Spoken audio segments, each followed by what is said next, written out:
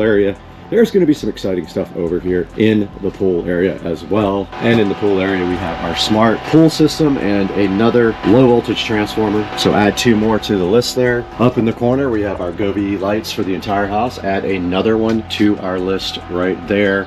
We have a Wise Cam, add another device. We have our smart TV here with a Fire Stick. So that's actually 2 smart devices. So add 2 more. And then behind there, we have our extender for Wi-Fi, so there is another device connected to the internet. And lastly, we have our pool light is a smart device. That adds yet 1 more. 16 total smart devices in our yard area. Let's go back inside and check out the rest of the pad.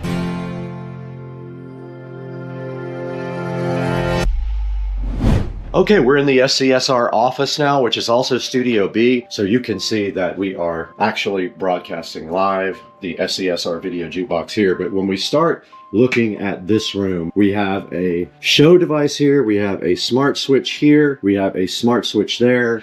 A TV with a Fire Stick on it. 4 devices there. This lamp and that lamp, that's 6 smart devices.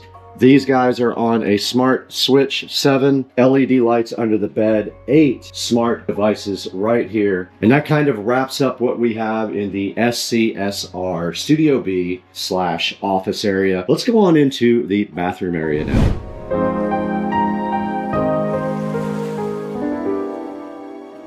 Okay, let's move into the SCSR bathroom. This is the bathroom for Studio B and the office, and I did count this for the office area. It actually controls these lights in the bathroom. But inside here we have 2 smart mirrors, so that is 2 devices there on its own and a show chilling between them.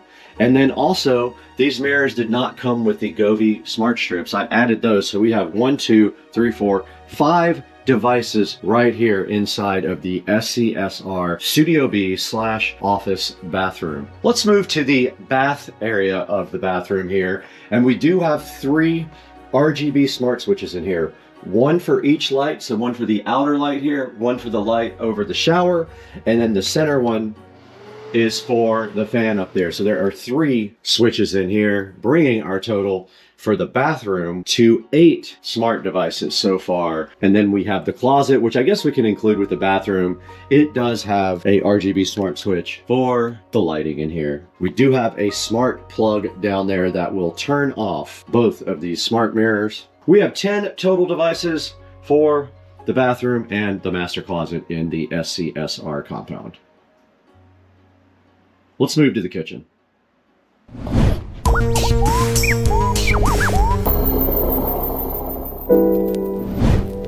Walking into the SCSR kitchen, we have a variety of smart devices in here, all over the kitchen. Let's start right here on the side where we have a smart bulb for our foyer, and it is just switched right there. The next major thing in here are all of the recessed lights are smart, and there is no switch. I deleted the switch completely. I don't use them that much, but when I do, they are voice controlled only. So that is 2 there. We also have an RGB Govee strip around this wine fridge. So it goes all the way around there, and then it goes into the cabinet area right here. Then we have a show right up here, so that is another device. We have under cabinet lighting, that is 1. Our microwave, our stove are both smart. Those are 2 more. Then moving to the left, we do have a Fire Stick with our Samsung TV here, so we can watch anything we want in the kitchen. And left of that, we got another set of under cabinet lights from Govee. We have a smart dishwasher right here. We have a smart LED strip behind the fridge right there. It is the LED strip that looks like a neon rope light. That is also a Govee. Obviously the fridge is smart here. It does do the internet. And so that wraps up the kitchen. Let's give a final tally. The kitchen has a total of 11 smart devices.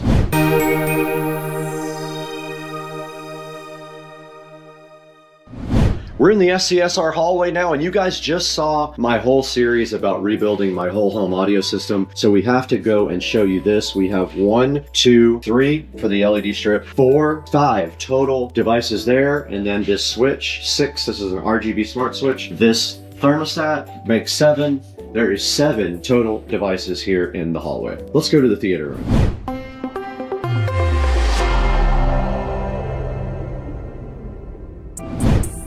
Okay, we're in the SCSR theater room now. I know you guys are familiar with this because of all the projects we do in here. Let's start on my right here where we have a smart ceiling fan that is controlled via smart home. It is up inside of the fan up there. We do have a show here on my right, so that is 2. We have our Cinema 50, which is 3. Behind this couch, we have a Wi-Fi router, so that is 4 there. We have a RGB smart LED strip down there from Govee, so that would be 5. We have our projector up there. There is one more that I forgot. There is 7 because there is a Fire TV cube right there that you guys can't see because it is too dark. So that is 7 devices here in the theater room.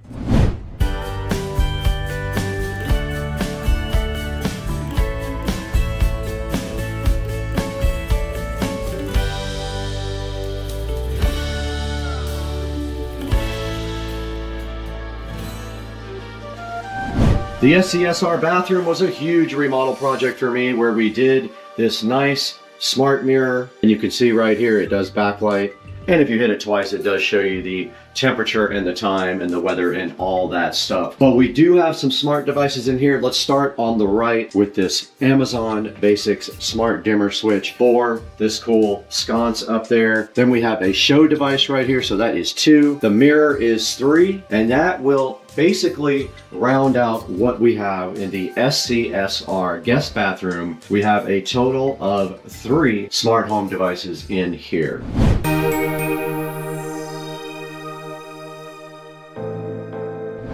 We're back in the SCSR bedroom, which I like to call the forum because this is where all the magic happens. Quite a few smart devices in here. Starting on my right here, we do have a smart bulb in our little chargeable lamp right here. It has a wireless charging and it has USB and all that stuff. So that is 1 there. We have our show device right here. That's a show 8 chillin'. That is 2 devices. There is a equal and opposite lamp over here. Makes 3 total devices here. That has a Govee smart bulb in it. This air conditioner is smart. This is the LG Smart AC. We got our Cinema 70S here, 5 devices. That is a smart receiver. Of course, we have a smart Amazon TV, and we do have 2 smart switches. One is for the lights up here and the other one is for the fan. So let's give a total count right now. The SCSR bedroom total is coming in at a happy 8 total devices chilling back here in the forum. Okay, we're gonna head outside of the SCSR compound now to Studio A outside on the side of the house. Let's go ahead and go out here. Check that out now. We start with one right here, the Eufy lock. We are in the SCSR production studio now, and ever so fly in front of us, you can see the studio has quite a few smart devices. This might be the most in the entire home, but let's go ahead and look around us and see exactly what we have. When we walk in the door immediately to our right, we have a regular switch, but that goes to these bulbs up here. They are all smart. Now these count as individual devices. So we have to go 1 for this switch, which controls the outdoor lights, 2 for this show 15 device, 6 up here on top. So we're at 8 so far. 9 for the smart TV, 10, there is a security camera up in the upper right up there, 11, a Govee smart bulb in the SCSR studio lamp right there, that's 11, 12 and 13 are these 2 smart TVs. This receiver, 14, I guess you can't count the PCs, so that's 14. We'll count this router, that is 15. That is a Aeromax 6 router. 16, this television here has a Fire Stick on the back, and 17 is this AC unit right here. 17 smart devices, that is if I did not forget anything in here. There are 17 smart devices in the SCSR studios, chilling outside the SCSR compound. Let's go over and check out the garage now.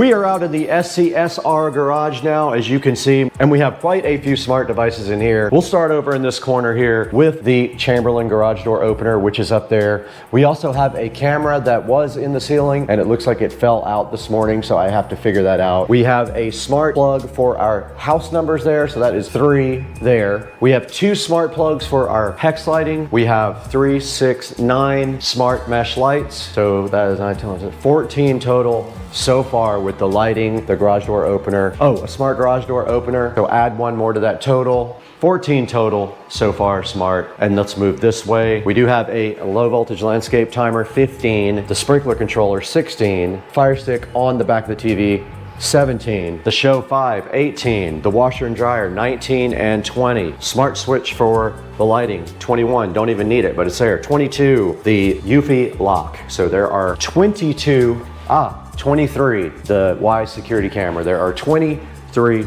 smart devices in the garage. Oh, 24, count the car.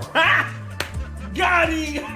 Next to last out here, we have the smart lock here. So that is 1 for the front yard, 2, including the camera, 3, 4, our low voltage landscape timer right here on the side of the house, 3 there, 4, 5 for the cameras up front here. For the rest of the yard cameras, we have number 6 there, and on the other side of the house, we have 7, 8, and 9, and we didn't count this because I just missed it. I don't think we counted the pool camera either, so there's 9 and 10 there. That's another 10 devices on the outside. Now let's throw it back into the inside of the house to give a grand total of what we have on smart devices.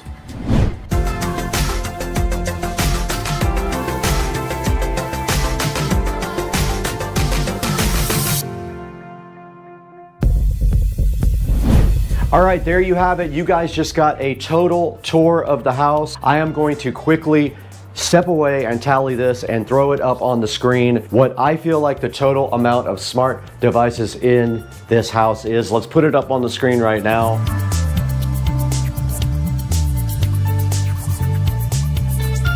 So there you guys have it. That is how many we have. It is quite unusual and a lot of devices to have in a smart home. And we are so happy that you guys took the time out of your day to watch Supercar Street Racing and to like and subscribe. Please buy all your Amazon products from our affiliate links, support our sponsors, and they will support Supercar Street Racing in return. And hopefully we see you guys soon on the next one. Peace out. We gotta go.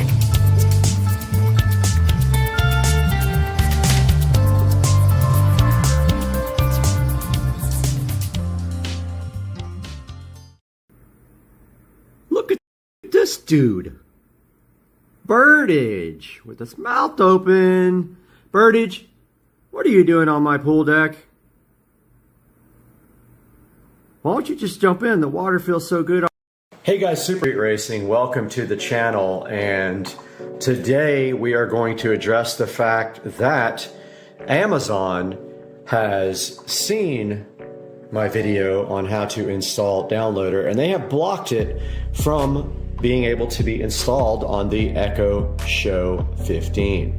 So what we're going to do today is show you an alternative to getting the Kodi app or any other app you want to get over to this device by using another file manager.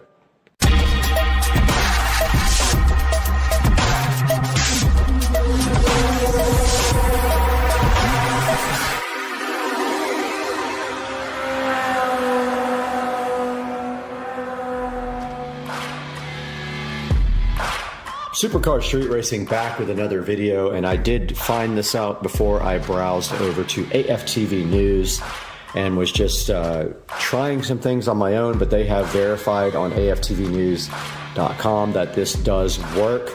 So I am going to show you step by step how to get apps over to your Echo Show 15 and get them installed. Now, first things first here, I already have Downloader installed here, so I'm not going to show you that. I am going to show you how to get any APK file from your NAS device or your computer and get it over to this guy right here. All right, here we are in front of my Western Digital MyBook Live, which I have had for a very long time, and I'm actually surprised this thing still works, but it is a 2 terabyte NAS. It has public shares on them without passwords. That is your best bet, is using a SMB share from a NAS device or one from your computer. This one has a public share, and then inside of that it has a directory called software. That is where we're going to be pulling our file from to get it over to the Echo device. Now, if you don't have yourself a NAS device like this Western Digital MyBook Live, you can also do this from a PC, any kind of PC, even a phone, anything with a share that is an SMB Windows share that can be used for this. We can do that. We don't have to have a NAS. You can also create a share on your PC and then share that with your network, and you should be able to log on from the Echo Show 15 and not copy the file over, to which then you can install using the built-in file manager. We are in front of the Fire TV on the Echo Show 15 now. And after all that stuff I just went through here, I'm going to go ahead and post the full how-to here. So if we go to, let's see, so the app you actually want is called Explore. It's right here. Just got a blue icon with a red X. So if you go up here to your home screen on the Fire TV and you go to Find, Explore, File Manager. Go ahead and download Explore File Manager. Okay. Now for this to work, you need to have your downloader app installed, actually not installed, downloaded to a share on a NAS device or a computer. So it has to be available on your LAN. It's going to be difficult for some people to get, but it has to be available somewhere that this software can browse to. All right, guys, Supercar Street Racing here, and I am going to show you guys how to create a user and a share on the computer that you can use then with the File Explorer app on your show to get that file copied over. So the first thing you need is a user. So if you right-click your little Windows icon in Windows 11, go to Computer Management, and this pops up, and then go to Local Users and Groups. Go to users, and I had already created one. I'm going to remove that now so we can get this from scratch. Go ahead and right click and go New User. Pops up a little window here asking for a username. Make it easy, just type share. You can call it share. Password, put share. Confirm the password of share. Uncheck user must change password at next log on. So you've done the user here. Now you need to do a actual shared folder. So I'm going to delete the one that I previously created and create it all over again. So find any drive you like. I'm using my rendering drive. Go to new folder. So you can right click inside that folder or go new up here. Pops up and says new folder. Just type the word share. That names it share. Right click that folder, go more options, so show more options, give access to, and then specific people. When this comes up, it's asking you for a user, just type the one you just created, call it share. Click add over here. All you need is read privileges and click share.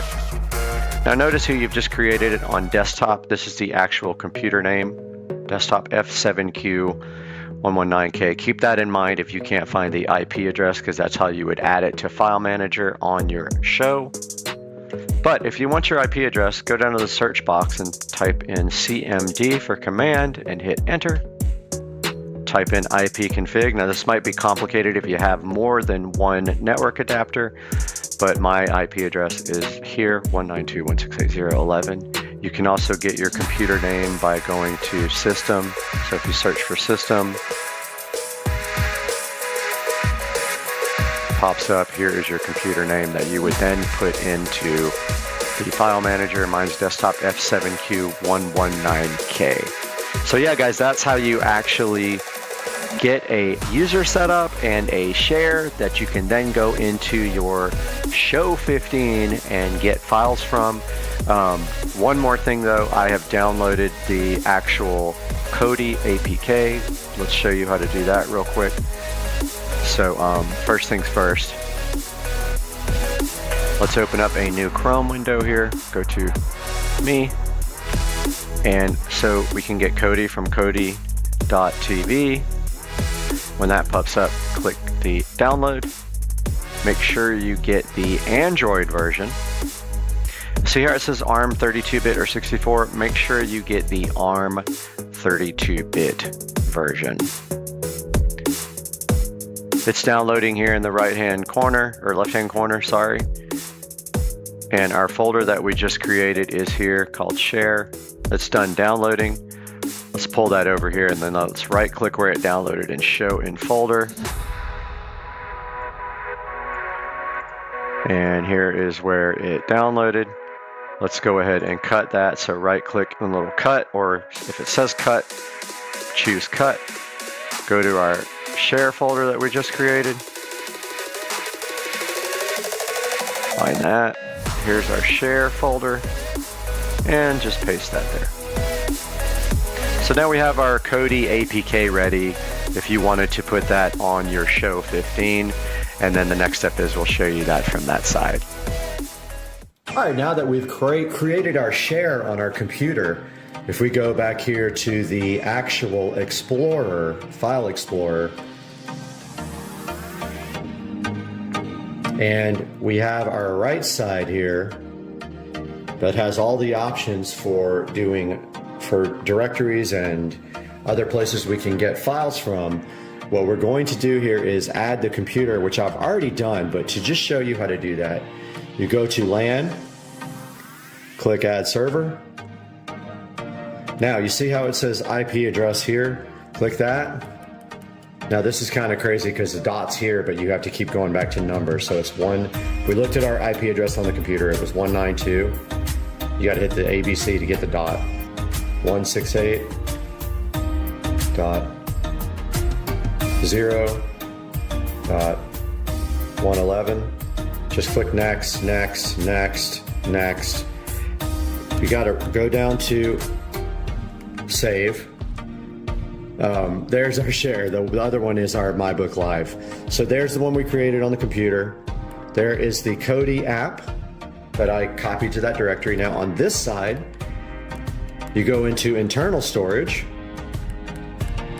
download, and then you click copy. See, they're both highlighted here and here. Now it's going to copy this to our download folder on the Echo. And there it goes.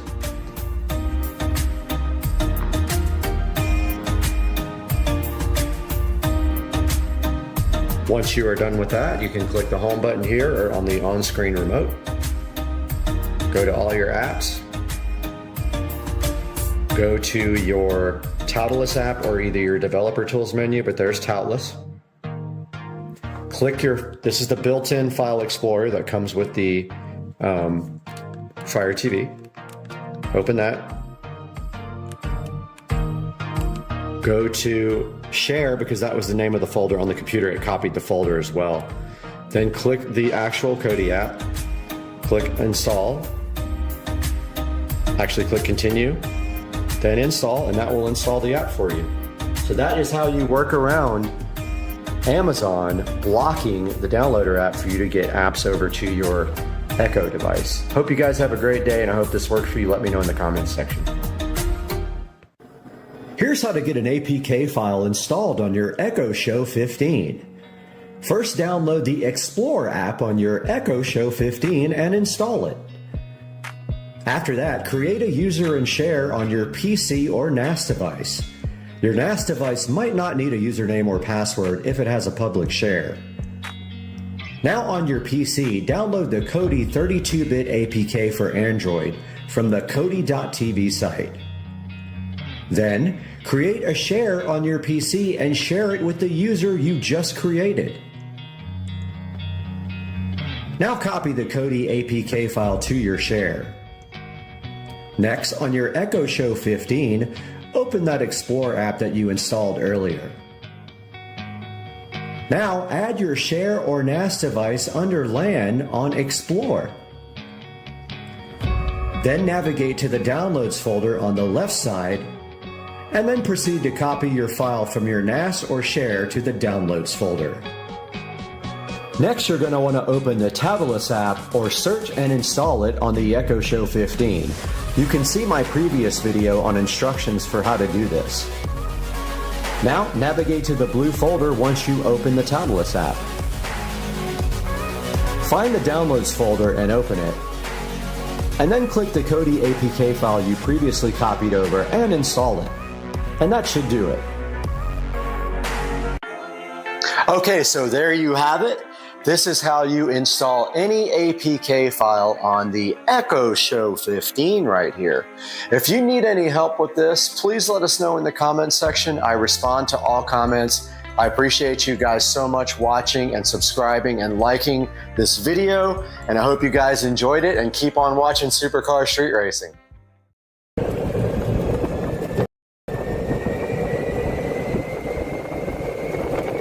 Oops.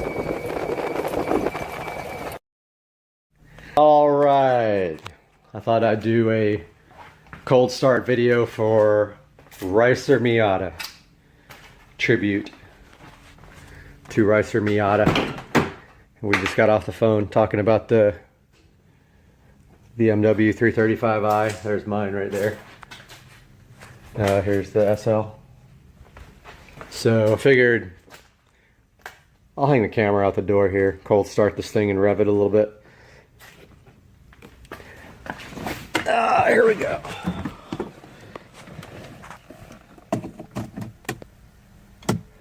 All right, I'm gonna hold it out the door here.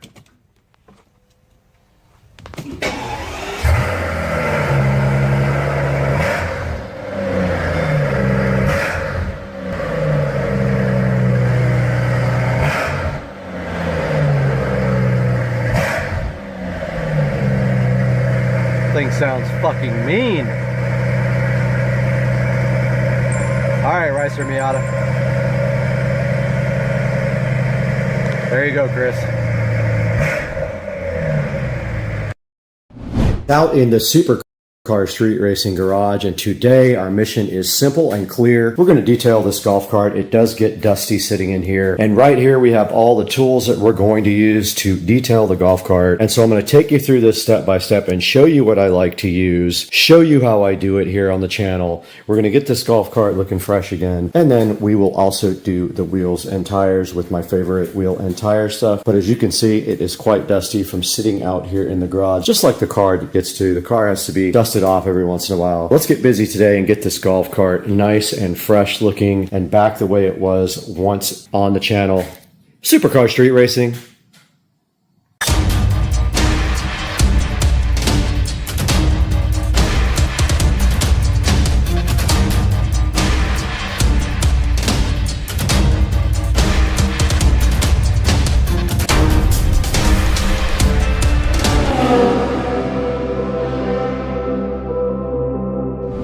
I did leave the tablet plugged in outside and the power is mostly off to the golf cart, so this would be mostly dead right now. So I'm going to go ahead and plug in the tablet as a first step so this thing can be charging, and it's probably going to come on and say 0.0 power is available. Yes, it is starting to charge right now. Let's go back outside to the golf cart. The most important thing when you detail your car is having rubber gloves so you don't get these chemicals all over your hand. Now the first thing I'm going to do is wipe the golf cart down with the wax and dry spray wax. It's pretty much like Quick Detailer. It says spray on a wet car, but I use it on a dry car as well. So let's go ahead and wipe down the body of the golf cart with this detail spray.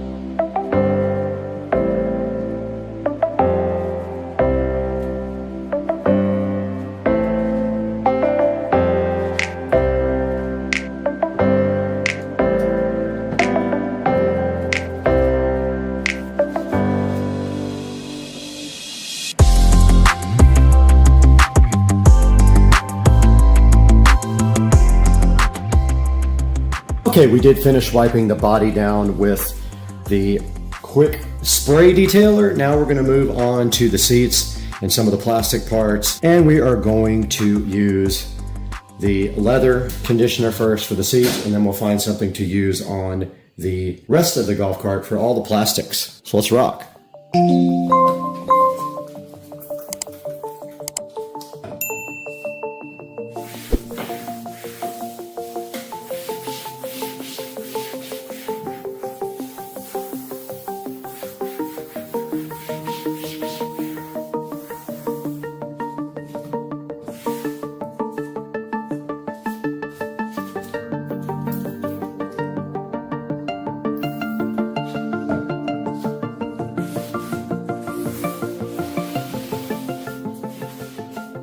We're going to be using the 303 protectant here for all of the plastic parts.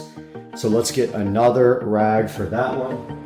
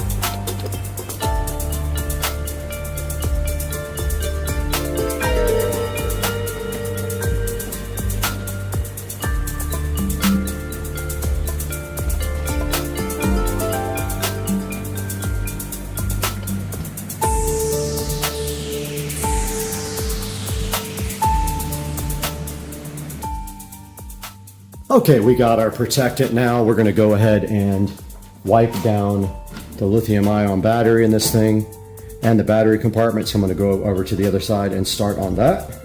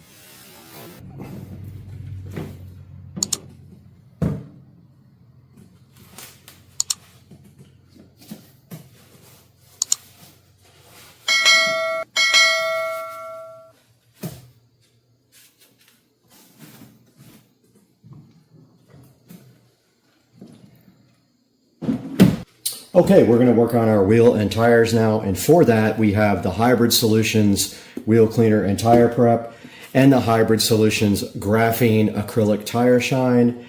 But unlike last time, I think I'm going to attempt to get back behind there and do the back of the wheels as well, which is going to suck. I'm going to put another towel down on the back so I don't get anything on the floor.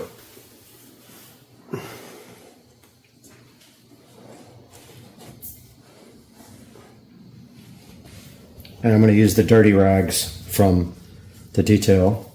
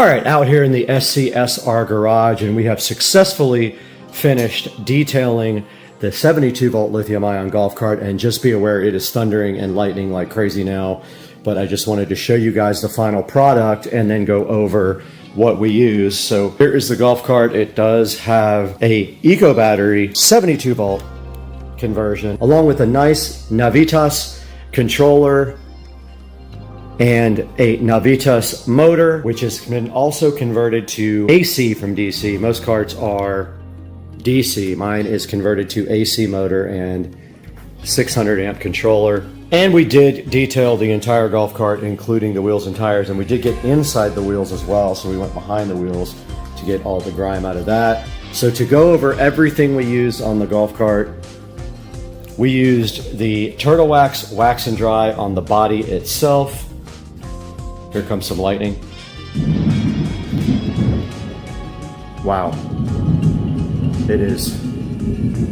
Yeah. We did use the leather 3-in-1 complete care from 303 on the seats. Anywhere that we had cloth, we used the 303 leather. We did use the 303 protectant on all of the plastic surfaces, including the top up there and anywhere you can see exposed plastic like this back rest here for your feet. We used the 303 protectant. We also used the 303 protectant all over the dash here to wipe down the faux carbon fiber dash, and also this nice floor mat. We used the 303 protectant on that as well. We used the hybrid graphene acrylic tire shine and the hybrid hyperfoam wheel cleaner from Turtle Wax on the wheels. So what we did is we wiped the entire wheel down with the red stuff, the wheel cleaner, and the tire itself with the red stuff, the wheel cleaner, and then we followed it up with the hybrid acrylic tire shine from Turtle Wax. I'm gonna go ahead and get some pictures of this and wrap up this detail session of the 72 volt lithium ion SCSR golf cart. Whoa.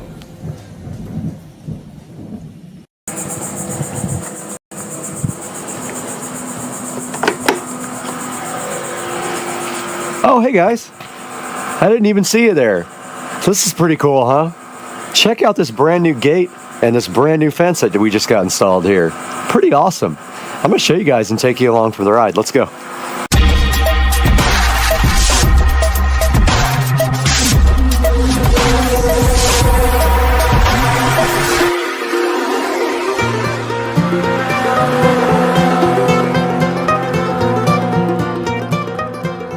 Guys, welcome back to Supercar Street Racing on a beautiful Monday morning, and we were saved from that big hurricane. It is not going to get us.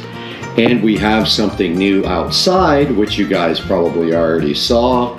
And this is for that, and we are going to be looking at this and unboxing this product today on the channel. Stick with us, man. I hope you guys are having a great day. You previously saw outside that beautiful new addition to the Supercar Street Racing compound in the backyard. And what is in this box today is a controversial product. You get a lot of different opinions about this online, and it's really hard to figure out which reviews are good, which are not. And at this time, I was not ready to do wired lighting to the top of the fence post caps. So what I did right here and right now is we bought these Dynaming LED post lights that have decent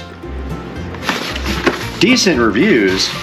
This is a 6-pack. We have 4, and we will have 2 left over to put on our fence, which is kind of cool. And if I like them, I'm going to order 2 more. But as you can see right here in the package, they do come with these fence post adapters if you have a smaller fence. So there are 6 adapters on top. There are some drywall inserts and screws. And then we have these plastic lights from Dynaming. Let's get them all out here and on the Supercar Street Racing bed.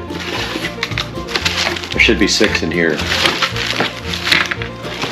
And basically, we're going to look at the instructions, but you should just be able to pull off the battery.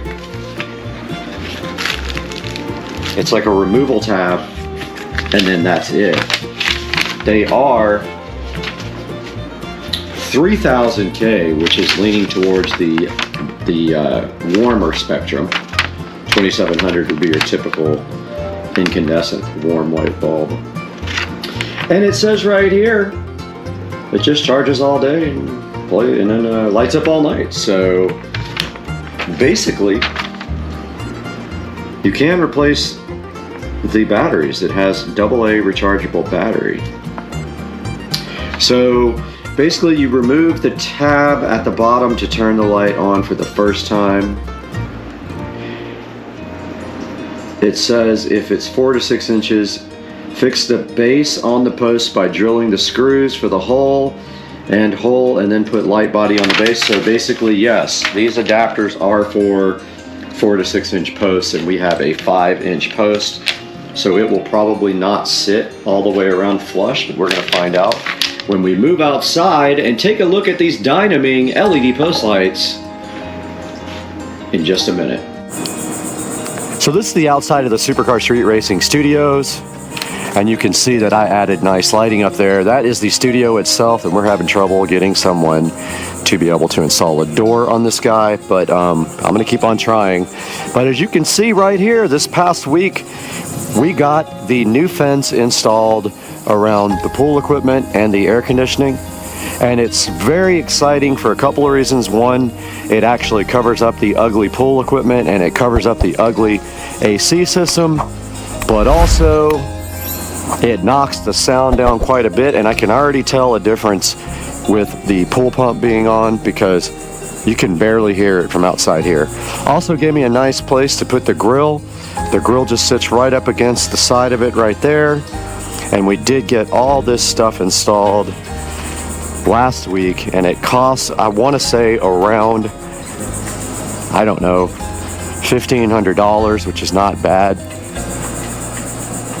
And now we have some nice LED solar fence posts to put on here, which should be awesome looking. So let's go grab those right now and take a look at how we have to install them on the fence. And if you take a look at any kind of fence like this, basically they come in different fence post sizes, and you just remove the cap right here. And the new LED fence post caps just go right in place of those. They started to glue these on, and I was like, do not glue them. And they said, oh, they'll come right off, but as you can see, it doesn't come right off. So we'll have to pry that one off. We only have 4. Unfortunately, there's no post over here. This is connected directly to the building there, so we will not be putting anything there, but that's okay. The main thing is the little door will be lit up, and over here it'll be lit up really nice. So let's grab those things right after my 9:30 meeting and take a look at them.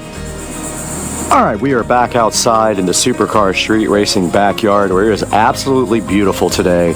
And right in front of us right here, you can see we have these brand new solar fence post lights that we're going to be testing out. And I want to remind you guys that I did order these with the Asurian protection plan. Make sure when you buy anything like this, you have this plan, because these things will not last. They tend to say that they're waterproof, and they absolutely are not waterproof, and they won't last. But up here, all we have to do is remove this fence post cap here, and you can see the lights come with 2 different type of adapters.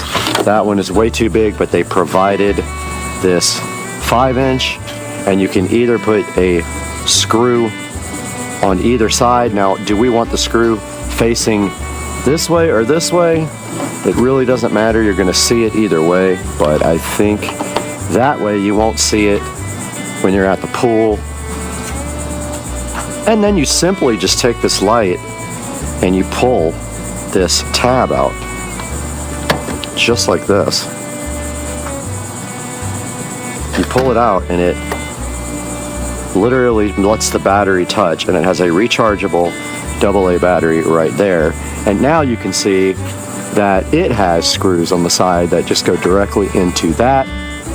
So we put screws there, we put screws there, and that is the extent of what we need to do now.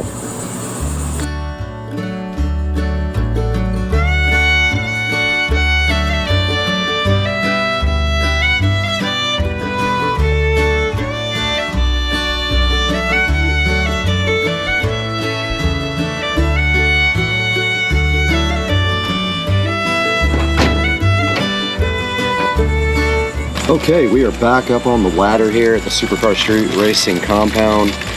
We have our solar fence post cap light right on top of the post there, where I'm opening these screws, and they gave us black and white screws, and actually silver, not black, not white. But the interesting thing is the silver screws are all really long. I guess it doesn't matter. The black ones, I guess, are designed to go through the sides, but that really is going to show. Let me take a look at the instructions. Always fighting the batteries and GoPros that don't last, but We did go get some silver screws for the sides because I think that will blend in better than the black ones. There's nothing black on the entire fence, so I don't really understand the use of black screws instead of silver, and they don't give you any short silver screws. So I got something similar to mount both the light to the adapter. So I'm gonna go ahead and put first the screw there.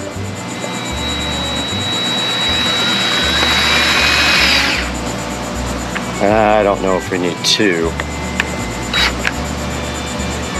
but I think one on each is fine.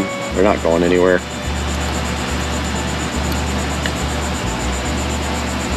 So I'm gonna go ahead and put the side one in. This is actually what holds it to the fence post.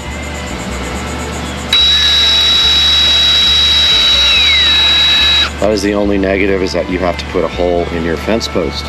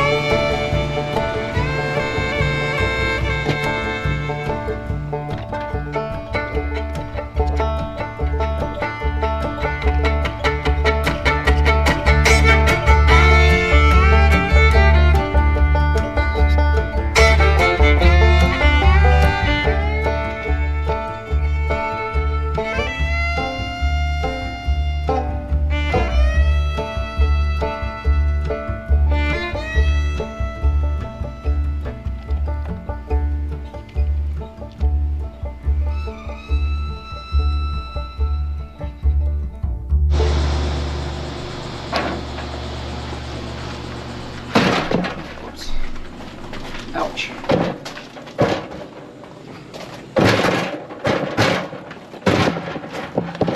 Dang.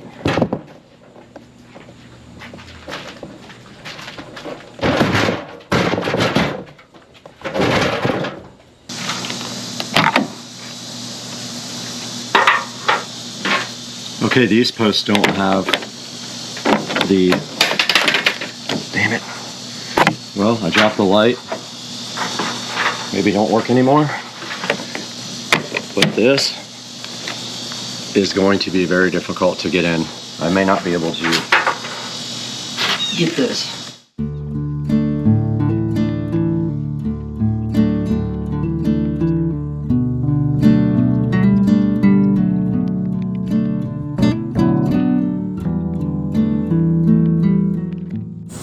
All right, if the camera doesn't overheat, here's my plan. I'm gonna snip off this back part.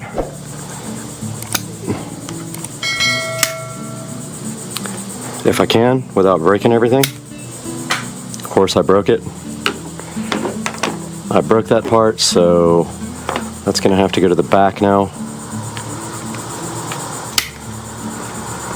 It keeps cracking. I don't know if this is gonna work.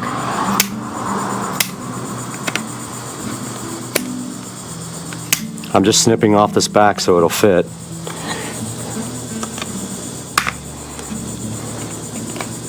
I don't know how long this is going to last. The camera keeps overheating, but I put some white silicone sealer there. And it still doesn't go all the way, and I cracked this side.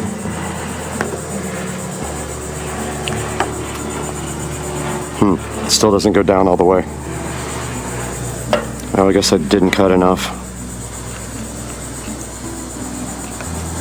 Alright, whatever GoPros are almost unusual, they overheat no matter what. I did take that to the grinder and got it knocked down. And now I'm going to put a screw in it.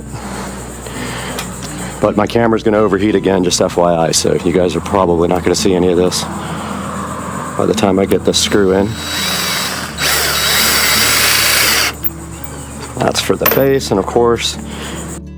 Alright, I got the camera in the shade. I'm just trying to record. I don't know if it's actually going to work or not. But we have our last one here to replace. Let's go ahead and get that done.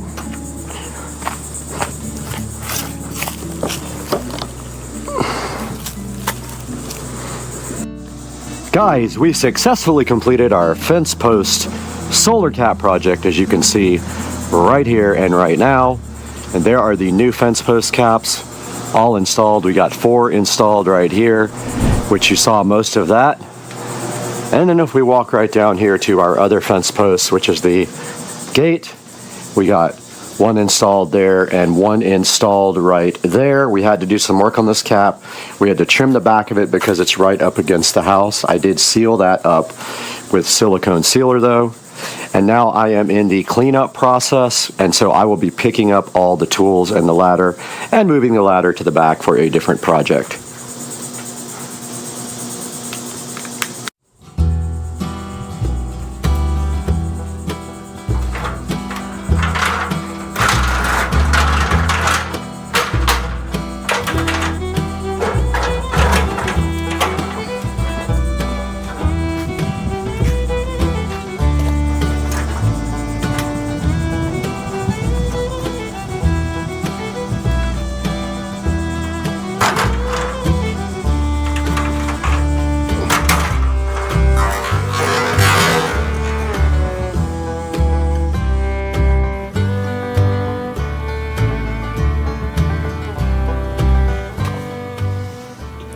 Guys, we're back in the 4K production studio here at Supercar Street Racing, and you guys just saw that we got a fence installed, and it would be right here on my left, and that fence is around my pool equipment and my AC unit right here to the left of the Supercar Street Racing 4K production studio. And now we're taking a look at what we did on top of this fence, and the fence already cost about $1,500. We wanted to top it off with some nice solar LED fence posts. I did look pretty tough and pretty hard for some that had decent reviews, were actually warm white in color, and also that maybe would last. Now, a lot of these don't last at all, so you're pretty much going to need to buy an Asurian protection plan with it when you buy these lights. They are going to fail eventually. They last anywhere from 4 to 6 months to a year. These ones actually had decent reviews and said that they will stay lit up all night long. We're going to see that. It doesn't actually matter if it does. As long as they light till at least midnight or 1 a.m., I'm totally fine with that. So this is 6 solar post cap lights, and they are $49. And there is also a promotion if you buy something else. It says, let's see, it says save up to 3% on Dynaming solar lights. So this company is Dynaming is the name of it, or Dynaming, however you want to call it. As you can see here, it has a 4.4 star review on Amazon. Not bad. All the solar lights go from anywhere from like 4.4 down to 3 point something. Now you could go ahead and get low voltage 12 volt powered lights for your fence post caps. In that case, you probably would have had to run wire underneath, and I did not do that. You might still be able to add it and hide the wire, but at this point I'm gonna go ahead and go with the solar because I've got a bunch of wired lights in the backyard already. So that is a look at the Hdmi 6-pack of solar fence post lights. And after this, when it gets dark outside, we're going to go take a look at these in the dark and see how it came out, and we'll let you guys know that in just a second.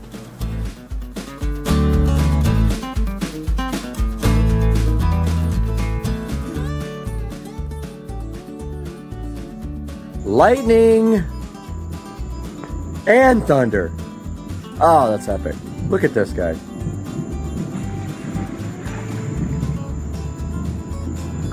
And tonight we are checking out the fence post lighting on the supercar street racing fence, and look at this. This is so perfect. I love these. Now I kind of want them on all of my fence posts, if not every other one. These are freaking great. So here you go, guys. This is the conclusion of our fence post project, and they came out so awesome. And we put 2 over here on the other side, right there. Check that out, guys.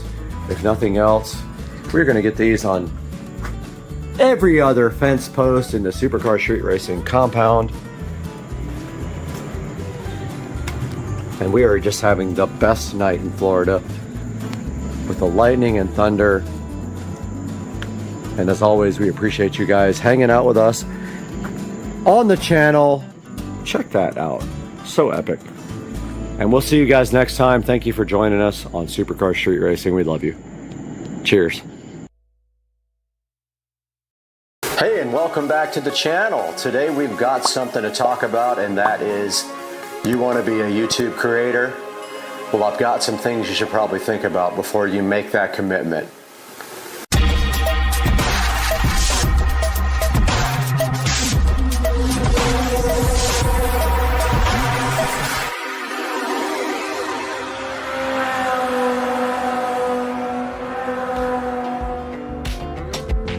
So let's talk about the first thing you're gonna have to be a successful creator on YouTube. So YouTube recently raised the stats for becoming a creator and making money with YouTube videos. They now require 1,000 subscriptions. So I know you might be thinking it's difficult to get your first 1,000 subscriptions. It is very difficult, but there are options out there. There are paid subscriptions where you can pay people to actually boost up your subscriptions. Places like Upwork will do that for you for a minimal fee, and it can get your channel started on the way to 1,000 subscriptions. Other ways to do it is just social media. Put your channel out there on Twitter, put it out there on Facebook, and just by word of mouth. And people will subscribe to your channel. They'll help you out tremendously. So the second thing you're gonna need is 4,000 watch hours in order to monetize your videos. That's in 12 months' time. Now I know that might seem like a lot of watch hours, but that can be done pretty quickly. If you take your time and make great videos, you can get to that 4,000 watch hour mark quickly. Again, there's other ways to get it done though. You could actually pay someone to boost up your watch hours to 4,000, at which time your channel might take off and start earning revenue. So the next thing you need to be a successful creator on YouTube is a plan. Now, when you have this plan, all you have to do is just stick to that plan and come up with something that people are interested in hearing about. It might take you a few videos, but maybe one day one of your videos will break out and go viral. I know I have several videos over the 40,000 mark, and that's the only way you're really going to make money on YouTube, is if you get videos up there in the 40, 50,000 mark per view. Those people with million hit videos are making quite a bit of money on YouTube. So I know what you're thinking. How much does each video pay on YouTube? Well, there's a lot of factors that go into getting your videos monetized and how you get paid. And a lot of them have to do with ads. And how many ads you place on your video and how much people watch all the way through your video has a big effect on the amount of money you get paid per video. So as you can see here, planning your ads in your video has a big effect on your pay. So how much does each video make on YouTube? Well, I can tell you from experience that a video that gets over 40,000 hits will probably make you around $120 to $140. Now again, it depends on your mid-roll ads, your primary ads, your secondary ads, if people watch all the way through, the length of your video, and other factors like that. But as you can see here, a video with over 40,000 hits is still not going to make you a lot of money. You're going to need to get into those millions of hit videos if you really want to start thinking about retiring. So your next challenge is going to be coming up with ideas for your videos. To be a successful creator, you don't necessarily need to upload videos every single day. But when you're starting, it certainly helps. The more videos you upload, the more chance you have of becoming a successful creator that makes money on YouTube. Now, all your videos might not strike it rich, but having a lot of videos out there increases your chances of a video going viral, at which time your channel could take off.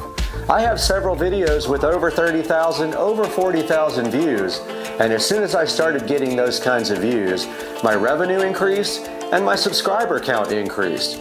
So try to make as much content as possible, but also try to make it very, very high quality. So how long does it take a channel to really take off and start making money? Again, that's going to be up to you. First, you've got to get that 1,000 subscriber thing out of the way. Then you got to get that 4,000 watch hour thing out of the way as well. Once those two things are done, you can start monetizing your videos, but you also have to create a Google AdSense account so you can get paid, and YouTube has to approve your account. Now, getting your account approved can be tricky. They have done some things with certain people's accounts saying that they had copyrighted material when they didn't. They have flat out denied some people's accounts, and they can take your monetization away at any time if they feel like it. So go ahead and get these things out of the way, and you're well on your way to being a successful YouTube creator who makes money on their content. So how long did it take me to start making any kind of money on YouTube? Well, I'll tell you right now, I've been at it for years, and I still don't make enough money on YouTube to even pay for the channel. It's a bummer, but you gotta start somewhere. And I have hundreds of videos from years back, some of which were not monetized until recently, and so I haven't made a lot of money on YouTube. I only really ever recently made any money that can even be counted towards anything. So you're gonna take a loss in the beginning, and especially if you have to buy equipment. You need things like cameras, you need lights, you need editing equipment, you need mics. And for that quality to be high, you're gonna have to spend some money. So it's going to take a while for you to start rolling in the money on YouTube, but take a look at some of the things here that you're going to have in the minimum to make some high quality video productions. So let's go over some of the things you need in the long run, once again, to have a successful YouTube channel and make some money as a creator. So the first thing you need is the 1,000 subscribers. That has to happen. YouTube will not monetize you without 1,000 subscribers. The second thing you need here is 4,000 watch hours over the last 12 months. You have to have at least 4,000 watch hours or YouTube will not even accept your application for monetization on your channel. After they accept your application, you're going to need a Google AdSense account to get started getting paid. And YouTube does report to the IRS. So you can expect them to send all your information to the IRS with your social security number. You need a plan. What's your channel going to be about? What kind of content are you going to focus on? Are you going to have more than one area of focus in your content? Make sure that plan is good. And you're going to need to create a lot of content. A good successful channel starts with a lot of creative content. Eventually, when you have your 1 million or 2 million subscribers, you can step that content level down and just focus on the main things that make you money on YouTube. Now, I wish you the best of luck on your endeavor to create a successful YouTube monetization channel. And please let me know down in the comments if you have any suggestions. What's been your experience trying to become a creator on YouTube? Let me know down in the comments, and we'll see you later from Supercar Street Racing.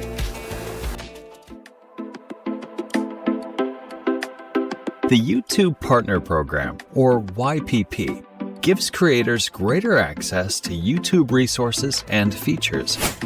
If you're looking to make money with your channel, you'll need to apply and be approved for YPP. To apply for YPP, you must be in good standing with YouTube, have at least 1,000 subscribers, and have 4,000 valid public watch hours in the last 12 months. We've set these thresholds because we want creators to be good citizens on the platform, and these requirements ensure our teams have enough information to review your channel. You can check your progress towards hitting these thresholds on the monetization page of YouTube Studio. You can also choose to be notified with an email once you're eligible to apply. Once your channel does hit these thresholds, you'll need to sign the partner program terms and sign up for a Google AdSense account. After all of these steps are completed, then your channel will be reviewed against our policies. If everything looks good, you can start earning money from ads and from YouTube Premium subscribers watching your content. You can also earn money in other ways, with channel memberships, super chat, or even by selling your own merch, as long as you meet their criteria and they're available in your location. Now, let's walk through some common questions. 1. How long does it take for my channel to be reviewed? If you think your channel qualifies for YPP, but it hasn't been reviewed yet, we'll usually get back to you in about 1 month once you hit the review thresholds. Remember, you can find more about your status on the monetization page in YouTube Studio. 2. Why wasn't my channel approved? If you're not approved for YPP, it's likely because our reviewers found that a significant portion of your channel doesn't meet the YouTube Partner Program policies and community guidelines. Some of the most common reasons for not being accepted are regarding the AdSense program policies, specifically related to reused or repetitious content. This is content that is very similar or exactly the same across videos and channels. You can reapply again in 30 days, as long as you still meet the watch hour and subscriber thresholds. Before you reapply, we suggest you read through these policies and edit or delete any videos that violate those policies. 3. Do I have to meet the threshold every year? The short answer is no. However, you do need to stay active with uploads and community posts. If you're inactive on your channel for 6 months and fall below the threshold, we may remove your channel from the partner program. For more information on applying to the YouTube Partner Program, check out the resources in the description below. Thanks for watching. Yeah. All right, this guy's trying to shoot me with a salt gun. Let's go. No, that's too close. Oh, fuck! I told you. Shit, that hurt. What are you doing? What's up, everybody? It's Saturday morning. All right, so on my last video, I did pick up my SL65 again out in Virginia. Drove it back yesterday. I took a one-way rental car out to Virginia yesterday, picked up the vehicle, and drove it back to Florida. So here is the car, sitting there desperately needing brakes, wheels, and an audio system upgrade. So today, we're going to take a look at the audio system upgrade. And I've got all my tools laid out here on the bench, things I may need. 1 or 2 things I'm really worried about is running the GPS antenna, running the microphone, and also a constant 12-volt power source. I have no clue where I'm going to get that. I'm hoping I can take the factory radio off and just use my voltage tester and find constant 12 volts on the back of the radio, but I don't know if that's going to happen. So I may have to get the fuse box. I'm not sure. Radio is right here. It's my Joying Android head unit. Got all the accessories here. I've got the Scosche dash install kit. I've got the antenna adapter.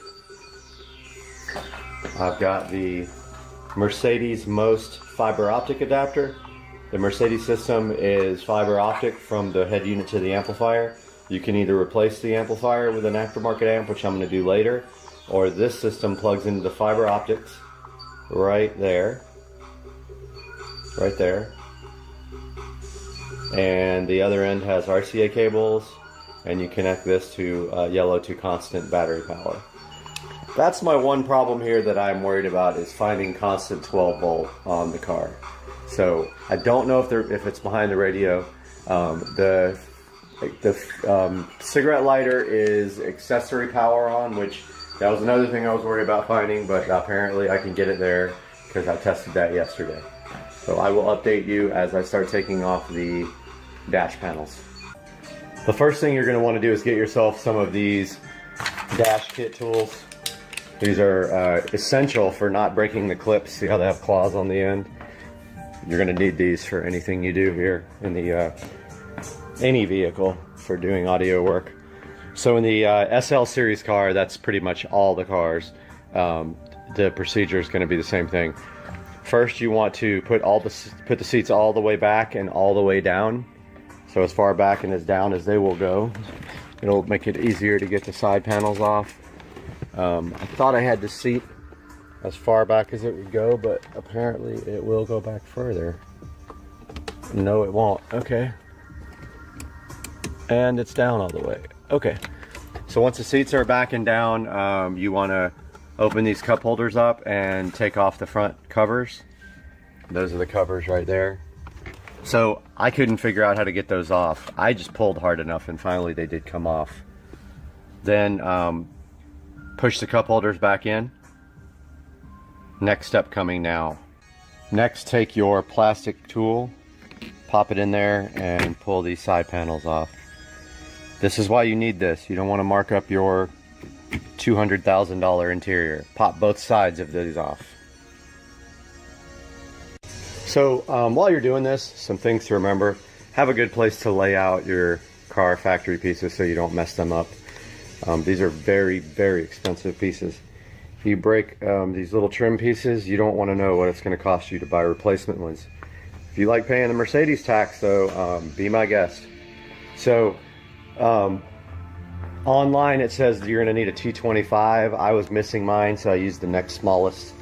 But if you look under here, there's 3 screws supposedly, but they're not these big ones, but right next to them. I already took this one out.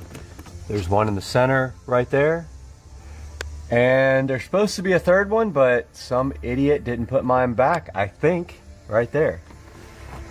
So you want to take those screws out.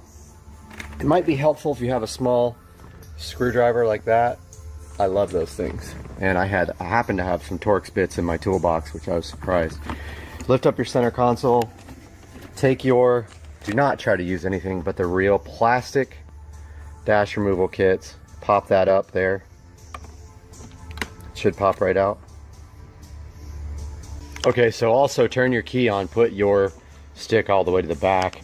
Pry this up. It'll pull off easier if you pull towards you like this. So get it all the way out just like that. Now you should be able to pull up on your center console and turn it like this. There's enough wire for you to turn it, and then once that's done, you can move on to the next step.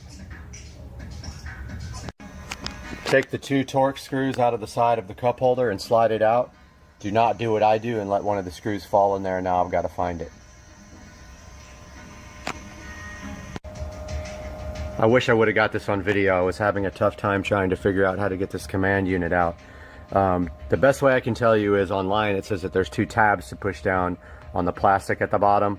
I just pulled up kind of hard at an angle and pulled, and it popped right out. Then you want to disconnect the wiring in the back here. There's going to be a fiber cable and then I'll show you when I can get back there. So if you're like me and you're expecting a wiring bundle back there, you are going to be disappointed. The only thing connecting to that radio is that harness with fiber optic and a few little pins. Now, I don't understand how this is going to connect to my adapter, so I have to figure that out right now. Okay, so I just figured out that there's a little retaining clip on the side of the back.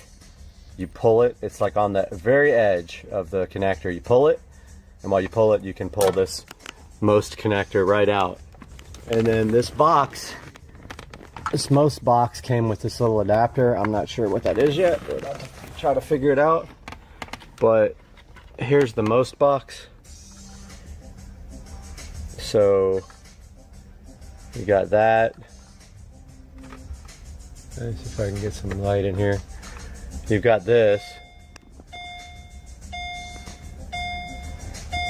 So if this will not connect directly in there. So they gave you this little adapter. I'm going to show you that in a moment when I get it on. So the adapter goes in, and then the fiber optic cable goes right into it. Now the challenge is finding a 12 volt constant on power source. I'm going to start probing this, whatever the hell this thing is, and I'm sure there's no power in here. Who knows? We're about to find out. So you always want to have a good voltmeter available, and what you want to do on your voltmeter, of course, we're working with 12 volts DC.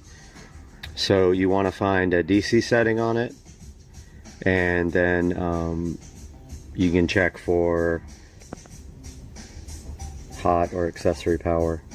I'll show you once I've got everything set up, and we will put this on the pins in there. Okay, so I found my switched power source. On the cigarette lighter, brown is ground, green is switched on. But now I don't know where to find constant power on. I have to deal with that right now. Okay, I don't know if I'm just really lucky or an idiot, but red yellow here on the back of the radio apparently has 12 volt power. So I'm going to use that for my constant. So I am not going to be soldering today. I am going to be using these connectors that I got off of Wish. These tap connectors. You should be able to just clamp over an existing wire, and then you can put another wire into that. I'll show you that in a minute. So the way these work is you slide the existing wire through the side of this connector right here on this side, and then you put the new wire into the other hole. Then you push down on this clamp, and that is like a tap. That's how you get your existing working without cutting the wire. So I have the battery always on source crimped to a wire. I have accessory and illumination crimped to a different one, and now I'm going to do ground. So I've got the tap adapter on the wire already on the ground. I'm going to go ahead and attach the wiring harness now. Okay, I just tested all my wires. Everything seems to be working properly. Now the big surprise here is that I thought on the back of the radio there was an antenna adapter. And guess what? There is no antenna adapter. I don't listen to the radio, so screw it. So I turned the key on, and the radio did power on. Everything appears to be working. Now I have to plug in the most adapter and see if that actually works. So this is awesome. I got my dash complete. I got the So this is awesome. I got everything installed, and of course, one channel of this converter box does not work. I've double checked 100 times. Only the left side is working. So this is great. I have to reassemble my dash, wait for another one of these to come in, unassemble my dash again, and then figure out what to do. Amazing. So I couldn't for the life of me get any of the stupid tabs in here to attach. So I saw these screw holes on the sides, and I'm like, Then I remembered I have this handy geek flexible drill bit, which is amazing. I didn't think I would ever use this, but dude, it's so good for getting inside here and bending. That was awesome. Now I gotta try to adjust the side tabs so that the radio fits in properly. See ya. The home button is doing ridiculous things. You press it once, it goes to every single audio source. It will not go home. It goes to then the storage, then the radio, then home.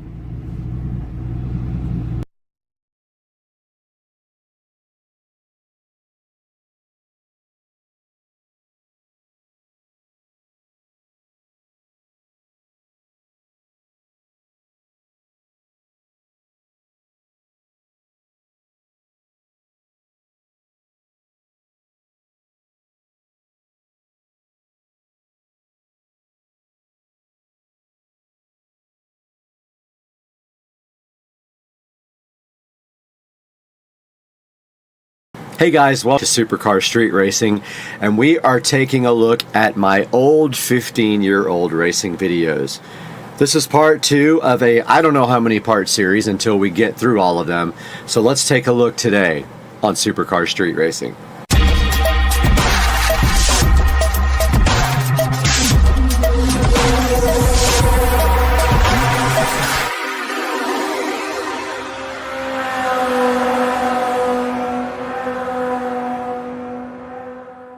Guys, welcome back to part 2 of me reacting to my 15-year-old racing videos on YouTube. Now, all of these videos were shot with my single turbo Supra, 1990 3.5 hardtop Supra with a single turbo that made anywhere from 600 to the wheels to almost 815 to the wheels. And I think we got some bangers today because I have a few of them already pulled up for you. So let's start with this one. So this one says Street Racing, Bolt-On, Ford Cobra, and it doesn't even make sense what it says, which is hilarious. It says Bolt-On, Ford Cobra, and even compete with 67mm single turbo Supra. I guess I have to fix that.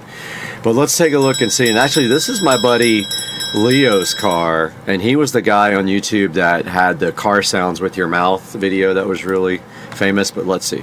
Oh, actually, no, this is Tony's Cobra. Okay, let's take a look. Oh, I had to replace the music in this one. Let's see what happens here.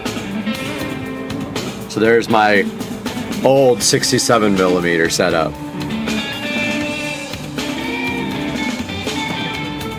And there's no audio because I had to remove the music. This is before YouTube started doing all the copyright stuff. But I spun hard on that one, it looks like. Interesting. Looks like we got a good start on this one against each other. Back in the day, those Cobras were pretty stout with just like pulleys and a tune and all that. Looks like I pulled them on that one pretty good. That's the Dames Point Bridge, I can tell already with those cables.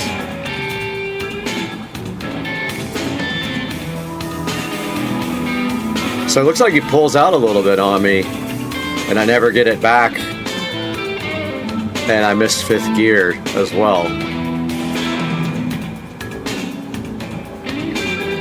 I wish this had the audio. I remember it was really good, but YouTube said something about copyright, and I just had to replace everything.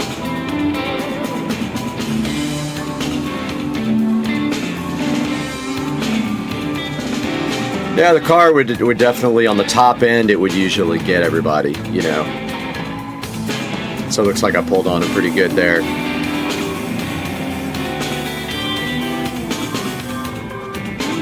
And I think that was it. I think John, my buddy John with the Evo, was actually recording this. And if we go back and look at this video again.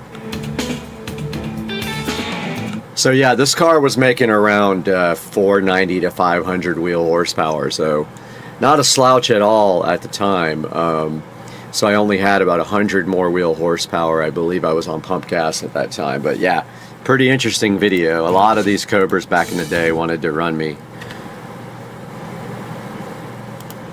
Now we have this next one that says old school chromed out Gixxer 750 versus 950 single turbo Supra.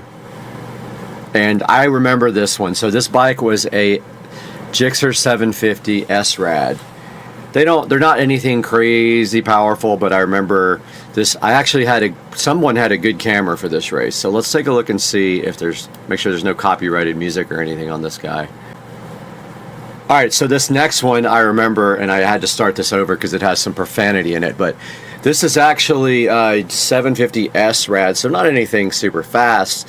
And I do remember we had a decent camera for this, but of course, downloading these videos from YouTube, the quality has come down quite a bit. But I just cut out like 30 seconds worth of solid curse words because I know I'll get nicked on the advertising revenue. But let's see what happens here when my 67mm Supra takes on this modded Gixxer 750 SRAD here. Make sure we stop it at the end in case there's profanity. Looks like we got 3 bikes tagging along here too. I don't remember this. There we go.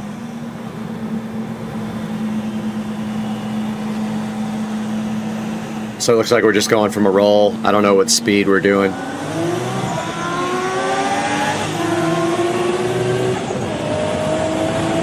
Yeah, it was hard for a bike that wasn't at least a liter,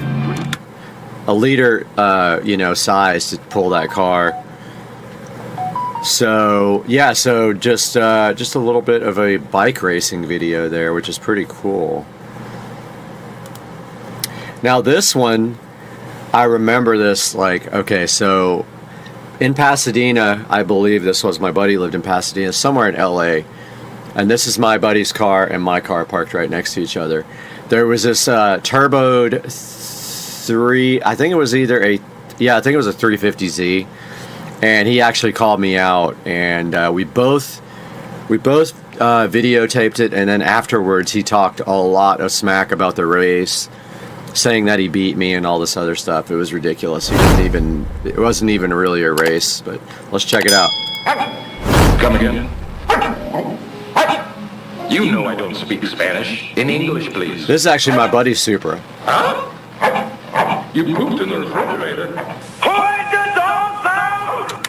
Yeah, we probably can't even have that in there. I need NOS. I need NOS. No. My car topped out at Ah, no, this is just my buddy's Supra. This is not the guy with the, or maybe it is the guy with the 350 later on. This is my buddy's Supra with stop fuel and a single. Still pretty stout. Again, the video quality is absolutely terrible.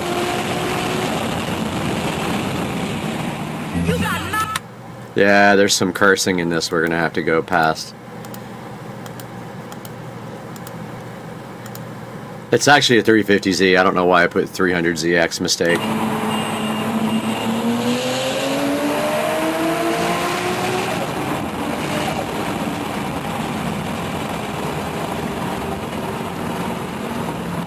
Yeah, so I can't play this part because it's got tons of profanity, but this is my buddy racing the 350Z Turbo. And then me versus my buddy in his Supra.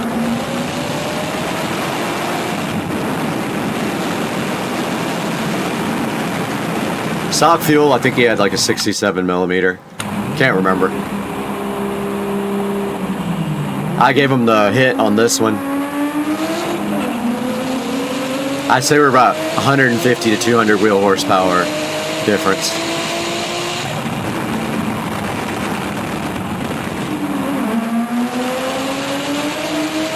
There we go again for round 2.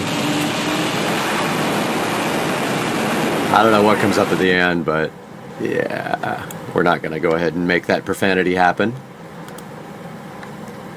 Alright, so this is a Trans Am. I'm trying to see. Yep, music was replaced on this one too.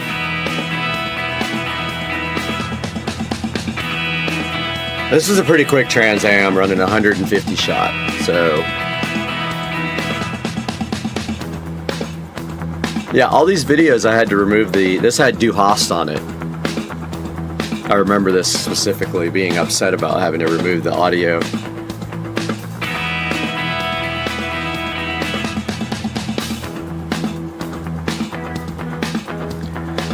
This car was pretty stout at the time. If you were around 500 wheel horsepower, you were doing good at that time.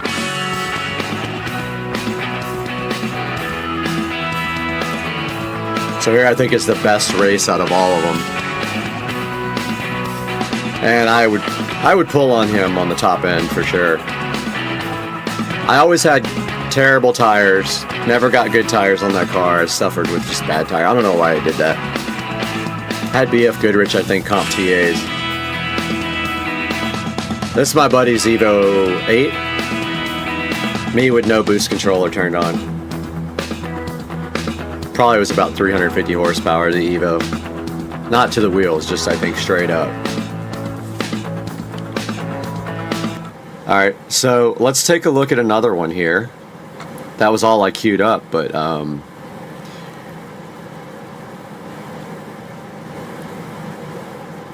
alright, so this is actually a really good one. This is Tracy from SpeedFab, which is now closed. This is his Turbo Hayabusa on low boost NVMe. This is a banger. When we were a motorized bicycle company, right after the ad, we'll take a look at this. So this is a guy who did a lot of work on my car back in the day. This is Tracy from SpeedFab. I think he works at Stage 6 now. I don't know. I saw him on there the other day. But yeah, let's see what this is about. The power of dreams. Dang. You got sharks, pegs, lucky. Nice Busa. You ever take it off any sweet jumps?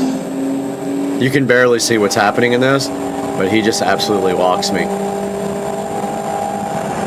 All you can really see is lights.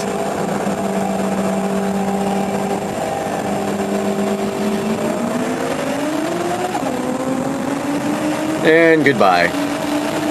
It literally is just a bunch of blocks. You can't see anything. But that's him walking on me. And 170. Absolutely no chance of taking this. You got like 3 feet of air that time. Yeah, that's cool. Alright, I think we have time for one more. Let's see.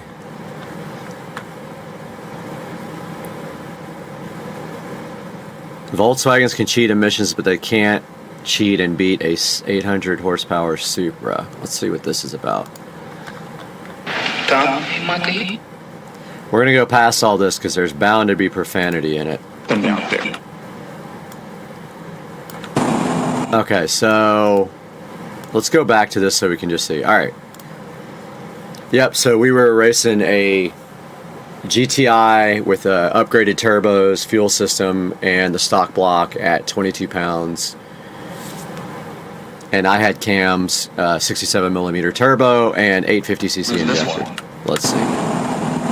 This is me on low boost.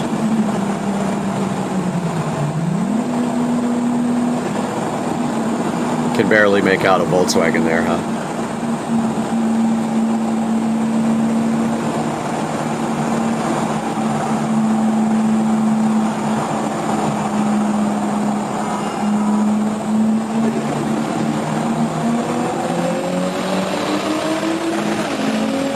Obviously, that thing was no match for the Supra back in the day. Even though the video is horrible and you can't see anything. It really was bad in the beginning, honestly, even though this is a copy of a copy.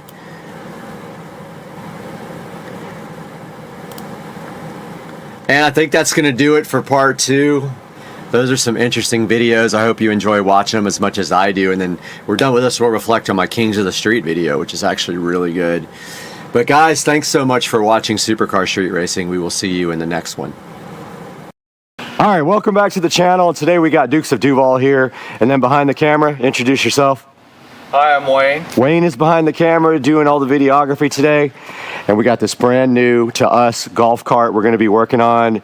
So Joe, tell us a little bit about what you found here. Well, obviously the first thing I recognized is that the batteries were bad. They were about 7 to 8 years old, which is a pretty decent lifespan for a set of Trojan batteries. Right. It's typically what you get out of them, but they start to fall off about 5-6 years. So to get that long a lifespan out of them is pretty good. So I knew that was the first thing we need to replace. But this is 36 volts, so you got to get 6 volt batteries times 6, and we knew that we needed to replace them. So just had a guy come over, drop them off. A lot of guys will do delivery service, so just called them up. They came right over to help me just remove the batteries. Typically, they'll help you kind of reinstall the batteries, but in this case, once we removed the first battery, which I kind of knew was going to happen, it was going to be ugly underneath. So we're going to have to show you guys the clean. It's on. We're going to have to show you guys the cleanup here. That's coming up in a minute. But let's talk a little bit about what this is right after this.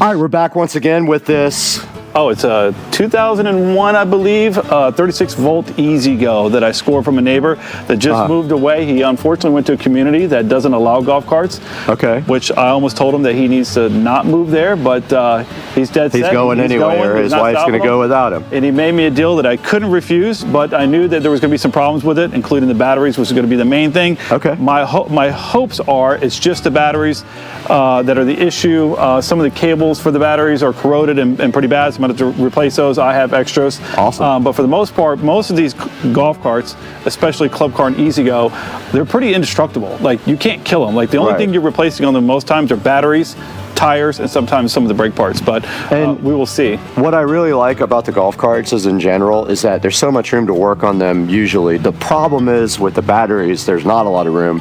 And when you get down in the battery compartment, it's pretty cramped up. And what you guys are going to see here in a minute is probably going to blow your mind. It might be the thumbnail. The amount of acid in the tray here for the batteries is insane. So what we need to do today is get that battery acid washed out. We're going to make it inert. We're going to clean up the engine bay, call it engine bay, battery bay. We're going to paint this thing and then get it ready for these brand new Trojan 6-volt batteries.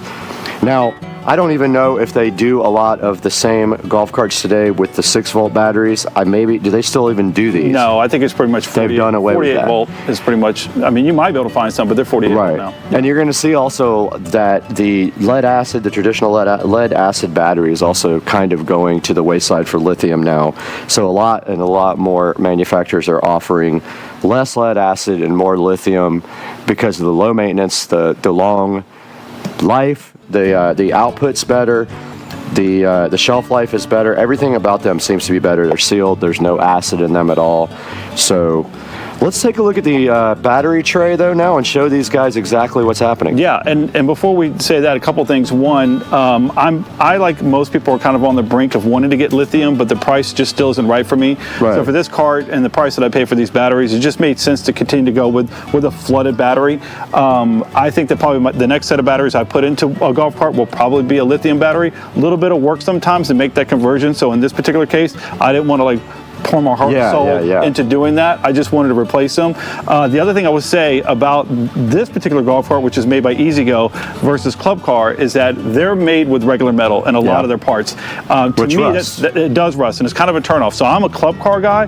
My main golf cart is a Club Car, and so what you'll see is the effects of having lead acid flooded batteries with the overflow of the acid that happens and trickles over onto the metal, which causes some pretty good corrosion and other issues. So we'll see that in just a second. And I think like in the future, we might be able to convert this guy over here, this golf cart, to lithium. And when we do, I think we need to do a frame off restoration on this thing and like paint it and do all the stuff. That seems aggressive. This car's in great shape. We'll just do a simple lithium change out on it. So yeah, let's get it done. All right, let's get it going. Dukes of Duval here with his new golf cart.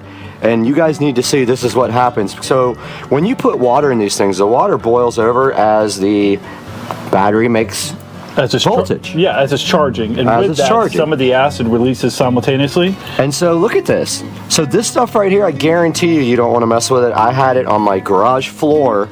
It soaked into the carpet, and then it got into my clothes, and it burned my actual skin from my clothes. Yep. It'll put blisters on your body.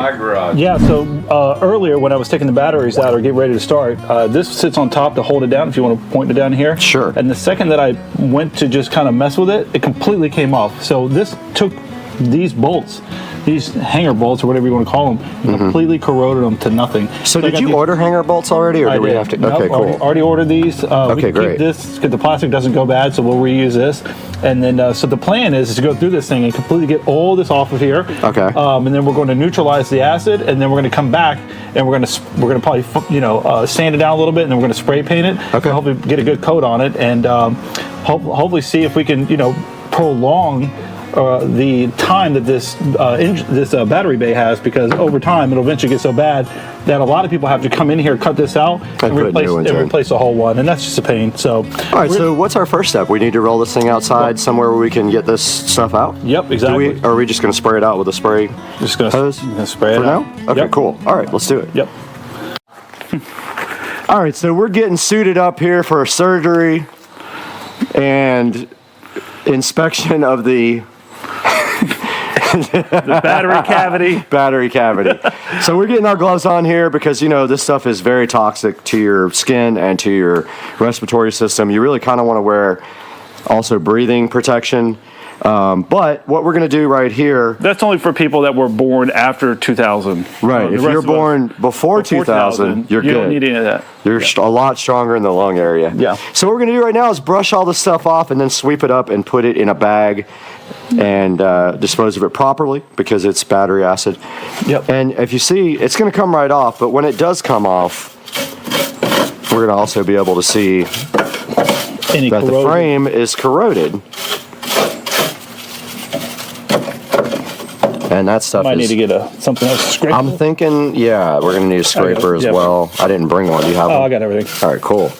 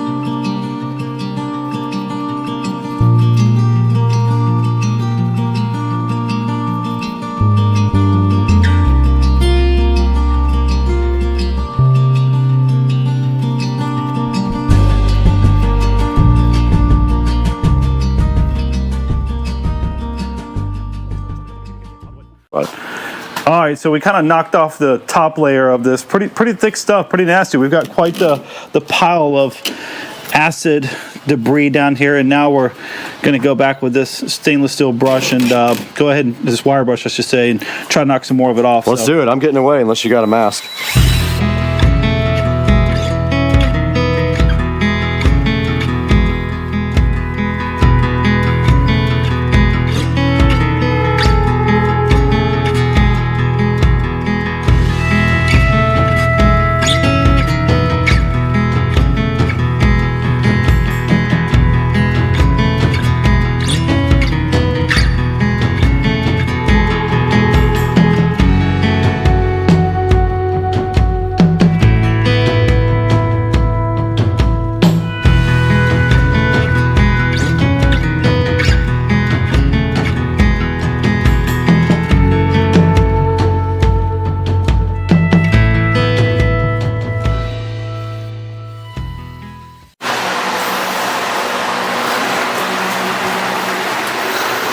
That's good enough. Okay.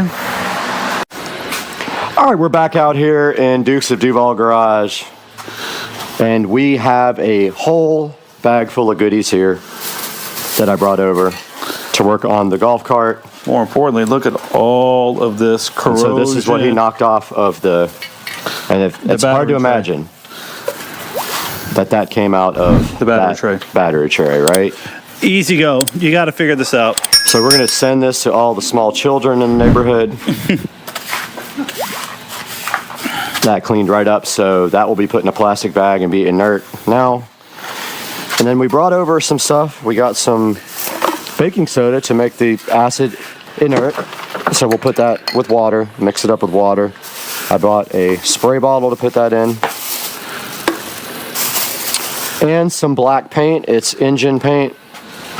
So we're gonna knock all the rust and acid, inert that thing, and then spray it black. So, Brad, do you wanna, I can pull my spray nozzle out, we'll just spray it. I mean, spray nozzle, my air nozzle out, we'll spray that out. This is a family channel, you can't pull your spray nozzle out. This isn't OnlyFans? All right, so now we kind of got it, the top layer, we grinded it down pretty good. I think from this point, we're just gonna blow it out with the air chuck. Okay. And then from there, we'll see if there's any other bigger spots that need to be addressed. But after that, then we'll neutralize it, which hopefully will be pretty quick, and then let it dry, and then we'll paint it. Sounds good to me. Let's get to work.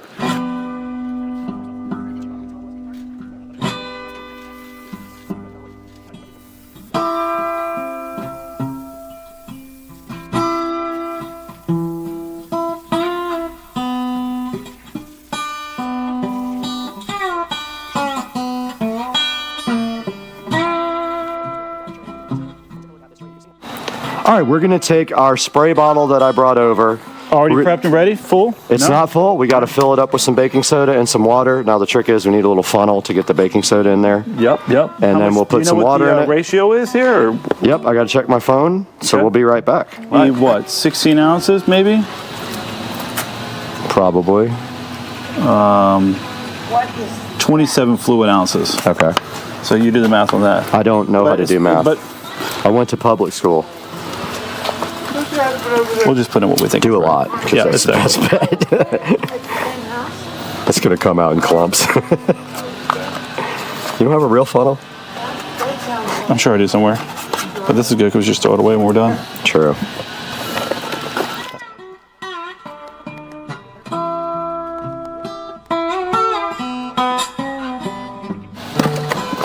All right, so we're pouring the baking soda right now, and we're going to just pour a generous amount in there because, you know, it's so much per pound, and we have a small 27 ounce spray bottle. And we're going to make sure we got enough to, we might have filled up the hole. Yeah.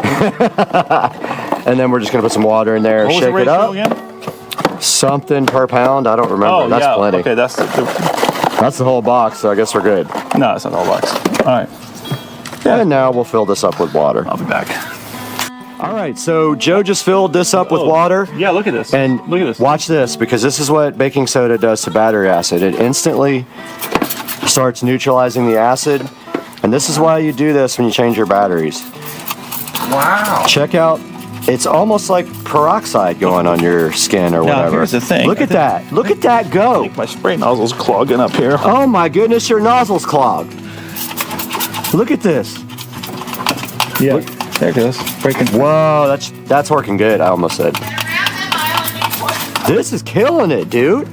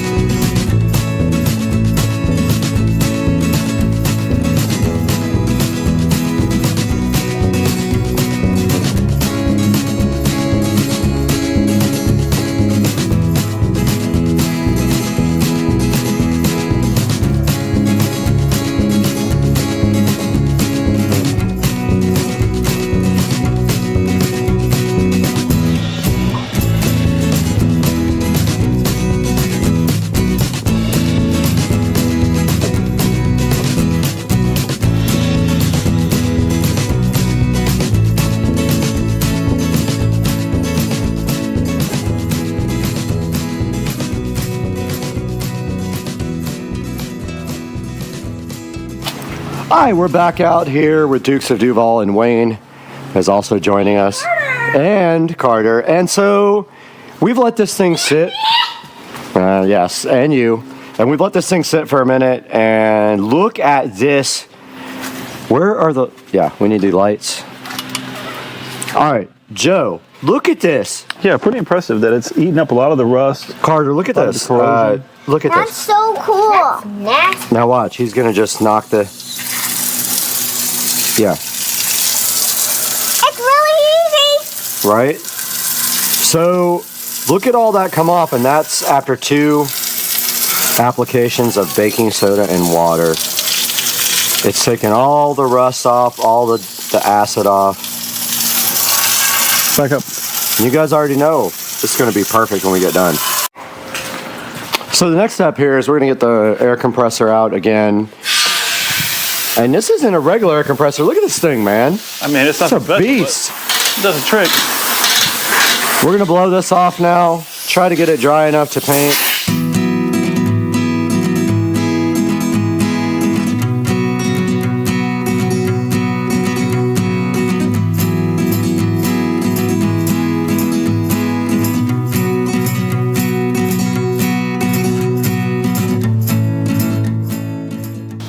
Oh, that's ready to paint. All right, guys, we are back out here in the garage, Dukes of Duval's house, and we have prepped this as best as possible. Now we're just gonna spray and pray. Yep. Oh! And we're about to paint this. Oh! What? All right, all the nonsense just happened, and then we are about to spray this guy with paint. So I think we're just gonna pray and spray. Yeah. You know, I was just going to say, they make a product, and we're not trying to do all this, called OSFO, and I believe that it will turn like, it's a product that will turn like rusty metal to galvanized by just like painting it on or spraying it on or whatever. Really? That's kind of sick. It actually is pretty sick, but we're not going to do all that. This is I would call this the aerosol overhaul. All right, so where are we going to paint this? We can't paint it on your driveway because we'll just paint your entire driveway black. We're not. I'm going to buy some cardboard or grass. Grass will just grow back, so maybe we just pull it right over there? Yep. All right, this is not a major cleanup. So, what kind of paint is that, by the way? 2 times Ultra Cover Paint and Primer Rust-Oleum. So it's flat black, so I think it's going to look good. Yeah, listen, nobody's going to be in here looking anyway, so it's just to stop the corrosion, right? Right. All right, here we go. Yo! That's going to actually turn out good.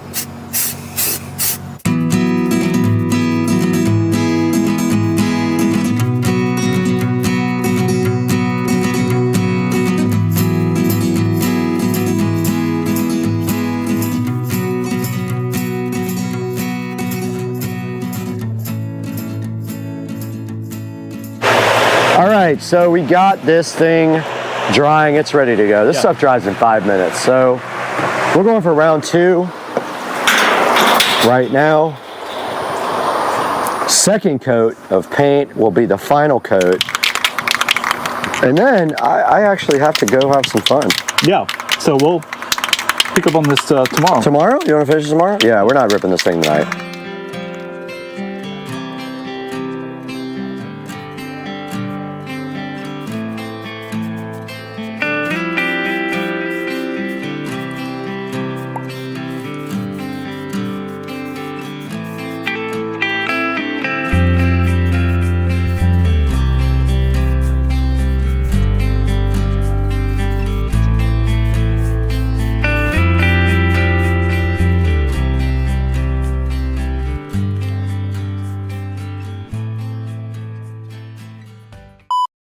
What do you think about this whole story? She's my CEO, and I believe everything she says. All right, here we go. Big turbo time, test run. So much damn traffic.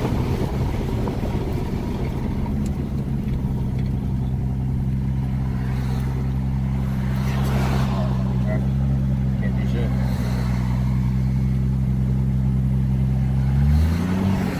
But you feel how there was no wheel spin at all? Yeah. It was like the opposite when I hit third gear. It was like I hit butter.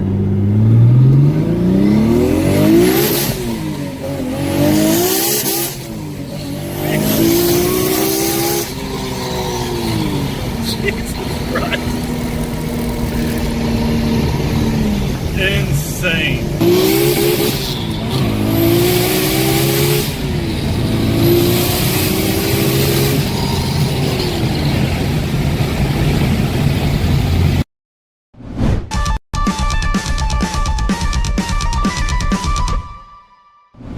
In the Supercar Street Racing Kitchen today, you got Brad here, and this morning we are checking out the Crafter's Mark picture light. This is a wireless, meaning it recharges picture light. You can see it right there, sitting so fresh and so fly. You can see the mounting hardware that came with it, and you can see the remote control, the charging cable. They even give you some screws, and then this is the manual. And today we're going to be taking a look at this on the channel, so hang out and let's check this out.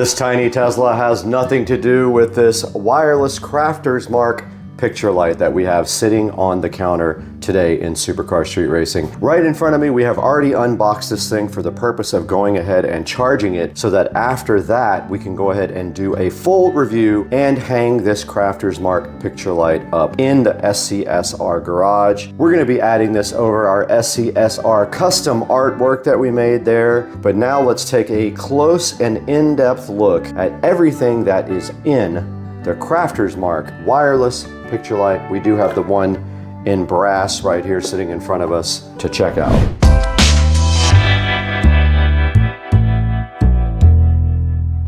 All right, a further look at what's inside of the box here with the Crafter's Mark. You get this nice hanging bracket that goes right on this. Basically, the way you do this is you screw, the screw's already in the bottom of this, you remove the screw, take it out and screw it to this bracket like this, which we will do here momentarily. And that's how you mount that. Then this ball gets screwed into the end of here, right? And then so that's what magnetically attaches this bracket to the light so that the light is removable to be recharged. Now I'm curious as how long this light actually lasts. We will be testing that as well. And then further in the box, we do have a remote control right here. We have our mounting screws to mount it to the wall and a short pigtail USB Type-C right here. Let's take a look at this remote control now. All right, the remote for the wireless picture light is sitting in front of me and it uses AAA batteries just like this.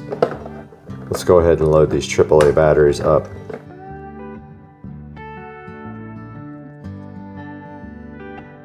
We did end up getting our remote control batteries loaded into the back of the remote, but I am unable to get the back to stay on for some reason. It does want to fall off. It won't click shut. So I don't know, probably a defective back right there, but yeah, the back just falls off for some reason. Not sure why.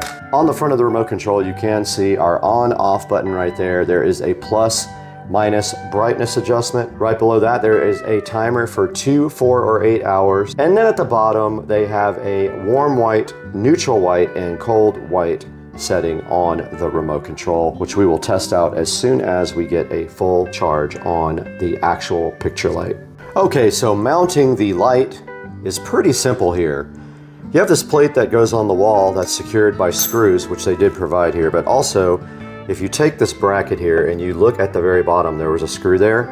You simply line up this hole here, the small hole with the small hole in the bracket, and then put the screw right in from the other side like this.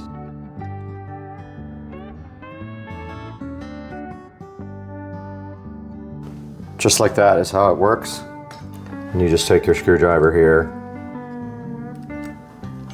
and tighten up the bracket. Just like that. This thing is ready to be mounted to the wall now by those two screws right there. Okay, for the next step of this, we just have to take our magnetic ball here and go ahead and screw it into the end of this pipe adapter bracket thing. That is it. Pretty simple. And now this adapter bracket mounting plate is magnetic and the light will stick directly onto this part.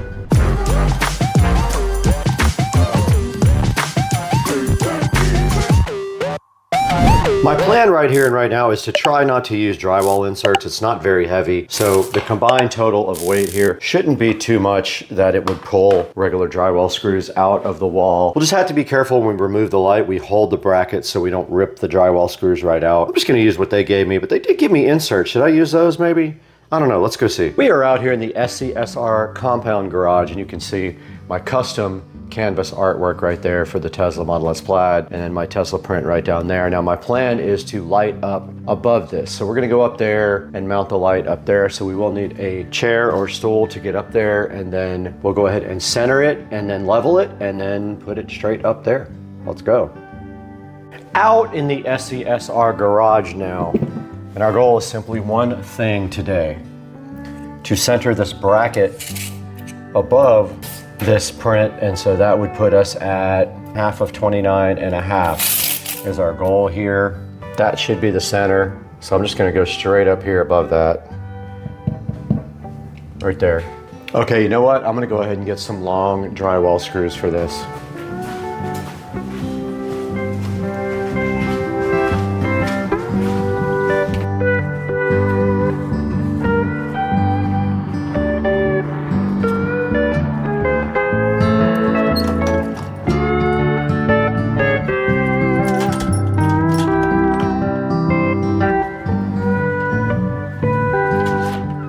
All right, I did acquire some long drywall screws for this. So all we have to do is get close and get this thing kind of level. And don't forget that the actual light is on a magnet ball mount, so you can actually turn that to make that level as well. And all I'm gonna do is center it right there. I'm centering it with the plaid logo. I'm just gonna make a mark.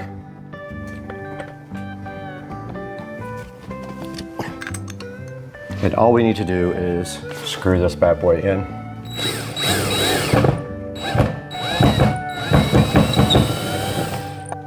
Oh, let me grab the light and see if this is gonna cover the picture.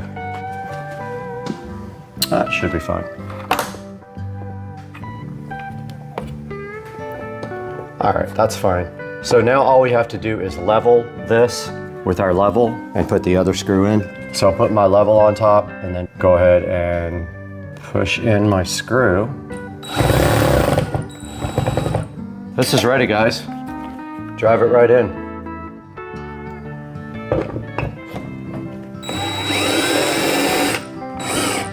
It's not tight. If it pulls out, I'll use their inserts for it.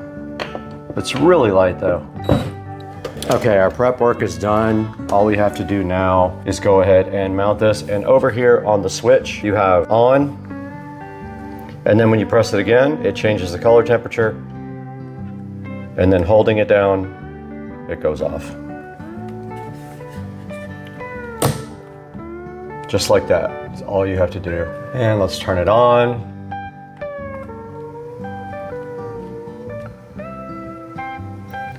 And we have our new light. And stepping back, you can see our nice artwork lit up there. Very bright. We do have our remote, even though I couldn't get the back to stay on, probably just an issue with the back, but looks like this is the infrared receiver for the remote. So just make sure you have that facing the right direction.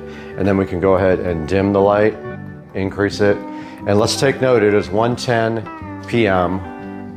And I put the light on the second click up, and then we're gonna see how long this lasts. And then at night tonight, we'll come out here again and show you guys what it looks like at night. But that's a good look at the light mounted, and the output is very nice, and it does light up this whole entire picture. It'd be cool to have another one down there at the bottom, but I don't have a second one. So for now, we're gonna see how long this lasts.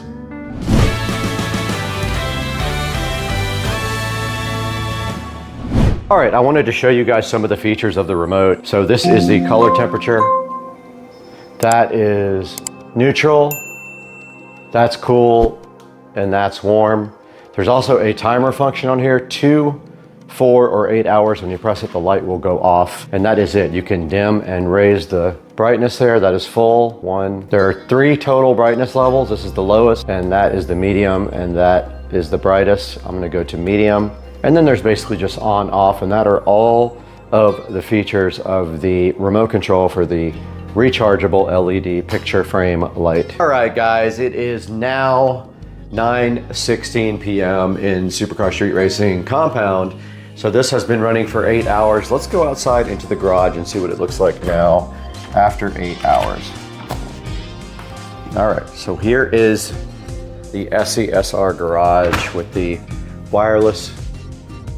And I know the colors are probably exaggerated because at night the phone tends to oversaturate the colors, but that is after 8 hours of battery life, it is still running strong. And we'll be curious to see tomorrow morning what happens with this picture frame. But you can see it lights up that on low light just fine, and it's pretty cool.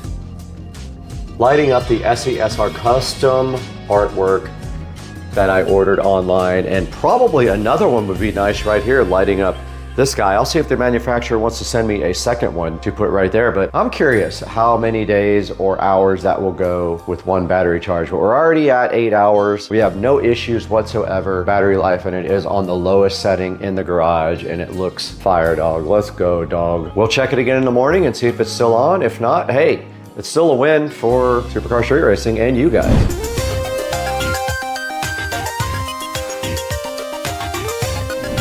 All right, it is the next day out in the Supercar Street Racing garage, and you can see here that the light is still running strong the next day. It's still on low, and it still looks like it has the same amount of power that it did yesterday. That means it was been running since 1 p.m. yesterday afternoon, so put the math together in your head. This thing's been running for a pretty long time. And I have to say, that's pretty cool. If I only have to charge it once every other day or once every 3 days, I don't mind doing that just to have some ambient light in here. But yeah, so far so good for the picture light, the rechargeable picture light. And now let's throw it to Supercar Street Racing Studios, where Brad has a bunch of more information about this wireless charging picture light and where you can pick yours up and how you can help represent the channel Supercar Street Racing to help us grow. Let's throw it out there right now to the Supercar Street Racing 4K production studio.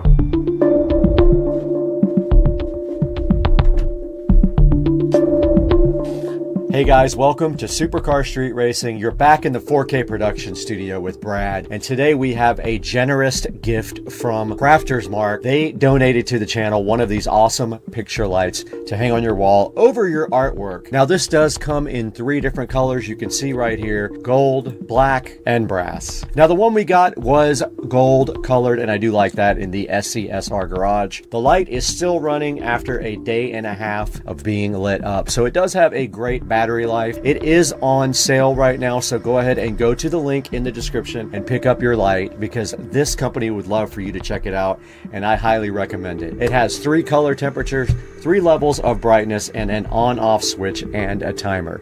Go ahead to the description, get your light right now. You can see right here, it shows you that it does a very wide light range and stronger color rendition than the other lights. 3 color temperatures, a 350 lumen high brightness on the light, a timer setting, convenient charging, so basically it's magnetic. You pull it off the little ball there, you put it on your USB Type-C charger, and it just does charge straight up for you. All right guys, thanks for checking out the Crafters Mark wireless art light.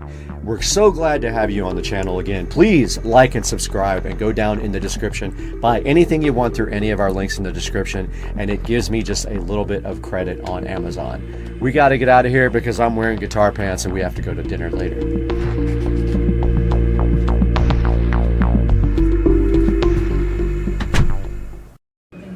Miss Finks, are you sleepy time? He's so sleepy. Are you sleepy time? Oh, you. We're back on Supercar Street Racing once again. You can see the channel right here. And I'm excited today because right behind me in the Supercar Street Racing office, we have the Walmart LED grab bag. Let's get to it.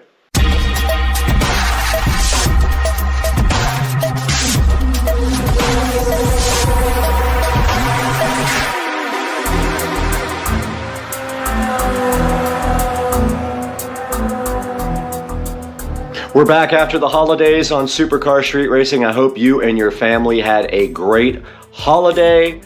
And it is the new year. December has passed us and we are in January of 2024, if you can believe it or not. Supercar Street Racing channel grew a lot in 2023, and I hope that we can continue this growth. And today we're gonna start the year off with this Walmart LED grab bag. Now, I had no idea that Walmart had cheap LED stuff, and when I went in there yesterday to kill some time, I found all this stuff and I thought you guys might be interested in it, so I purchased a few things here that we're gonna jump into today. Right in front of me here is the Walmart LED grab bag. Now, some of this stuff I've never seen before. Some of it obviously is available from other sellers online. However, it was pretty cheap. I would compare it easily to Prime, except that it is way faster. Walk in, grab it, leave. So what we start with in this bag is the 2-pack of LED puck lights from Walmart. Now this is for the Supercar Street Racing storage shed, nothing more. We'll get these opened up and see what they are like. Now they do use 6 AAA batteries, I'm guessing 3 per unit, and there were 2 kinds in there, and these were actually the more bright ones with the most lumens, 100 lumen brightness each. let's get these unboxed and see what they're all about. These are the Great Value LED puck lights. I want to say they were just a few dollars, maybe like, I don't know, $5 or something. And I'm assuming that the batteries are in them because there are no batteries in the packaging, and they were that easy to take out. And if you see right here and right now, they do have sticky stuff on the bottom. All right, so that is what is inside, and actually you have to pull the tab to let the battery work correctly. And now we have the cool daylight light of the Walmart LED puck light, and let me kill the lights in the office. And there is exactly what one of these lights does, and it is very bright. You can see right here, this is enough light to light up a small closet or an area like that. Pretty cool for a few bucks. I know these are quite common, but we will go down and install them in the Supercar Street Racing shed before it gets daylight. Headed out to the Supercar Street Racing shed where we will keep it quiet because it is 6 a.m. and I'm sure my neighbor is asleep. And you can see we have the Gobi Pro permanent lights on warm white. And they do light up the shed quite nicely. Let's go ahead and get these installed. Oops, I turned one on. Oops, I turned two on. So we are inside the shed, and I think maybe center on each side, there is actually a round thing up here that looks like it was made for this. And that one is on. Nice. However, I do have power out by the dock that I can run over.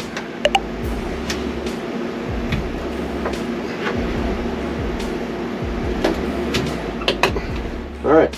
Only problem being is that they're so high that they're hard to get to, but I can tiptoe and get to them, so that is fine. Now there is the SCSR shed lit up so nicely that I want to do that permanently, however, so we'll figure out getting power out here. Back in the Supercar Street Racing office after we installed the puck lights in the Supercar Street Racing shed, and next up on the list, which is a necessary must, is going to be these little USB wall charger adapters from Walmart. I think they were a couple of bucks each. You will need these because when you get all these lights, they will require some type of USB power source or a computer or laptop or anything that has a USB plug. Let's get these unboxed and see what they look like up close. All right, we got the on wall charger here, packaged very appropriately so people don't steal them from Walmart. And they just are little black pucks with little fold out plugs like that with a little LED light on the front. Believe it or not, as many of these as you get, things are not including them anymore. Pretty crazy. They stopped including them with phones. They give you a cable only now, which is a complete ripoff. But these are the on USB power adapter. The power hole for the USB device is on the side. So keep that in mind if you buy these. They're nice and compact, but the side thing has the power adapter for it. And we're going to need these for our project today.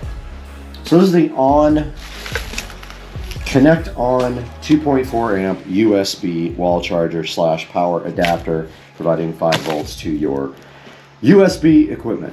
Moving next to the LED grab bag, which I'm thoroughly enjoying. I love this stuff. This is like my thing. You know that if you guys seen my house. So let's grab in here randomly, and we have the Hdmi LED Colorworks wall lights. It says remote included, customizable wall lighting decor, full spectrum dimmable LED, and it looks like it's 79 high by 40 wide. And on the back of the box, we do see some other information here. USB controller and remote receiver. Fun firework shaped design. Let's get this guy unboxed and see what it's all about. All right, the Hdmi LED Colorworks wall lights. Let's see what's up on the side of this box. I'm curious about these. All right, so there is a standard foil LED packaging. Wow. It looks kind of complicated. It's got all these different plugs on it. And then the single black plug. And apparently you unfold it. Let's see. This is interesting. Look at all the white plugs on the end. All right, let's get this thing unraveled. I am interested in how this works. Wow. I am mind blown by this thing. You guys, it's just literally, you have to create this yourself, and they all plug into this main guy here. It literally has like 10 LED strips with little plugs on the end, and you have to arrange them on your wall, and looks like it might be difficult to make it actually into a shape here that you would have to measure between each LED to get it perfectly round, like on the front of the box here. So this one gets power, and then on the actual unit itself, you will see a power indicator. This is where the long one goes. So you do it just like this, on the wall. This would be in the center, and then this long LED strip would connect to the bottom where the little indicator is here. So you have to do the design yourself, and it seems like this might look sloppy because if you can't get it perfect, it's not going to look right. It's marked here as power, and it simply plugs in, and they are keyed. You can't do it incorrectly. But that is the section that goes down in the picture. So if you're looking at the box, it would be this bottom section here, and that's what provides power to the unit. This is the remote control that's included with the ColorWorks LED wall lights. That's what it looks like on the front with all the controls. We have our on power adapter here. Here's our USB receiver, controller. It is keyed one way, it cannot go in the other way. And we can see power to our LED light, and then we have a bunch of different controls on here. Now I'm just playing with the controls here to see what some of these things do. There's a speed up and speed down button, I believe. Now getting this thing installed is going to be a different story, so we will do that at another point in the video, but for now, this whole thing has to be stuck on the wall and a measurement done so that you actually do space these out correctly, or it's going to look absolutely strange. Next up on the list, we've got the Monster RGB light bar right here, looking so fresh and fly. And in this Monster LED light bar, there should be a pair and a remote control. Let's get this thing unboxed and see what it's all about. Monster LED light bar unboxing here. And taking a look at the box, it does say multi-position, and it's got a picture of it and shows you that it does come in a 2-pack, a double pack of Monster light bars. Okay, and out of the box comes a couple of bases, the Monster light bar, a remote control, an operation manual, and let's see if they actually gave us, did they give us power bricks? Nope, they did not give you a power brick. I guess that's not included anymore. You get a USB extension cable though, which is interesting. Then they have a base right here. Aha, so it can go either up and down like that, or they have a slot on the side as well that you can actually use to sit them like this on the desk. And you can see the battery protector here. We pull that right out, and when we turn on the LED light bar, it is diffused. We can see that it is lit up on a nice blue color. So it doesn't do any chasing like I thought it might, unfortunately. And it doesn't look like it has a mode for music. So these are just simple little light bars, no big deal. They're kind of cool, but they're not exactly what I thought they were. They don't do any chasing. Moving on, we have the Monster Sound Reactive LED 3D mirror light, which I'm kind of hyped about. I thought this would be really cool in the studio if we can figure out how to mount it somewhere. Let's see exactly what it is. First of all, it's very small. And there it is, also requiring to be stuck onto a wall. Let's get this peel sat on a short. First, here's the remote control in the package. Now for the peel satisfaction for the short, we need to plug this guy in. Here's the included, tiny included power cable. It is very short, very, very, very short. A magnet to put on the wall with 3M tape on the back, or a stand, and on the bottom it has a power button and a USB, and I forgot the type of connector this is, but it's the old school one, it's not USB-C. And we'll go ahead and plug this in. Alright, we're gonna film our short right now, it's gonna be good. Alright, we got the alien, we got the mirror, we got the alien, we got the mirror, and we got the peel satisfaction. That peel sat is so good in your life, you love the peel sat. And then look at this, look how good it peels with the alien and the pure satisfaction. This is easily, so far, my favorite thing that we bought. I might have to buy another one of these. These are awesome. I love this thing. I'm gonna have to go buy 2 or 3 more of these guys for as cheap as they were. I wanna say they were like $9, let's see, $7 for this thing, man, and it's got this remote control, and you can cycle through the auto. Dang, this thing's legit. I love this thing. For as cheap as that was, you gotta admit that's really cool. I love it. I just realized also one cool feature, this thing is actually rechargeable. I pulled it out of the power source and it was still working. I was like, wow, that's pretty cool. So yeah, this thing recharges via this power cable. Pretty neat. Okay, next up on the list, we have the light up marquee box called a color box, which I'm kind of hyped about. Very cool. This could actually go into the home theater room or next to the home theater room. And basically you get an LED box. It's from Zumi, like the other one. 144 pieces. I believe it gives you letters. It looks huge on the box, but I'm sure it is as big as this box. Look at all the emojis here. And you get the remote control. And this guy was not very expensive. I have the receipt right here from Walmart. $7 from Walmart. Not bad. Let's get it opened up and see what it's all about. And there is the actual box. And it does come with a long USB Type-C cable. Looks like C on one end and A on the other end. And another remote control to add to the 100,000 remote controls that we already have at Supercar Street Racing.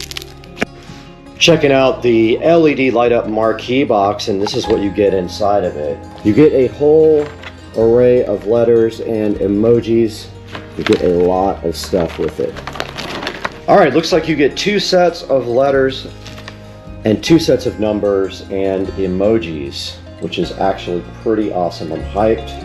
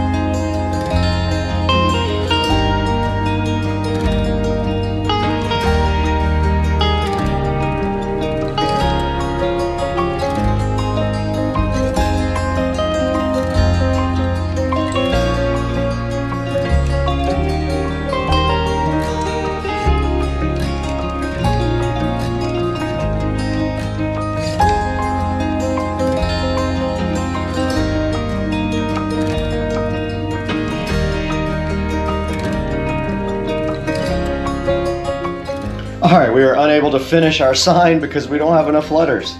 But we do have some cool emojis. Let's see what we got here. How about a strong emoji? Well, I'm going to go online and see if you can order extra letters for this. Alright, I did locate the letters for this. I'm going to go ahead and order this letter kit. It's got a lot of other cool things like red letters and all that stuff. I'm going to go ahead and get that ordered right now. You can see I had to fake the E because I'm out of E's, but I just ordered a whole set of marquee letters for this that will be here on Thursday. You do see 2 of the keyhole mounts here. So I don't think it'll be an issue to put some screws into the foam in the studio and hang it like that, because I want it behind where I do live stuff.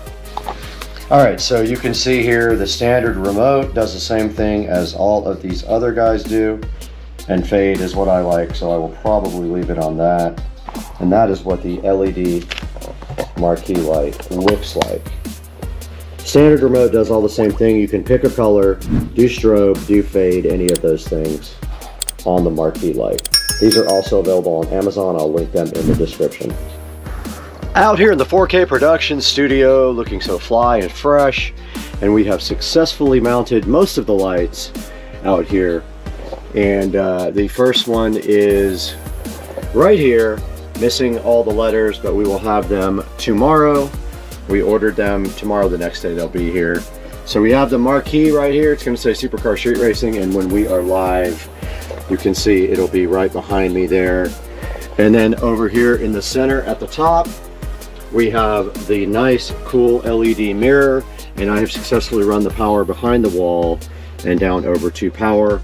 So we have that looking really cool up on the wall. Then we have the light bar over here doing its thing on that corner. And then we have a light bar under here doing its thing on that corner. So guys, we have successfully installed the LED grab bag, minus the big star things. I can't put those in the studio because they need a flat surface to adhere to, but we are in the studio and it looks amazing. And now let's take a look at all this stuff on Amazon. Guys, welcome back to the Supercar Street Racing 4K production studio. You got Brad here. Happy to have you back, and today we have a whole mess of Walmart LED lighting that we picked up for cheap when I was there trying to kill some time the other day. Now the first thing that we have up here is the Amazon Basics LED puck lights that we put out in the Supercar Street Racing storage shed. They are $8.68 on Amazon.com, and you can see them right here. And so they're about the same price at Walmart. I think I paid a couple of dollars less. They have a 4-star review here, so go over to that page and pick them up. All the links will be in the description for all of these things that we're talking about today. Next thing we have is just your basic USB power brick. Now it's just a little tiny little 5-volt adapter. You need those for all of these lights unless you're plugging them into a computer or something with a built-in USB plug like the Amazon TVs up here. They are 3 for $7.99, so they are actually cheaper than at Walmart. So pick them up here. The link will be in the description also. Here is a similar light to the one that we found at Walmart that has the LED strips that go out and then the one that goes down to power. Now, I just will advise you, you have to build this. It doesn't come as a built structure. The best thing would probably be to do is get some sticks, cut some flat sticks off almost like rulers, and then arrange them in a certain direction and then stick the LED strips to them so you get them completely straight and laid out the way you want it. You could build your own little thing and then put all your lights on there. So just be aware you can get those cheaper at Walmart. Next thing we have is these basic little monster RGB lights. They don't have great reviews because they don't really do much. There's not a lot to say about them. They light up and they fade between the lights, but nothing amazing whatsoever. They were 3.6 review. Now the coolest thing that I thought was in the whole thing was the 3D monster rechargeable multicolor mirror light. It is right here up on the wall as you saw in the video, and this thing is awesome. It has a magnetic mount on the back, and I just stuck the magnetic mount to the foam with glue, and then I stuck it right up there, and it is rechargeable, which is very cool. That is $24.99. It is quite a bit cheaper on actually at Walmart than it is on Amazon, so pick it up at Walmart or click through my link in the description. And the last thing is this cool little marquee box that you see back here with the Supercar Street Racing name incomplete because we ran out of actual letters to do this with. So I have ordered extra lettering from Amazon. A link will be in the description to this guy right here. So go ahead and pick one of those up for yourselves.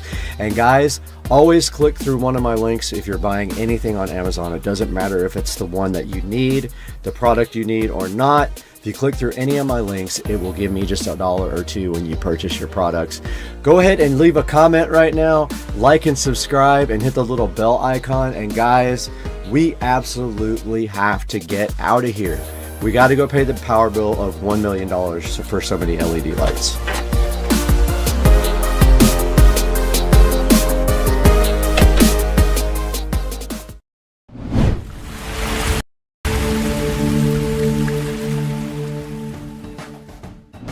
Is 2 parts. It should slide in, but it is a tight fit.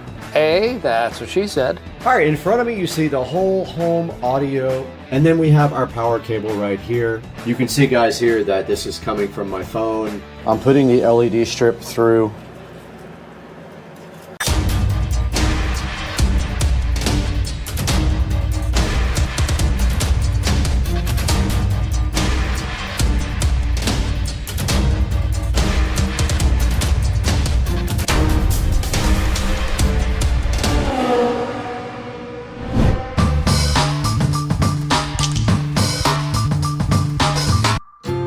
The last piece of the wiring puzzle did come in. Now, this doesn't mean that we can crank it and do everything because our WIM has not arrived yet, and it won't be here until the 24th to the 27th, I think, is the delivery date. We have the wiring ready for that. However, everything else can be wired and hooked up right now. This stuff that came in is 2 parts. One is for the output of the Behringer Ultra Bass to feed the distribution amplifier to feed sub down to the subwoofer in the closet and also to the subs in the house. So basically, we're gonna come out of the Behringer here. It's got a single output. We got a male mono 1/4 inch phono plug to dual female RCA, but we have male to male RCA couplers right there. So let's get this connected up real quick.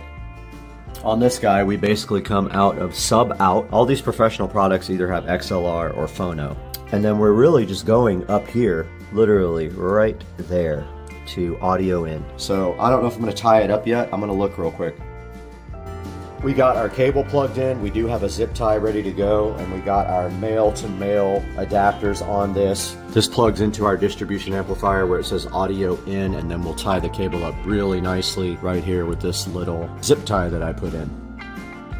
Okay, we got our cable all connected up. We're coming out of our Behringer Ultra Bass. It's mono here. It splits to dual mono to go into the distribution amp. The distribution amp's gonna feed the sub down here and also feed the wall plate to both of the other subs in the living room for whole home subwoofer audio. That part is done. The other 2 male to males are for feeding the WIM, which then in turn outputs to our Juke multi-zone audio amplifier here via this cable right here. The input to the WIM will be either DOT or any other number of things. It can be anything really. For now, to test the audio, we won't have subwoofer. We don't have our sub out connected yet from the WIM. We can't test the sub. We can't connect all of the speakers up though, and we have everything else ready to go. We can put our sub down there, slide everything in, and see if it is going to actually work like it's supposed to. So let's get this thing slid in there.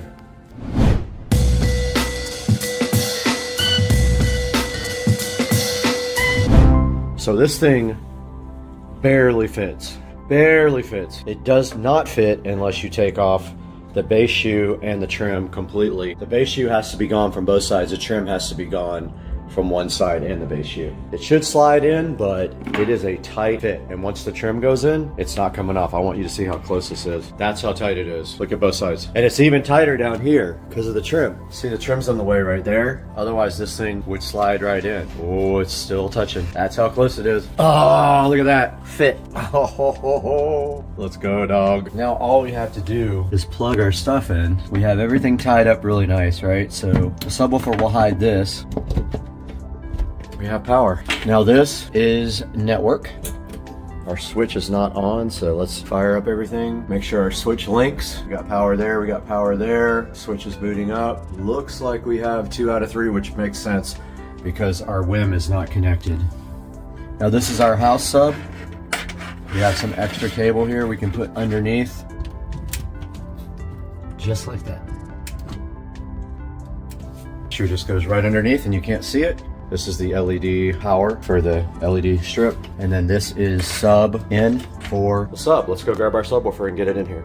Actually, before we do all that, let's see how close we are on our speaker inputs. 1 and 2.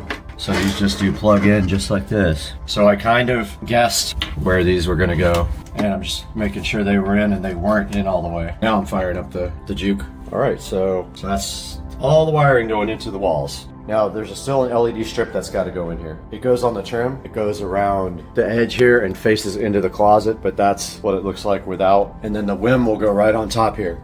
Okay, I just tested everything. I probably plugged something in wrong because a couple of the zones were wrong, but I just remapped them in the software. No big deal. It doesn't really matter which zone goes where. They're all labeled correctly. I probably just put one of the plugs in where it wasn't supposed to go. So all that's working and it sounds awesome. Next, subwoofer. I'm gonna go ahead and move this in here and install it.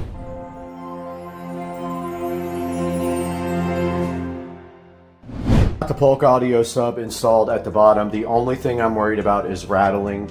I don't know what I'm going to do if that happens. Maybe put it on some sort of soft cushion. I had no choice. I didn't want to put the bottom shelf in, but you can't not put the bottom shelf in. You have to put it in. There's absolutely no way around it. It's part of the base, so you can't take it out.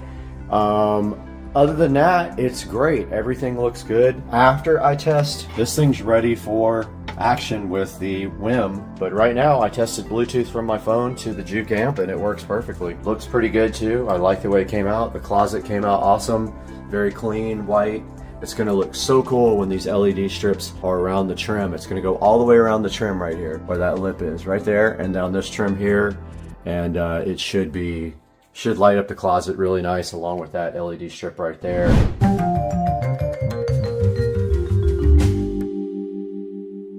Guys, we got the WIM Ultra in front of me, and I hope it's pronounced WIM. It looks like WIM or WIM. And this is a digital hub for all your music. It is a preamplifier only. This does not have any amplification in it. It does high-res audio, Spotify, Tidal, Chromecast, and of course, if I say this, it'll wake up, but you know what that is from Amazon.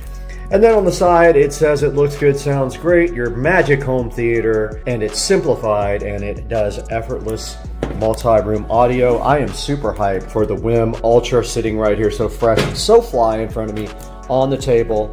And on the back of the box, it just says Dolby Audio and HDMI, and then tells you what actually is included in the box. Now this is for the whole home audio closet to wrap up that project right here. I've been waiting on this, but this deserves its own video. It will have both. It will be in my audio closet video, and it will also go into its own video for the WIM Ultra. So let's get this thing unboxed and see what's inside. I am super duper hyped for this. Unboxing the WIM Ultra is as simple as just pulling on this little plastic tab right there, and the box is now open.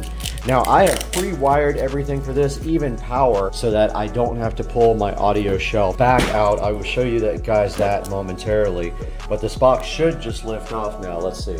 And now the WIM Ultra is looking so fresh and fly in front of you with no box on top of it. It is completely naked. It is gray, as you can see right here with the peel sat. It is inside of a entire condom here. Let's get it out. First thing I notice is the weight. It does have some weight to it. It came out of the box just like that, and you can see how stylish it is, and the connections on the back and on the front. There looks like a headphone jack, a control knob, and there is a screen there. But anyway, that is the WIM Ultra. You can see there on the bottom it says Dolby and HDMI. There's nothing on the side. It's just a nice, I think it's called space gray. And on the back we have input, output, just regular analog RCA cables. We have a phono input, a phono ground. We have a subwoofer out, which I'm super hyped about. We have a coax out, so this is digital coax. We have a trigger out, not sure what that is for. We have optical toslink out and in. We have HDMI ARC in. This is an input, not an output. We have a Ethernet jack here. We have a USB jack here, and then we have our power right there on the back. So that is what the inputs all look like on the WIM Ultra. Deeper inside of the box, there is a WIM Ultra manual here, pretty thick. It is also available for PDF download. And then right here, they give you some sort of cables we need to open up and see what's inside. Now, they didn't even have to do this, but they provided an HDMI cable, a very nice one actually, a nice RCA cable as well, and also a Toslink cable. Unusual for them to include an optical cable, but it is right there. Now, this is labeled power cable, voice remote, and phono ground adapter. Let's get this thing unboxed as well.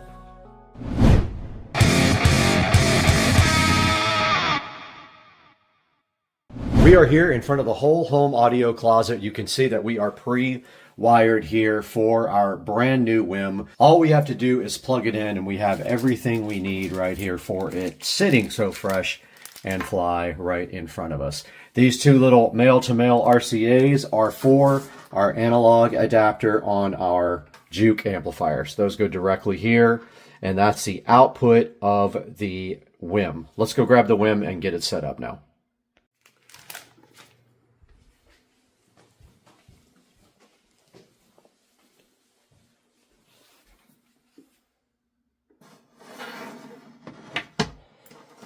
Okay, we did get our WIM connected. Everything worked perfectly. We have our output of our WIM feeding our Juke whole home amplifier. We have our output of our dot here feeding the input of the WIM in case we want to use that. We have the subwoofer output going to our distribution block right there, which feeds that sub and also the house. We have our Ethernet plugged in here. It is a Cat 6 cable and it goes to a 2.5 gig switch right down there. And then we have our power cable right here. This thing is connected. All we have to do now is hide the wiring and we're good to go. We can test it. The WIM is fully booted up now. You can see the screen cycling with the nice screensaver in the back. You can see the button lit up there. Look how good it looks. It may not be quite centered there. It's just as deep as the Juke. So there's a good look at the finished product here with my shelf all done. This is the remote for the RGB lights that go there. And once this trim goes back on, there is smart Govee LED strip to go around the trim, which should look fly. But now we need to go into the app and see if we can look at our WIM on the app. All right, we're back in front of the WIM and you can see right here that we are playing Soma FM Sinfera. And I love this station, but I can't play it for you guys. I will get a copyright notice. So we're listening to Sinfera, and we do have an audio volume control right here. We also have our remote that we can work with to raise the volume and do other things, or command by voice. We could do voice commands if we want to. But yeah, we can't play any of this music because it's copyrighted. We will have to play some no copyright music for you guys. Okay, when I start the video on the camera, it does mute the volume on the playback for Bluetooth, but you can see, guys, here that this is coming from my phone and it was playing the audio in the house from my phone. So that's how you do Bluetooth, and so far so good. I'm going to show you guys a lot more of the features of the WIM when I have a few more minutes to keep videoing.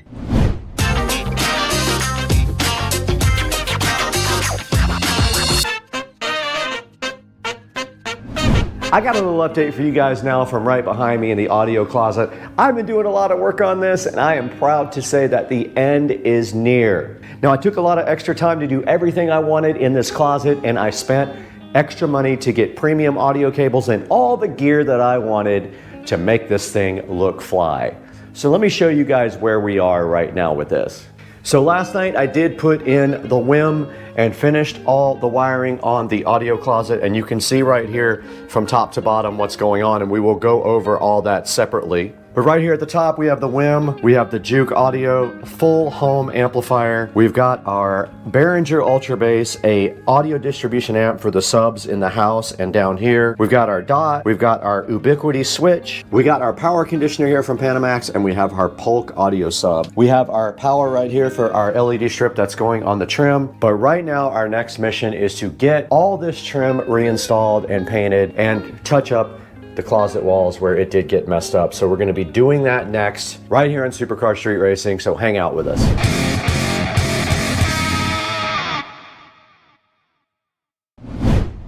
All right, today we have a couple of things to do. The trim is not all the way in. We're gonna be putting the trim in. We did mess up the paint on the walls a little bit, so we're gonna be patching that. And we have to caulk and paint this trim as well. We're gonna go ahead and paint this whole section right here. Since we're gonna paint this one, we might as well paint that as well, I think. Go ahead and get this trim reinstalled, get it nailed in with my brand new nailer over there, my finishing nailer, and then see how we touch this up and make it look good again.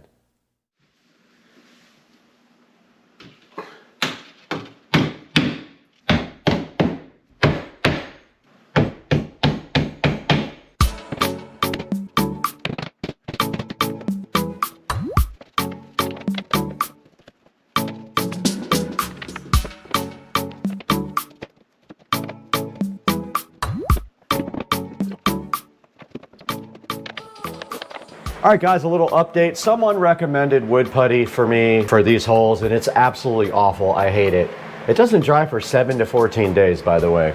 So I went ahead and used caulk, and then I used regular drywall mud on top of that, which I will then try to sand, but I put that putty, painter's putty in there, and it was terrible. I'm gonna let that dry, but while that dries, I'm gonna go ahead and do my Govee LED strip. So the LED strip is gonna go right behind here.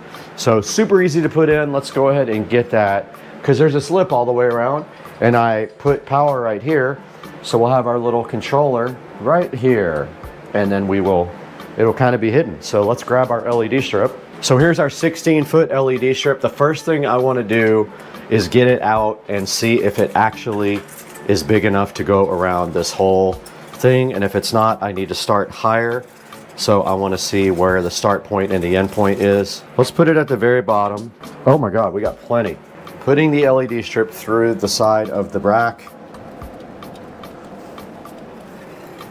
so that I can hide it behind the rack.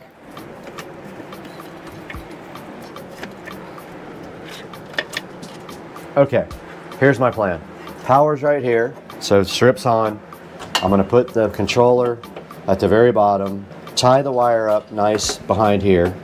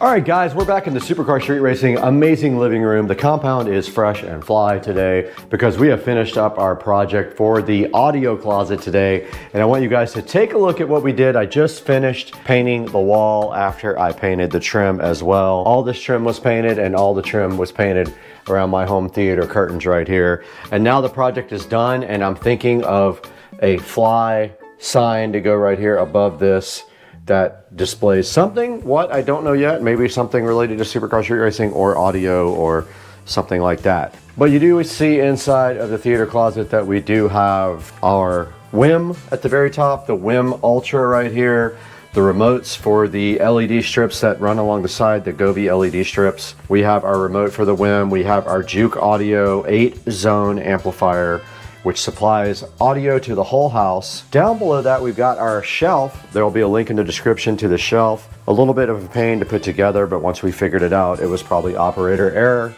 Underneath that, you can see the shelf comes with its own LED strip that is circulating into different colors. We've got the switch right here, the Ubiquity switch. We've got our Dot. I don't want to say the name because it'll wake everything up. We have a 4-port audio splitter for our subwoofer signal. One goes down here and one goes to the rest of the entire house. We've got our Behringer Ultra Bass EX1200. We have our Panamax power system here, though this does do conditioning and keeps the voltage steady and all that. It has some cool lights on the front as well. And we've got our Polk sub down here, and that rounds out our project for the audio closet.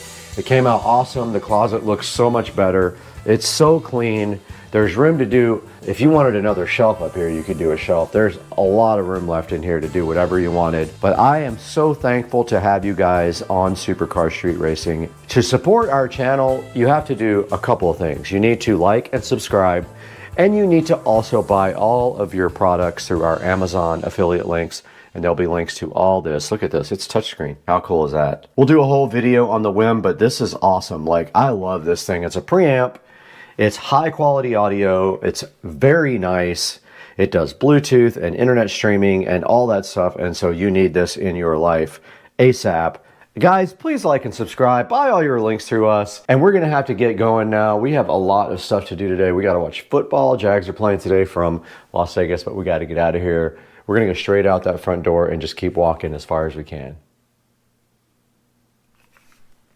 All right, how many do you want to get? 200. 200 pounds. By the pound. Not a lot.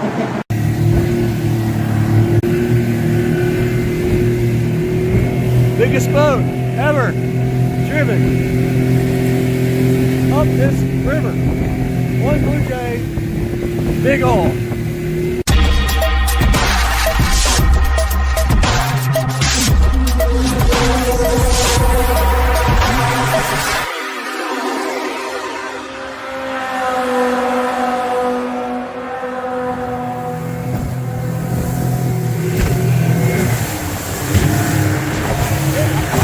Oh my God.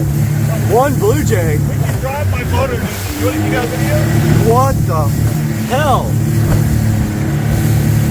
Dude.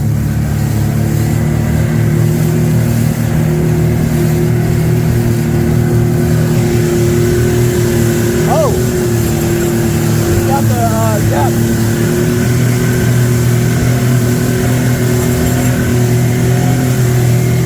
This thing is insane.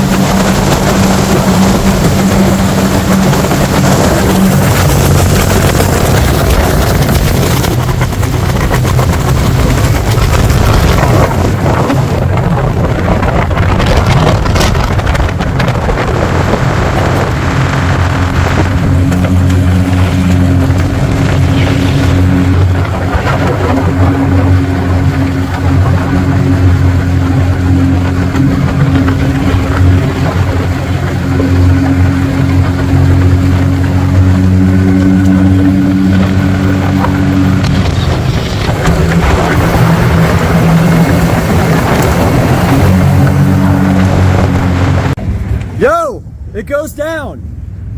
It goes down. It goes down. It don't go down. It do go down. Robert, it goes down. No, it don't. It do go down. It do go down.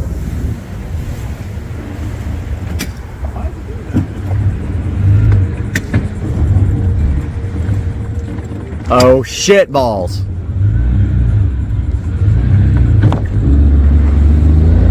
Hell yeah. It do go down. I like this place. Man, it'd be fun to live there and just walk. Oh. Yep. Right on the.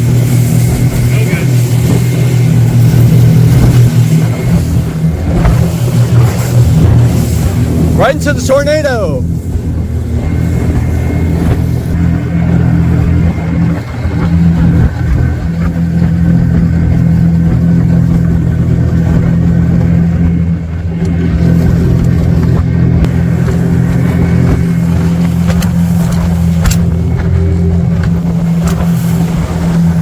Water resistant.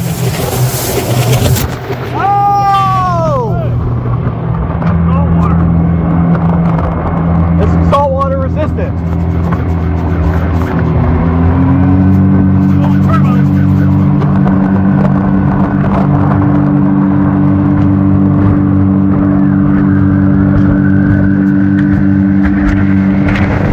Oh! Water resistant.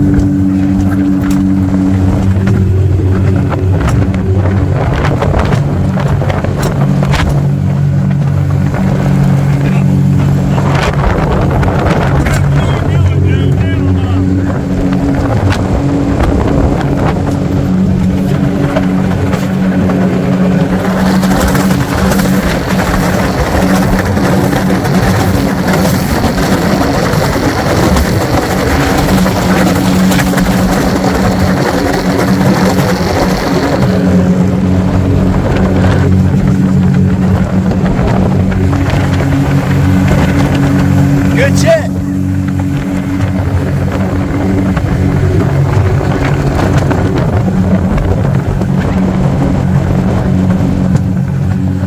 Whether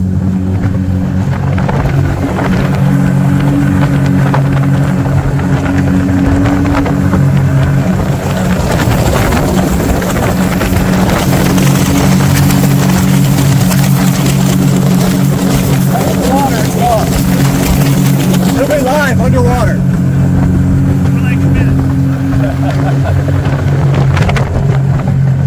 Let's go do shots. Here we go. Okay.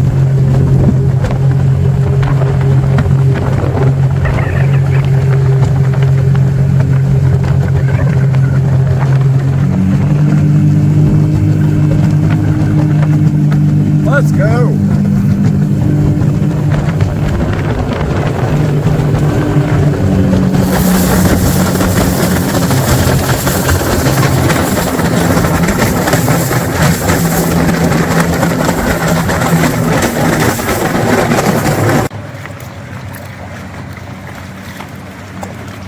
This thing's kind of sick. It's big.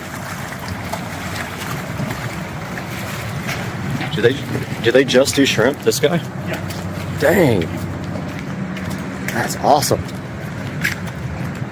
We need to buy like how many pounds? I don't know. 10 pounds of Royal Reds. They usually buy. Hopefully they got Royal Reds. I don't know if they have them or not. They usually do. But the price is so good, and they're that IQF frozen, I think. So phenomenal. Like fresh when you defrost it. Got some good video to do. Camera got ruined. Phone got soaked.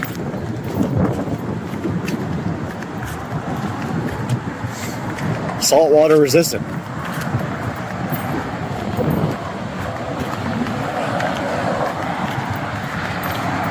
Shrimps. We bought some here at one time, me and you. They were fantastic. I remember.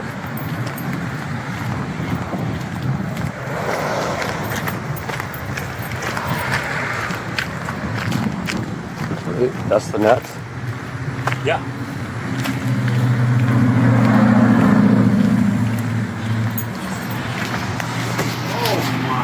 God. You was waiting. You're not looking at. I didn't catch you looking at porn, did I? No. I don't blame you. Where'd you come from? We pulled up on our own shrimp boat. We got our own shrimp boat. But we're no good at catching shrimp, so we figured we'd just borrow from you. What's up, man? No, I'm watching some HBO show. Yeah, no, it's okay. You got royal reds? I don't have royal red. I got small white shrimp for 3, really big white shrimp for 4. You got flounder medium? for 4. I don't have anything between that size. The only other thing I got is headless. Headless what size? 21.25 to... Oh yeah, that'll work. You want to just do headless, so we have to do, we'll fuck with anything? Yeah. $6? All right, how many do you want to get? 200. 200 pounds. By the pound. Not a lot? And do you have ice? Because I'm on the boat and I don't have it. I don't have ice. We'll be back So in we'll 10 need minutes. a lot because they need to keep the good ones cold. So we'll let the other ones defrost. All right, so and we'll 600. throw those out. So we need like 600 rounds. yeah, easily. How do you get them? Show me what the No, like 10 pounds. Let's look at 5 pounds real fast. You're not surprised. Yeah, let's Okay. do that.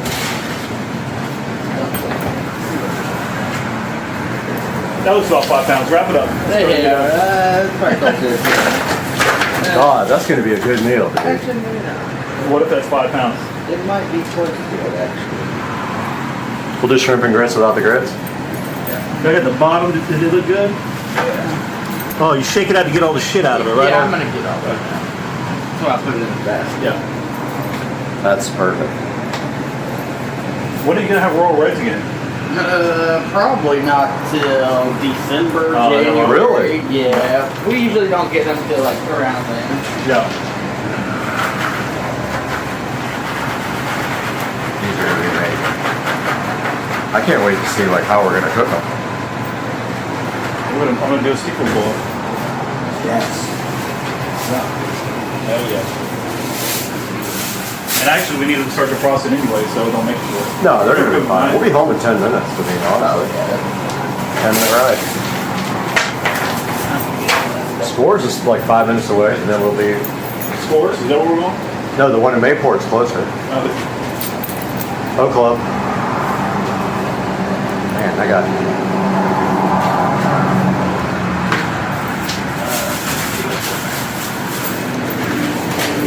Smell tomorrow, boy. Woo! So 5 pounds. Man, let's go, man. You were like, oh no, man. You want that? Yeah, we'll take that. You want more? Man, that's 5 pounds. What do you think? Who are we going to cook for, though? Like just us? Well, we can send them because they're frozen, so you can use what you want and then put the other ones. Is that enough to cook for like neighbors and all that stuff? I mean, it's fine. That's 5. That's probably around 110, 120 shrimp. Dang. A half pound. Most people, like if you put it in a boil, Yeah. they're eating about a half pound, maybe. I say Okay. about a half pound to a pound when I talk about a boil, Yeah. usually for most people. So that's 5. So that's 5 people. So what do you want to do? You want to get more? Yeah. All right. Can we do like the same for me? Like you get 5, I'll I'll get get 5. 5. You get 5. And then we'll You just take freeze credit them. card, right? Yeah, it's yeah. 5% charge on That's Oh fine. hell no! 5%. But I pulled up on our own shrimp boat. We have a discount. No, you. Nah, man, you scared We have an the hell out of electric. me. That's the charge. Should be more. But our boat's electric, so we get an It's true. electric negative discount. You get a tax credit. Yep. Yeah, I'll get some too, and that way if we have... flounders, how they get you flounders? No, I'll catch them in the net. They're smaller. Yeah, they just come through. How much you ask for flounders? They're $4 a pound. Well, let's get a flounder. I'll buy a flounder. Get a flounder. Can we get a 200-pound flounder? Or 200 1-pound ones? But you got to fillet. No, but like what? I mean, just give us. He knows. I don't know anything about You it. know how to fillet them? No, you're gonna fillet. Oh, okay. You got a fillet knife in the boat. Give us a flounder. You want flounder? Please, sir. One Yeah. or two? Probably 1, 2, to be honest. 2 flounders. Yeah, they're not that big, so. What are they, maybe pounders, 1.5 pounders, maybe? 2-pounder flounder. Big bag. Yeah, dog. This thing feels good. Why are you sitting here? You don't have a fucking blown on you. Oh, what? You're missing out on all the good cold air. No, it does work pretty good though, don't it? It does. You got a lot of shrimp, brother. Oh, this ain't nothing, man. Dang. This is literally probably 0.01% of what we get. And you guys, do you freeze them on the boat? Yeah. That IQ, what's it called? IQF or whatever it is? Yeah, IQF. Yeah, what does that acronym stand for? Instant? I think it's like instant quick freeze or Oh, something like that, yeah. or individually quick froze, something like that. Look at that, it's pretty much 5.5. Dude, your skills are on point. But yeah, I mean, some boats do it with like nitrogen and tank, Oh yeah. like squeeze boxes, but we use like a brine tank, so Yeah. I think it's a little bit better. You have to We poke. don't use any Look at kind of this sick one.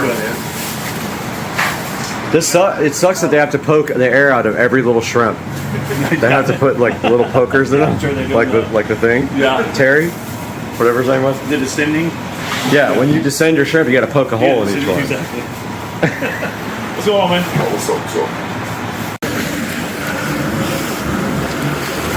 Heading into a storm. Oh, away from the storm. Beautiful here, stormy right over there. It's gonna be a good video.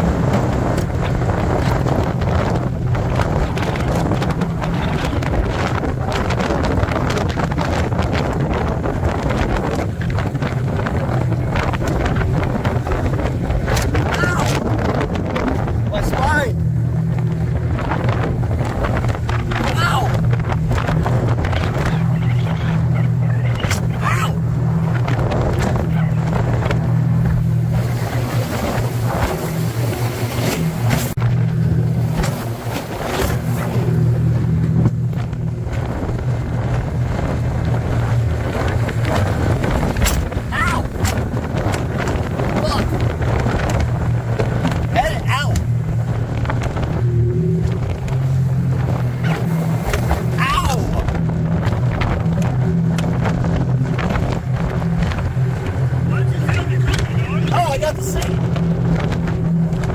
There we go.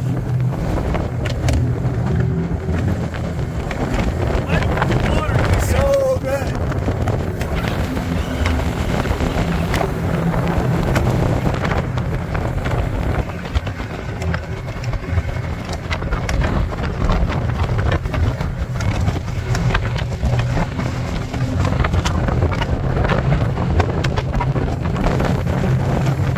Oh, I like that place. Yeah.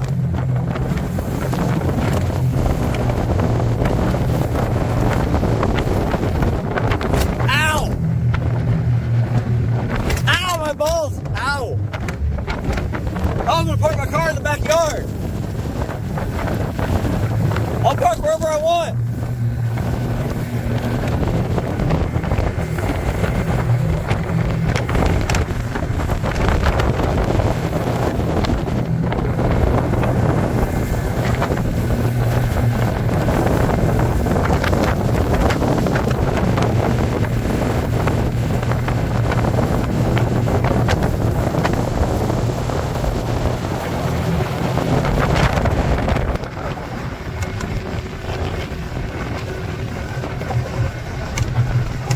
Picture upper.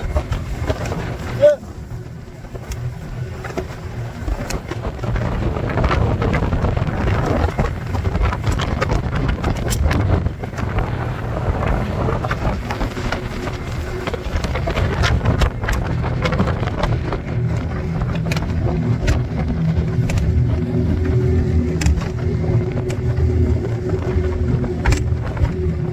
It's mine.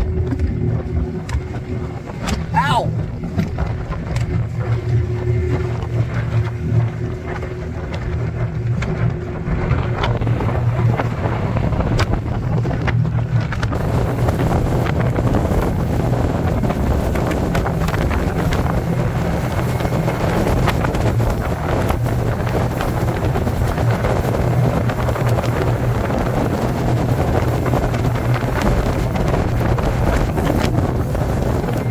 Oh yeah. Ow! Sick. I love that one. Dude. That's a nice place. That one too.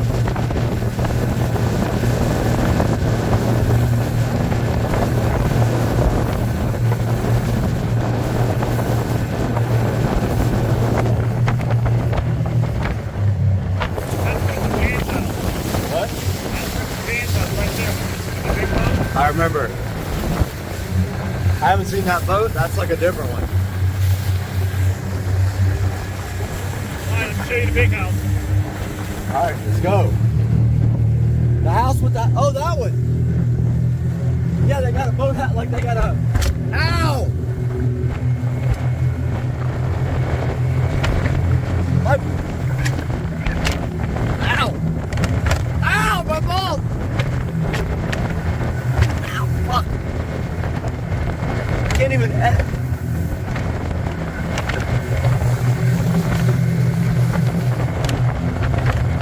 Oh man, that thing is sick.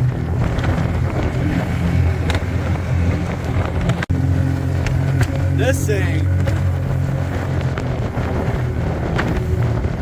Whoa, what is this? No way.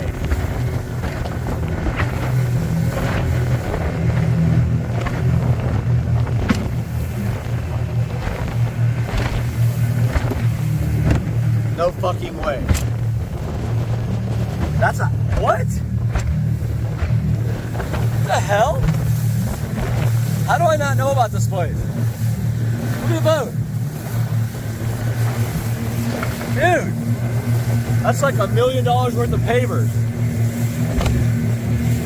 Oh, boat house.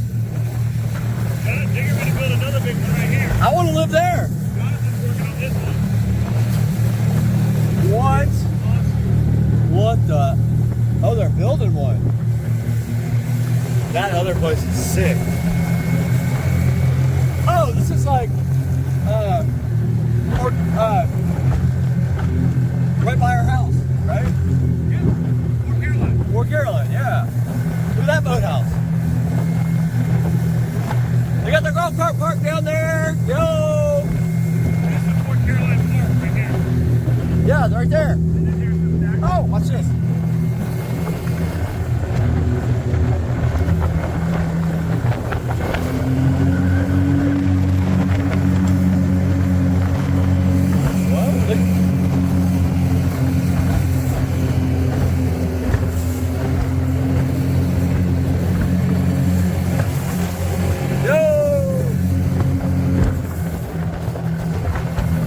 Chimiquan for sure. There's the fort.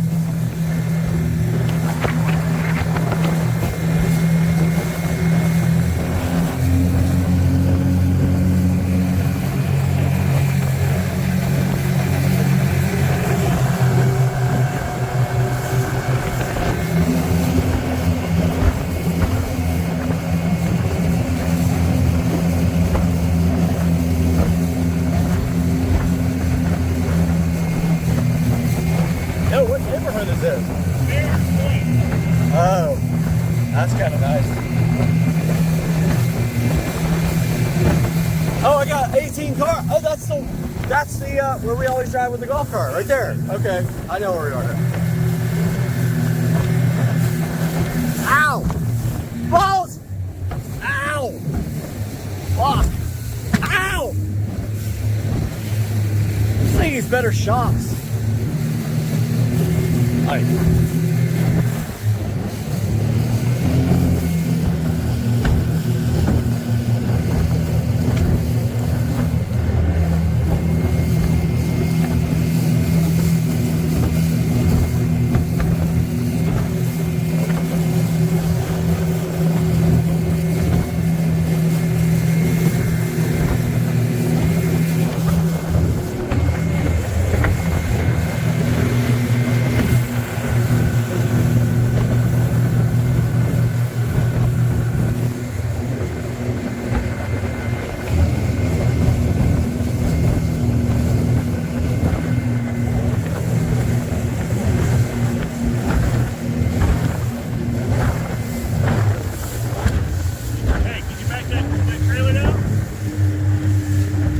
Maybe.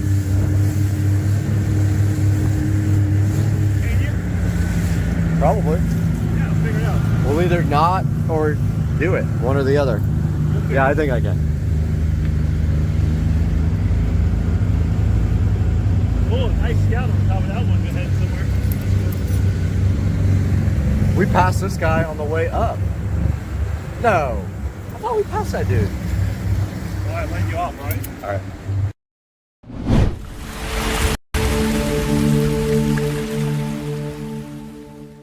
We might have to move all this stuff out to the shed. All right, we have everything out of there. Yeah, I got all of the shelves out now. I'm just trying to remove all of these drywall inserts. Oh, there's a stud right there.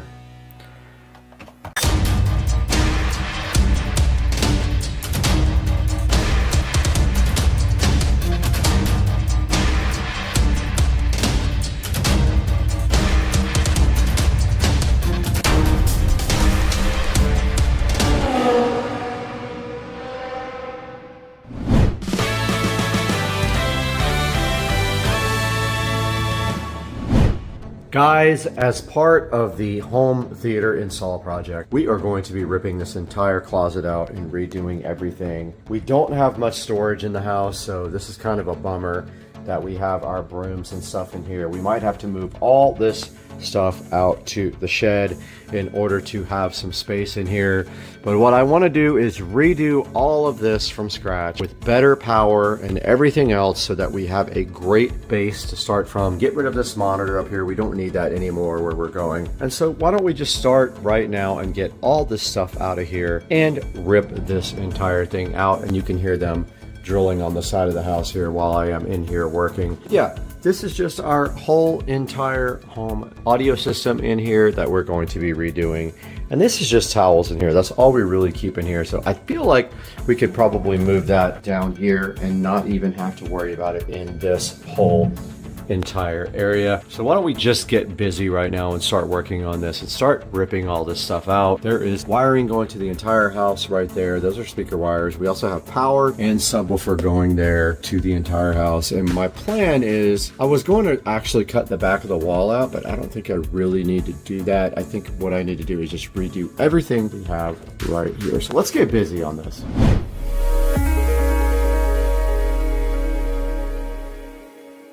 The first step in clearing out this closet is getting all these towels out and relocating them to a different area, or a lot of this stuff I'm going to throw away and get new towels anyway. It's a good time to purge and get new towels.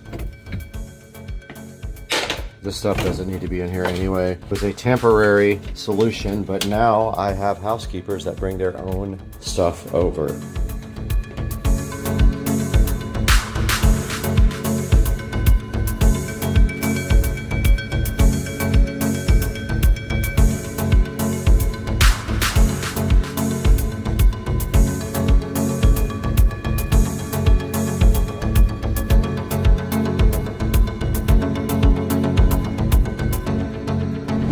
All right, we have everything out of there except for the essentials, but all this has to come out too. All we want left is just the basic stuff up here. We need to order a new power strip for this whole closet to make better power. We need to replace the receiver. We need to get rid of this stupid monitor. We don't need that. All we're doing is stereo. We don't need a dumb monitor up there like I thought we did. Let's get all this stuff out of here right now. The heart of this entire system is this house audio player. It is an Echo Dot right here, and we are going to get rid of that. These are the remotes for the TV and our Pioneer. That is coming out as well. We are not using this Pioneer anymore. In fact, we are going to throw it directly into the trash bin and replace it with this newer Pioneer system. So let's get busy in here getting this stuff out. Let's get this Echo Dot directly out. Let's get all the rest of this stuff out. Basically, this feeds the house and also this sub down here. We're getting all that stuff out. We're gonna clean all this, paint it, fix it up, do all that. Let's go.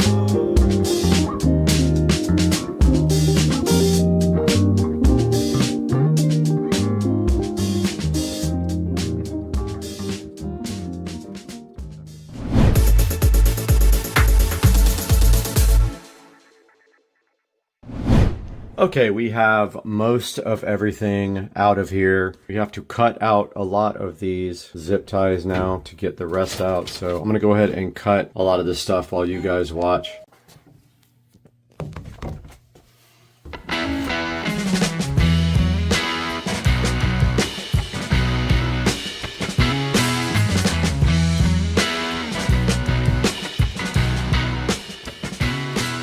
We no longer need this because the new receiver has Wi-Fi. The old one did not. Ha! Got him! Got him! So we have all of our power wires out. We have all of our speaker wires out. The receiver is going bye-bye, actually into the garbage dump. I'm not reusing any old RCA cables either.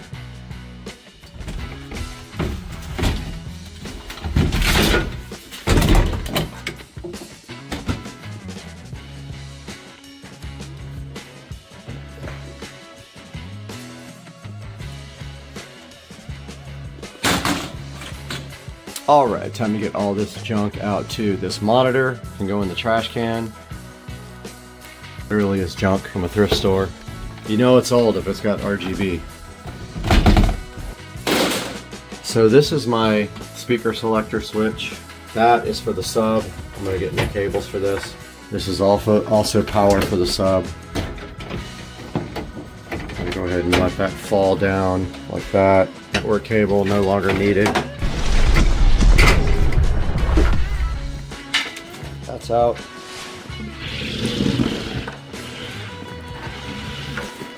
So let's get this power out of here as well. We're going to lose light.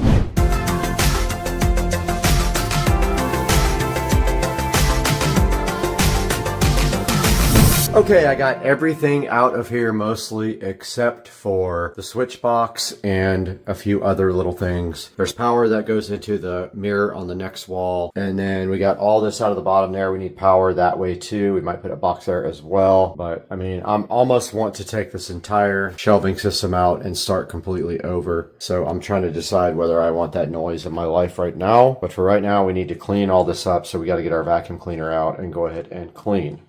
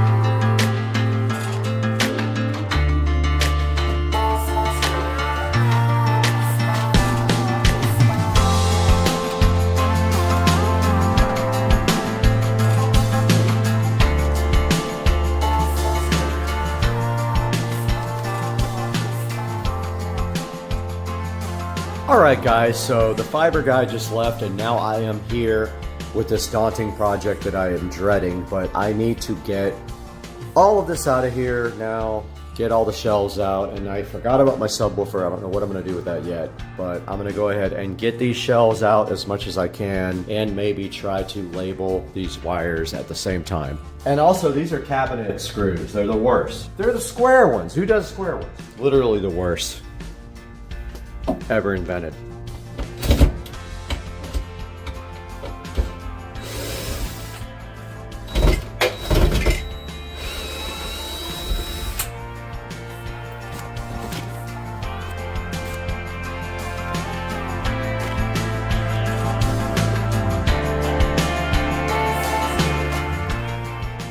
Okay, I got all of the shelves out. Now I'm just trying to remove all of these drywall inserts so I can fill later. No shelves are going in here now.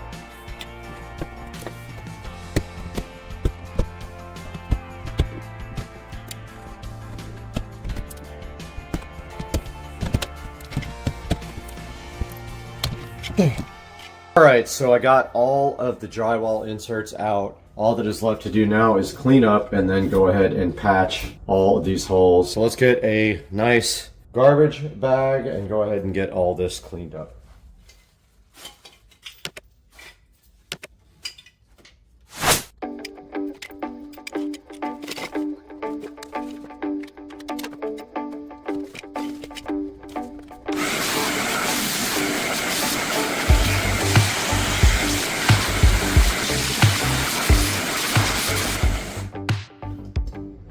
All right, we vacuumed everything up. Now we just have to clean up the rest with a cloth. This has not been cleaned for years.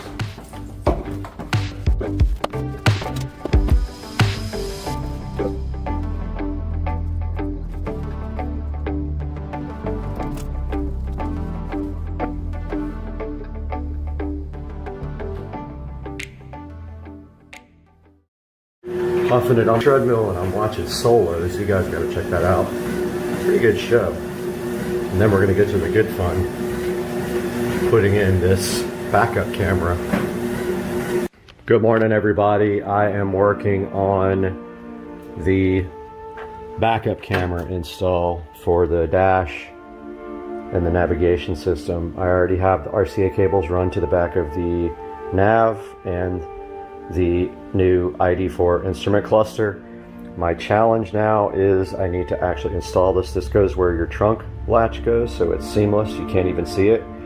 And the only problem I'm having is now I have to find switched power for this thing. There is power on the back of my nav for it. However, I'm an idiot and I didn't run the wire. And I don't know if I'll be able to get that wire fished down at this point, but I am going to run this anyway and see if I can at least get that part done up to the front, and I'll keep you guys posted. Now I did test it, it works. I gave it power from the wall, but it goes right here. And I don't know how to install it. I'm guessing that I have to take apart this whole back, pull these little plugs out right here, and take this trunk piece off. Not 100% sure, but I am going to try to figure that out now. Well, let's do a little test. I'm interested if this light stays on when the trunk is closed.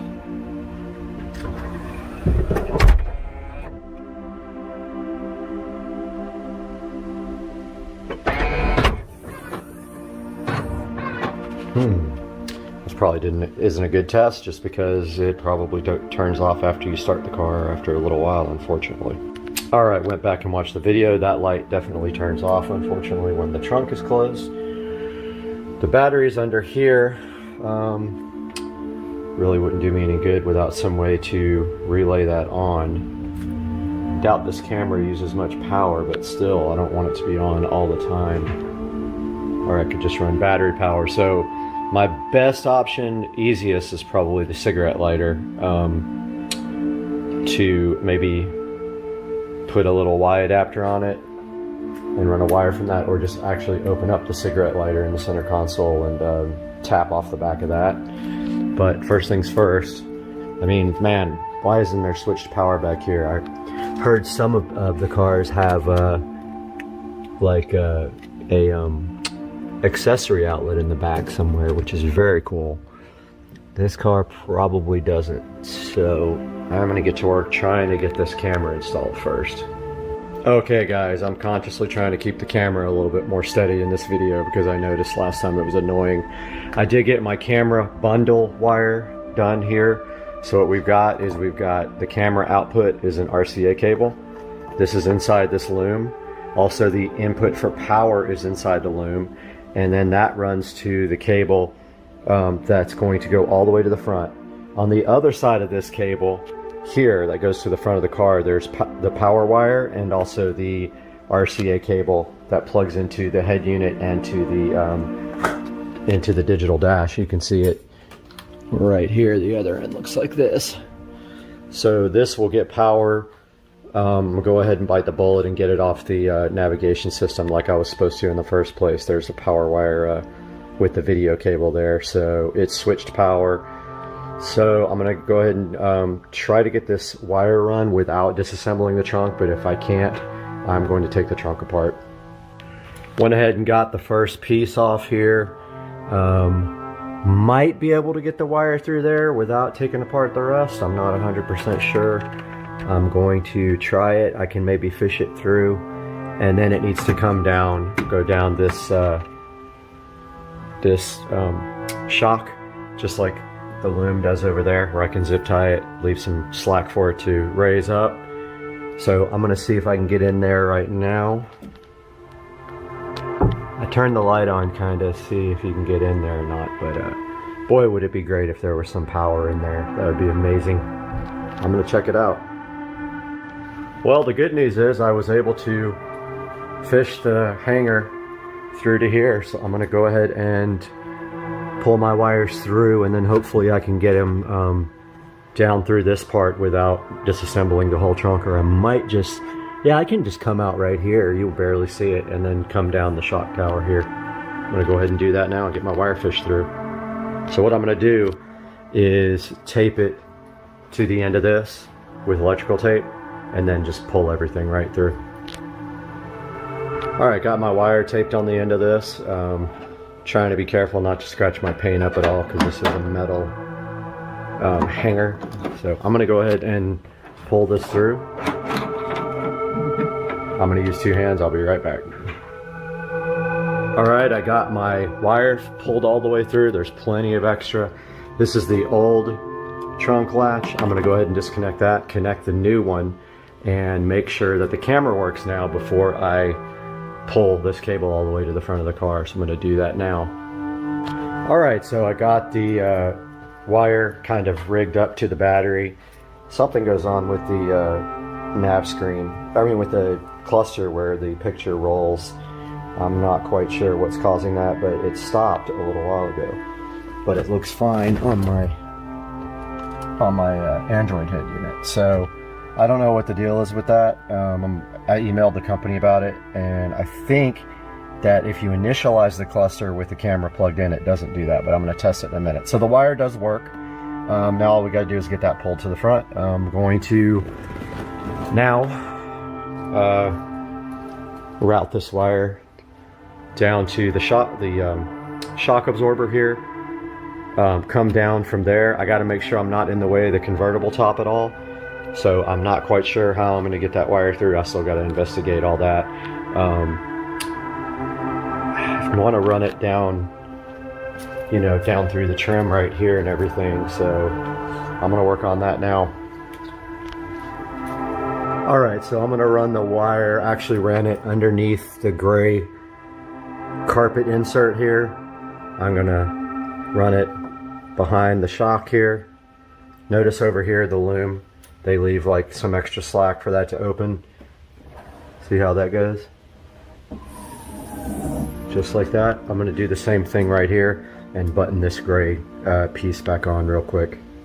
Okay, forgot to show you guys the camera installed. There it is. You can barely tell it's in there. And it's a switch also, so it opens the trunk. Got the plastic piece back installed right here. Now I'm going to work on zip tying this down the trunk shock absorber. And let's see how I'm going to get it into the cabin. There's an easy way right there, but this whole compartment comes off, but I'm hoping I can fish it in there somewhere. I just don't know where yet. Alright, so literally learn something new about your car every day. I had no earthly idea that this came down and that this bag or something is in there. I don't know what that is. Something to do with a seat belt or something. It's so crazy. But I'm gonna see now if I can get through behind here, which I probably can. Like want to get it like down in between the seat right here, under the bolster, through there. So I'm gonna see right now what I can do with this. I've never seen this back here. It's so funny that I've had this car for the whole time and never noticed. All right, guys, a little update here. So I got the wire fished down here. I think I'm going to somehow tie it or maybe tuck it in right there again, because there's some stuff back here that moves and I don't want that wire getting caught right there. I fished it down through the floor there around the corner, and now I'm going to drill a hole right in the corner of that whatever the heck this thing is for luggage, and then go right through there. So I'm going to do that now. So there wasn't a way to drill a hole through there. So I went ahead and just popped a little hole in that canvas and run the wire through there, and then I'm going to seal it up later with silicone sealer just to make sure there's no air coming through. But I got the wire, you'll just see the tiny bit of it right there, but I can tuck that in really nice. And now this thing should just close like that. That's all you see back here, and it's barely noticeable. And then if we come in here, so the wire comes through the luggage compartment here, and it's kind of hard to see with this light. I'm going to run it right down the corner of the seat and down through here to get to the front of the car. I'm going to work on that now, but I'm going to put the top down first, make sure nothing is in the way. Got everything out of the trunk here. I'm going to do a little experiment and put the camera in here and just make sure that hopefully I can see right there. Make sure that nothing is in the way.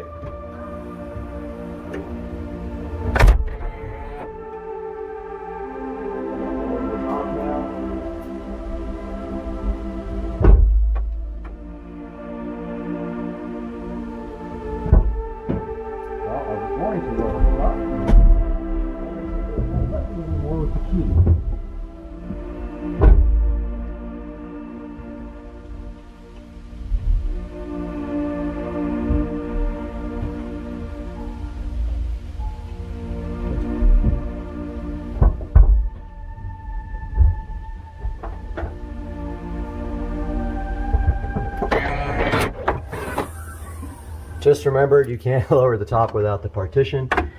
So can't see it from there. I'm just gonna try it and see what happens. Okay, I made a huge mistake back here, which almost ripped the wire right in half. So you have to understand the way the convertible top operates. These parts in here move. I had this tied to a spot that had to move, and when I opened the top, I noticed it was stretching the wire, and I thought it had broken the wire, but I tested it and the wire's still good. So I rerouted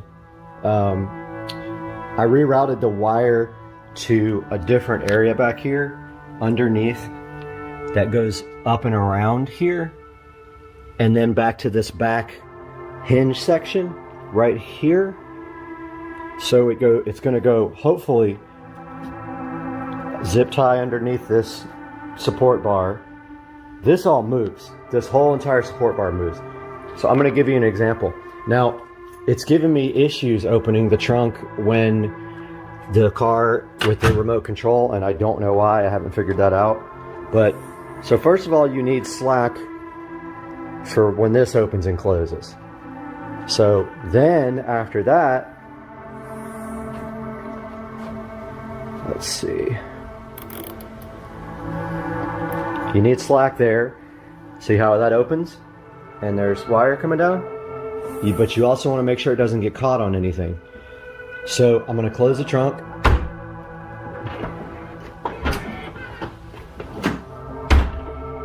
I'm going to try to put the top down with the key fob, but it has not been letting me, and it sucks because I really want to watch it put the top down, but let's see if it'll let me put it up.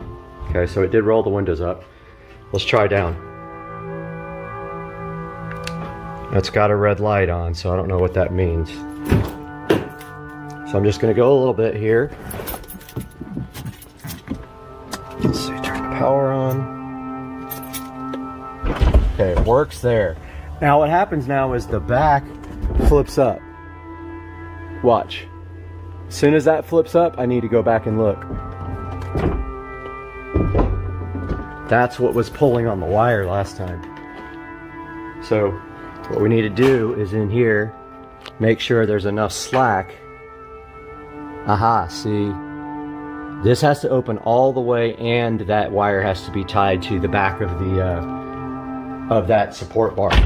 So let's open it a little bit more. Let me go that way. It won't let me do anything, I guess because the key is not nearby. Let's try this. Let's put the key in the ignition. Okay, let me go that time. Okay, so now that this is open all the way, we need enough slack here to tie this to the bar while this is fully open. So let's see how much we got.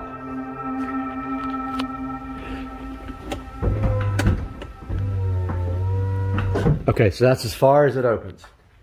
All right, now we got to tie this off.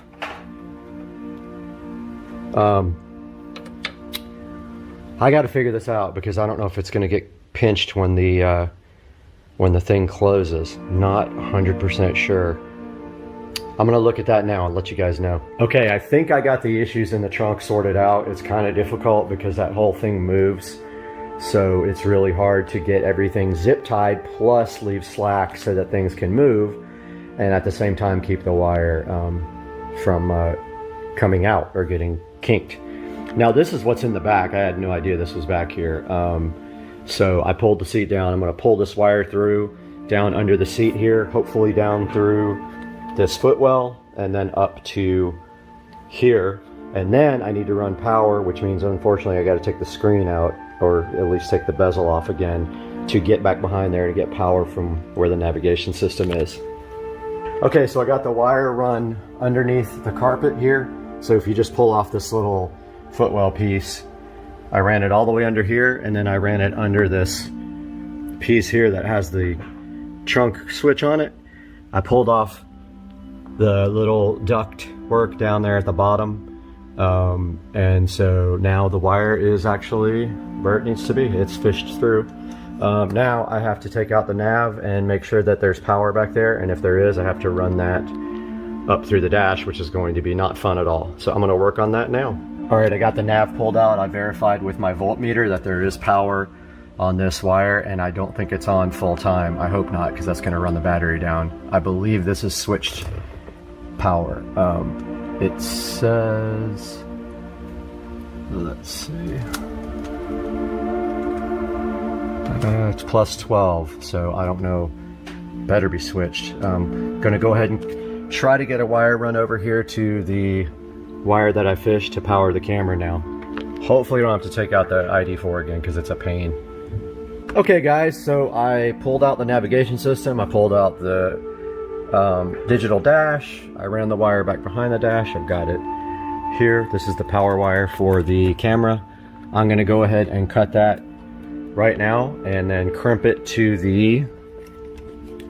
this. I need to order a barrel connector because that's all I got, and it's ghetto of course, but I'm going to go ahead and do that now, and I'll update you guys after. Alright, I got the wire spliced in. I'm going to go ahead and start the car now. Actually, just probably put it in on mode. See if the camera works. Hopefully. I'm going to be kind of mad if it doesn't. Alright, well. Looks like we got a backup camera both there and there. Now, this one here is noticeably more... I know it's hard to see with the...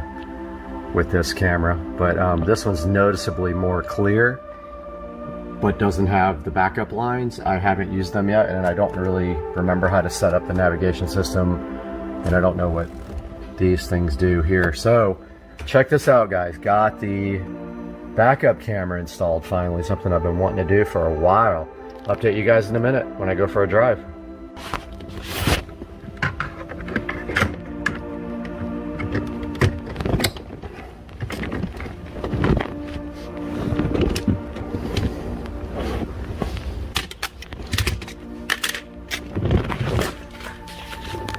And we are back. Got everything buttoned up. I got the garage cleaned up. So this is the Avon navigation system. There's a million of them out there that are just the same. It is an Android unit. All I can say about these guys while we're talking about it is they never update them, so you can forget about getting a newer version of your operating system or whatever, unless you are good at customizing and installing you know, custom ROMs. You'll never get that. So that's my Android. This is my ID4 digital dash. This is my custom USB connector for my digital dash to upgrade it and to put new software on it. And let's see what happens now when we put it in reverse. Alright, so this is the first time I've ever seen the actual backup camera. Now notice here we got some issues here, because I noticed that every once in a while this one will not sync up, but it looks like it might have. Finally, it was rolling and then it stopped. This one's solid every single time. Now, it might be hard to see, but let's try to reverse. I've never done it. Look at this. Wow. Oh, pretty cool, man. First car I've ever had with a backup camera that wasn't a rental or a loaner. So check that out. You can even see my trash can, and I can drive on my backup camera and here on the ID4 if you would like. So pretty successful project. It was a lot of work. It took me about let's see, 5 hours to put in the backup camera and wire it up to power. Luckily, this navigation system has the power for the backup camera ready to go. Otherwise, I would have been hosed and had to use another source of 12-volt power. Anyway, if you guys got any questions, hit me up in the comments. I'll be glad to answer them. Check the 2011 car out with the modern technology here. I know it came with you could get an optional backup camera, but not like this, man. Oh, heck yeah. Now, so this is a problem. This thing rolls. Yeah, and then it locks up. So I'm gonna talk to the ID4 guys about that, and I'll let you guys know what they say. Supercar Street Racing, have a great day, man. Say hi. Let's see if this thing will start. This thing is not staying.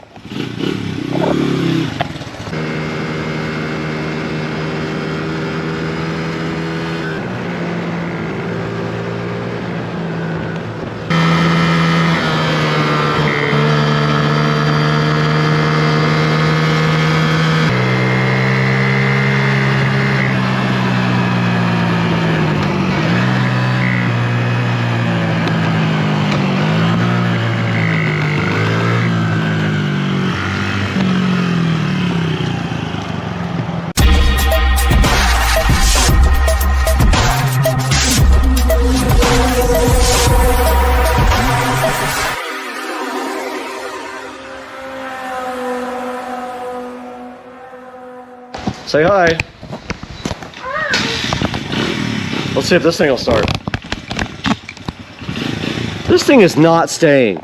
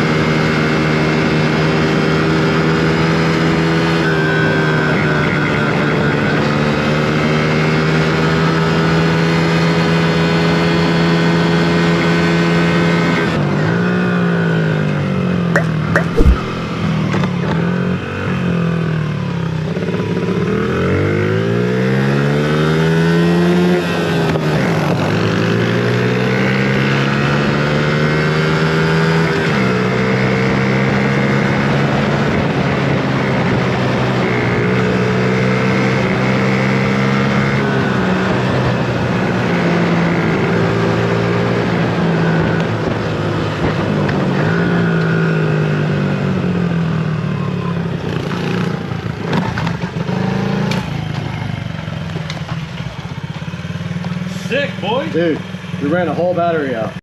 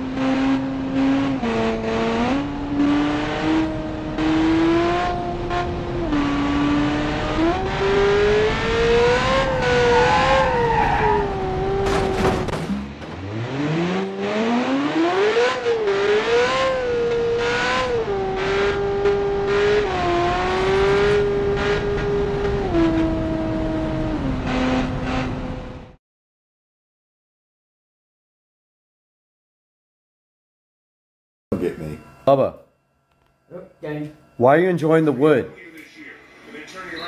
What is so good about it? Bubba. He is in the wood. We are having an insane storm right now. The wind gusts gotta be 50, 60 miles an hour out here in Jacksonville. This is crazy. Look at this. Florida life, man. Oh, I wish I would have made it higher now. It's right on top of the spigot.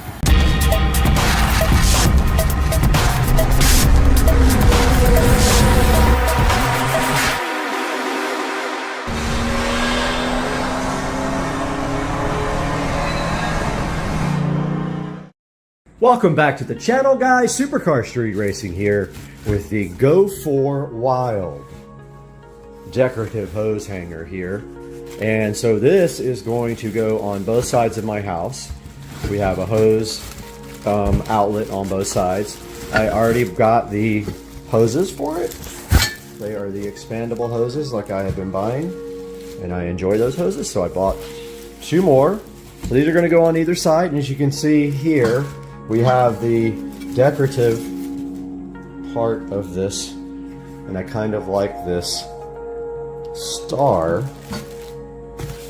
I have 2 of these. There's another one in the box right there, and this is actually for the home theater, so that's a separate thing. But yeah, so this is the guy right here. Comes with 2 pieces. Here's the instruction manual for it. So it looks like it shows you how to put it in studs or in concrete. I actually have a set of concrete screws. So this should be pretty easy to install. They give you like huge, we're not going to use those. We're going to use my concrete drill bit and concrete screws to put them in the stucco. So here is something that needs to be removed. So we need to cut that right off. Let's grab our scissors right now and cut this off and take a look at how this thing goes together. Yep, that's just the installation screws, which we don't need. We're using the screws that are designed to go into stucco or concrete. You just drill out a small hole, and these are awesome screws. They go right in. They come with a little bit and everything. But it looks pretty simple here. It looks like basically you hang this part, you hang this on the wall first, level it out and everything. So it's easy to level these out because you do one side, put the level on it, mark the other side, and then drill the other side so it's level. So after this is hung up on the wall, it looks like let's see if they want you to, so they say to remove the bolts. Remove 2 pre-assembled bolts. Okay, yeah, they want you to actually put it together first. So you actually take these 2 screws out, and then you attach it to here. And I guess it doesn't matter either way. I mean, it's the same thing. These are pretty cool. They're pretty sturdy feeling, pretty heavy. It says they can handle 150-foot hose. We're going to find out. But let's grab the tripod and put this thing together. And we are back with the, what is it called? Go For Wild decorative hose hanger here. So they ask you to remove the 2 screws out of the side here. Oh, there, Allen. Wasn't expecting Allen's key. Any of his keys. I wonder if they give you a Allen wrench. I bet they do. They do. Pretty funny. They decide to use Allen's and they have to supply you with a wrench rather than just using, you know, a standard screw. It kind of doesn't make sense. So you have 2 of these guys, but it looks like you just insert like that. Pretty simple. And then right here, 1 screw goes in like this.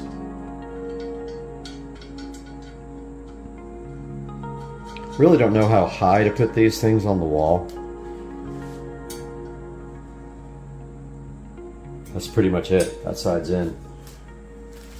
They just come in 2 pieces, I bet, for shipping. And here is the second one of Allen's key. Pretty much this one's done, folks. Just remember, don't put it in backwards. Star's got to face forward when you're... So there it is, all assembled. Let's grab the other guy. Number 2 out of the box. There we have numero dos. Man, they give you some beefy screws. I guess thinking that the hoses are heavy, they give you pretty beefy screws, but you're going into concrete, so. Here's number 2.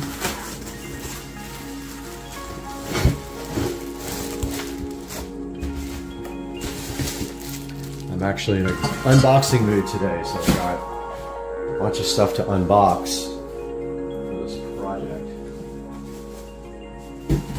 Waiting on speaker wire to finish the 65-inch 4K bedroom project. So that should be here today, in which case I can get up in the attic tomorrow morning when it's cooler and pull the wires and run them down through the cap. So that's coming. Here's our second one. And our second hardware here, which we don't need. We'll keep the Allen wrenches as a gift. Allen's key, as the stereo channel likes to call it. Steve Willison. Easy assembly process right here.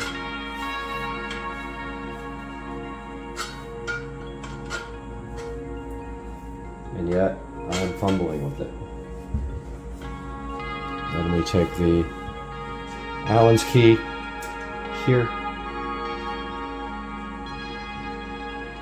That one feels a little bit stripped, but it went right in.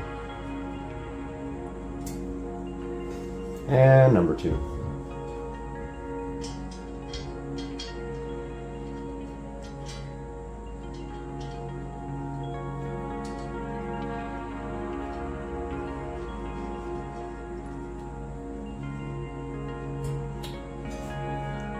This one is complete. Now I'm going to show you guys the hardware we're going to use to install this on the walls outside. Back again, guys. These are the Wedget concrete screws. These are awesome, awesome, awesome for stucco concrete. They come with this bit, this drill bit. So what you do is drill a hole at least the length of the fastener. Otherwise, these will bottom out and you won't be able to get them in. So you go drill it at least that long, and then all you do is it comes with this bit. Comes with that bit. You just use this bit in your drill and drive that thing right into the wall. Super, super easy. They're called Wedget concrete screws. If you guys need to put anything in not drywall, into concrete or stucco or masonry, these things are freaking awesome. I use them everywhere. That's what we're going to use to install these guys. All right, guys, so we're going to go ahead and get this installed. I brought my level out here, and what we're doing is going to mark the center of the hose, level this out like this, make sure it's right in the center of the pipe, levels right there, so that's the center. That's what I'm going to work off of to get this guy installed. So my mark is here. I'm going to go right there. Looks pretty centered. Yep. Just going to mark one side here.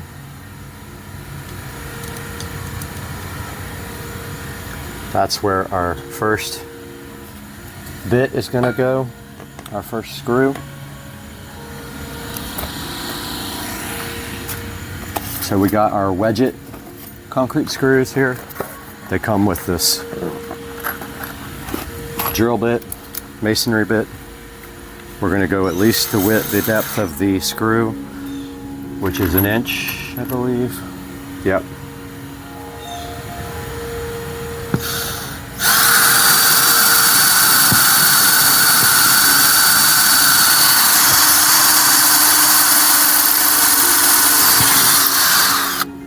Okay, perfect. Now it came also with a hex driver that fits it.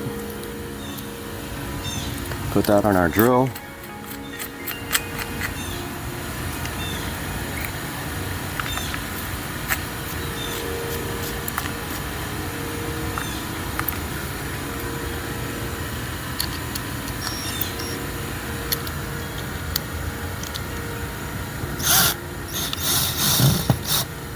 And there is the first one.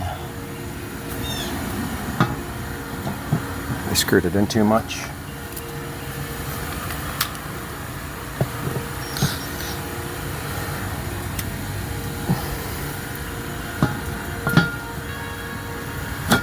Just like that. Now we got to get it level and mark the other one.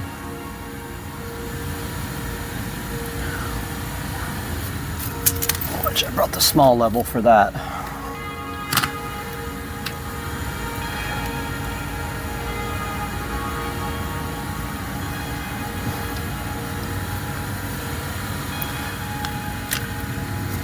Right there.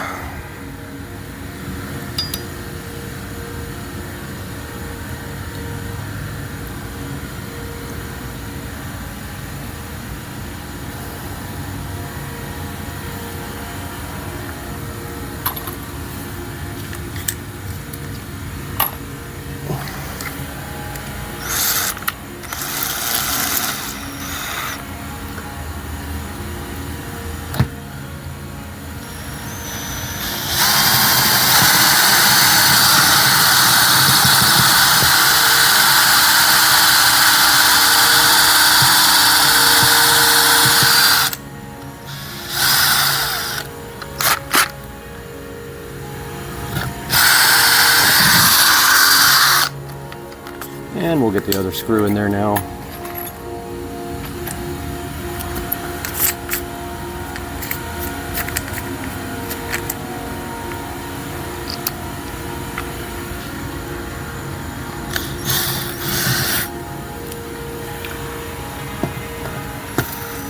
There we go.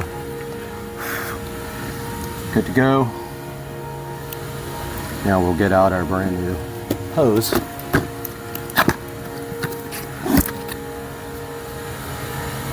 We really need a new spigot there. To do that, we have to turn off the water, and I bet you that won't come out. There's our brand new expandable hose. 100 feet.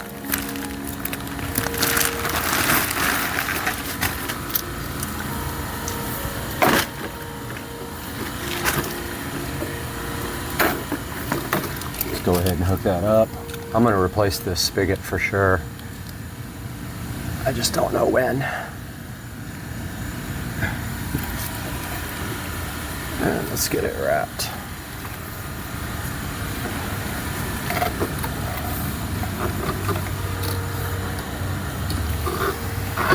Oh, I wish I would have made it higher now. It's right on top of the spigot. I put this too low. I'm gonna leave it, but see how it's touching the spigot almost? That needs to be higher on the other side of the house. I'll end up moving this one eventually. Okay, so there's that. And here's the free sprayer that it comes with.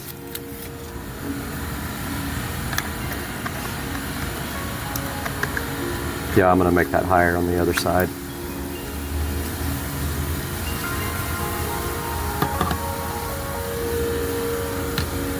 Almost wish I had a little hook.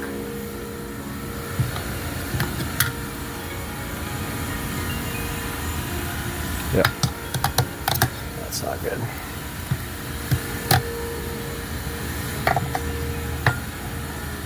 Perfect. And that's it, guys. It is installed. It should actually be up right around here. On the other side, I'm going to get it another 6 inches or so. Looks good though. Came out really nice. What do you guys think? Looks awesome to me. All right, over here on the other side, working on the other one, where I won't make that mistake twice. And I forgot my pen. Of course.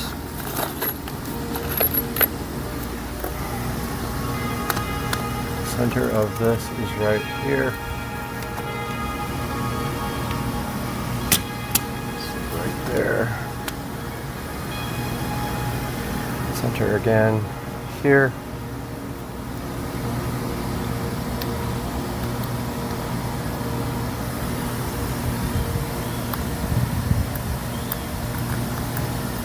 There, kind of where that dirt is.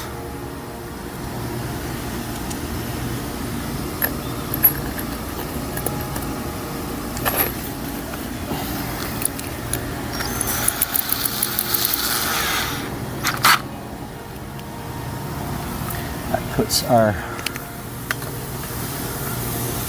center right about there.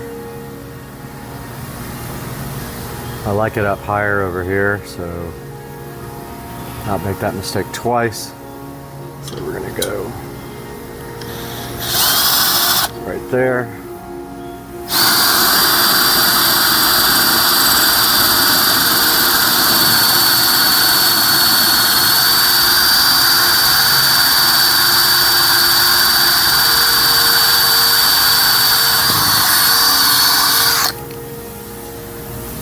Just like that.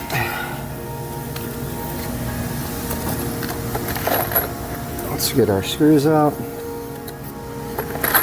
and our bit.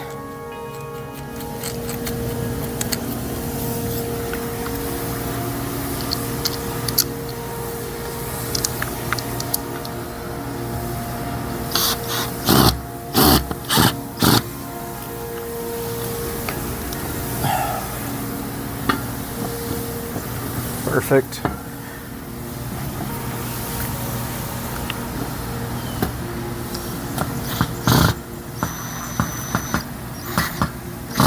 I know that's the right bit. Why is it not fit?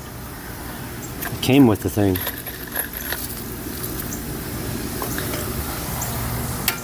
Get it leveled.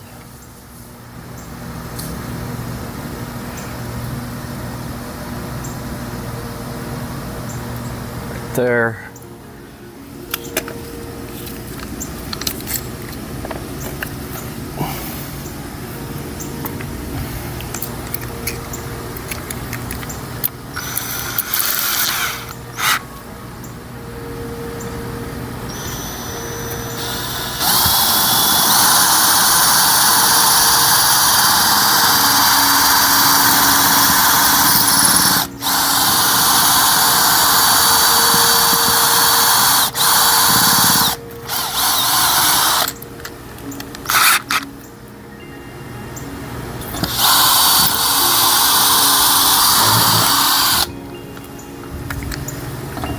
Oh, we marked it up a little bit.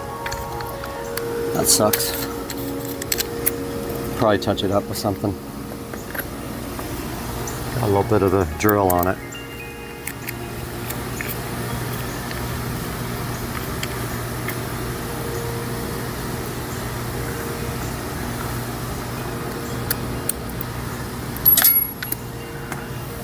Dropped it. All right, driving the concrete screw in now.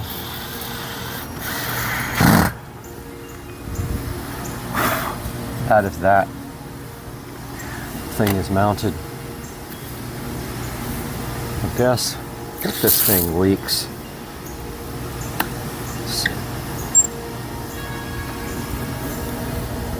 Yep.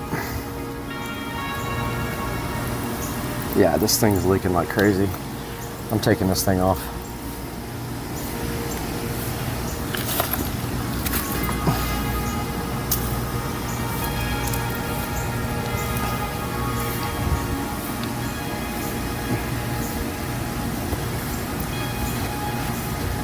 have to end up getting a new one if I want another Y adapter on here. This actually is already wired over to the spigot over in the garden, so yeah, all right. Let's get our hose out.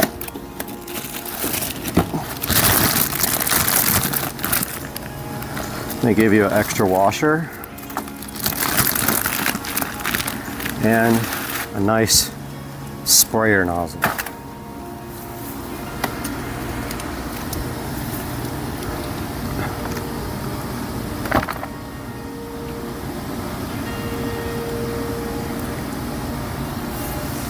All right.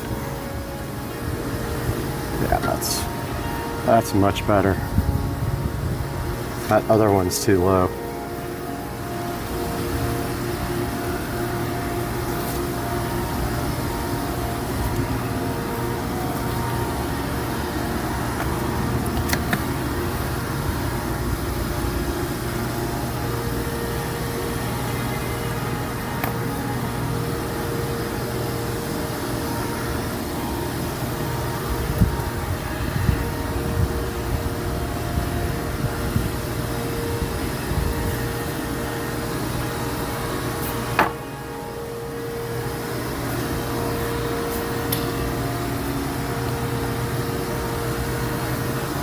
Looks pretty good.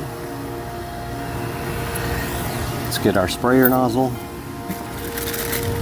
These all come with a free nozzle, which isn't actually free, you're paying for it, but they all come with one.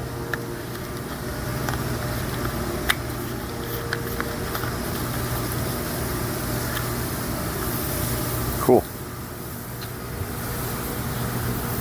Awesome. Looks so good. I like it better up higher. Very nice, guys. Hope you enjoyed the video. There'll be links in the description. Please like and subscribe for me. Have a good day. Hey, what's going on, everybody? It is Friday, and we got a little project going on today for the SL6. Florida life. You go in your backyard. You got one of these guys chilling in the freaking weeds, ready to come out, get you, bite your face off.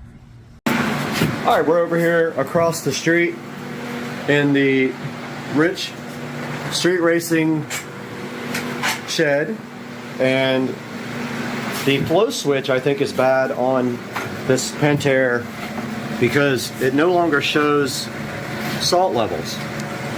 So we ordered this new flow switch off of Amazon right here. And today we're gonna go ahead and install this for the Spivey team.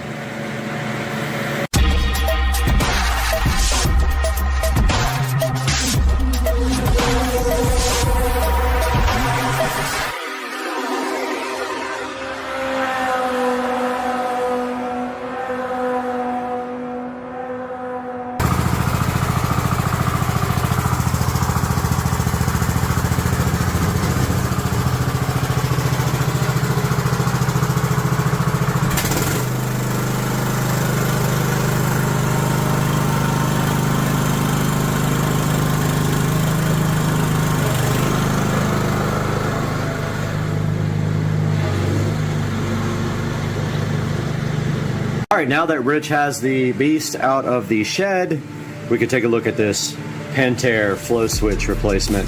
Now, Pentair wants you to spend money and get a whole new salt cell. If we go underneath this little cover here, there should be a flow switch that is probably bad and causing not to show a salt indication on the app. And so we see right here, right now, this flow switch, notice it is hardwired to the salt cell. So we have to cut it and put our own on it. So we are gonna do that right now. Here's the replacement, and hopefully the wires are the same color codes. Otherwise, I don't know what to do, but I'm gonna find out right now. All right, we got the existing flow switch wire cut here.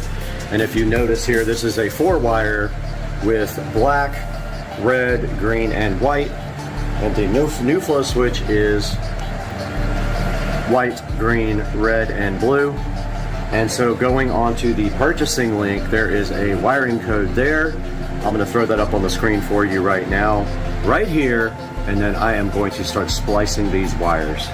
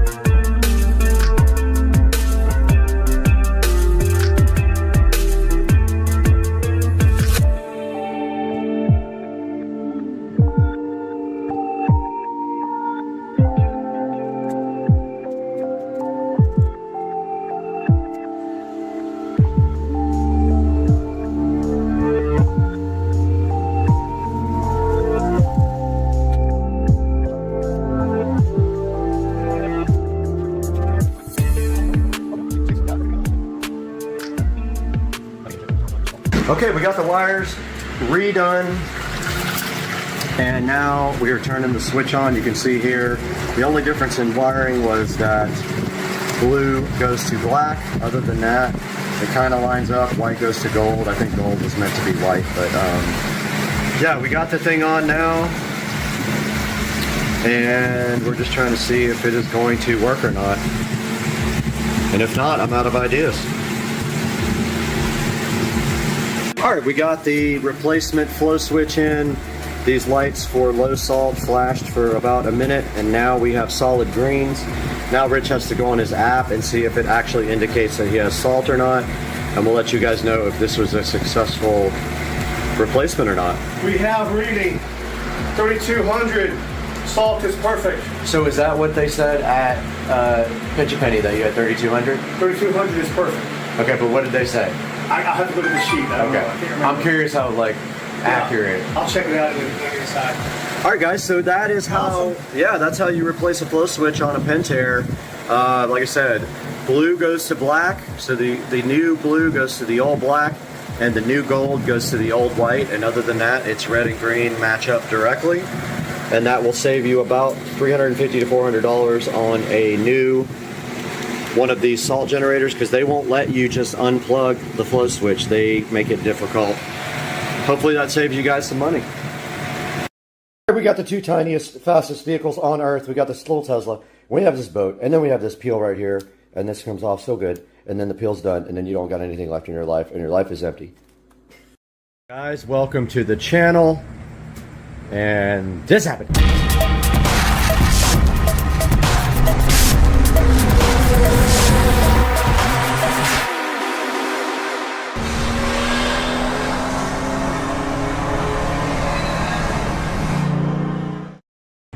Guys, welcome back to the channel.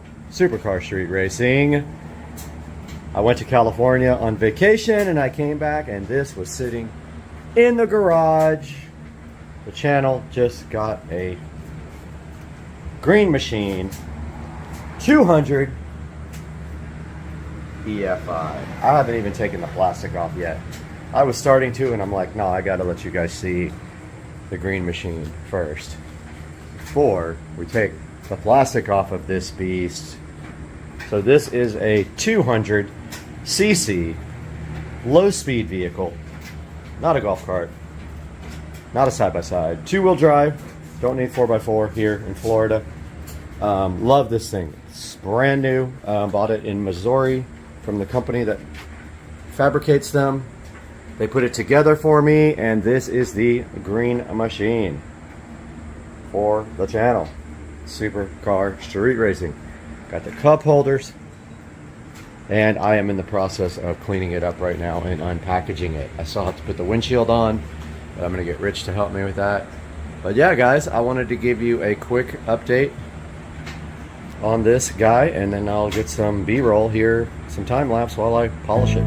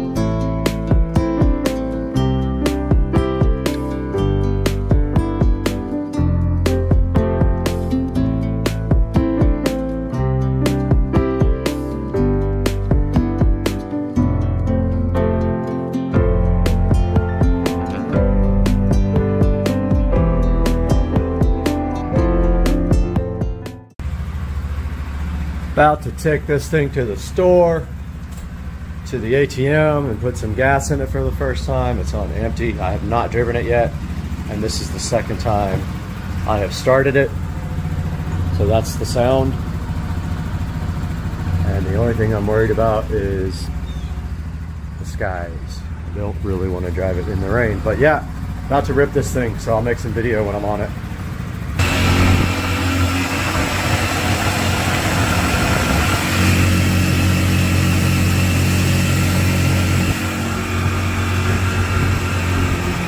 So it's a lot louder than I thought it would be, honestly.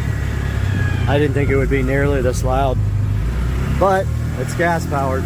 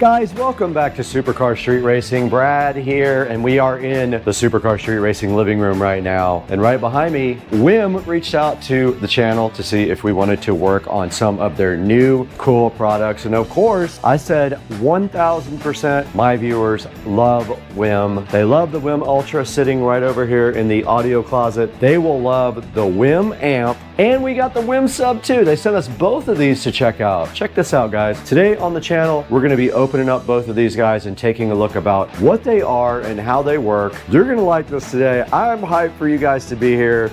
Let's get rolling. The train's going out right now.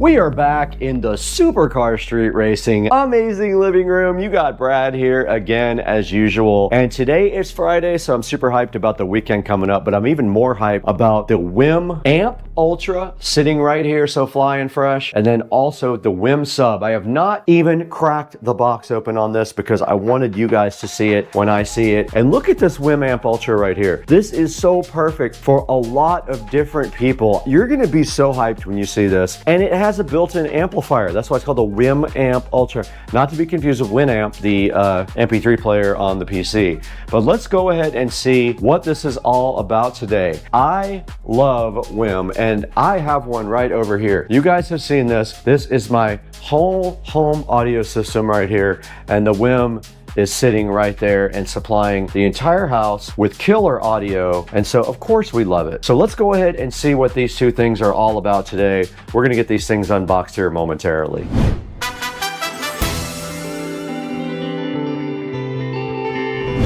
So this is the Whim Ultra preamplifier, which I bought because I thought it was so cool that it had subwoofer outputs and does all the streaming, and it has been a workhorse for the SCSR compound and the whole home audio system that I built right here. You guys can see that video on my channel where I rebuilt this whole entire closet for one purpose, actually two, to feed my whole home audio system here, to also feed bass to all my subwoofers with this bad boy EX1200 subharmonic synthesizer. And now it is also doubled as my live stream. We got the ASUS NUC 15 Pro right there. streaming right now on YouTube Live. You guys are live on this webcam right here. And then of course my YouTube silver play button is housed here, so fly and so fresh. And so today we're taking a different look at a WIM product because this one actually has a built-in amplifier. So that's going to be kind of exciting to see exactly what that can do for us. And all that is sitting right here on the table today. So I'm so hyped to get this opened up. Let's go ahead and start this unboxing session, but I don't know what to get first.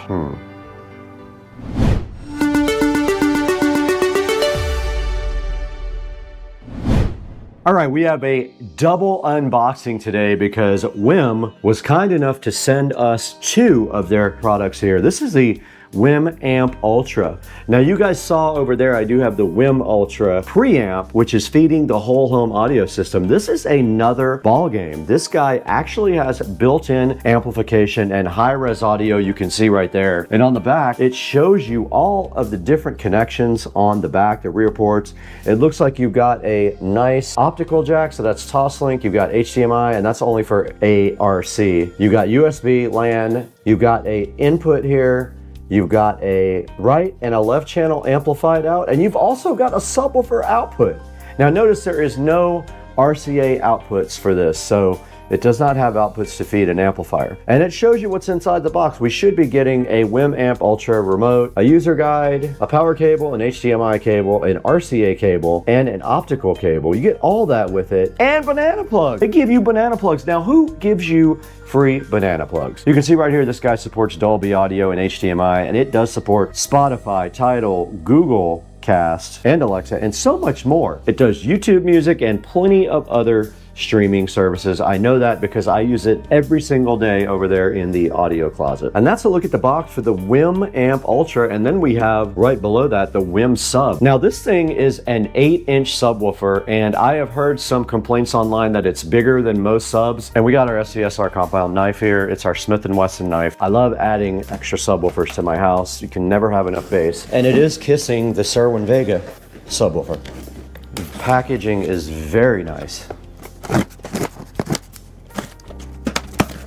Here we have the WIM Sub, and inside of this box, another box, and it appears to be upside down. So let's do that move again, and this thing looks so cool. It is a very clean packaging. There's not a lot on the box. All you do see is the subwoofer here. There's some stuff on the back. What's inside? You get a sub, you get a power cable, and you get a RCA cable. And if I remember correctly, this has a single LFE input. It does not have a stereo input for bass. But the cool thing about this guy is it also supports network for feeding it if you have a WIM Ultra or a WIM amp like is sitting in the box. Right on top of the Sub Pro, we have a nice user manual there, and we have our accessory box right here. It looks like this will house the power cable and all of the other cabling that they give you. And then inside of here, looking so fresh underneath this protective styrofoam condom, is the WIM Sub. And I'll be honest with you, it is actually smaller than I thought it was. This is not a large subwoofer at all. This is a small, it is compact.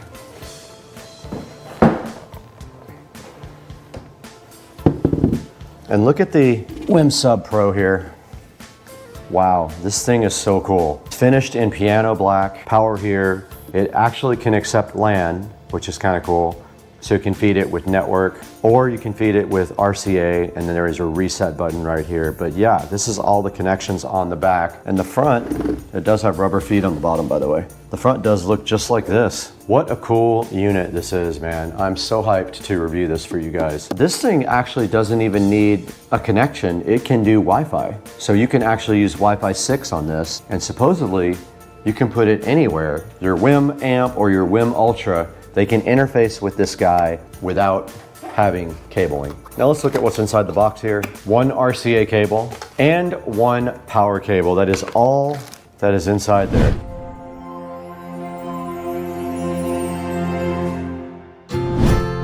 We're standing directly behind the WIM amp, and this is different from the WIM Ultra because this guy has built-in audio amplification. It also does have a subwoofer output, which is super cool because you can drive a powered subwoofer with this guy right here, or you can drive the WIM Sub Pro with it either wirelessly or wired. Either way, it'll work. We already showed you guys the outside of the box. Let's go ahead and break into the WIM amp and see what this guy is all about. Now, the WIM Ultra is sitting in my streaming closet right there for the whole home audio. This guy can work independently from the WIM Ultra, and it can also power its own speakers, which is awesome.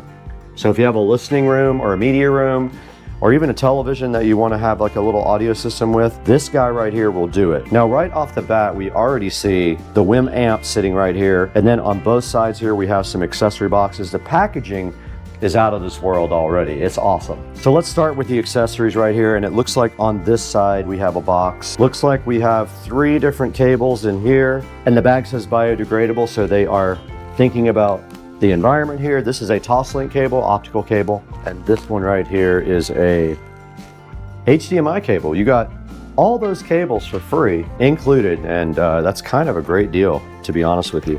Not a lot of companies give you free cabling. And in this box, oh, you've got some awesome banana plugs. They gave you banana plugs for left and right, and they look like they're high quality banana plugs too. USB Type C to USB Type A included. And then here is the WIM remote right here, which is very fly. Now, unlike the WIM Ultra, they have changed the remote to silver. The WIM Ultra remote is black. And then here is the main unit, and it is sitting inside of a condom that we have to take off. And it does just peel right off. And you can see how cool these guys are. They are very high quality. Now notice in the back, these are made for banana plugs. You cannot use regular speaker wire on these. It comes with banana plug connections ready to go. So do not think that you're going to use regular speaker wires. You need to use these banana plugs, and these do assemble very easily. You simply unscrew them, put the wire in there, and then just tighten it down, and they push directly into the back of the WIM amp. And we will be able to add this to the app that we already have. And that's going to conclude the unboxing of the WIM amp Ultra. Why don't we go ahead and get the WIM sub set up and see if we can add it to the app that we already have.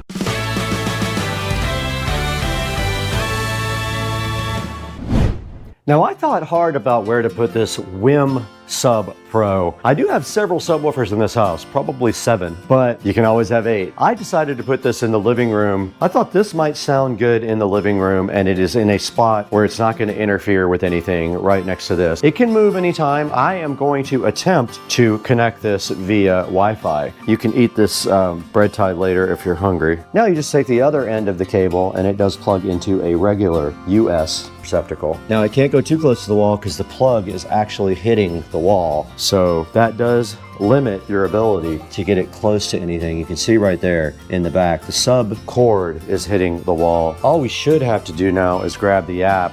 We have my phone in front of us along with these Fly Costa Gold glasses. To get going, we need to open the WIM app and we need to hit add device, and let's go see. And it found it immediately. I love that. How many times have you done this and it doesn't find your object or your device? Let's go set up. Connected successfully. Let's go. And it's going to look for firmware. Update complete. We click done. Select or enter a custom name for your device. Living room. Select a device to connect to your WIM Sub Pro. Next, we did our WIM Ultra. Now it's going to analyze the room. Let's do that. Okay, it wants me to point the mic at the sub. Sit at the sweet spot where you typically enjoy listening to music. Okay, let's go to the couch for this. And we can go to the YouTube audio library.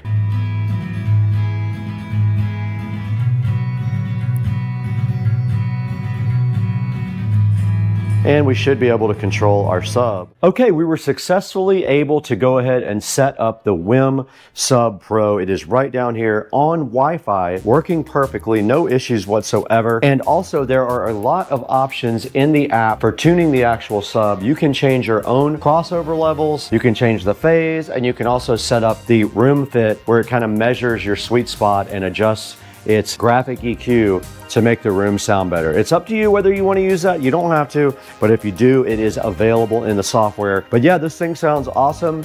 It is going to be a good addition to the SCSR compound and the whole home audio system because it does not have to have wiring. I thought about putting it down here where the PSW10 is, but that does not make sense because then the PSW10 is wired only. This guy can actually sit anywhere. Now the next thing we are going to do is go ahead and set up this WIM Amp Ultra. And I think, not 100% sure where I'm gonna put that yet. I have to think about this.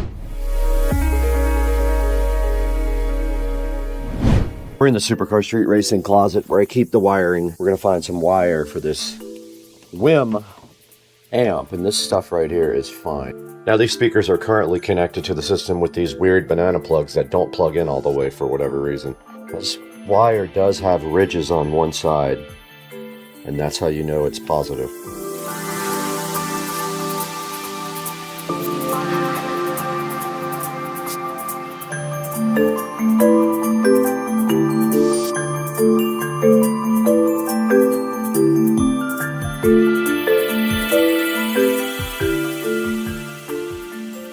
But check these banana plugs out that they give you. Basically, you just put the wire in here, through there, and tighten it up. And then you tighten this wire, and that's it.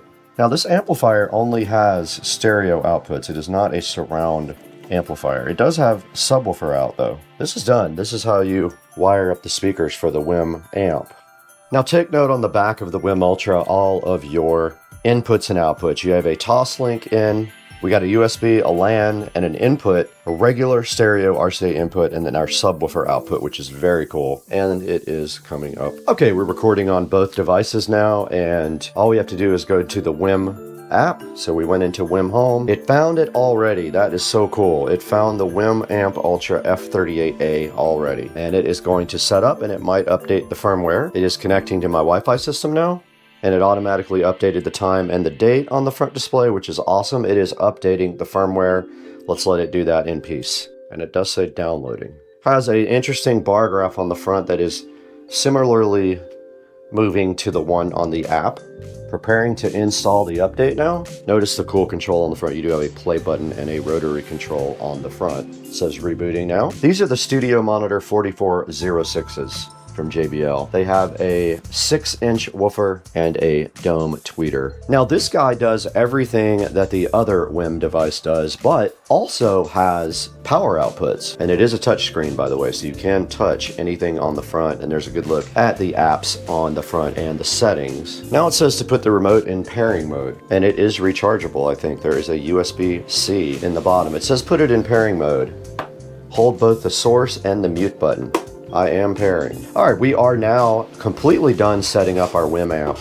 We cannot play most everything for you because copyright problems. All we can play basically is the YouTube audio library without getting in trouble, and we are paired with it now. Look at the front where it says Bluetooth. Now this thing does all kinds of cool streaming stuff, but like I said, we cannot do that because of issues with copyright, but it does support Amazon Music, all these iHeartRadio, KKBox, Napster, Pandora, YouTube Music, any of that stuff it supports. TuneIn, Internet Radio, Spotify, you name it, it is on here. Good old-fashioned Internet Radio, Google Cast, and Amazon Alexa. Now that we are in Bluetooth mode, we can go to the phone.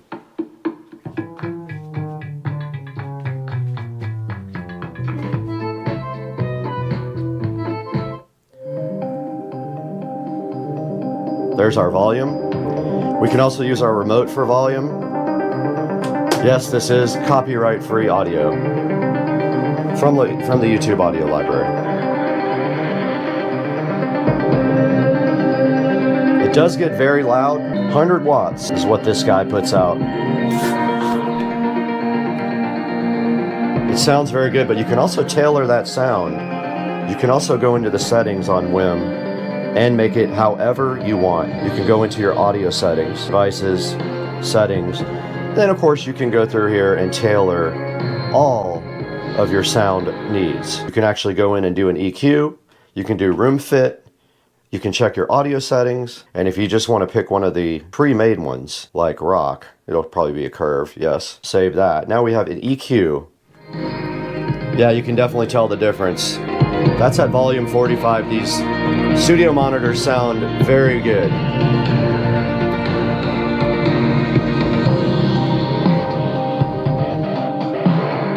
Very nice. I love the WIM Amp Ultra. It has plenty of power for these power hungry monitors as well. These guys are inefficient, so at 50 volume, it's pretty loud.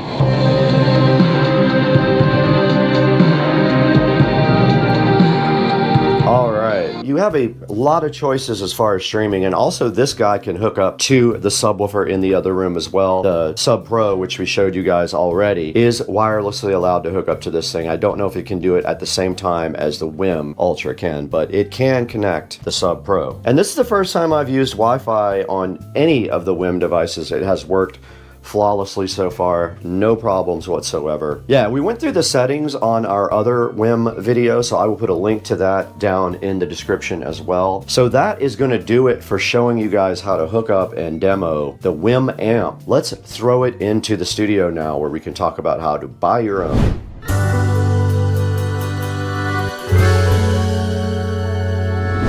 Hey, what's going on, guys? Welcome to Supercar Street Racing, and we are here in the lovely Studio B. This is the second studio we have at Supercar Street Racing to go ahead and edit inside of the actual house. And today we have the WIM Amp Ultra and the WIM Sub Pro, both for you guys. WIM reached out to us to see if we wanted to work with them, and of course, I love their products, so we did get both of these guys from them to review. And I'll tell you what, I love the WIM Amp Ultra as much as I love the WIM Ultra. It's the same exact box, but it has 2 channels for 100 watts of audio on a stereo pair there, and also subwoofer outputs. It does have all the same streaming capabilities. It has a RCA input jack, optical input jack, HDMI ARC input, and has a network jack as well, or does Wi-Fi. That is the WIM Amp Ultra with voice remote. Very cool product. I was super hyped about it. And they also sent us a WIM Sub Pro, an 8-inch 250 watt subwoofer that can work in a variety of configurations. You can feed it LFE in, you can do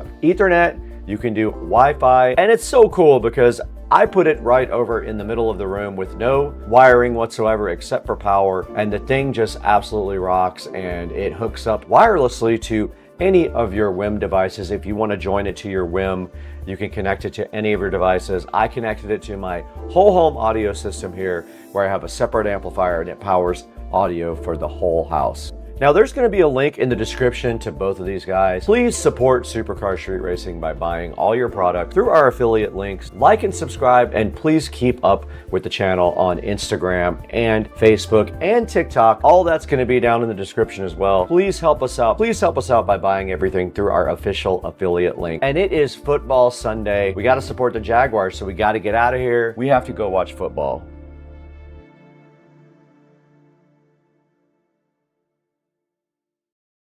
Hey guys, back to the channel, and today we have this end table here, just like the other one that we reviewed the other day, only this is a skinnier version. It is the Roland Star end table, and we're going to be taking a look at that. This Prism table lamp that's going to go right on top of it, and we already know all about the Govee smart LED bulbs. That's all today on Supercar Street Racing.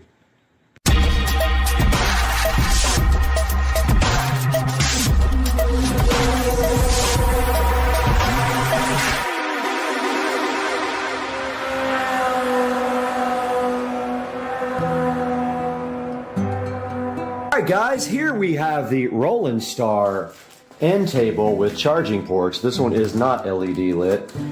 They do not offer it in that like the other ones that we had on the channel the other day. This is for the studio to go beside the lovely futon, and this will be a place for people to charge their phones and put their drinks on and have fun and party and all that stuff. And so we are going to build this today right here on top of this table, most likely. But let's take a look at what's in the box.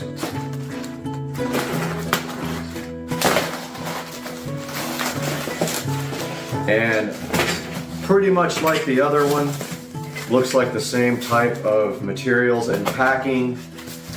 However, this one does not have integrated LEDs, like I said. It does have a lot of styrofoam condoms inside that will make a mess all over everything.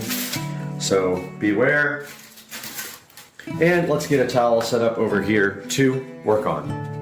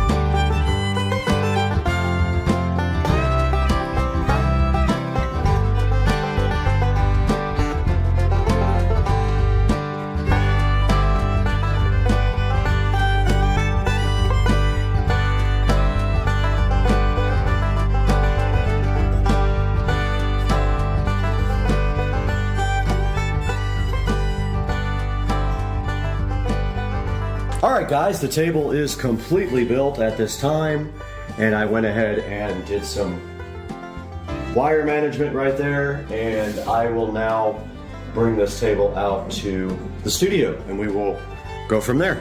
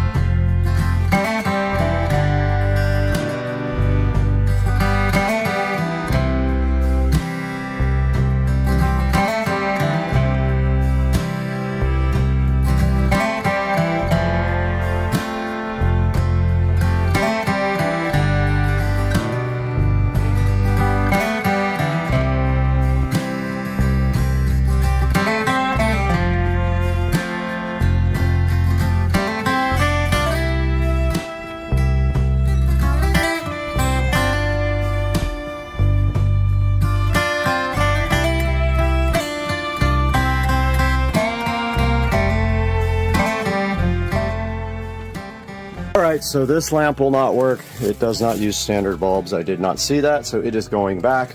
I'm going to go steal one of the lamps out of the theater room.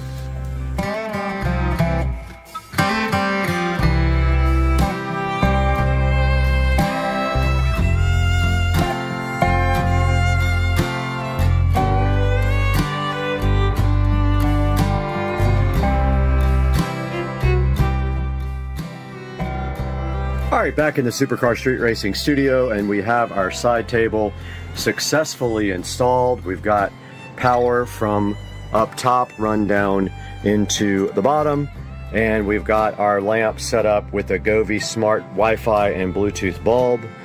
And you can see here we just have a space about right there that we can do something with, and I'm thinking about a very small desk to put the old school Mac on it, the iMac that I rebuilt. That is going to do it for today, but that is a look at the... Let me get the lights turned on. Alexa, turn on the Switch Studio lights to white. Alexa, set the Switch Studio lights to white. Oops, I keep saying it wrong. Alexa, set the Studio Switch lights to white. Okay, so there's a look at that barely fit. It wouldn't have fit if it wasn't for the fact that these tiles can compress. It's very tight, but that was the only thing I could find to put there that would fit. And that's the way it looks, and that's the way that the side table came out. It's pretty good. I love it, and I will leave a link in the description to this. It has these nice pull-out drawers here where you can store your USB cables or other stuff, and it does have power and USB back here so people can sit here and charge their phones if they want to as well. Guys, thank you for watching. We'll see you next time on Supercar Street Racing.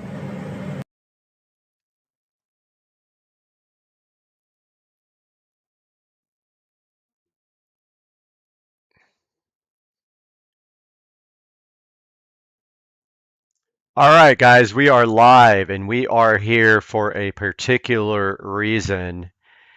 And all of a sudden yesterday, this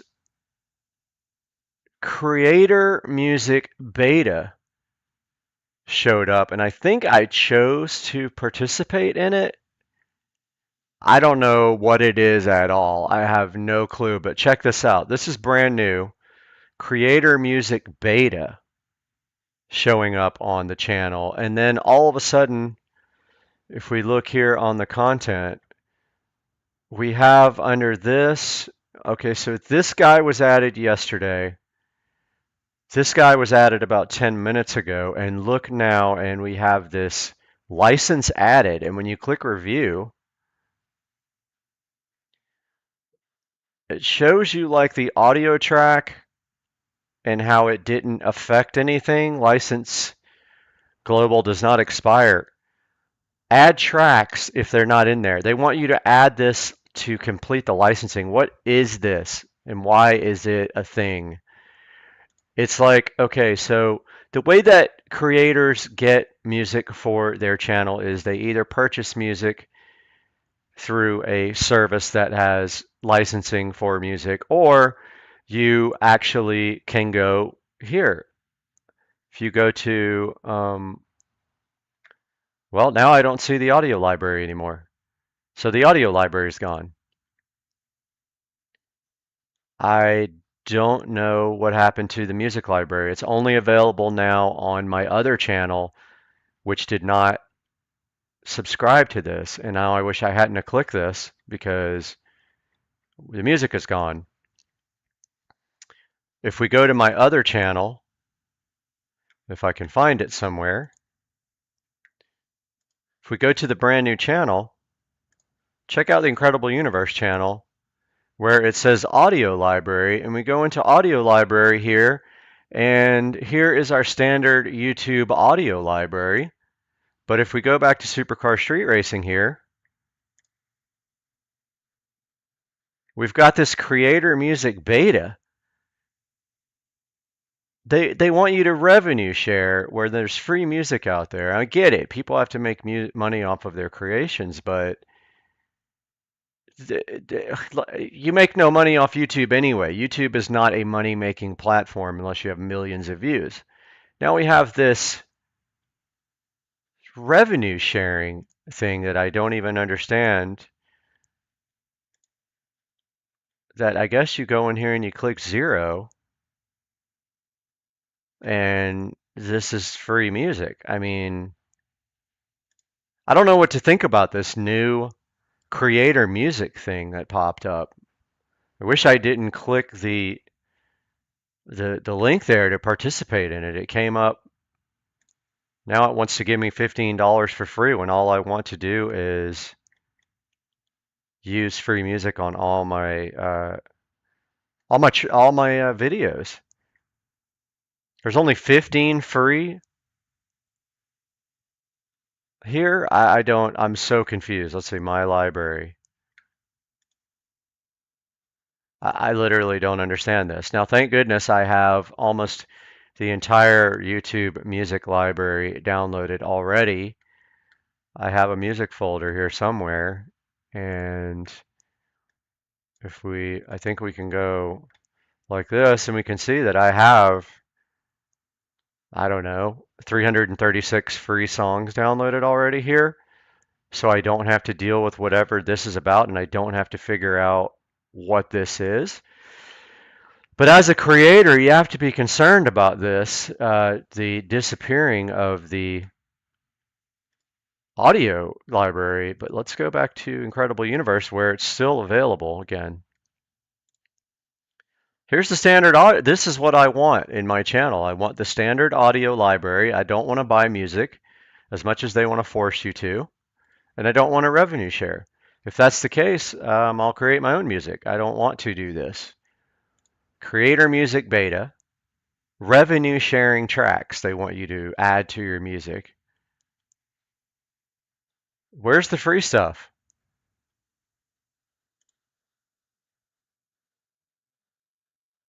It all says 0, but yet I'm not getting it. I'm not getting the point here. What this price is. It's telling me, let's see. I can say buy license. I mean, I don't even know what this sounds like, but let's listen.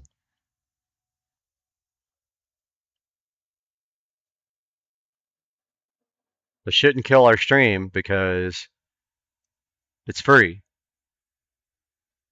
Let's add to library, see what happens.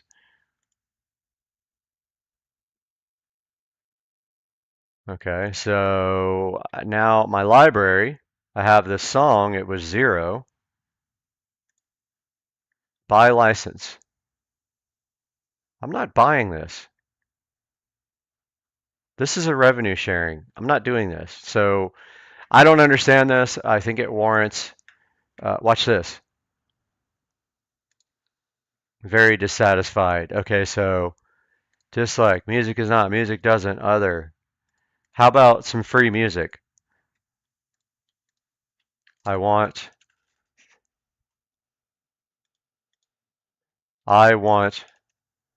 the free library back. Now, as a creator, you have to be concerned about this. Look at this. Okay, so look, okay. Creator music on the left here. All right. Okay. So go back to, let's go back to the Incredible Universe. Why is this audio library here? And on Supercar Street Racing, we have accidentally signed up for creator music. Let's see if we can get rid of that.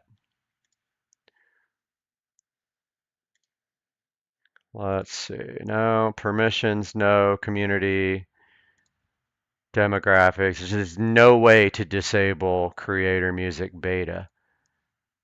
Let's go back and Google this. Disable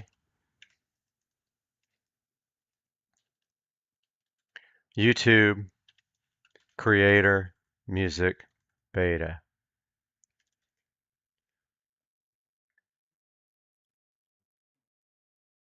No, it's all creator music. It's all creator studio. And here's the fact about this. So this is going to take over. This is going to take over where the audio library was, guys. Look at this. This music situation on YouTube is literally out of control, and you can't really do anything music-wise on YouTube. Forget about using any commercial tracks. If you do, you won't get to monetize your video. Even though a guy like me, let's be honest, what do I make? $100 a month on YouTube. They want me to share my $100 of revenue with some music creators that make millions of dollars a year on their music already. So here's the fact on this. I'm going to drop this in the description of the live stream. And this is just blowing my mind that this has come to this. And I got a lot of reading to do to understand what this is about. And let's go back to Incredible Universe, which is a new channel, which I just launched here. And you can see here, this guy still has the audio library. But the funny thing is, even though I have a channel that has 3,000 subscribers, I had to literally start over with the Incredible Universe. And I have 1,165 subscribers in about 5 days, which is absolutely amazing. I have some videos that are taking off here, but I still can't monetize until I have 4,000 watch hours. And if we look at the dashboard here, I have 30. So guys, check out the new channel. I wanted to get on here and rant about this stupid freaking creator music beta thing and hope that I don't get, you know, shut down in the process doing it and I lose my live stream. But yeah, this is the reality of what is happening with the YouTube, the music. How do we change that? I don't know, but at this point, I'm gonna stop the stream, guys. Please let me know in the comments what you know about this, and we'll see. One to leave his planet behind and journey to another. It is one of those rare moments when history is not being made, destiny is being embraced. TPSS, verify go for launch. TPSC, verify go for launch. SRO, verify go for launch. LM, verify go for launch. DLO. Back in the supercar street racing closet today, we got to do something with this guy. So this JBL Venue Sub 10 was bought in a thrift store.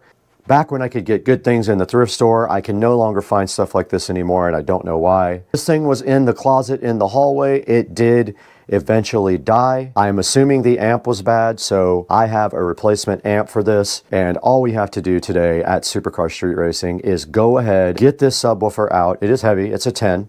Get it out of the closet and then bring it into the office and fix it. So let's get busy today. We got to get the subwoofer working again so we can have 1,000 subwoofers in my house.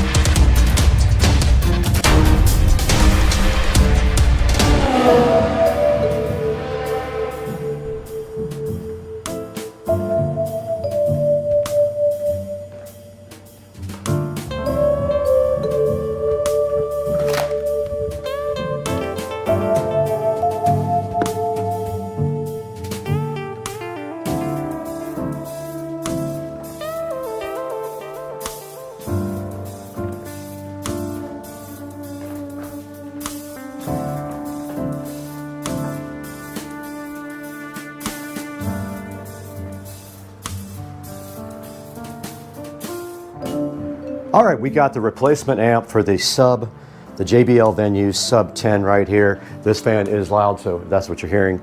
We're gonna go ahead and get this sub taken apart now and replace this amplifier. You can see right here, don't know when this was actually manufactured. I would say this thing's probably 10 years old or more, but let's go ahead and get this done real quick.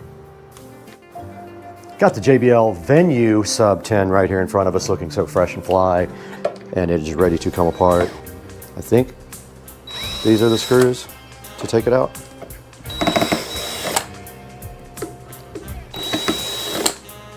Pretty sure this amplifier is completely fried. If not, we spent $30 for nothing.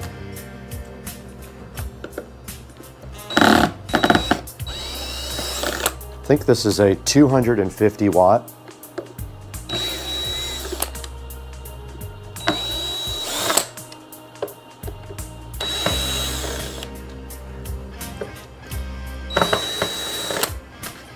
Okay, it's just sealed really well. There's a gasket. Yep. There's a gasket around it to keep it airtight. Wow. That is a short, very difficult to get the wires off the sub. Now looking inside of the Venue, there is the sub. The wire is extremely short. And there's the new pigtail wire. Positive was on the right side. That was the one that was really hard to get off. It is so short. How in the world are you supposed to get that on there? I mean, I guess it will go. I can't get the black one to stay in. It's loose. It's broken. Got him! Got him! It broke. Oh!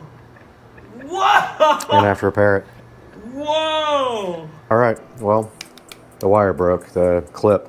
Okay, I have to cut and splice because the clip broke. So I'm gonna take the black off of this one, and in the meanwhile, give myself a little bit more room.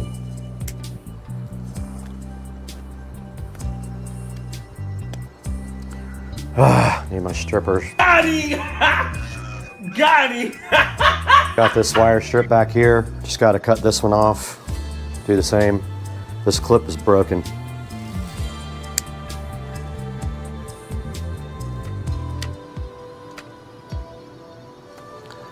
Okay, got it stripped back. Just gonna splice them together like that and zip some electrical tape around them.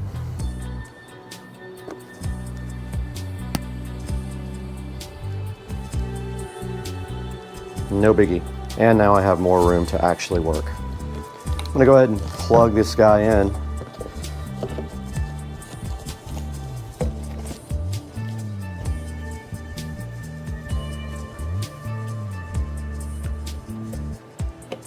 It's not exactly easy. All right, that was much easier. And then all we have to do is put our gasket back. Return our amplifier to working condition.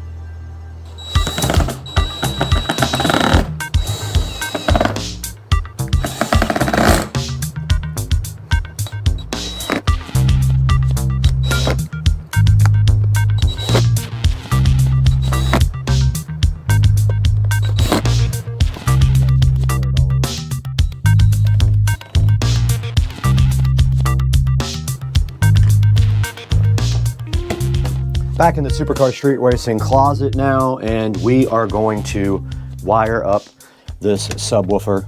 We don't need much wire, actually, because we're just gonna bridge off the other one so that we can get 1 million comments about the ohm load.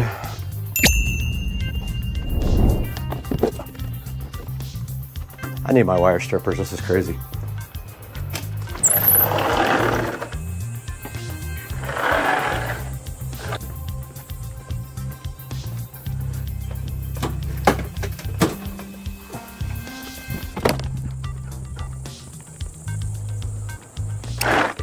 It is so hot outside.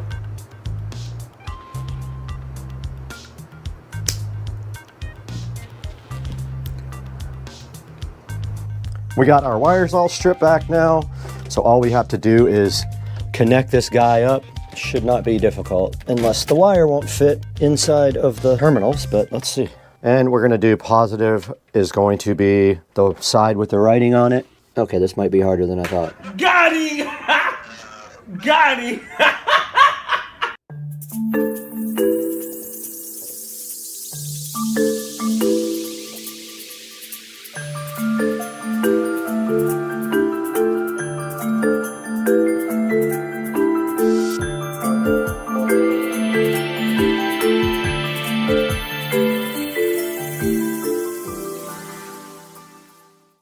All right, we are all done with the project. You can tell that the JBL hits much lower than the Sony.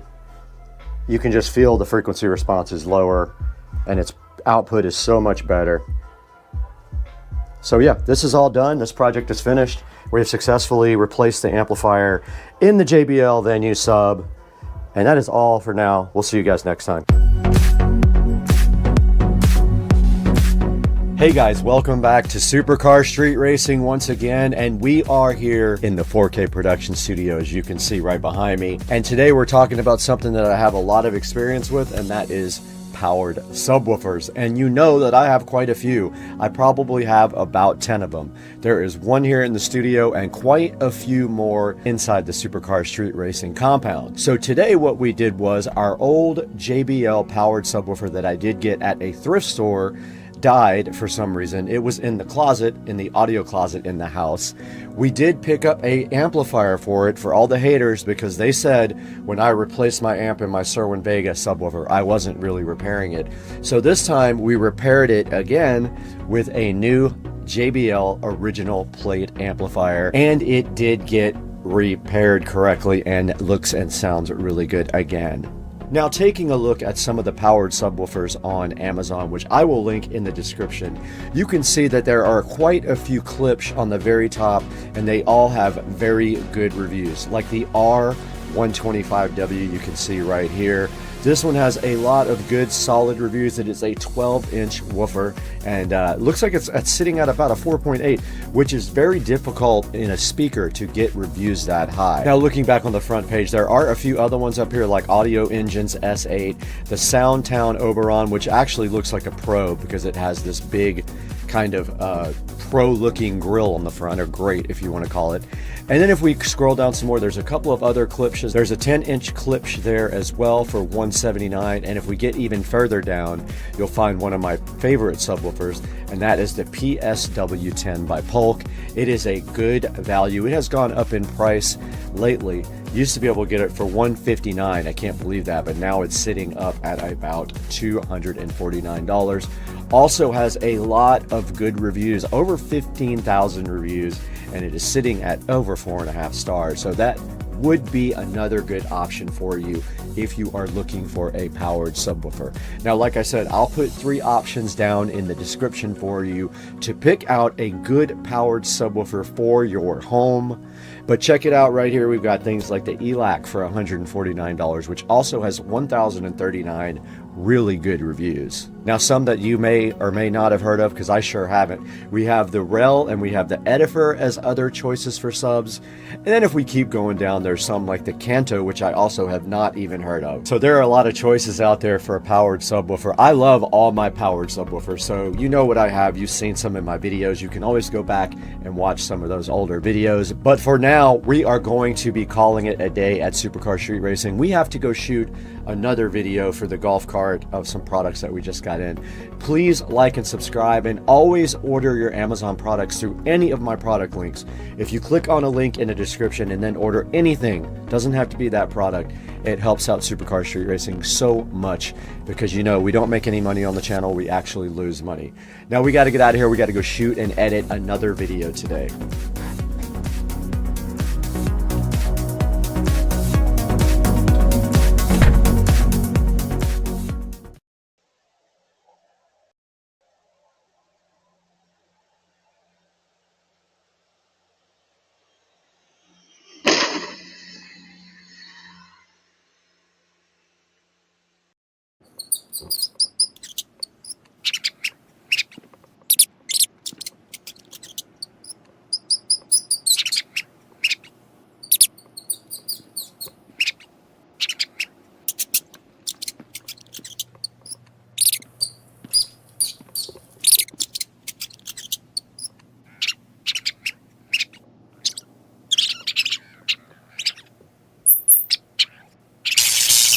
Welcome back to the channel, and today we have this electronic rat killer we're going to be taking a look at, so hang in there on Supercar Street Racing.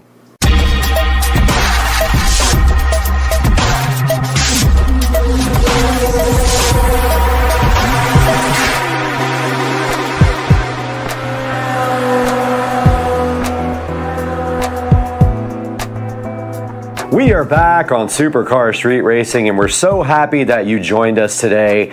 And we're taking a look today at this electronic rat killer from Xpest on Amazon.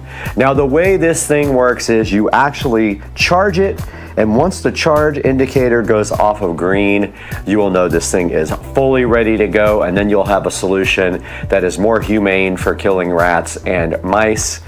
And you just slide this door right off the top of this guy, you put some bait right inside there, slide the top back on, and on the side here there is an off-on switch that you do turn on. Alright, once you have this electronic rat killer loaded up, it does come with an indicator LED right here. It is a small little LED light that you plug into the side, and supposedly it will let you know when this has actually activated. And you take this LED right here and you plug it right in next to where the charger goes, like this. And now this thing should just flash whenever something is caught in the trap and killed. Now, XPest does not recommend that you use this thing outside. I am going to break all the rules, of course, and put this outside on my patio because I need something to try to get the mice out there. I do know I have a mouse problem out there because last year I would find droppings and things like that. That's a good indication that you do have a problem. Now, it has some LEDs on the front here, and actually right now it is in charging mode. So if this guy right here has a green LED on it still, it is charging. It is plugged into a standard USB-A 5-volt accessory jack here on my nightstand. Now the red indicator light is on. High voltage electric shock, keep working, whatever that means. The translation is a bit rough here. 2 blue indicators on the trap and power line flash separately. Rats were killed, flashes once per 5 seconds, and that is this LED here that we just plugged in, and this blue indicator right here on the front. Green indicator light means that it is charging, and it will go off when this guy is fully charged. The red indicator and blue indicator flash alternatively. That is a low power warning, and you need to get this thing on a charger. The buzzer alarm reminder after your electricity is finished, it rings twice of 30 seconds. Not sure what that means because the translation is really loose on this.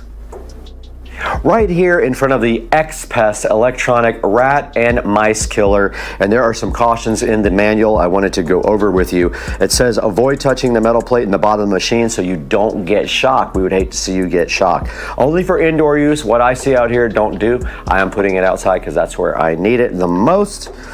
Do not leave the mousetrap open where children or pets can reach it. So obviously you don't want to leave this top door off here, which slides back because of the risk of electric shock. Wait until the blue light flashes and the buzzer prompts to open the cover when the mouse is shocked. Don't open it before that until you do get an indicator light on here and on this LED that is so coolly connected to the trap. When the yellow indicator is on, the battery is low and it does need to be charged. The mouse killer trap supports 30 times electric charge after it is fully charged. And if the place where you put the trap is not convenient to see the indicator, plug it in the power cable with the LED indicator to remind you to clean up at the electrocuted mice in time, which is some very crazy translation. This has a 12-month free limited replacement warranty on it, and you can contact them if you have any more issues. Now this is a pretty simple thing to understand how it works. Basically, you put food on the bait slot inside, the scent attracts a rat or a mouse into the product. When they touch the metal plate, the high voltage inside will electrocute it. Compared with traditional cage and trap, the electronic is more efficient, safe, and hygienic, and it does not need to touch the dead animals and kills rats and mice safely. Okay, taking a closer look at the XPest electronic rat killer. Basically on this side here, it does have your power switch, which it is off now because it's charging. It has a high voltage indicator warning right here, some little instructions on how to operate it.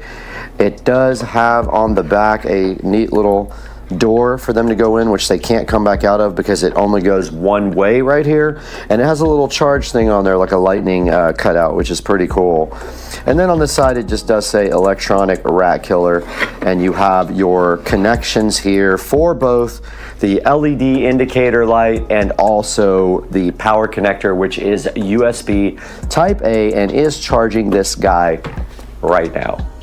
Now that we've taken a closer look at the XPest rat killer, we're going to go outside, put some bait in it, set it up, and see if we can get any results overnight. We are outside of the Supercar Street Racing Studios and the compound, enjoying this beautiful day in Florida, and we do have this rat trap here, and I know for sure I have an issue in this corner with rats because I have seen droppings, and this little LED indicator,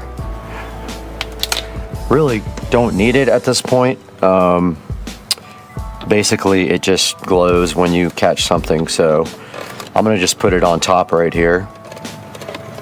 Now what should happen is after we turn on this guy, it should light up in red on the front LED. Let's see what happens when we turn it on. All right, we got 2 beeps. And so I'm assuming it's on. Let's see. I'm gonna try it again. All right, it lit up blue, then red. So I'm honestly just gonna leave it kind of like this. And hopefully they don't chew through the actual wiring. But that will keep the LED up here, facing up, that we will be able to see it next time. So I'm just gonna kind of leave it like that. And the rat does go through that hole right there. There's a little flap door that only goes one way.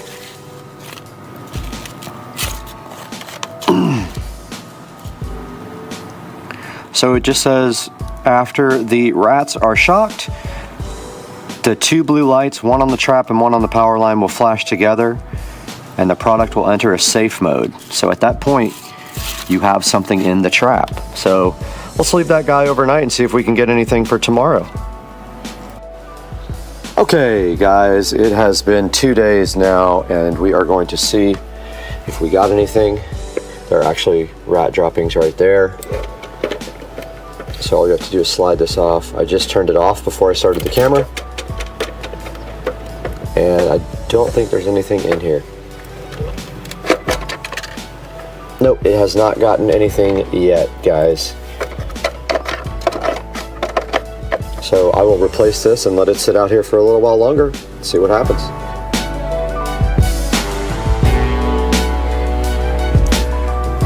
How's it going, everybody? You are back inside the Supercar Street Racing wonderful 4K production studio, and I'm Brad as usual, and today we have this XPest electric trap, high voltage electric shock to kill mouse rat, other nasty rodent, blah blah blah, and the description goes on forever.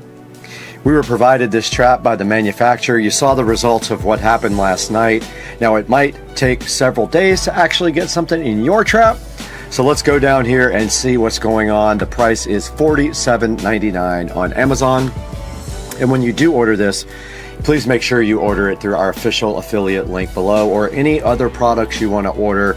It helps me greatly. It gives me a commission whether you buy the trap or not. Click any of my links in the description of the YouTube video.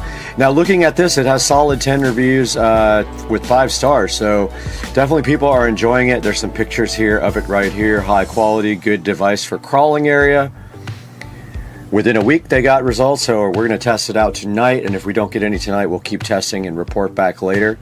But so far, all the reviews are excellent for this XPest electric mouse trap.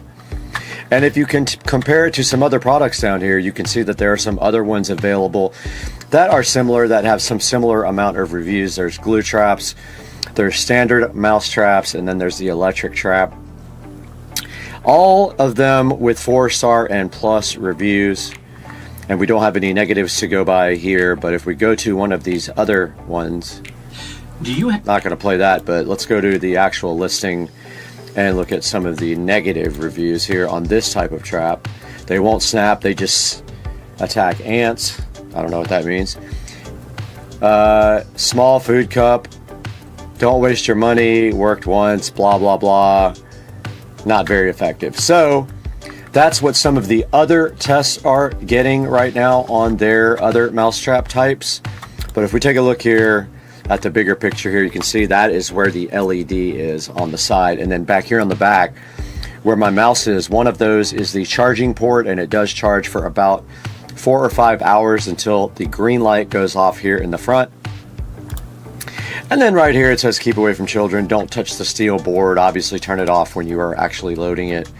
Read the manual. It says indoor use only, but I have a problem outside, so I ignored the advice of the manual and put it outside. Now here's instructions on how you actually use the device. You open the sliding cover, you place the bait, you turn on the device, and you put it where mice are active. And now you can put nuts, cheese, cookies, ham, or sugar in there, and those guys have a very, very good sense of smell. They will see it or hear it and smell it and come get it. And here is a little overview of how it works, a diagram of everything. They don't show you the LED port, but it is right next to the charging port here. It does have rechargeable batteries, a indicator on the back. Here's the high voltage plate, the bait slot, a protection switch, and then there's the indicator and the charging port on the side. And this thing is about 10.5 inches long to accommodate some bigger rats and 3.9 inches wide. And you guys saw it right outside there on the patio is where I am putting it. And that's going to do it for the X-Pest electric mousetrap. Guys, please like and subscribe. You don't know how much that helps me as a channel, and it helps us stay alive and do other reviews for you because we lose money on the channel. Hit that like button, hit that subscribe button, buy everything through the Amazon links in the description. And I got to get out of here because I am... Peace.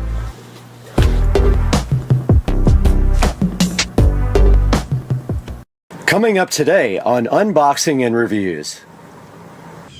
This is fine.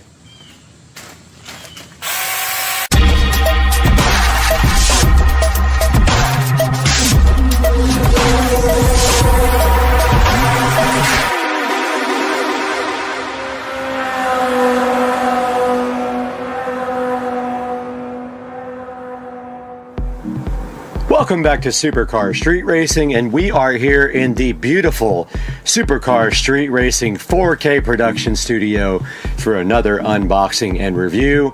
And today we have the TUMSUG mini chainsaw, and I am so hyped for this. I was so excited when I found out about this product that I immediately ordered one and wanted to show you guys. So here we have it right here on the table where we're going to be doing our unboxing. So let's take a look at what's inside the TUMSUG, which is a great name, by the way. Mini chainsaw box. Was a little bit damaged right there, but no big deal.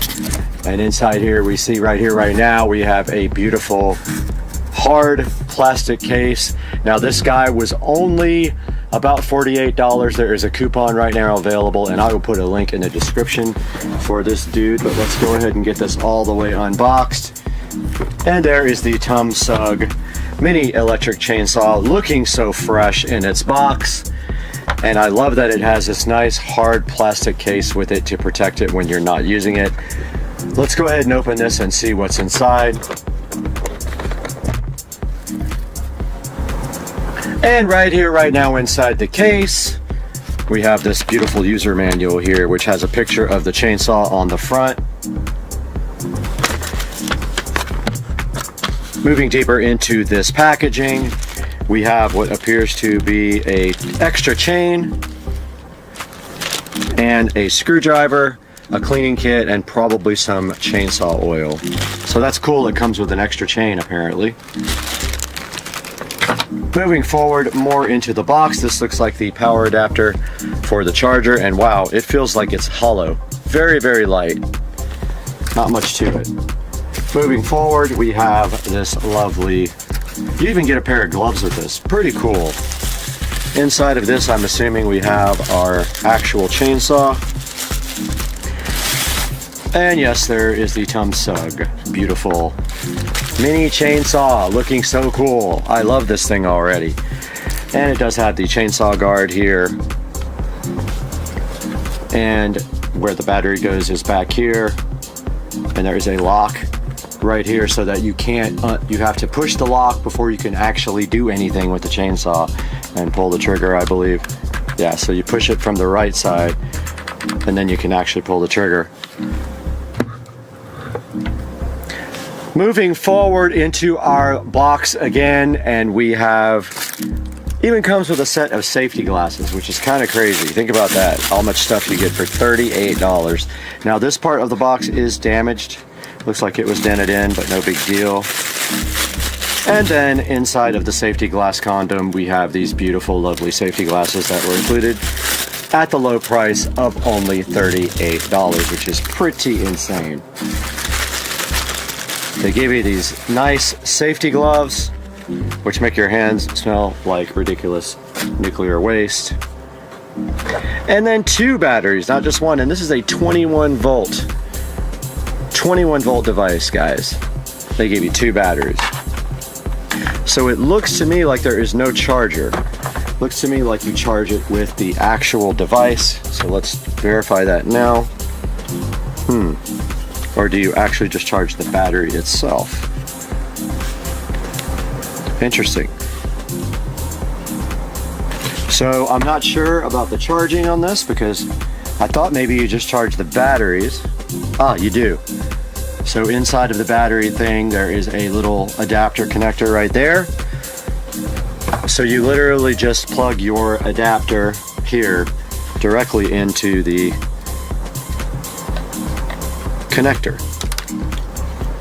So I have a plug over here.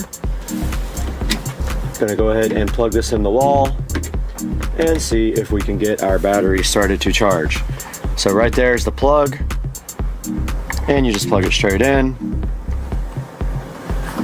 And I don't see any indication of charge except for on the actual charging adapter. There is a red light on now. So that is now charging. So what we will do next, since we have taken a look at everything that's inside the box with the chainsaw, we're gonna take it outside and see how this thing actually performs. Little update here. Each one of these batteries took less than 30 minutes to charge, and I don't know if they already had a charge or not, but just wanted to let you guys know that that was the case. It wasn't very long to charge them both, and then we'll take them outside and see what they can do. Go ahead and load our battery on here. They're both charged fully. Oh yeah.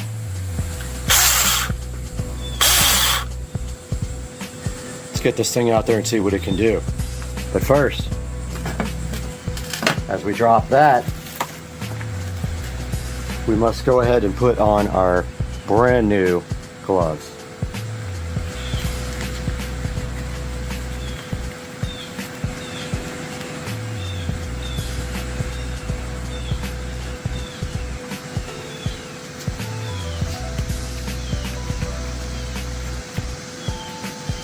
And our safety glasses.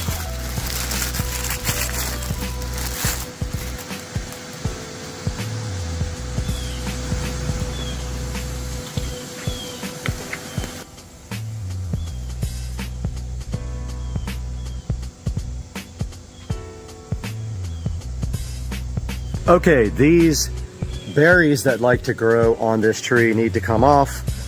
And traditionally I use loppers, but let's see if this can handle taking off these palm branches. We have 2 or 3 of these that need to come off and 1 dead branch that needs to come off. Let's go for it. Now these have gnarly stickers.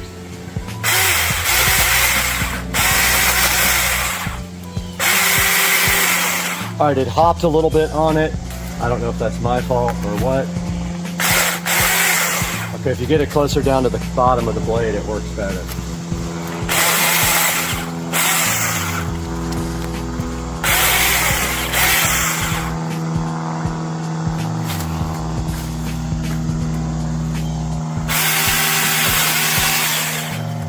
Perfect. No problem at all doing these palm leaves. I actually kind of chews them up though, probably because they're so light, but it does work.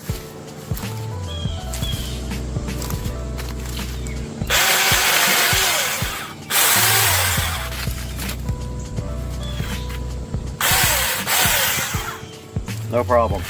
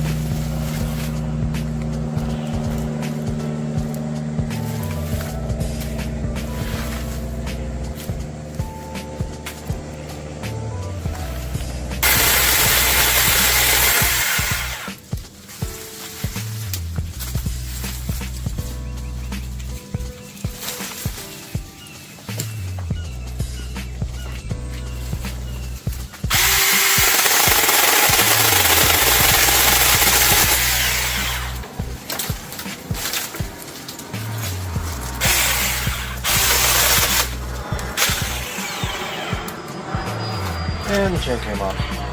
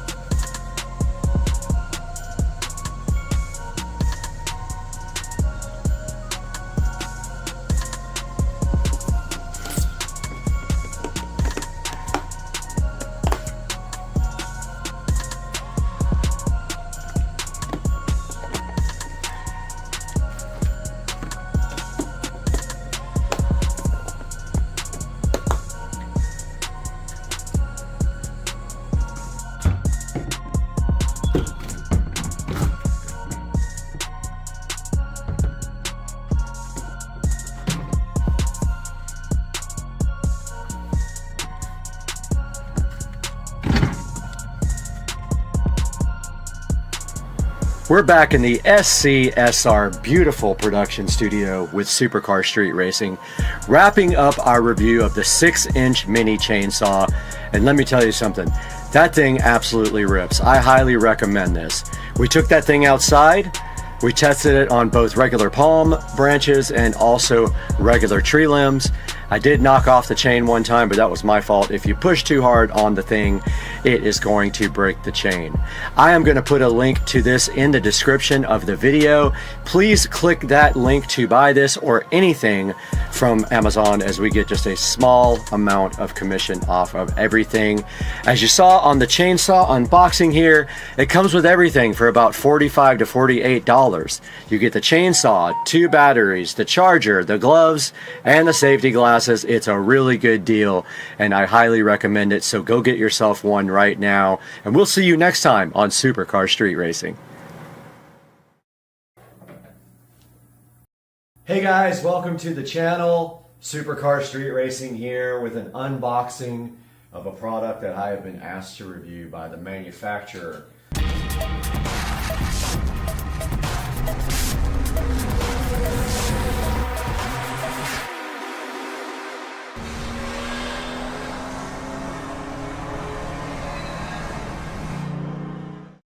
So this is the first time I've ever been asked to review something and been sent a product for free. So I just want to get that out of the way. This product was sent to me at no charge. I'm under no obligation to review it in a positive way though. And what we're looking at today is a tripod. So here is the packaging here. I'm going to go ahead and get this opened up and take a look. See what we got. And then I'll give you all the information about the seller in the description here. All right, so inside the box here we have stand, tripod, 1/4 screw soft is what it says. Let's get the tablet out, get a little video of this guy here, still in the box. There's a good look at the label here. Stand, tripod, 1/4 screw soft, X0035E2511, whatever that is. And so now let's go ahead and take this out of the box completely. All right, so it's packaged nicely. There it is. And we've got a cell phone tripod, video stand, height adjustable, 360-degree ball head, gooseneck, phone floor holder for live video is what it says on that. And then let's take a look at this inside of the packaging and see what we have here and see how well it does. We'll have to switch to the tablet at that point because the phone will be on, hopefully on the new tripod. All right, so first thing I can say is, wow, it feels very heavy, so that's a good thing. It feels very capable. Go ahead and packaged very nicely, by the way. Got a little white box here with something in it. Let's see what's in there. So it looks like inside the box we have like a swivel mount, I think it is.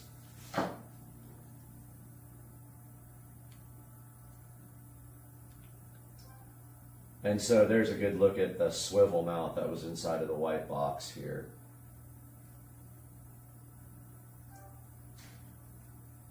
And then let's go ahead and open the actual packaging. Like I said, it feels very, very high quality. And again, I am not getting paid to say this, and I was sent this product for totally free. But this looks like a professional tripod. It doesn't look like a cheap tripod that you get off of Amazon sometimes, where it's so cheap it can't even hold the phone up. All right, so then there's a instruction manual here.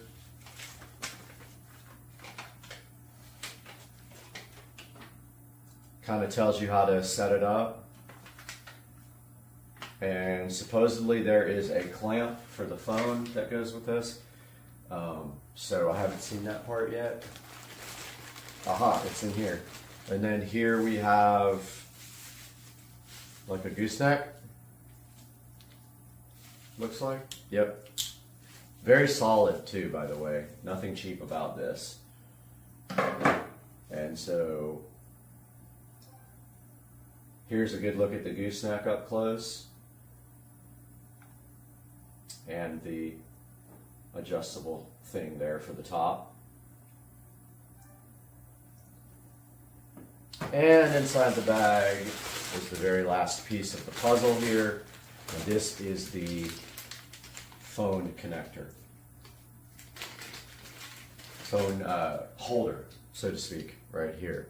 See on the back it's threaded.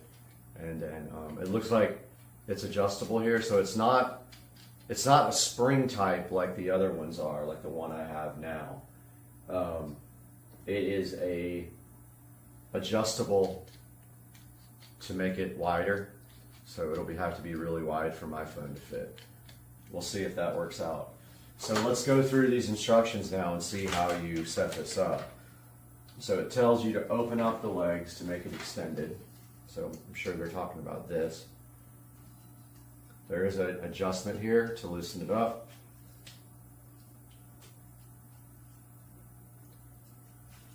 Still pretty tight, but that's good. So that's fully opened up now. It says, okay, first step was open the leg and make it extended. So it is right here. Oops, something fell. Step 2. Install the tube on the tripod and use the knob to lock it.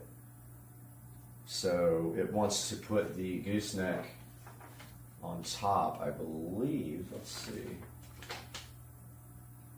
tripod head, and then tube. So it does want us to put this on there. I think. Well, okay, so there's an adjustment you have to turn. And of course, I dropped it. Okay, guys, I found the screw underneath the desk, of course, and so now we have to take this tripod head here, and the screw is kind of like a, it prevents it from coming out, it looks like. Yeah, it's interesting because this has a screw on top, but you don't really use that part. You just put the tripod head there and tighten this. It also shows it like extended like this. I guess it doesn't matter, but it shows in the picture that it's extended. It has like 3 or 4 ways to extend here. You guys can see that. So then we have it here like this, and we tighten up the set screw like that. 3, install the ball head on the tube. So the ball head goes on top here. By the way, guys, this is really, really high quality. I wouldn't just say that for, you know, to get a free product, but man, this thing's pretty solid. This is probably going to be my new tripod. Hopefully you're still in the shop there. Let's see. Yep, okay, cool. Just wanted to make 100% sure, so get the tablet out. So far, this is what we've got. So we've got on step 3, install the ball head on the tube, which is right there. For whatever reason, the video turned off. I've got my old Galaxy Note here. We're going to try that guy. It's pretty wide, so let's see if this thing can open up enough. It looks like they thought of everything.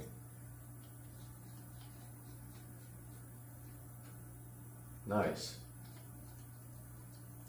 Okay, yeah. So here's the way it looks with the phone installed on it, and I hope you guys can see that. It's a little bit too high. Let me drop this a little bit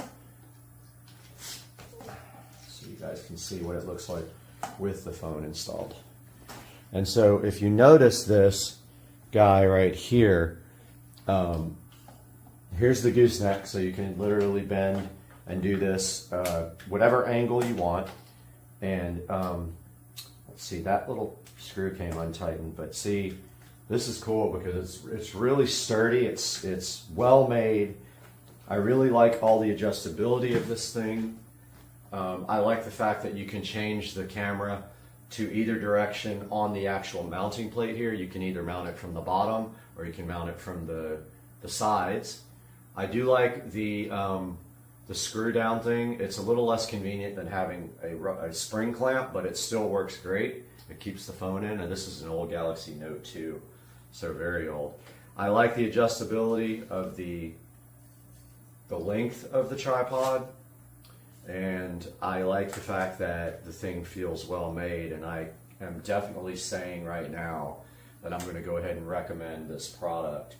So I'm going to get a link for this guy, and that's going to be in the description. And I highly encourage you guys to pick this up if you're looking for a tripod. He did not send me the listing, but I'm going to find it. So I'll figure that out. I'll have that all in the description below. I'm so glad you guys got to look at this. I think what we're going to do now is put the actual phone on it and walk around a little bit with it and just kind of see how it feels as a, you know, as an actual, like if I'm going to carry it, because I do carry mine around a lot, and the other tripod that I have, I already did a review on, is much lighter. So what I'm going to do now is raise the legs, if I can remember how. So you just go upward with them. So those are all raised like that, and then there's a tightening screw here Now this guy's ready to just be, you know, you can walk around with it like this. It's a little bulky to do that, but it works fine. So I'm gonna switch to this now. Okay guys, so this is from the new tripod, and I don't know what to call it right now. Phone floor tripod is what I am gonna call this guy until I get the official listing. There's the box it came in. Let's see if the seller is actually listed on the box. Let's see. Nope, it doesn't say the seller, but I will contact them if I can't find the listing, and I'll make sure that it's in the description. But yeah, this thing's super solid. No problem at all, like carrying it around like this. And actually, you could ditch the gooseneck too if you want to, and you can just put the phone mount directly on the top of the tripod, and you don't need, if you don't need that extension, I'm saying. But I'm carrying this around right now with no issues. I'm using one hand, and I can show you guys outside with this. There's the lovely pool that's turning green because it's getting redone. I can show you guys outside with the alligator is sitting right there. Right there.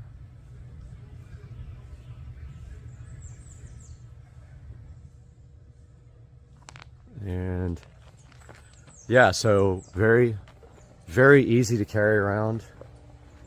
I am having no issues right now with just one hand. I mean, it does weigh a little bit, but I am thankful for that because, you know, sometimes you get these ones, like my other one is a lot less high quality, even though it gets the job done. Oh, my yard guy came back. So, all right, guys, well, that is going to do it for today because I got to talk to the yard guy, but thank you very much. I hope you guys enjoyed this review, and the link will be in the description. What's going on, everybody? It is Monday, and I am so frustrated right now with UPS. My wheels and tires were supposed to be at the shop on Friday. 3 of the 4 wheels and tires were delivered. The other wheel and tire has been saying out for delivery for 2 days now. I am at my wit's end with these guys. I've called them 10 times. Nobody can tell me where my package is. Today we've got an unboxing. As you can see by the title, this is the G paddles. This is to convert your button style shifter that was on the AMG, the early AMGs, to paddles. Let's take a look at this. Go ahead and open it up. This came from England. Just be aware if you order these that you will have to sign for the package. It kind of took me off guard, and got to the post office today. There were 700 people in line for the holidays. But thank goodness that some lady walked out and said, "Is anyone just picking up?" So first thing I noticed is the package is almost open, but oh well, hopefully there's nothing wrong with it. It says that the G paddles are inside and that there's instructions here. Literally was hardly closed at all. Go ahead and get that rest of that open. See what's inside here. Looks like we got some instructions here about that they emailed me, the real instructions. And we've got this other page here.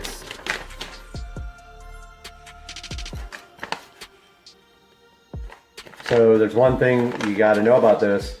The factory button holder, which you will see when we install this, is very delicate. They do not make that button holder anymore. If you damage it, you need a new steering wheel. There are ways to get this thing out though, involving heating that unit, that button holder up so that it's more pliable. If you don't, you're gonna break this little tab off. Picture it like this. Basically, this is not dirty looking at all, is it? There is a little button holder. The stock button is has 2 tabs on the side like this that fit inside these little round things. Okay, to get that button out, you have to pop those little tabs out. But when you do, most people break off this little circle that covers it. It's almost, I don't even know how to describe it, but the pin goes inside this little half circle that allows it to turn. Most people break that off right there because they just are in too much of a hurry and they don't heat the housing. So inside here we've got this nifty little, I guess it's an air freshener, British flag air freshener. And then inside here we've got G paddles. So they are silver. You can get other colors, but I mean, if you really want other colors, just paint them. That's G paddle number 1. So there's the mechanism. So if you see what I'm saying here, these 2 pins, right there, they fit in 2 little circles that are pivot points. And this part presses the actual button. And this part would be this left side, I believe. So when you pull it towards you, it pushes the button. So that part inside the holder, button holder, that's part that goes around this pin is what people usually break off. So here is button number 2. I will put the instructions for this with this video. There's button number 2. So it's going to probably be like that, I'm guessing, but the opposite of the way it's facing you. That side would face you. There's the 2 together.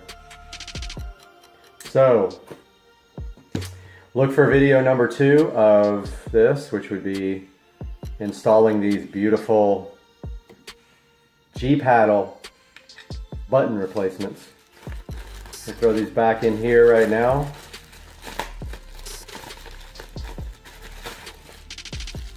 And any day now you can look forward to a video of brand new wheels and tires. I won't tell you anything about the wheels except that they are matte black. And I was kind of trying to save that, but I gave it away in another video. So look for that video coming up soon, and we'll see you guys in the next day or 2.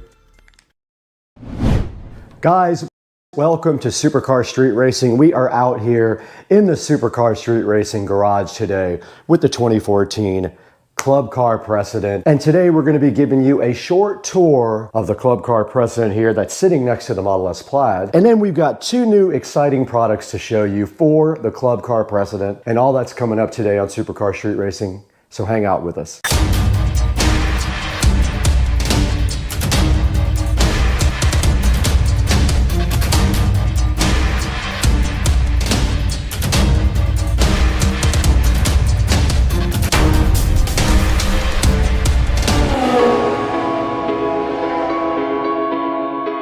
Guys, we are out here in the Supercar Street Racing garage, and right next to me is my 2014 Club Car Precedent that I completely remodeled from top to bottom and installed a killer sound system in. This 2014 Club Car Precedent started off with ugly brown alligator seats. I since have done a lot of upgrades to this guy, and I want to show you what I did before we take a look at 2 exciting new products from our sponsor today. Kemimoto was kind enough to send us 2 things that they thought you guys would like. I'm actually giving them away after the video. So let's get started. Take a look at the golf cart real quick. I'll show you everything that's been done to it, and then we'll look at these 2 products from Kemimoto. So we're right here in front of my 2014 Club Car Precedent that has been completely remodeled from top to bottom. And starting at the front, we have some modifications here. One is we replaced all the bushings in the Club Car Precedent because the wheels were folding in like that and the bushings were worn out. Also up front here, you do notice that someone has installed the LED light kit in the front. I did not get that myself. It was already on the cart. And it does include the rear tail lights and blinkers as well. And now moving up, you can see a custom Supercar Street Racing plaque here that I ordered online from Amazon. You can get your own and you can get whatever you want printed on it. Ours says Supercar Street Racing to support the channel. We're back here with the golf cart, and I just wanted to show you guys the mods to the side of the golf cart. And one of them is that we got new wheels and tires, and I think they look pretty cool. They're like a mesh wheel with a low profile tire. I like the golf cart not to be raised. I like it to be lowered. And so we did these street tires with these awesome SS wheels, which are completely black and spoked, and I love them. The next thing you can see on the side here is we do have carbon fiber armrests. This one has a little bit of glue on it that I have to get off. It's because when it detached itself, I had to glue it back on, and I accidentally got glue on it. I just need to take some WD-40 or something and get that glue right off of there. But you do see the carbon fiber armrest covers here on the golf cart. Moving to the inside of the cart now, you can see we have done some major modifications to the inside.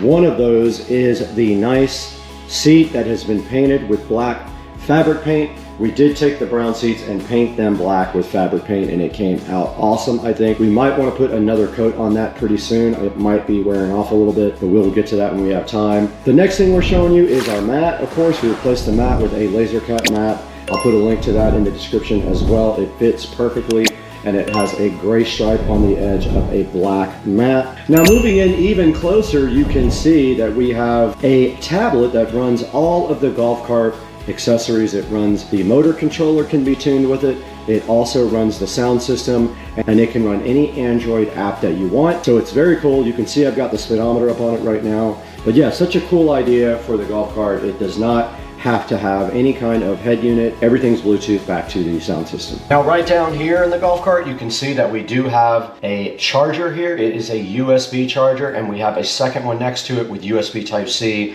and also quick charging. So that's what these two are right here. Below that is our gauge for our eco battery. It shows you the state of charge and also the voltage level coming from the eco battery. Moving up here, we got the carbon fiber dash, of course, which we put on there to give it a little bit of extra sporty look. We got the JBL speakers, of course, and we've got a carbon fiber steering wheel. And that's gonna do it for the front of the golf cart mods. And now let's take a look at the motor and the controller underneath the seat.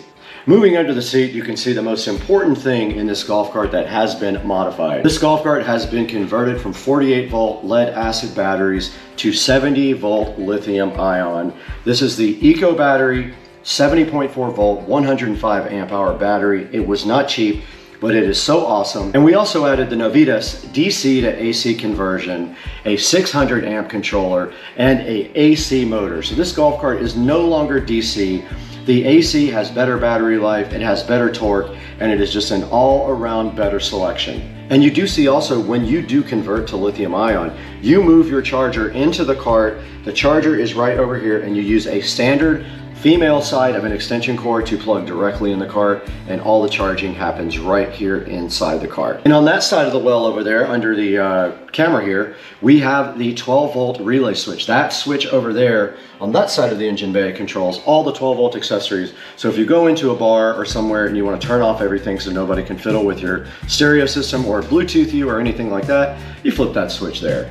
Right here on the back of the cart, we went ahead and took the opportunity to go ahead and put in 2 more JBL speakers so we could get full stage sound back here. So we got the same speakers, our 6.5s, 2 ways in the back here. And then right next to them, we have our epicenter control for our bass. And we do have another fast charging USB-C and USB-A receptacle right here, and a little plaque to show you what this knob actually does.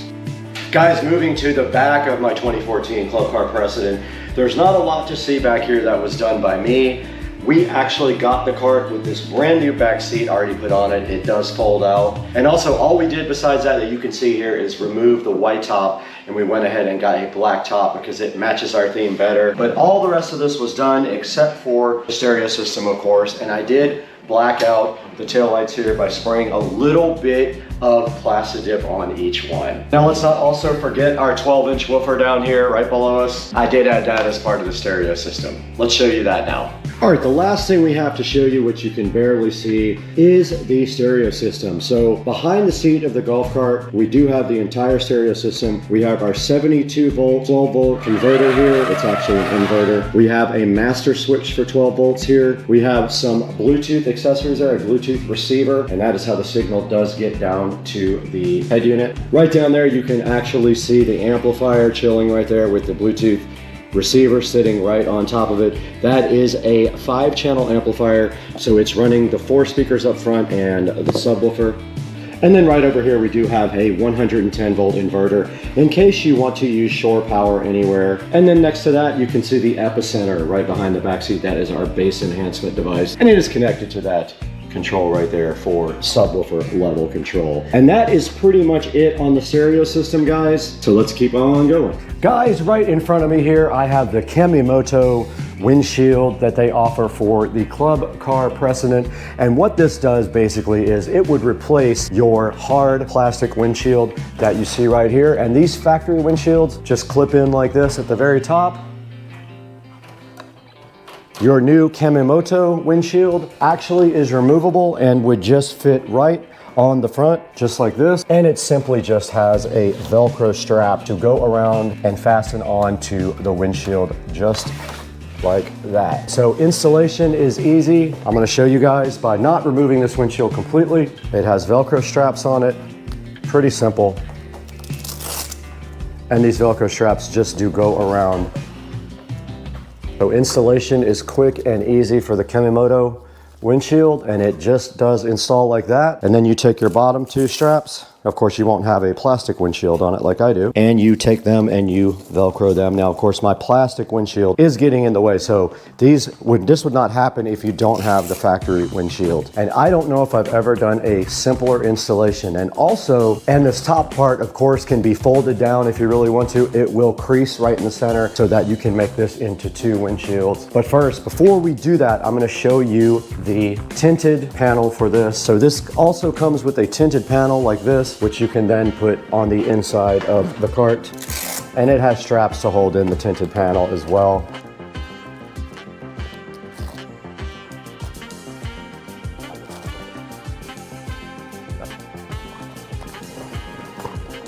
And then the other side just does fit the same way. Pull that tight and your little tinted panel will fit there. And there are also installation Velcro right on the inside here as well. And that is how you install your sun shield on your new Kamimoto brand new windshield. Yeah, so that's the Kamimoto windshield, guys. If you are interested in this, there will be a link in the description down below to get yourself one. Go ahead and order it through our link and save some money if they are running a discount. Go ahead and order it through our link and help out the channel and help out Kamimoto as well. All right, guys, the next product that Kamimoto sent us was a seat cover for the Club Car Precedent, and you can see right here and right now we have it right in front of you. And this guy just simply goes like this. You put it directly on your seat like this. It has straps that are Velcroed, and the straps just run underneath the seat.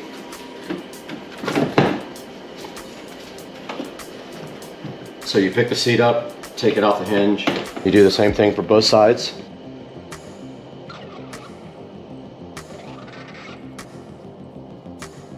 It's probably easier with two people.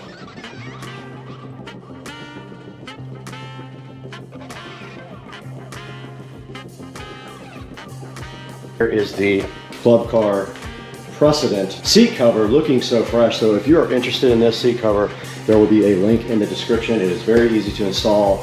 And if you just want a quick solution to cover your seat, I would go ahead and grab this seat cover. Okay, uninstalling your Kamimoto windshield is just as easy as installing it. Let's go ahead and get our sunscreen off, our sunshade. And the great thing is you can store this in the cart. Our sunshade is completely off. And now let's uninstall our Kamimoto windshield. Super easy to uninstall. You literally just pull the Velcro straps off. It does have a hinged mechanism in the center right here, as you can see. And this thing can be carried with you on your golf cart. Guys, thank you so much for joining us today on Supercar Street Racing. We are so appreciative of all your support and all your good comments. And we just thank you so much for liking and subscribing and buying all your products through the links down in the description and continuing to help Supercar Street Racing grow. And as a token to you, I'm giving it away to someone in the comments section. I'm gonna pick a lucky person to get this Club Car Precedent windshield and this nice Club Car seat cover, and I'm gonna ship it to you for free. Guys, have a great day. We will see you next time on the channel. Hey guys, and welcome back to Supercar Street Racing once again. We are happy and proud to have our sponsor Kimamoto on board, who was gracious enough to give us one of these seat covers and this foldable windshield to show you guys today. But I just wanted to apologize for some of the bad audio. The mic did fail a couple of times in the video, so a lot of the audio was done on the actual GoPro mic, so it's a little bit worse quality than the lavalier wireless microphone. So anyway, back to the subject here. Kimamoto provided us with their windshield and their seat cover. You saw that in the video. The windshield is foldable and it does have a sunshade on the top as well. It's super easy to install along with the seat cover as well. They all just Velcro right on. Simple as that. And that's going to do it for today. Don't forget to buy all your Amazon products through any of my links in the video. It helps me out greatly. It just gives me a little bit extra money here to run the channel. But we'll see you guys later. We got a lot of things to do. We have to go, I don't know. We just got stuff to do.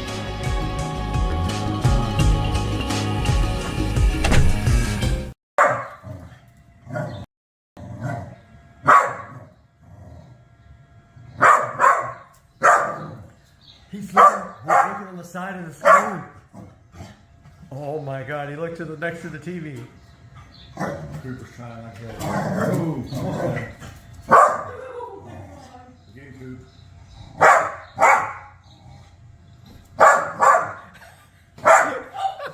can't I get this? He just did.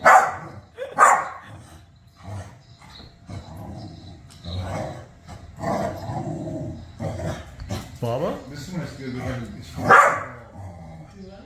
This is where it's good that we have this front. Bubba, that mouse is making you look like a fool. Coop, it's not. Coop's like, I want to get it too. It's all right, buddy. Coop, you're too short. You don't got a way to get up there. So loud. Dude. Cooper, that's enough, Coop. Coop. No bark. No bark. I want that mouse and I want it. I know you want a mouse, but you don't need to be barking. Come on. Bubba, why does it keep going in? Come on. These like, I don't care.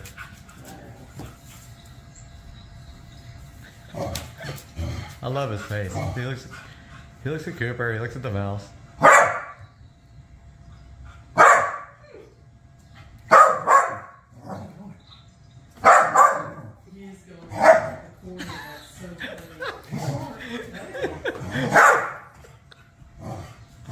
Oh my God.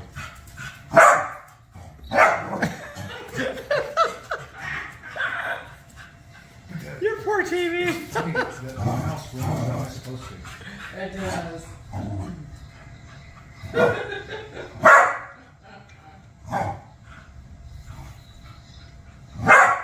Bubba, where'd it go? It went off the side. I mean, Cooper. Oh my God, look. Coop.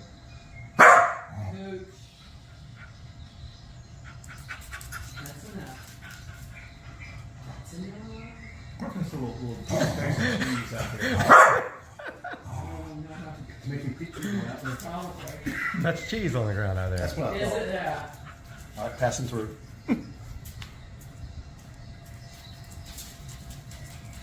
He is so, his tail's going insane. 90 miles an hour. Why isn't it moving, Bubba? Now it's just messing with you, Bubba. We just start a channel on Bubba TV.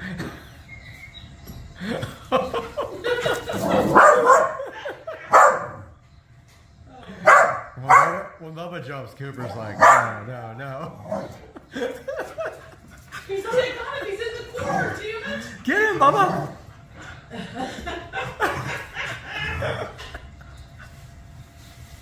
Oh, he got his cheese and went back in. He got it. He got his little piece of cheese and bolted back into the hole.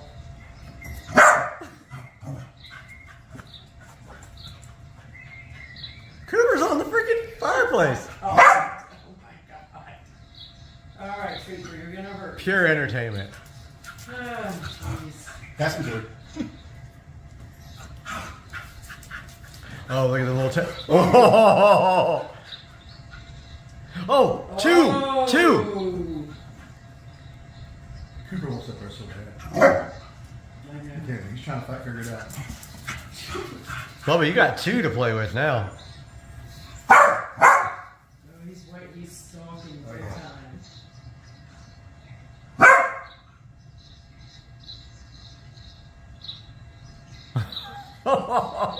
That thing's bigger than him when it gets close to the TV. It's intimidating when it's that close, yeah.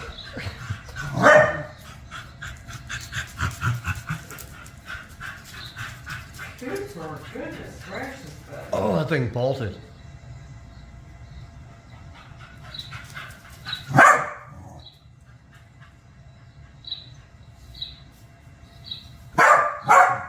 Fast, huh? Where's the other one? Oh, there it is. There it is. Oh, There it oh. is. Double mouse. He's like, oh, there's 2?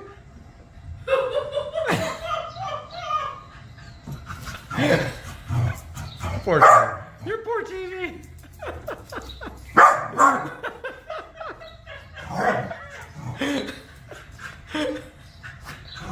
They're just fucking with you now, Bubba. They're getting their cheese.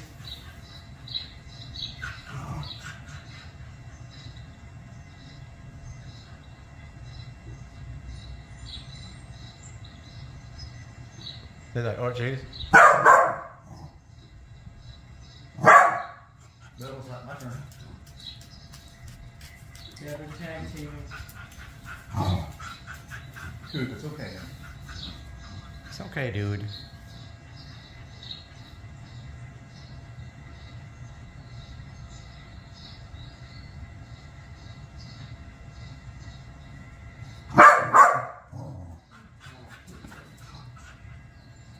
Yes, laser lock. I know, Bobby. I know.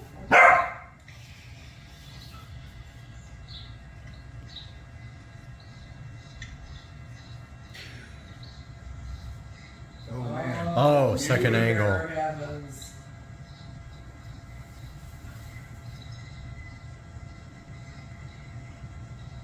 He's skeptical. Oh, this one's skittish. Mm-hmm. Hang on, bud. What, you want it? Come. Where's your big chunk? There you go. There you go, there you go. Get him, Bubba. Get him.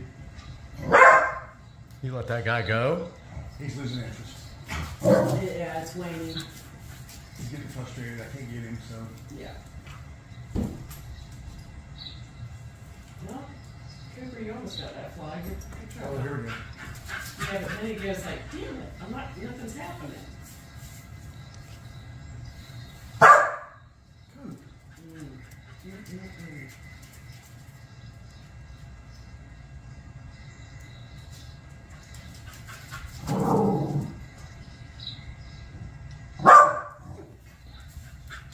You just want to get up there so bad, don't you? Buddy.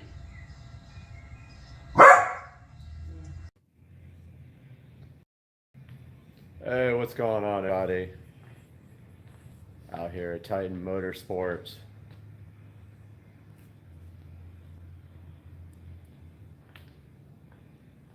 See if I can get somebody in here from my channel.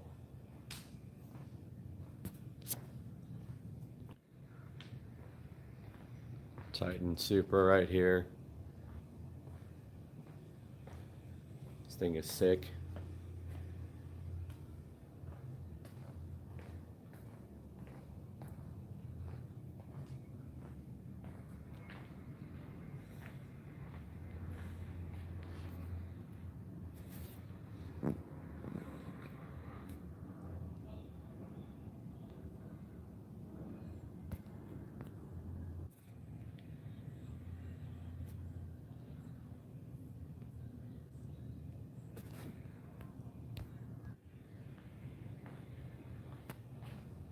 Taking a look at the Titan Supra. Sorry, I was away. I had to get the live stream posted up on Facebook.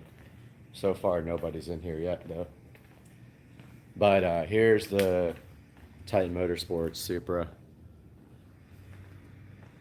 Pretty cool. And then back there you can see there's the car on the lift. There's some sick cars. I think there's a twin turbo Lambo right here. Rocking gold wheels. But yeah, there's the car out there. Here's a look at some of the wheels they sell. Pretty cool. But this Supra though, sick. Probably gets traction, I don't know. There's the Titan Supra.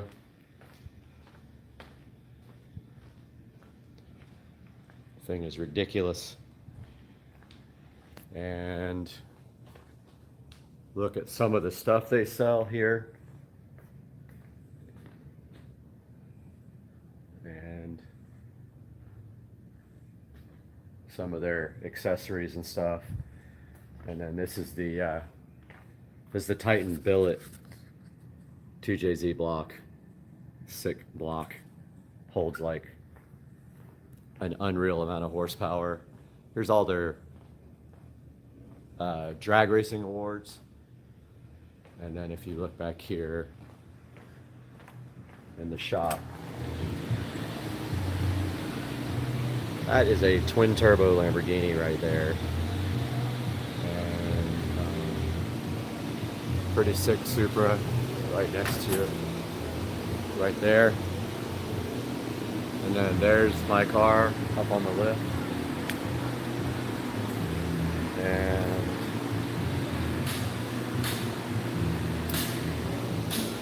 back here, look at this lineup.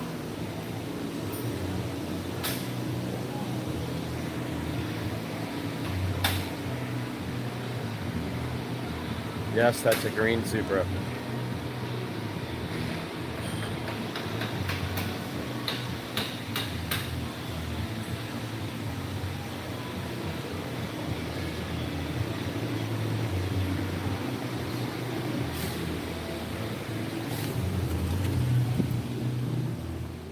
Hey man. Back here in the showroom. Just waiting for Ryan and the technician that works on my car to get here so we can get started on dyno tuning. But apparently the fuel system rewire is totally done.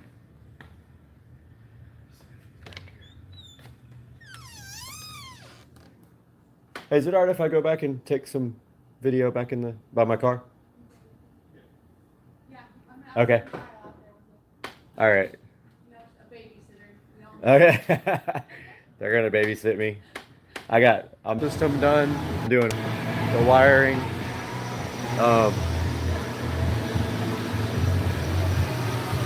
Yeah, basically yesterday probably put all brand new wiring into new relays, a new circuit breaker, and all new wiring. But the car's up in the air. I can't really see under the hood to see if they put new wiring to the battery or whatever. But there's a good look at everything. And like, if you guys haven't seen the underneath of the car, that's the V160. It's brand new. There's a little bit of oil on it. I don't know if that's coming from the motor or what. But this is a Superstore billet transmission mount. There's a Clutch Masters twin disc carbon in there, and then this is a Toyota Sequoia drive shaft. Made it to a Subaru BRZ Y38 rear end. This is a 411 rear end. So the gearing is not top end. It's more low end torque, less high end. Full suspension coilovers. This is a yellow speed racing coilover right there. All bushings done, sway bars. Here's a look at the fuel system that Tracy put in. So it's, in addition to the factory fuel line, there's the hard line.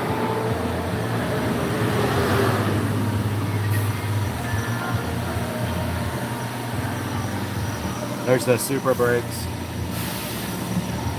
powder coated. There's the yellow speed coilover that you can see right here. Super brakes. And the wheels and tires. Here's a look at the charge pipe. And there's the new pipe that Tracy designed. And wastegate. So they looked at the wastegate spring.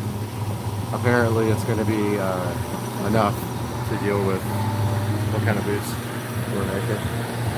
So yeah, that's a look at the underneath. And gonna sign off for now. Let these guys get back to work.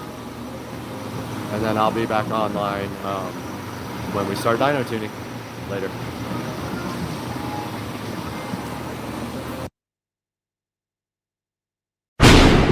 Furiosa had gone too far.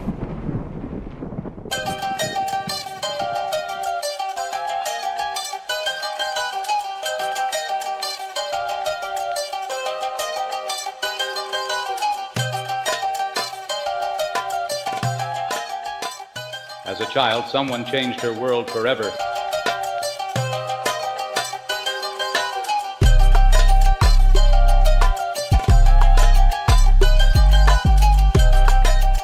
She thought her mother was magnificent. He took it all from her. He wondered exactly who she was.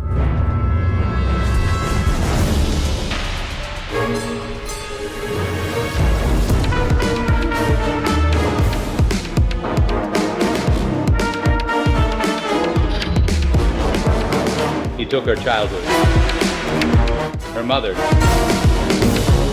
Now she wants them back.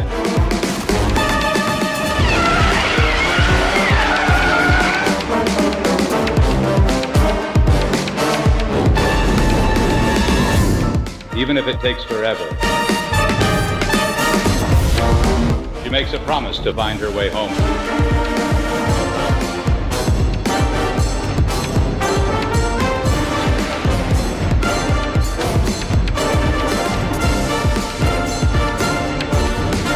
She finds him, he's hers.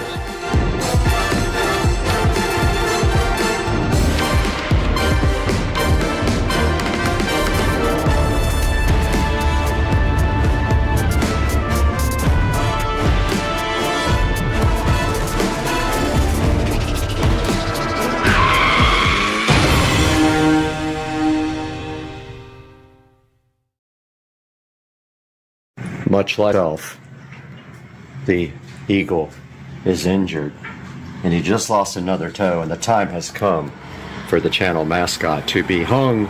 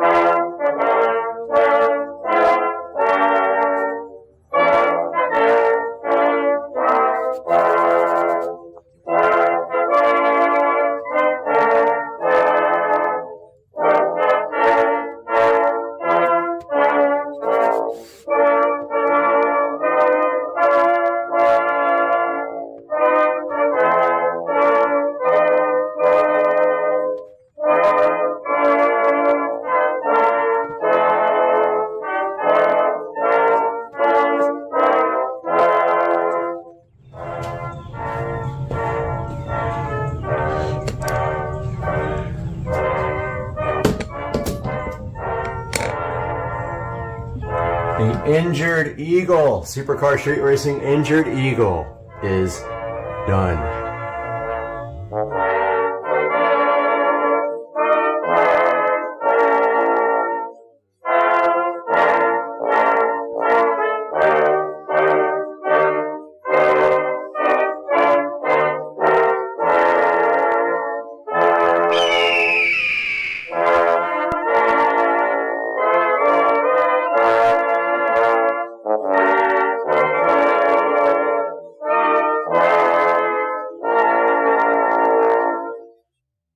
The correct time is 4:15 a.m.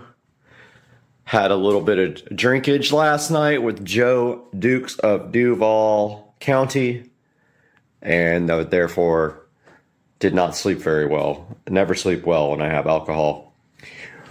But I'm up and I'm ready to work and then get on the treadmill. And today we have a box of goodies here and some goodness here that we've got to get into for the mini bike.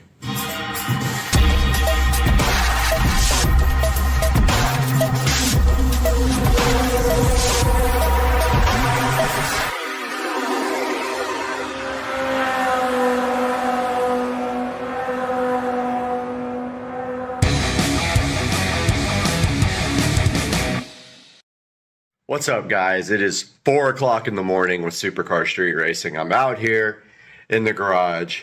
I know you hardly ever see me do a selfie shot, but I wanted to show you what's going on with my injuries from the mini bike. So my knee looks like that. And this part here still bothers me when I sit down for a while and get up. It actually hurts because I think it's healing and it's, you know, flexing every time I try to get up. My thumb is still pretty jacked up from the accident. I jammed it pretty hard and it's multiple colors and yeah. And then that part of my hand right there lost a bunch of skin in the accident as well. I got some bumps and bruises also, but those are healing up pretty nicely. So I just wanted to give you guys a little update before we start. Yep, we still got our tires here, and I think this week is the week for pulling the wheels off the bike and going to get the tires mounted. And then after that, I am actually just going to paint the wheels matte black. I ordered wheels, but they were taking forever and I canceled the order. So I'm just going to paint the wheels. There's no need to order black wheels. But in the box, we have a replacement for the accident. Here's a new brake cable. Not brake cable. A new brake handle. Can't talk this morning, it's too early. Here is a new grip, because I destroyed the other grip. And this has nothing to do with the accident, even though they did get kind of messed up. Here is 2 shiny new brand new foot pegs.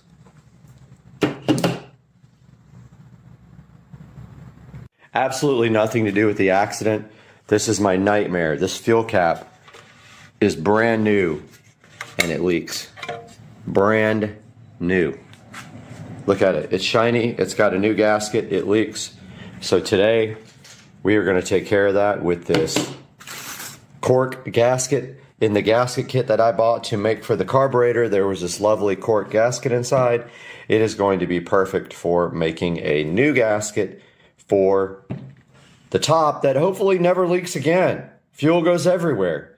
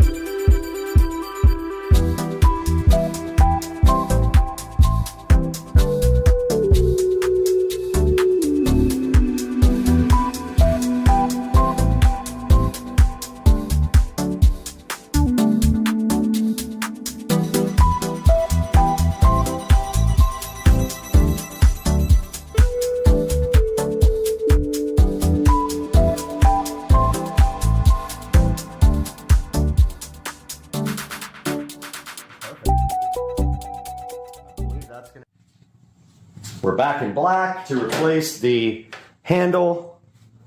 And what you do, it got pretty jacked up. So we have to get this brake cable out.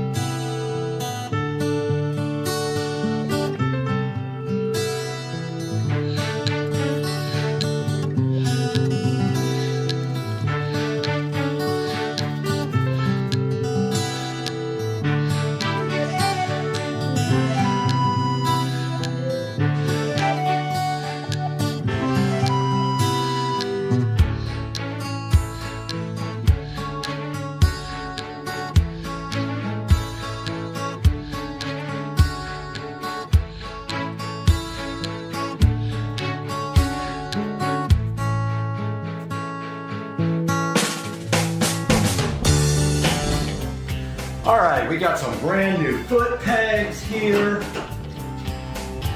Hopefully they fit.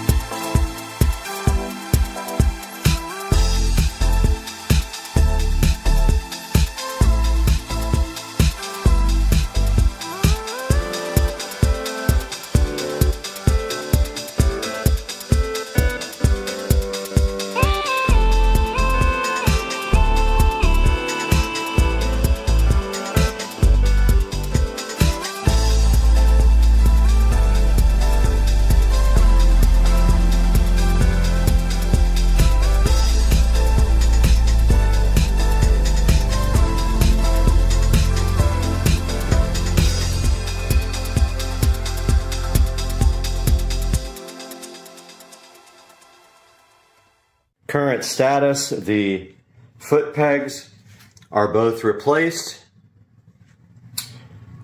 The brake is connected, however, I painted the handlebar because it got messed up right there from pulling the brakes on and off, and it'll probably get messed up again, but I want to get it a good chance to dry here, a couple hours to dry before I finish this. So it's time to get on the treadmill and get some freaking exercising done.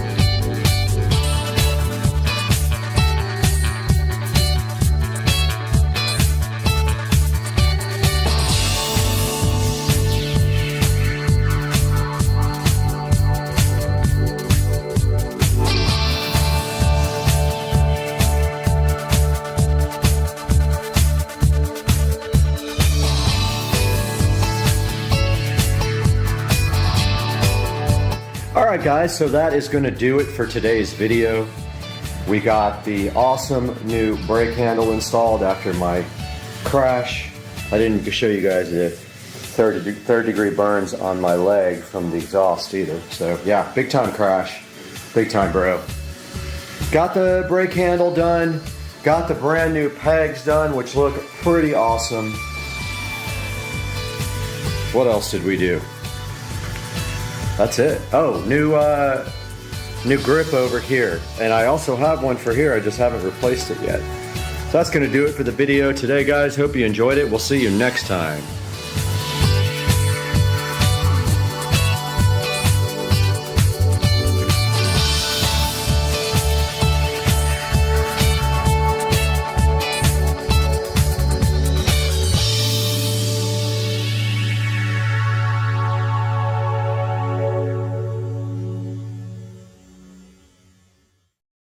Hey, what's going on, everybody? Supercar Street Racing. Today's Friday. Haven't updated in a long time, but today we are going to pick up the car finally. It's been about 2 months since I dropped my car off. We've done some major changes to it. So today is the day that we are heading out to Tuners Inc., me and Chad, and we are going to pick up the car. So first I want to show you this craziness though. So I have quite a few native plants in my yard back here, and this is a century plant that bloomed, I would say, about a year ago. And when they bloom, this crazy thing shoots out of the top, and it was taller than that tree. And so I cut all the leaves off of the century plant, and finally this thing broke off. And it fell on my patio furniture, but fortunately everything's metal. Don't have any damage, but it's pretty crazy, this thing.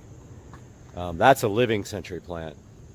So these things bloom once in a lifetime and then they die. But yeah, pretty crazy. So tomorrow I have to deal with cutting this thing up and getting it out and trying to remove that base somehow. Oh well, that's just something I'll have to deal with. Waiting on Chad, we'll have another update. Hey, what's up everybody? Me and Chad here. We're headed out to Orange Park, worst place to go in the world to go. Watch out, vehicle stopped on shoulder ahead. Okay, sorry about that. Wait, it's just running. But we're headed out to Tuners Inc. and we're gonna go check out the car, see what's going on with it, see if it's really drivable, see if we're taking it home today. We're taking it home today on the back of this truck if we have to. Tow it if we have to. Yeah, we're gonna tow it if we have to. We'll call AAA. I got AAA. So we're headed out there, and I guess we'll shoot some more video when we get there. I'm almost positive he's gonna have this thing on the dyno still. So we'll talk to you in a minute. Got the motor back together. What are you thinking? Thinking it's going to make some noise today. It's going to be loud as hell.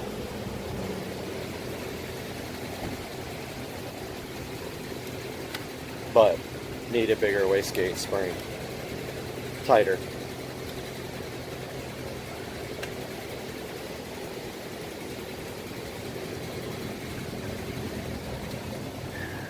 It's the new turbo. New hot.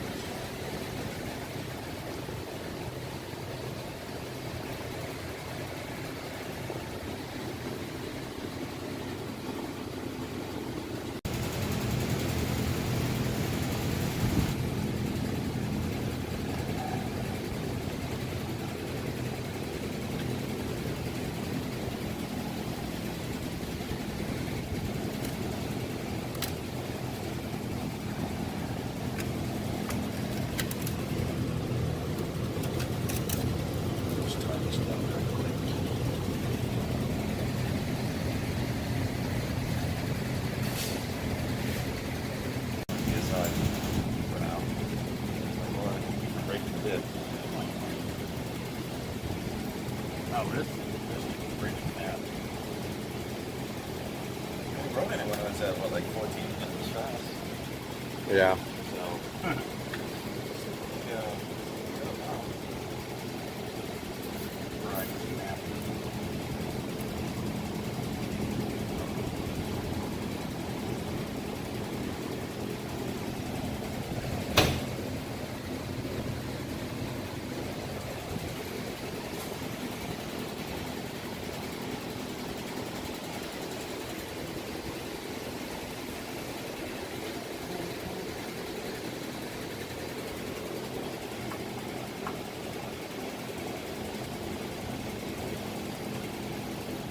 Going on today, Brad? No. Working. Oh. This is what I call working.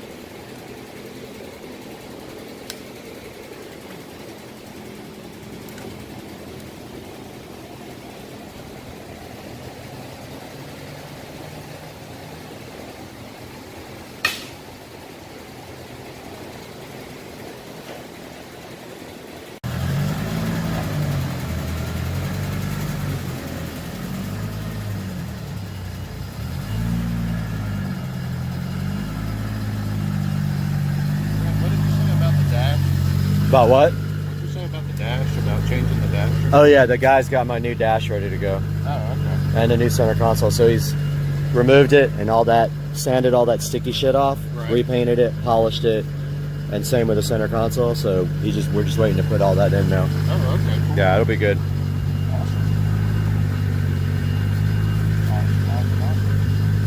Can you turn on the two-step while you're in there? Yeah. Give me just a minute before. All right.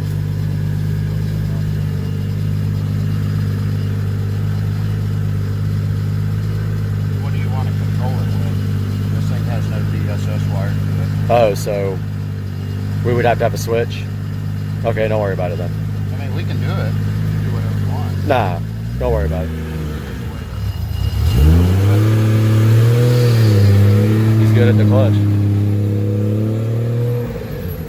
That sucks. Get some video of him going crazy. It's spooling already. Oh, yeah.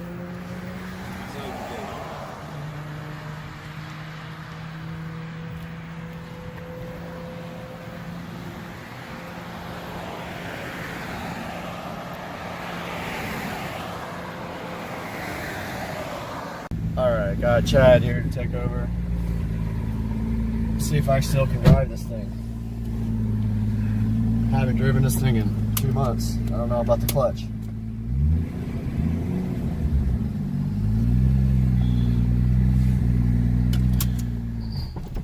That's right. It happens. Clutch is not fun. That's what happens when you don't drive a stick for 2 months. Right?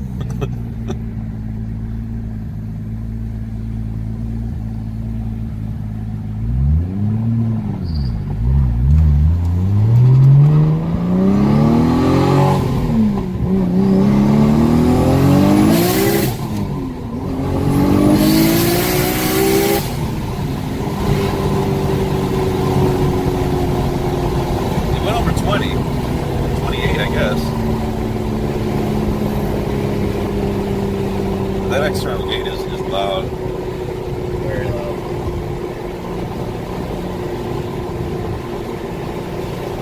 It spools quick. It does for big, you know, semi-big.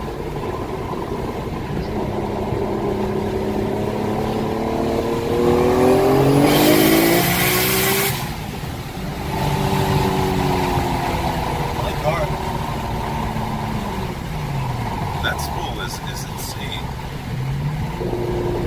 Way faster than your other turbo. Oh, yeah. Way faster. Raining. Seems kind of dangerous.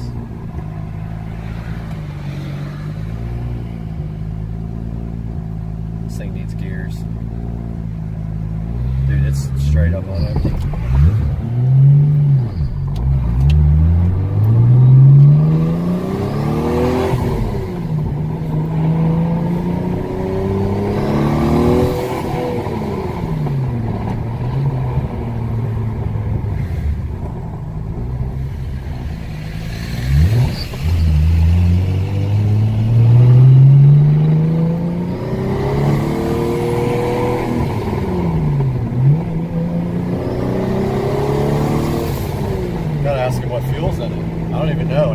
It's E85. Dude, it's on dead empty right now. It's E85. I can smell it. It smells like alcohol.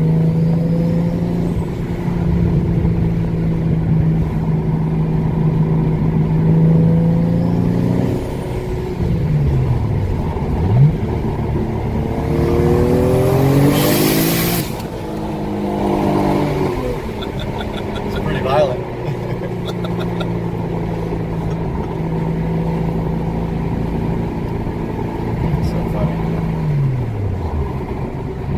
Showing peak? Yeah. Why does it say 26 right now? This thing's not working. It is working. Huh? It is working. Why does it say 18 right now? It's 18 vacuum.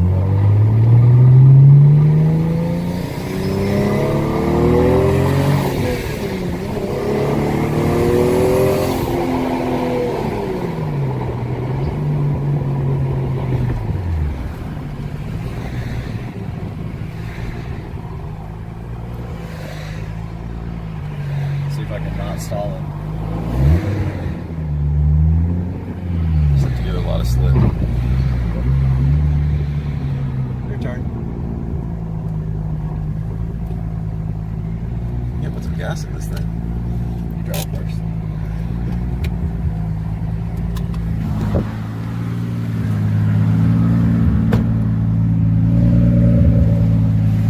Switch places with Chad, or it starts pouring. Just gotta hope I don't kill this thing. It's so hard to drive, man. I mean, it's not hard to drive. The clutch is very hard to slip.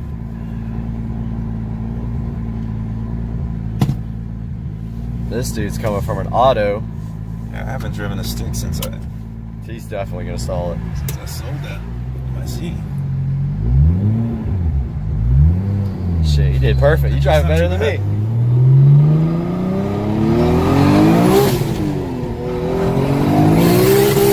God. It's quick, dude. Damn.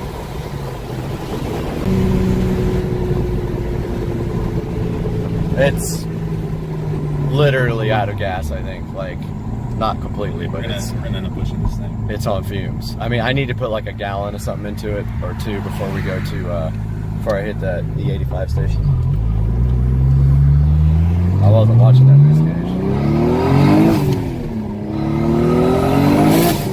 18, 22 or 23. Actually, this clutch is not as bad as I thought it would be. Can't get it in gear? Fist straight up, you're going too far. That's Okay. it. Alright, let's pull in before we run out of fucking gas. Right here. About to get some E85. because this car is on empty.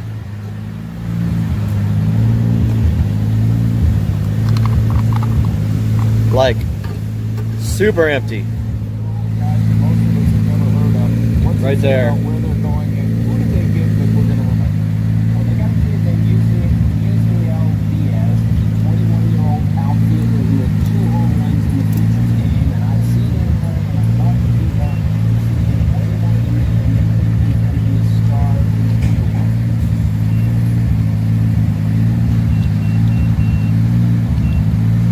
Got it. I got it.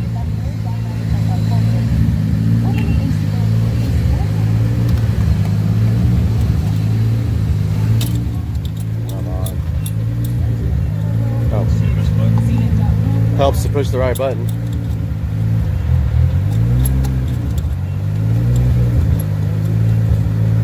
My God, how long does it take? So cheap. 218, that's cheaper than that. That's cheap. Gonna fill this thing up. I think it was bone dry because the fuel gauge doesn't work anyway, but if it's on empty, it's on fucking empty. But the fuel light wasn't on, was it? Fuel light works. Okay, then it wasn't bone empty. It had some left. The gauge doesn't work. Gauge doesn't work, but the fuel light does. Well, the gauge works, but because of the way the AEM is interfaced with the factory computer, nobody can figure out how to make it work right. It comes down in like big chunks, and it's not accurate when it comes down. But when it gets to empty, it's fucking empty. It just jumped. Did it jump up? Yeah, it just wouldn't jump like that. It just jumped. Weather's nice and cool today. Yeah, this would have been perfect for the tuning. Didn't even get a dyno sheet.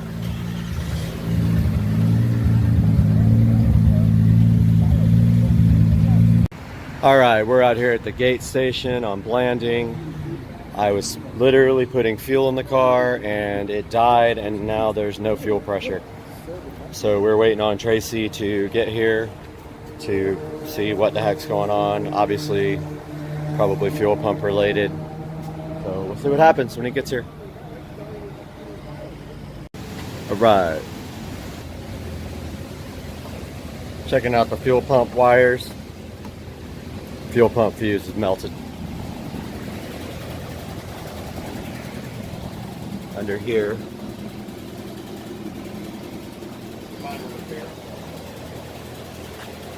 Fire averted. Minor repairs. All good.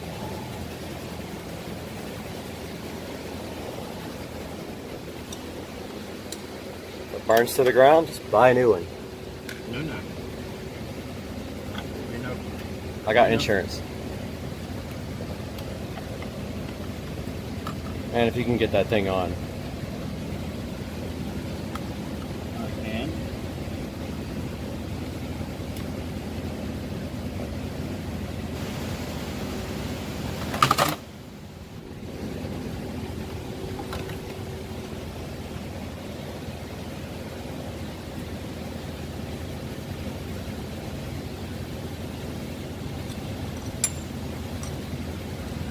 Smart.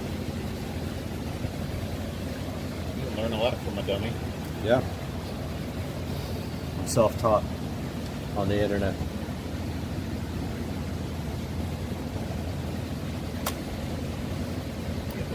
This thing, that's motor strong shit, right? This thing runs really, really good.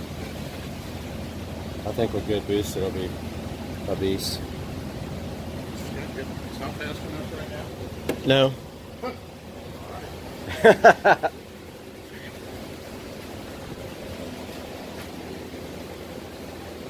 It's got to be faster than the old car.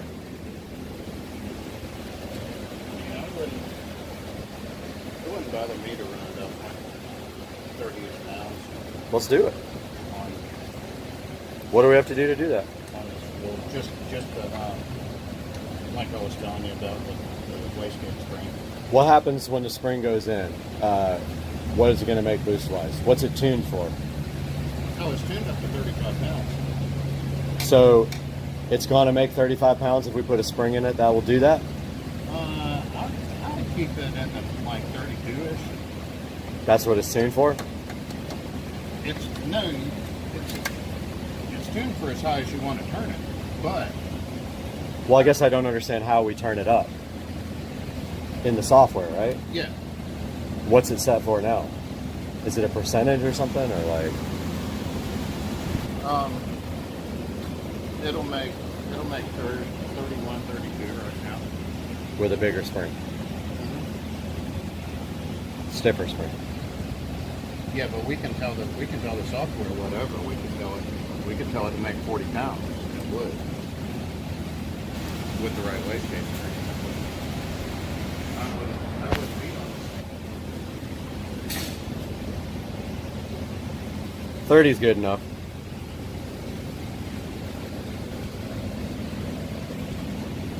$32 makes just over 800, and I would, that would. It did make 800? Yeah, oh yeah. You have a sheet for it, a dyno sheet? You have it saved anywhere? I will look in just a minute. I had that on.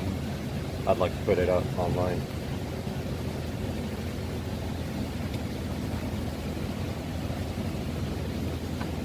Got the new license plate because I had to. I had to get it because it was available. What is it? TJZ swap.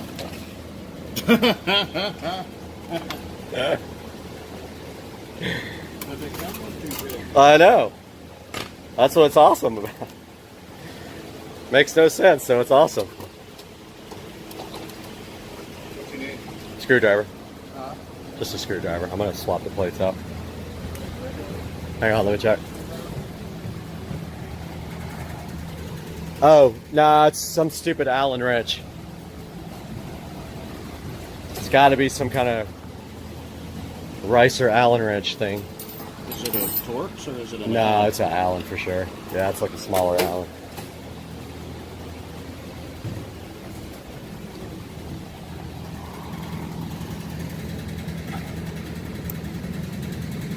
Gonna take this plate off. Put on the new one.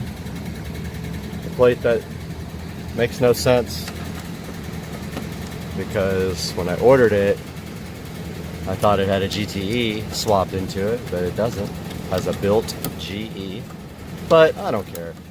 I'm surprised I got the plate anyway. I think it's awesome. I'll change it next year maybe. Of course, I've got to have these stupid special Ricer bolts in my car with my Ricer name tag, which doesn't even, is not the car I own. Love to get rid of that one day. Let me get this out. Got the new tag installed. Actually looks way better. It's just a better looking tag than the green and whatever. Oh man, made sense when I thought I bought the car. Headed back home now, over to Arlington from Orange Park. Got the fuel pump wiring fixed, and so we should be okay for now. Chad and I want to redo the fuel pump wires though, make sure it's all good. So, state of the car right now, making about 22 pounds of boost. It's making 650 to the tires, and Tracy said that at 30 pounds of boost it made 800 to the wheels. I don't have any dyno sheets, so cannot really brag about that.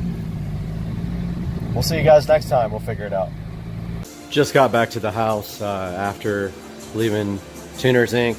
Got the fan on the engine, trying to cool it off a little bit. I'm about to fully detail the car as best I possibly can. It has been through some tough times for the last 2 months, so about to do that now. Gonna start with the inside.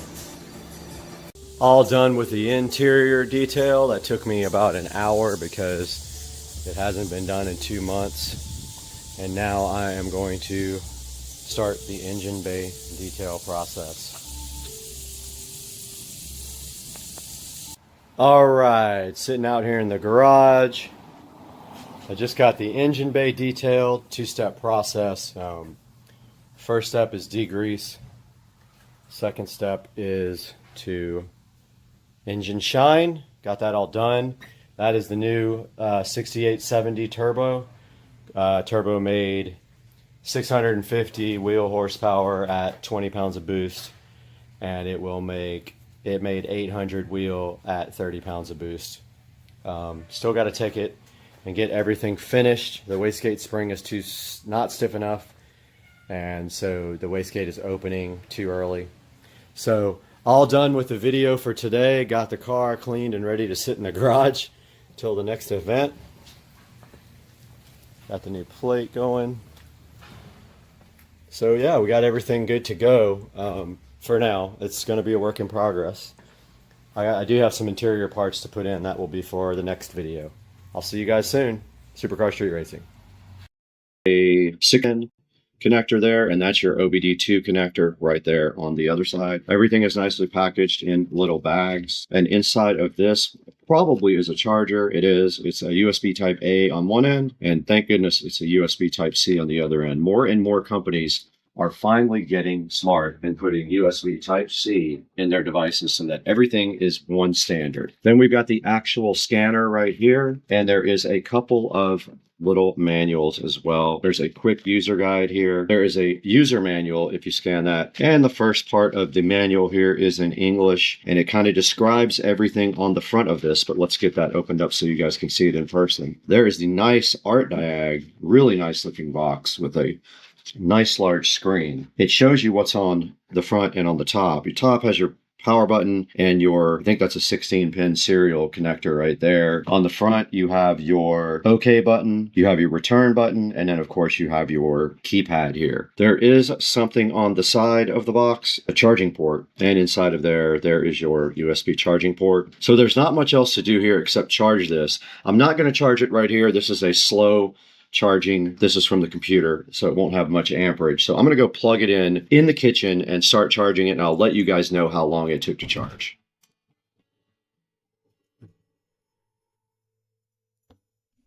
All right, guys, we're back in front of the Top Don, and I'm happy to report that that took about 20 minutes from 60% all the way to 100%. So now we're ready to go ahead and fire up the Top Don. Let's go ahead and turn it on. There it is booting up, the Top Don. It says copyright 2024 Top Don. Let's see how long it takes to boot up.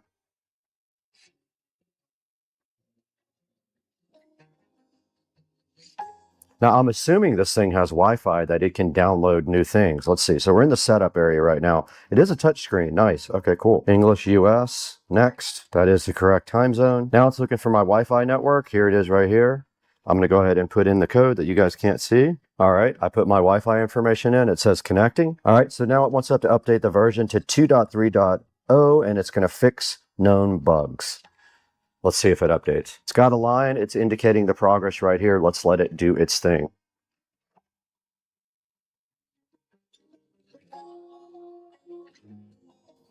And finally, it is at 100% on the download. Now it's telling you here when you first use this thing, there goes the firmware update. It's going to probably restart and update the firmware. Let's watch that process. Oh, no, it's on. Okay, cool. So let's hit update. Oh, okay, this is loading. It says there's a bunch of updates. Let's look at that. So this might be updating for the cars and stuff. There's 74. It says there's 74 updates. This has to be like vehicle updates. You just click this. It's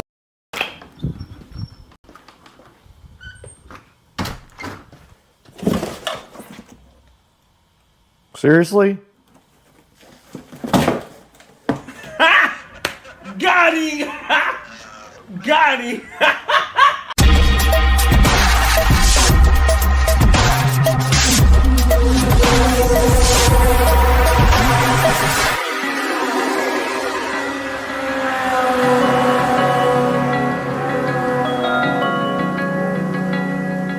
Hey guys, welcome back. It is a Monday, and as you guys just saw, that box is completely broken.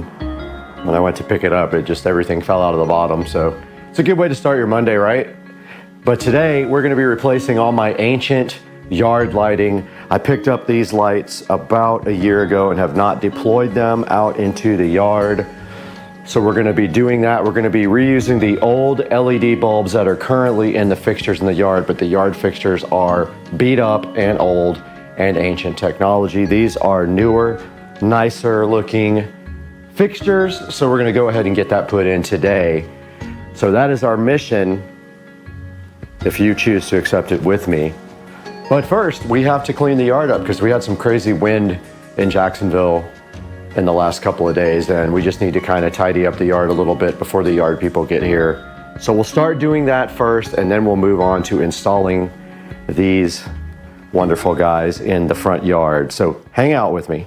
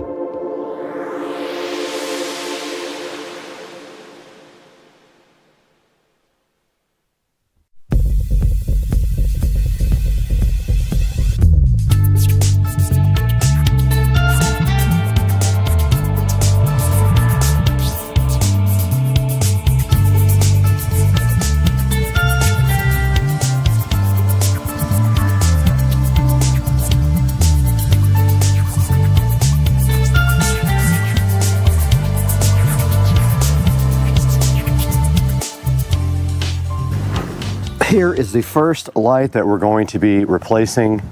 So what I want to do right now is take it out and see how I connected it. And it looks like, yeah, I used a quick connect on this. So I think I'm just going to connect the new lights the same way.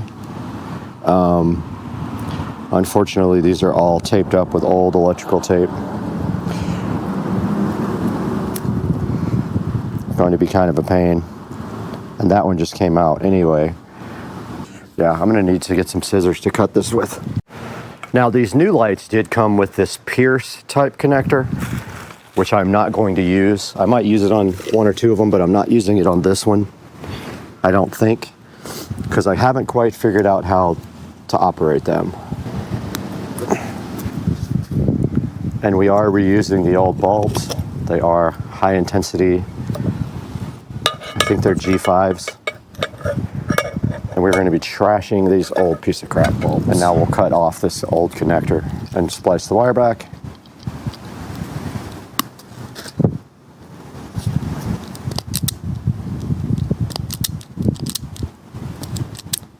Oops. I have another light going to this. So I've reconnected the light, and I believe the other one feeds this spotlight and that spotlight. And the old housing will go into the trash can.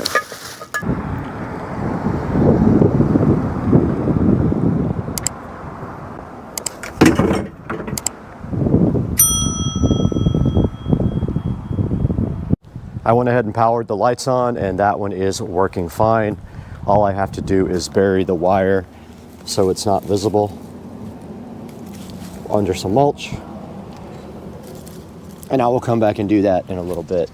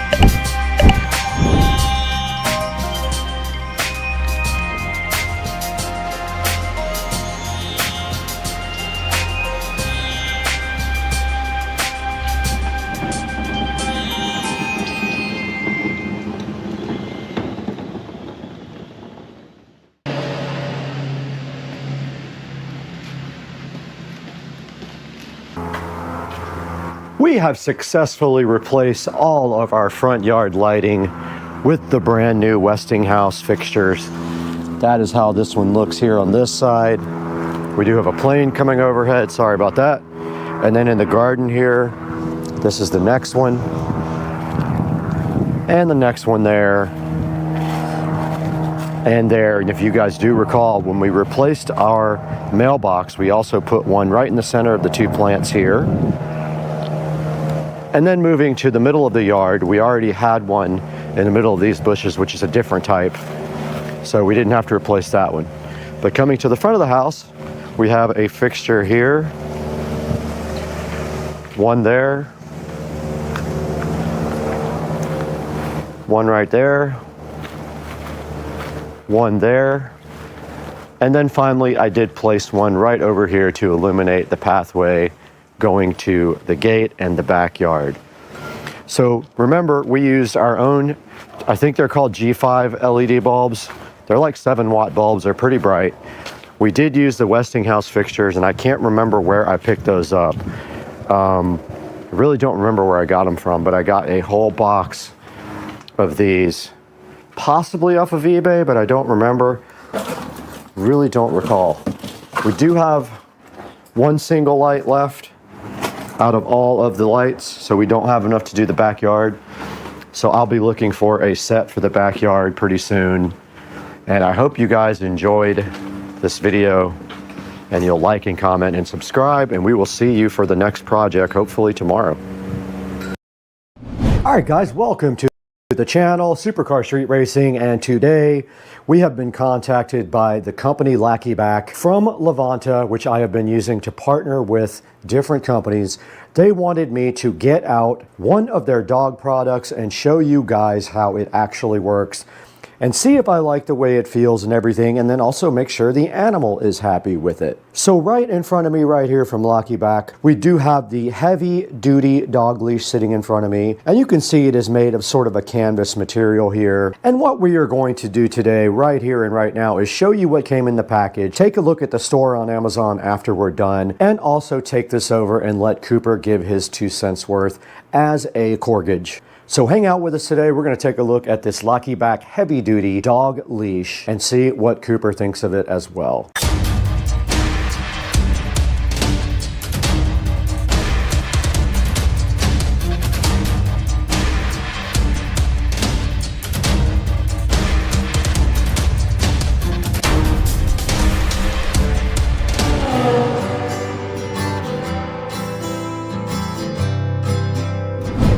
Right in front of me, straight from the company Lackeyback, is this heavy-duty dog leash that was provided to the station free of charge to give it a nice once-over.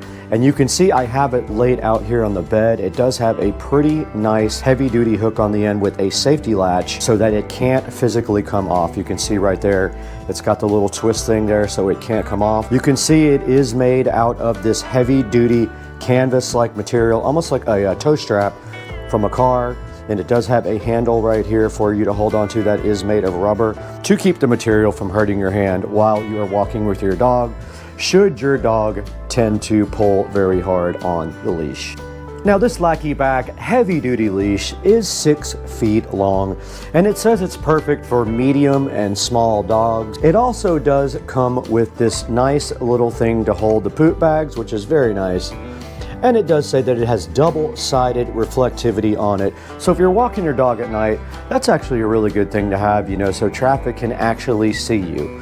And some of the other details, it says that it is thickened for reinforcement. It is 2 millimeters thick, as it says right here on the site.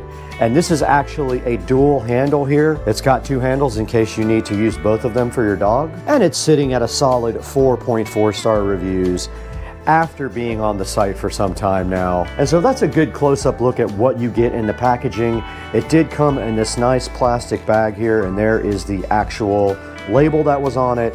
And here is the poop bag. You just twist this off the top, and you can also clip this onto your dog leash when you take your dog for a walk, and then you'll have it right here at the top if you want it. There's a little hook right here for you to clip your little poop bags on. Okay, now that we've showed you exactly what comes with the Lackey heavy duty dog leash, There's only one thing left to do, and that is find out if an actual dog loves the Lackey dog leash. Now, fortunately enough for Supercar Street Racing, we do have Cooper across the street, and he has volunteered. He actually texted me earlier today and said he was ready to go ahead and check this out. So what we will do is just take him for a little walk, and then I'll ask him what his opinion is of the Lackey dog leash. So without further ado, we need to get all this stuff packed up and move across the street and go see Cooper. And we have to see Beatrice also, but I don't think she would be interested in going for a walk with us. So let's get it packed up. Let's get out of the Supercar Street Racing compound and let's get across the street. All right, we are headed over across the street to Rich and Trisha's house. We do have the Lackey dog collar with us. And what we are gonna do right now is go outside. We're not gonna take up too much of Cooper's precious time, but what we wanna do is just go ahead and put it on him and see if he enjoys taking a little walk with the collar. So let's get across the street and see what Cooper is up to.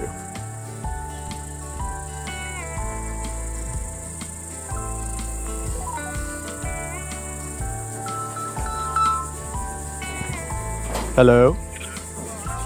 Oh, you're coming over to my house? Okay, cool. All right, bye. Okay, change of plans. They are coming over to my house. Here they come. Cooper came out to check out this leash, and this is the heavy duty Lackey back, funny name, but dog leash. It came with these little poop bags too, to clip on. And so I was just gonna take Cooper down the block and back and see if he likes it or not. Can we just clip it on him? Yeah. Okay, cool. All right, come here, dude. Come on, buddy. Okay, so it's got a safety latch on it, so you just pull back on that. Come on, dude. Come on. Come on, buddy. Come on. He's so confused why I'm walking him. Oh, already?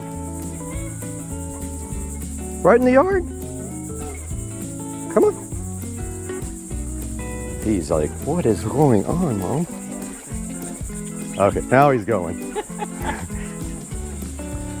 I even brought new shoes for you, Lick, dude. Come on, buddy. We'll just go down here and go back. Come on, dude. Are you loving it so far? He's huffing it. Ready? Go home? Yeah, I'll go. Come on, dude. Come on, buddy. Back home. It's hot. Oh. Pause for the calls. Good job, dude. Come on. Hey, dude. Good job, buddy. You're a star. Good job. Did you like it? What do you think? Do you approve? Would you recommend this to other dogs? All right. Let me let you get back to Mom then. Bugs are already getting me too. All right, see you guys later. Bye-bye. Okay, we just walked Cooper with the leash, and he loved it, and he recommends it to all your dog friends. Now, let's go back inside. It's very hot outside. Let's go back inside, get our Amazon package here, and go check this out in the Supercar Street Racing 4K production studio with me. I'll be right in there. I'll see you there. Guys, we're back once again at Supercar Street Racing, and we are out in the 4K production studio. You can see right behind me, we have all kinds of cool gadgets and lights in the studio for when we edit, and we always go live, so make sure that you are always watching us when we're live and editing. Today, we've got the Lackey Back Heavy Duty Dog Leash. We were fortunate enough to partner up with the Lackey Back company. They contacted us through Levanta, and I'm going to show you what Levanta is right now. I've been able to go to Levanta and sign up and have partnerships with a bunch of different companies, and I have a lot of companies I am able to work with now, and they send me free samples, and so I use Levanta to hook up with all these companies. And today we are looking at the Lackey Back Heavy Duty Dog Leash, and you can see at the Lackey Back store here on Amazon that they have quite a few different products for you to check out. But the one we have today is not this one. It is just the Heavy Duty Dog Leash, which sits right here. And it is only $10, which is a really good deal for what you get. You get a super heavy duty dog leash, and they give you a little plastic container full of poop bags to go with the dog leash. And the dog leash is reflective and made of almost like a material that you would put a car strap on, you know, like that type of canvas material. It's got a nice heavy duty hook at the end and a nice place for you to put your hand that is rubber so you don't hurt your hand if your dog does try to pull away from you very quickly.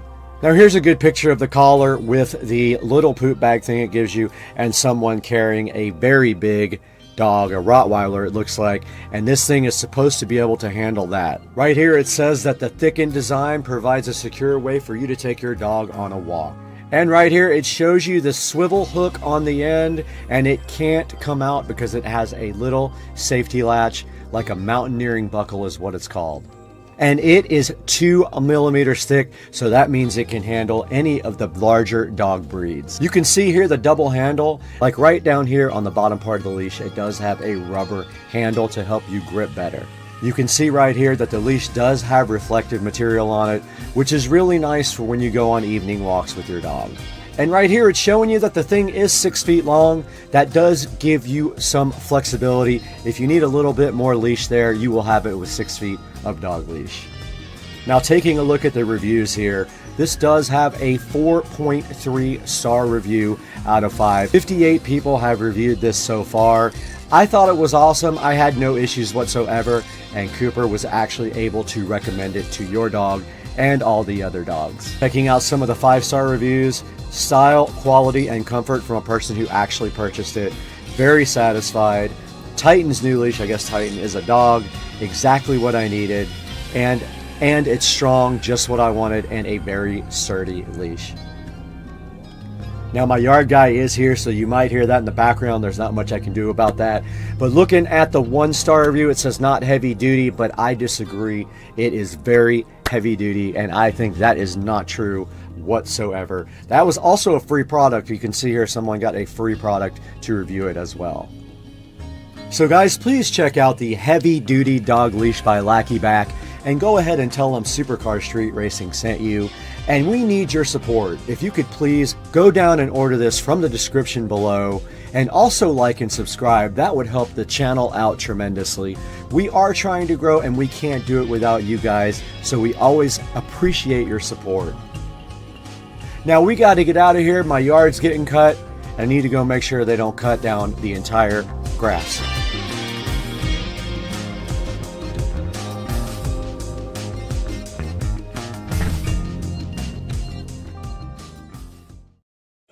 Homemade chicken nuggets with panko crumbs and lemon pepper. Lots of pepper.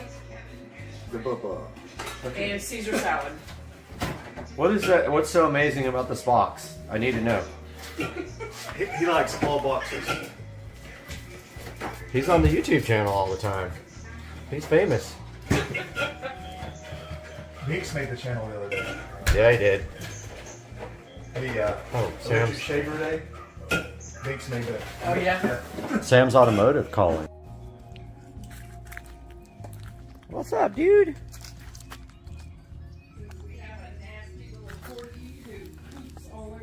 Why do you poop so much? Why? Why?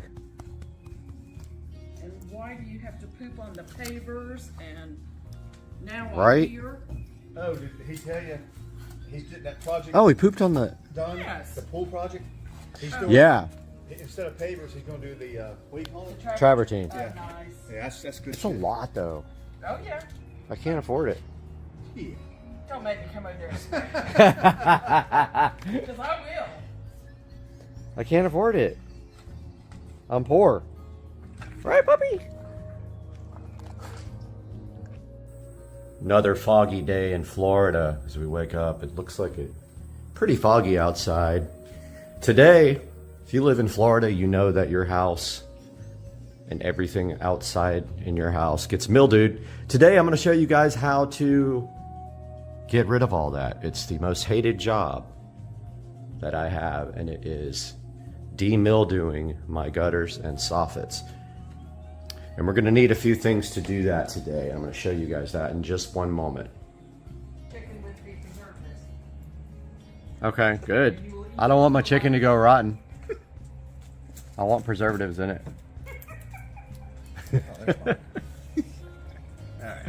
All right, go first and show me how to do it, and I'll get it. I'll get it, and we'll put it on tomorrow's video. Okay. All right, come on, man, show us. I'm shooting, so. All right, come on. I'm not that bad a shot, but still. We don't need an incident. We don't need that. Yeah.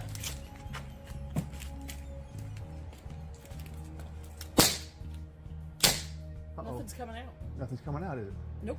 Oh. That's weird. Did that the other day. This guy wants to be in front of the. Nothing. Yep, it's jammed. Whoop, there you go. BB just okay. fell out. Yep. One just fell out? Okay. Mm-hmm. All right. It was damaged. Oh, wait a minute.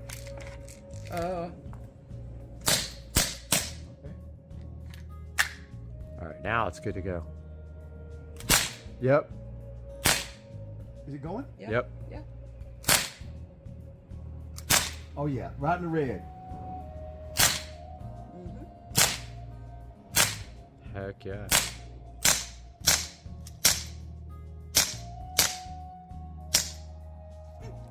Dude. That is a replica. Freaking mag dumped Glock on this 9mm. Mag dump. Get some dinner. Are you hungry? Oh, Cordy's hungry. Come on, let's go. Oh, what? Damn. Ah, it's going for the blue dot. You almost got. Damn. You split his forehead open. All right, guys, we're out in the garage this morning. Supercar Street Racing here. We are doing some de-mildewing today. What are we going to need to do that? Well, so if you guys live in Florida or anywhere in the South where it's really humid, you know that your house, the outside of your house, gets mildewed. If you clean it about 3 times a year, you're good. So this is Publix Outdoor Bleach Cleaner. Today we're going to be using this, and we're going to be using our sprayer here. It's got some weed killer in it right now that we're going to have to transfer over into a bucket so we don't waste it. I got a bucket right here that works perfect. And then we are going to mix up our mildew stain remover here. We have a brush somewhere, if I can find it. We have like an all-purpose brush. Where did that brush go?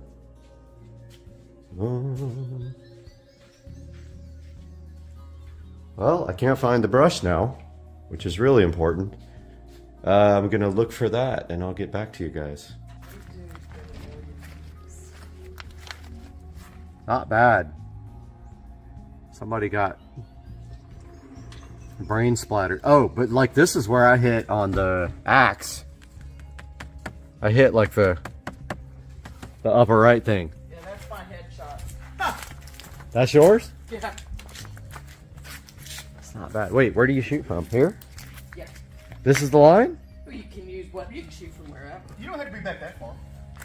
I mean, I can't hit. I'm gonna light one of these bug things. Yeah, I was getting eaten yesterday. Yeah, little bastards. Probably won't show the video on YouTube if we put a gun on it because they're so anti everything. You know, you're right. That's probably true. They probably won't. They will ban, Well, they'll demonetize it. they will ban supercar speed racer. Street racing. Street racing. You could throw an They're- axe. Huh? That was a good video though. Yeah, You but were you like, you're a star. You could throw 7 million views. the one where I bent over and I said, "Dude, you asshole." If you put that on there, I You put you threw a bullseye with this. Okay. Dead center. Okay. And we were like, what? Community was like, what? You want to shoot? Yeah, let's do it. All right, you video, I shoot. All right. Is it got safety? Is it good to go? It's ready. It's on. It's on. Okay. All right, there's no safety, right? Nope. Nope. You're good to go. So, all right. Here we go.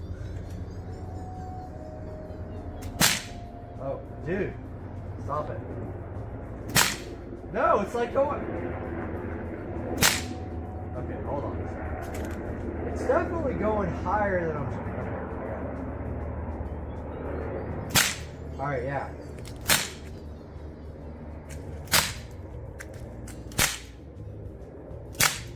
It tends to be high, I think, or I suck. I think it has a little too. There's one in the red. I know. Dude's wounded, but not dead. Oh, he's dead. Oh. There's another red. Okay, so a lot of this is my fault because I'm getting eaten by mosquitoes. All right, wait. Let me hold it. Should I hold it sideways? Gangsta style. Yeah. Oh my God. Where'd it go? Like off the chain off. All right. How do people shoot like that? I always, yeah. Found the brush. I was actually looking for the brush with the handle, but this is what I use, and I have a super long extension right here. So let's get this bad boy out. It's like an aluminum extension for painting or whatever. Pretty long. See, it almost touches the ceiling right there. It makes it really easy to do the to brush off the soffits and the gutters if I need to. I'm gonna try to not do that this time and just use the mildew and see if that removes it. If it does, I'm gonna save myself a lot of work, but there are some places you have to scrub. Like, I don't know, the garage door just looks so much better when you scrub it. The one thing is though, once I come out here, I want to keep that door closed because if you open it, then it drips all over the car. So I don't want to have to deal with that. But I really would like to clean the back of this garage door one day. So I don't know when I'm going to get to that. I wouldn't even mind painting the aluminum white to make it look better. That would be pretty cool. Paint the whole thing white. Anyways, I'm going to get suited up here, get ready to go outside, and I'll get back with you guys. All right, I got the product mixed up. The problem I ran into is that it was foaming so bad, I think, from this stuff that I got, I think, enough. It's definitely a high strength, which is fine.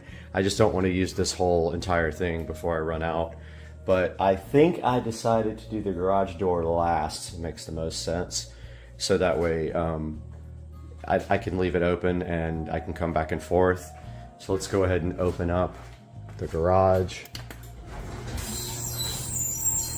I didn't mount my brush yet, but I'm going to show you guys kind of what I'm talking about here. See, if you look on the soffits, you see the mildew. So a couple of times a year you have to get that off, and of course the garage door around the door needs to be cleaned as well. And then I will also do the brick all around the house. So you can clearly see where that needs to be cleaned.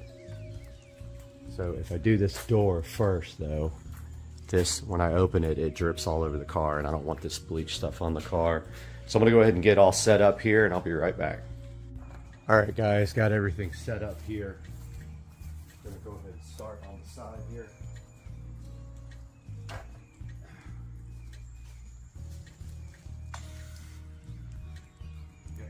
Ready. Which is over here.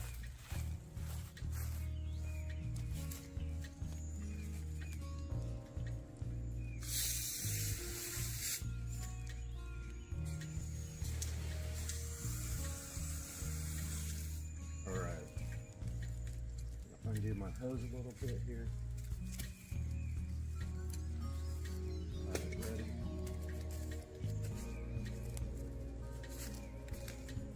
Camera guy. My load's all ready to go for now. Let's get moving. Start spraying.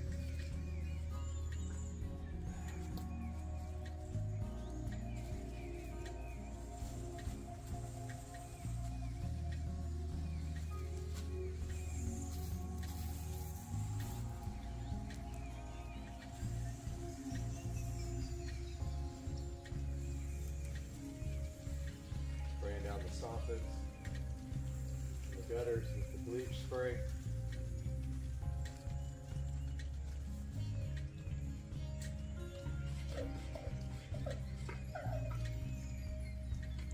Much easier with an electric one.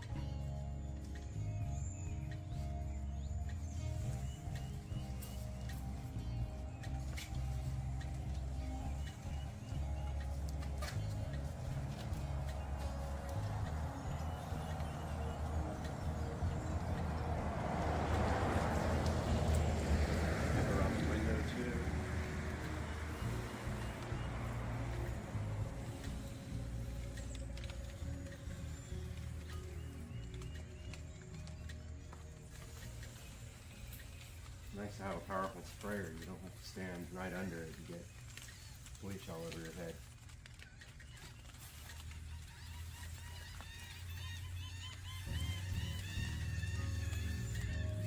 It gets really bad around the strings.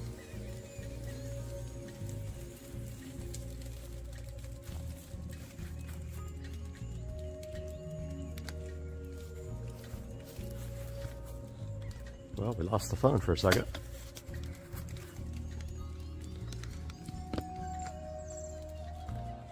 There we go. So this stuff needs to sit for a few minutes to get all the bleach off, or all the mildew off.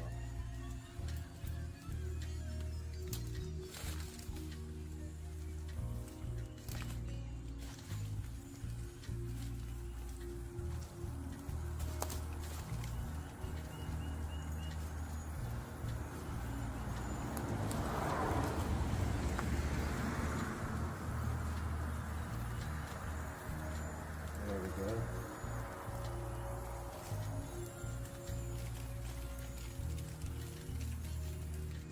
So that is sitting now. And we give that a minute or two. And come back out with my hose. See if that takes it off with just the hose.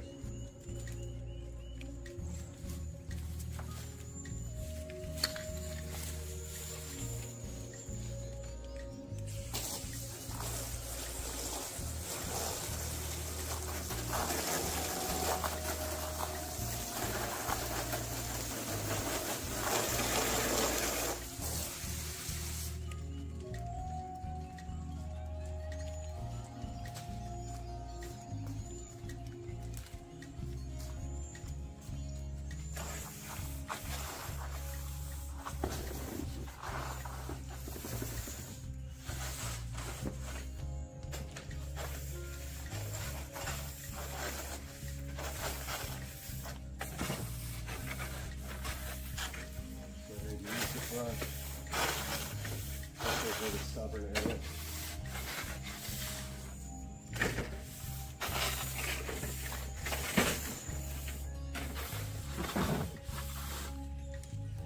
It's working better.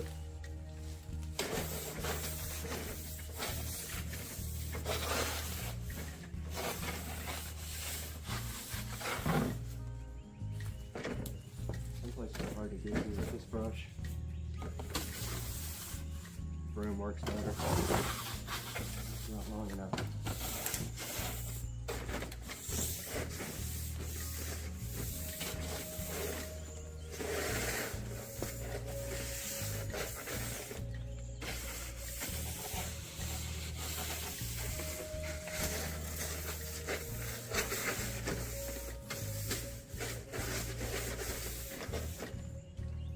All right, let's get that hose off.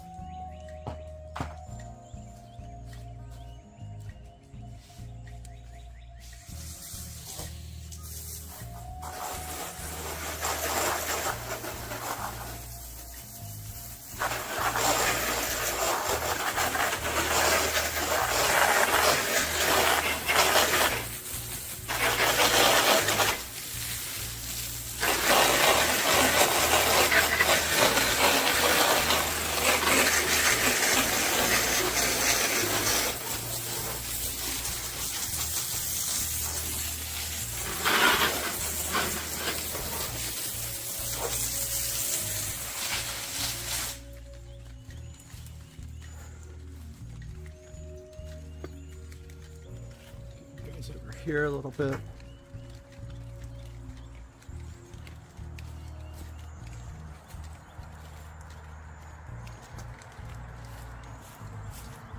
This tree was up here, the problem area.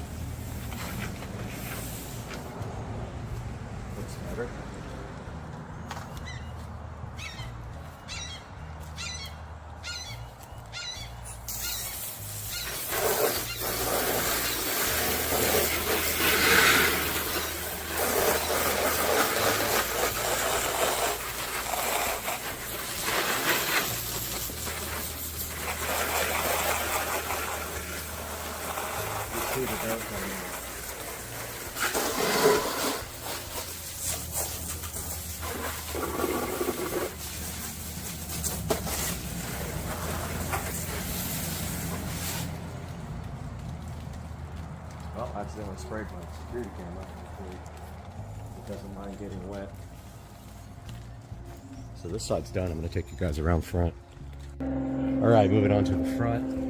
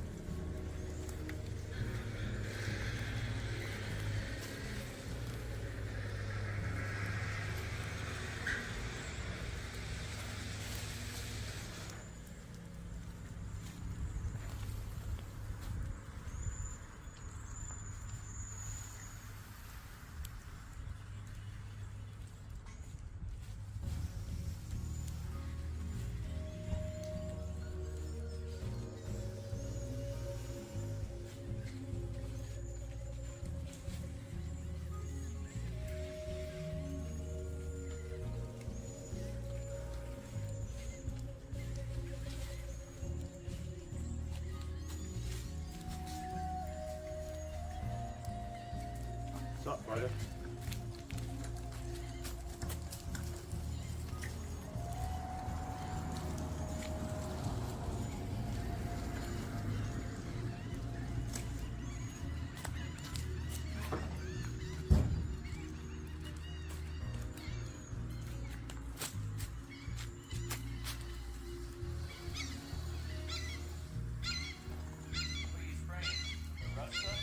Bleach spray. Bleach spray. Doing all the soffits and gutters, they're terrible. I have to do this like 3 or 4 times a year. There's all mildew. Yeah, turns it back white. Gets all the, see all the green mildew? Yeah. This takes it off. I need to do that. Yeah, and then so I spray it on there, and then I just go over it with this brush like this, and it gets it all off. Yeah, you gotta do this a couple times a year.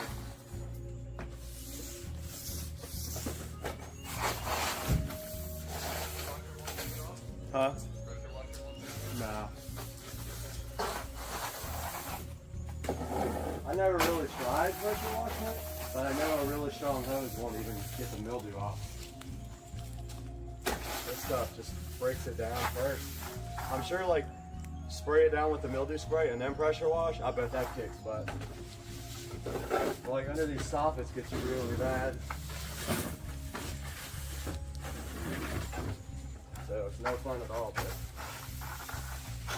3 times a year.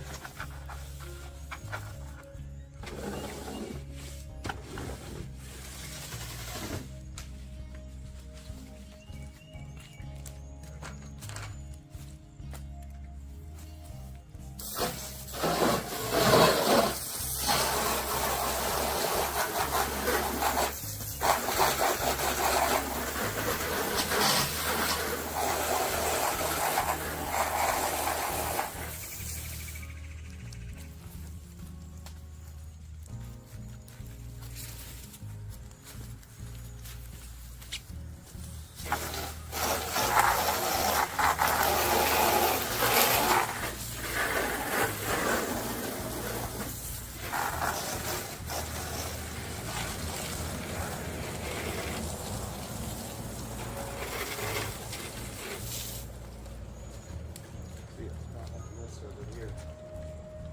Gutters.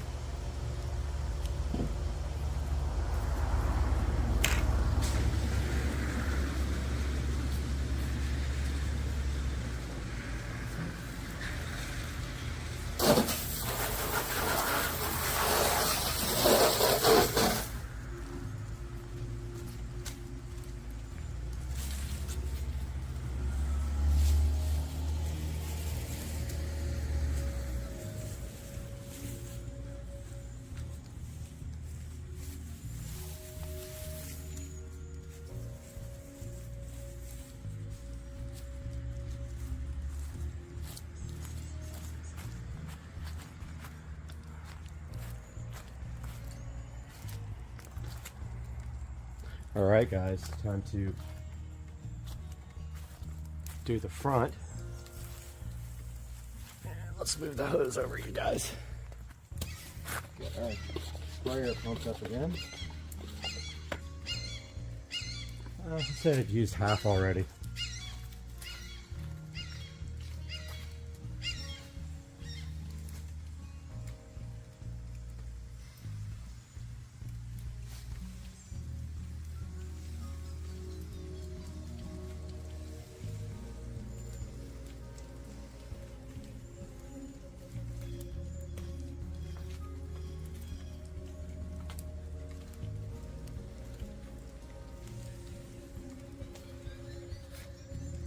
Should have done that last.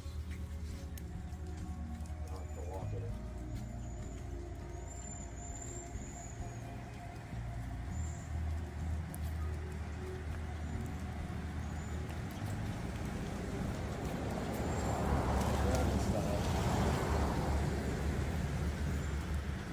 Don't do the part first, you gotta walk it.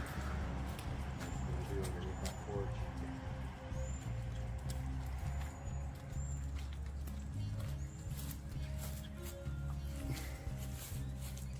Notice I got all around the windows and on the brick as well.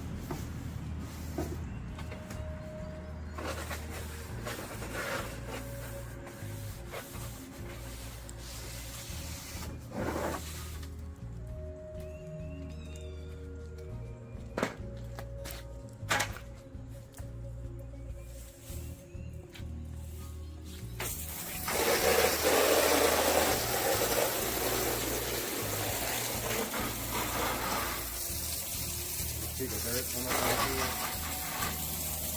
See it all coming off, guys.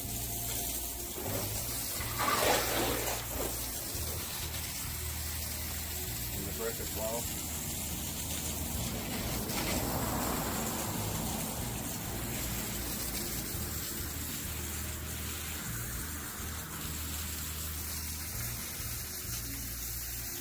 See that, guys? I don't know if you can see how dirty that was. And all that dirt came right off. And all the stuff around it, spider webs and whatever. It's way better. Make sure you go from the top to the bottom and get everything.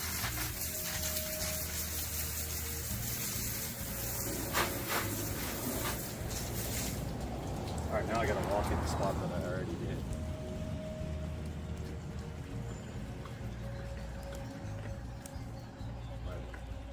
camera in here is not waterproof, so I can't really view up there.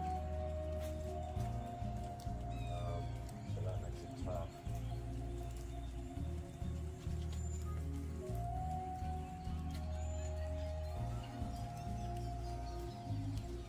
Guess I'll do that by hand, so I don't get that camera wet. I need to trade that out for a waterproof camera.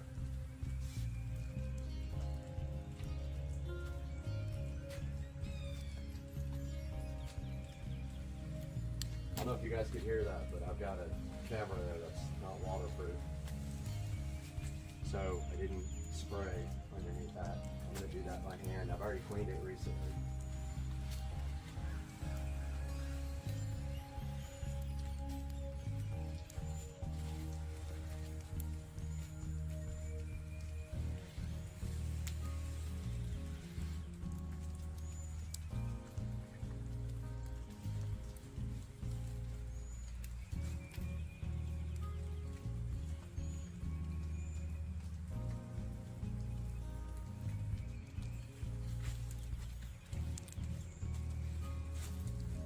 There's a lot of spider webs and dirt and stuff underneath here.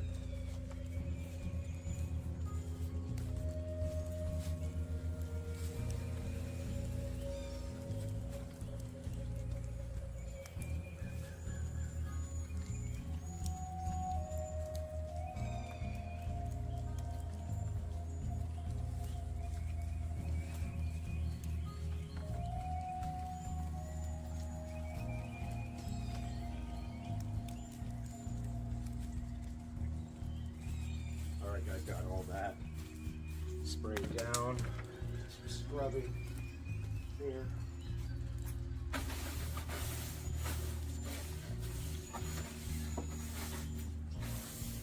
And all kinds of dirt between these soffit ridges.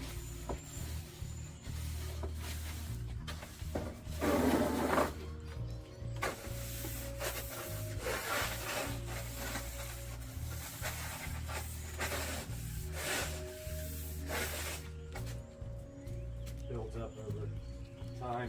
I think just the hose will get it off.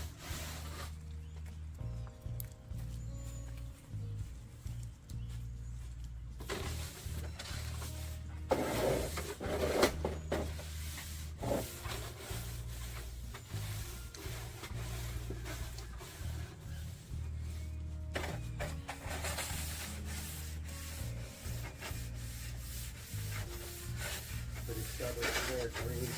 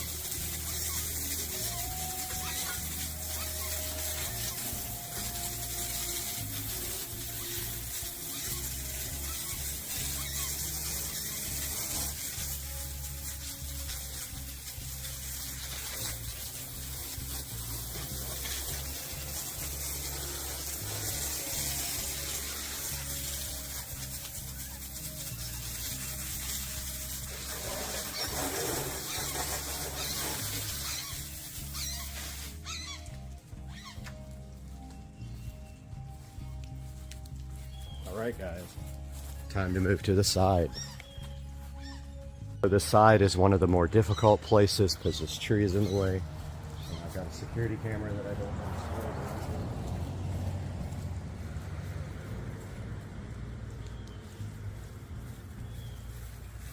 Got about a quarter of a tank left of cleaner here.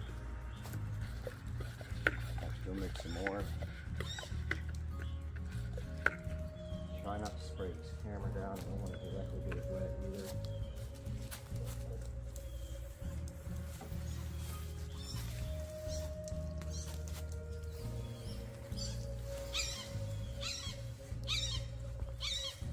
Gutter's got rust all over it from the well water.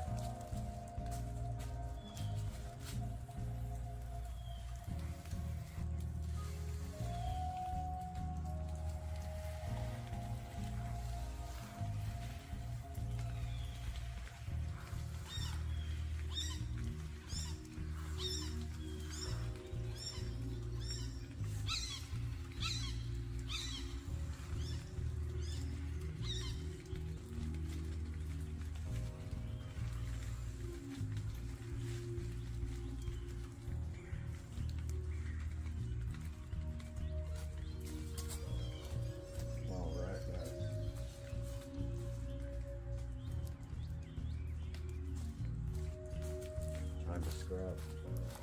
I need to get my broom.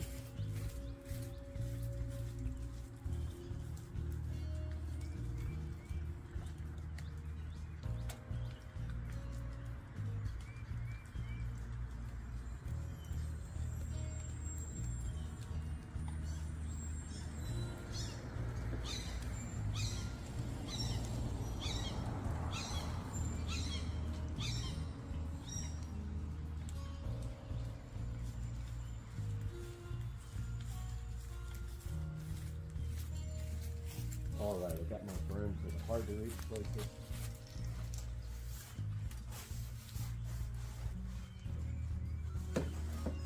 Like that.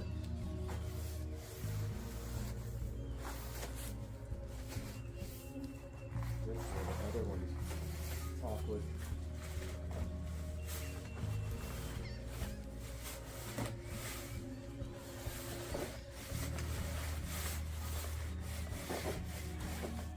Get in that little crevice.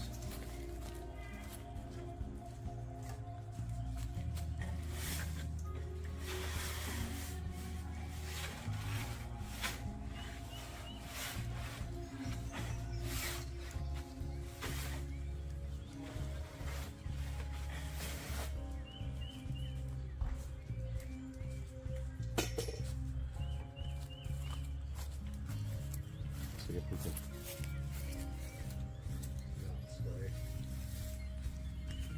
Camera here.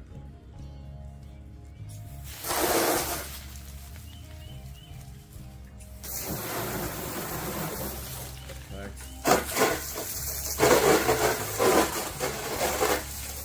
That looks pretty good. I think I'm gonna have to start using my other hose now.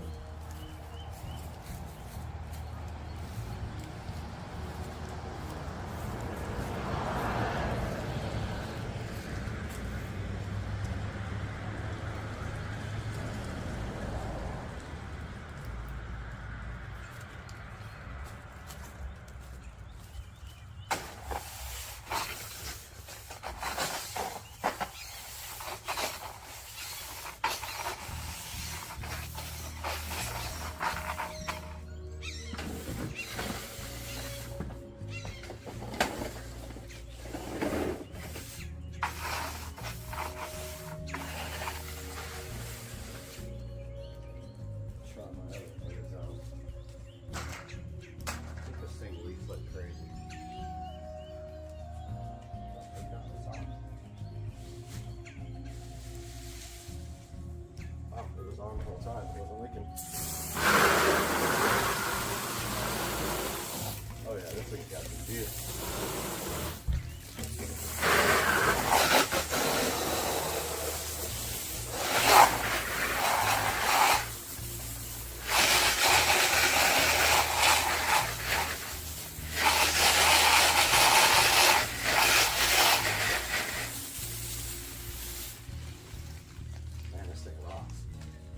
this is.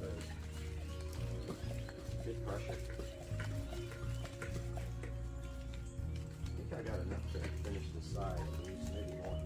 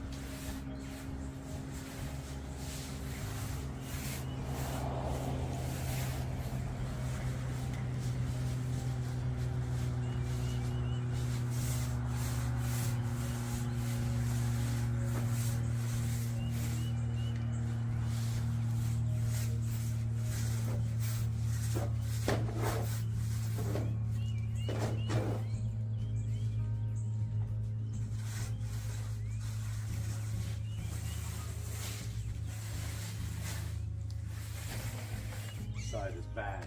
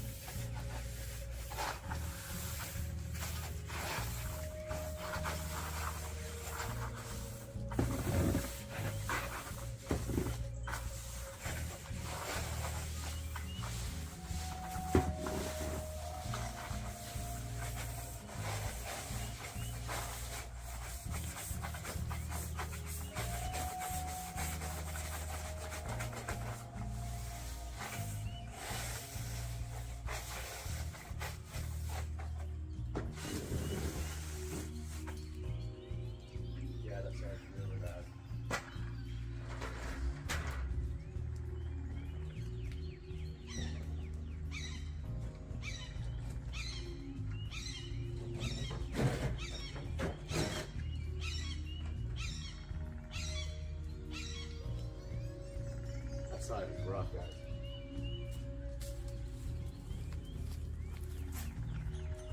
I want you guys to see.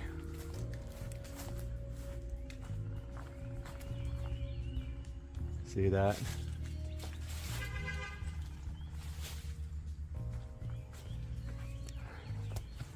That's how that looks.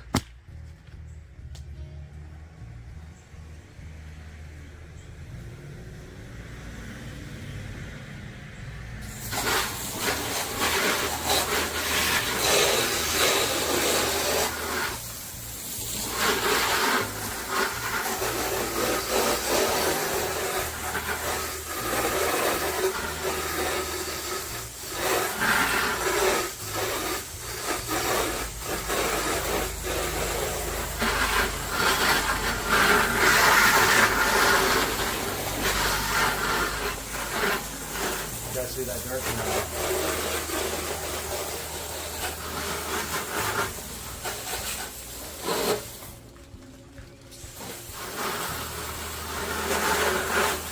that's a stubborn spot right there.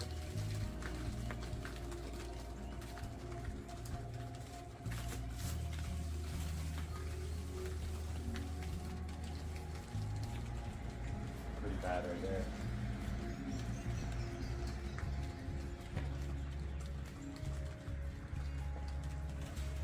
Try to hit that spot one more time. And this spot here, get your fully checked up. Yeah.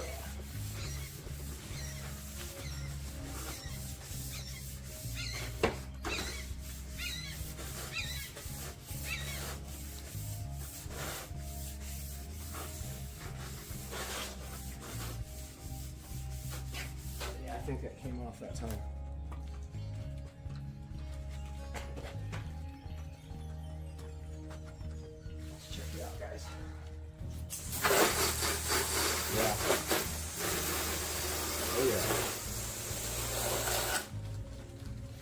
one more spot up there in the corner.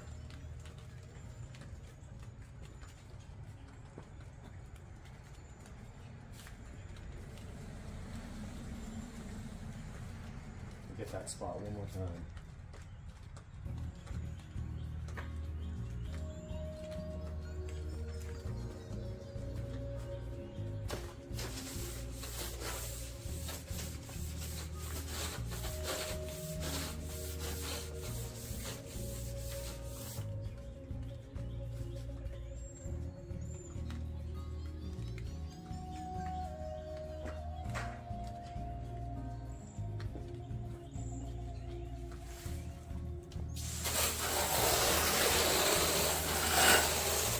Came right off.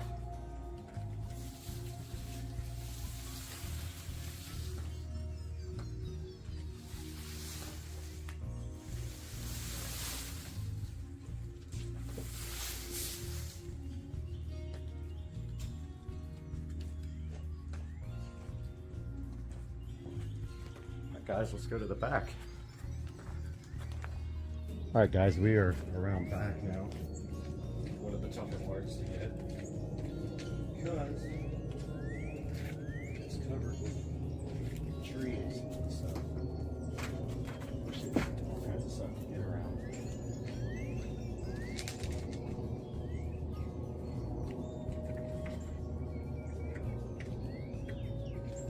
And we're gonna have to make some juice here pretty soon.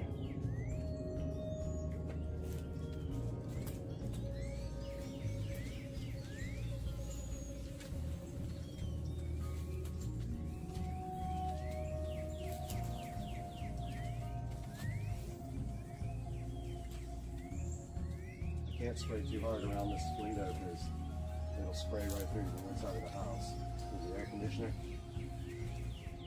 So I gotta be careful spraying on this window AC. Hopefully I have enough to finish this corner. I'm almost out.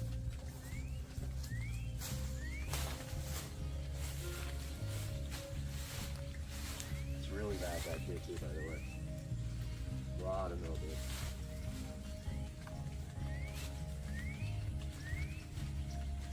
Come on, baby, don't run out. Almost there. Yeah, almost out of juice, guys.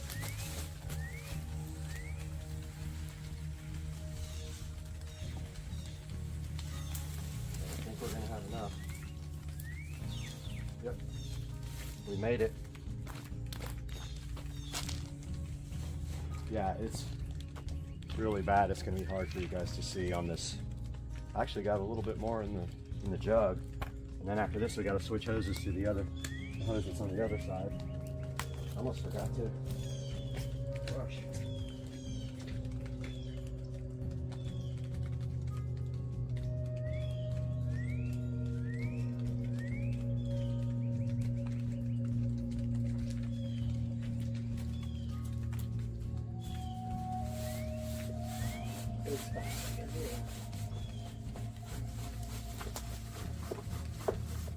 Really bad. And the top of this AC is terrible.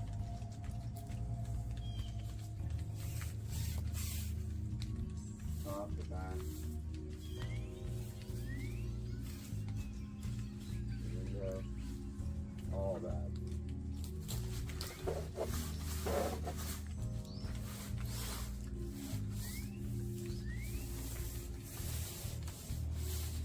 I used to use balloons to the whole house until I realized that was stupid. And we got that nice bristle, heavy bristle brush.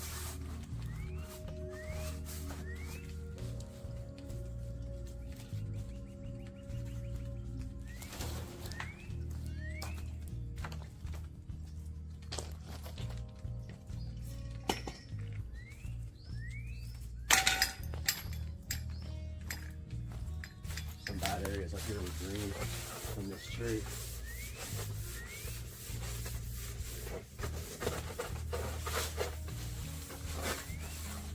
I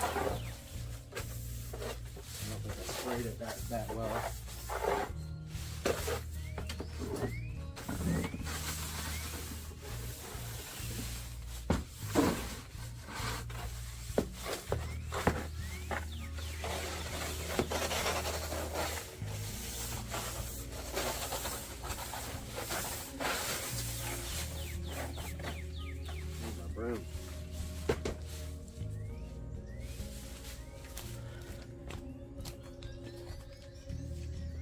this is gonna work smart, guys. Sure.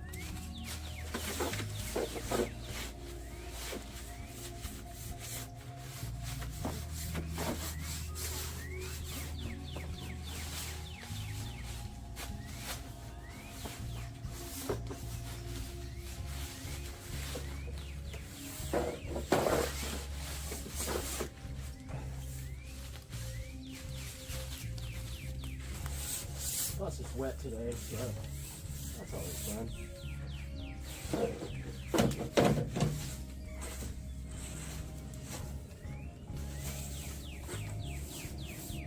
Alright, let's give that a rinse. That's satisfying. God, you're soaking wet from the dew and the mist.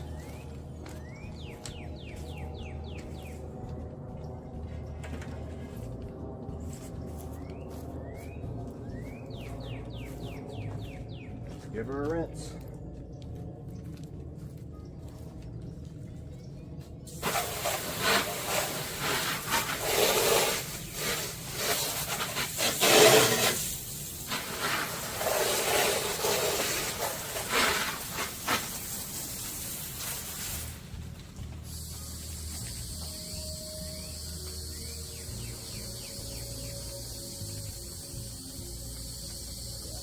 That's going to get straight in the house. You want to be careful right there.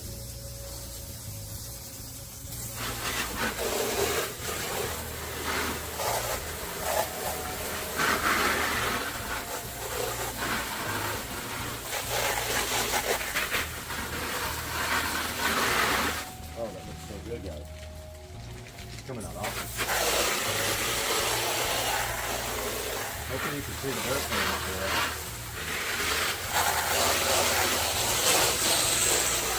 Alright, this top part over here needs another shot.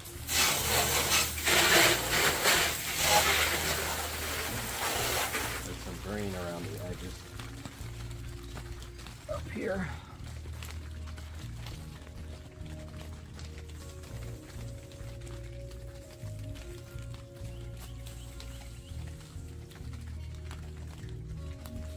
Give that one more shot there, and then see how fast we're going to run out of juice.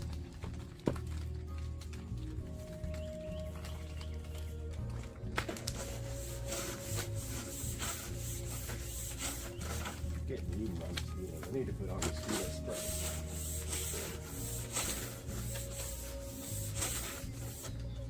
Yeah, my legs are torn up.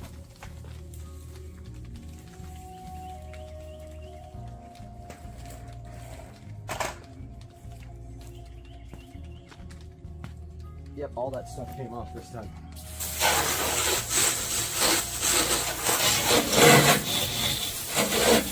I make sure I get my inside of the house too.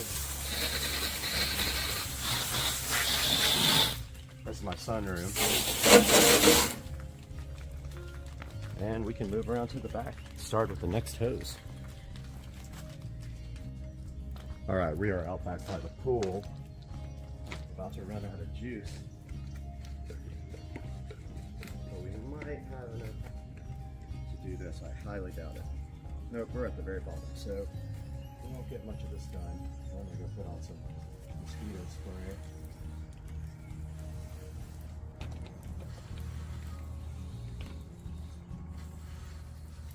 The sunroom really doesn't get bad on the side of the walls. It's just the soffits and the gutters, for whatever reason, they get mildew. I don't understand why that is. But yeah, I'm running out.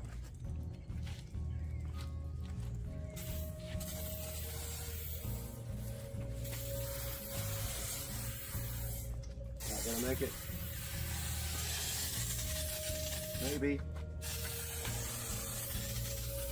Oh, I think I have enough. I think I had enough to do it. Let's check it out.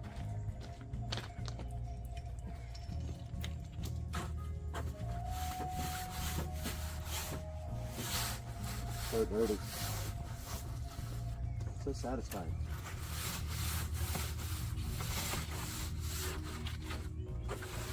wonder how much of this would come off without.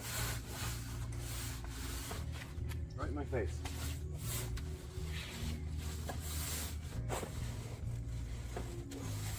That gutter's barely on there, man.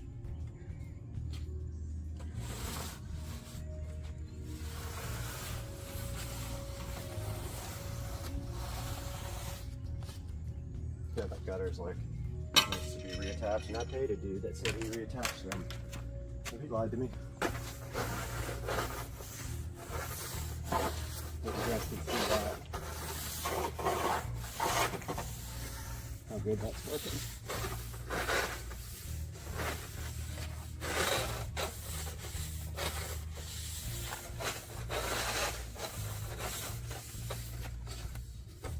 There's some green right here. Such hardest to get off. I think it's from plants, but maybe it's just green molding. Either way, it sucks.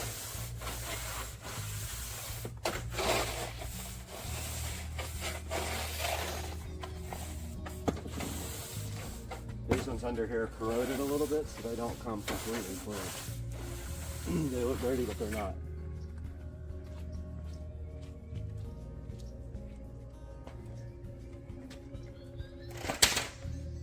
And let's give that a rinse, and I'll go mix some more juice. Oh yeah, that corner needs it a little bit more when I get some more juice in that. You can see the green stuff coming off of it, but that corner needs to be good again. And then I get all the cobwebs and stuff off the house.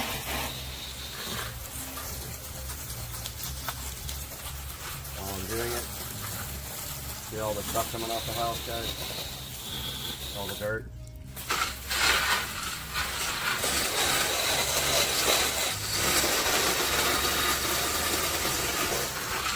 Awesome.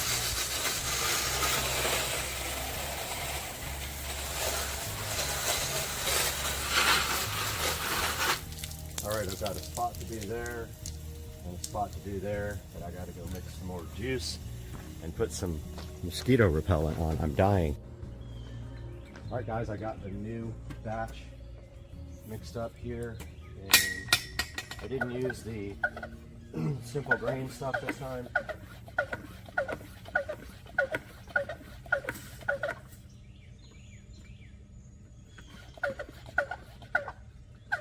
I just used the Publix cleaner. That spot. It's a good sprayer. It was expensive, but I'd rather have an electric one, obviously.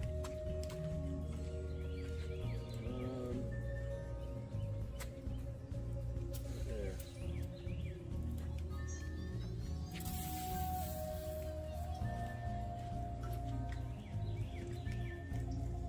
These two bad spots.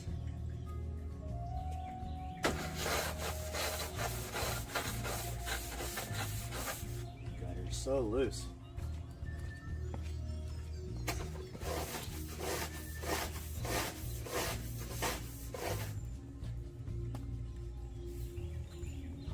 think that got everything off.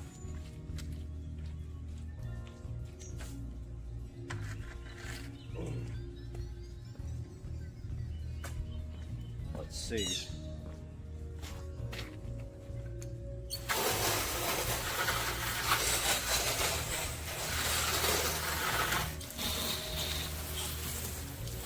Yep.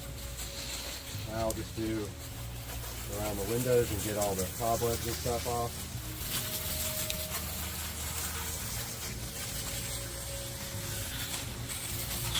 See all that dirt coming off there? That builds up over the years from the bugs, and you know, you can see that all coming off and running down the side of the sunroom, and all the dirt down at the bottom. See all that coming on?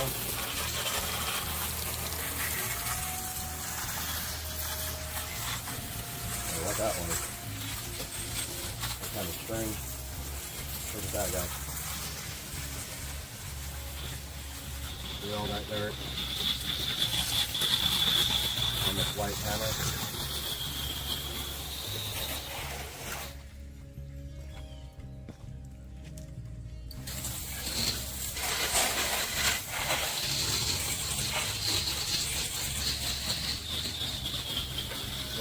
better.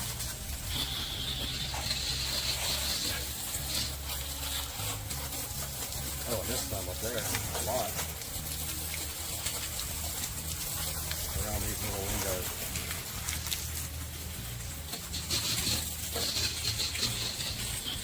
When you do that, you gotta hose down the side again. So it runs down the side. And that looks pretty good, guys. I'm gonna move you guys under the patio here and show you the ordeal now.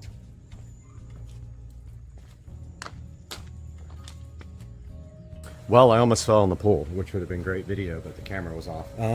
This is the worst part about doing this is that I have to move everything, all the furniture out. However, this furniture is metal now. Oh yeah, they aren't Velcro to it. So we're gonna get these out of the way. I might even wash these.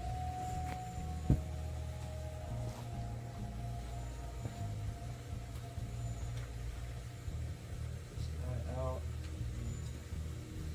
They're pretty mildewy. My washing machine can wash these. I'll do that after. So the only thing I have to worry about under here is the TV. So I don't spray the TV directly, even though it has a cover. And the reason I'm taking the cushions out is so that the bleach does not affect them. Remember, we are using bleach. Good thing about metal furniture is you don't have to worry about it. It's going to last a while till it rusts away in the Florida humidity like everything else does.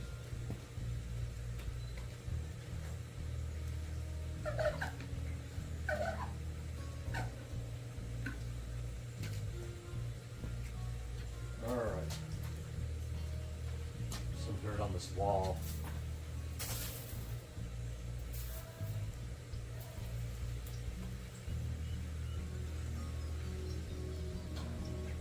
This TV cover is absolutely nasty. There's power back there, so I can't really spray it directly. This door is gross. Open this helps a little bit.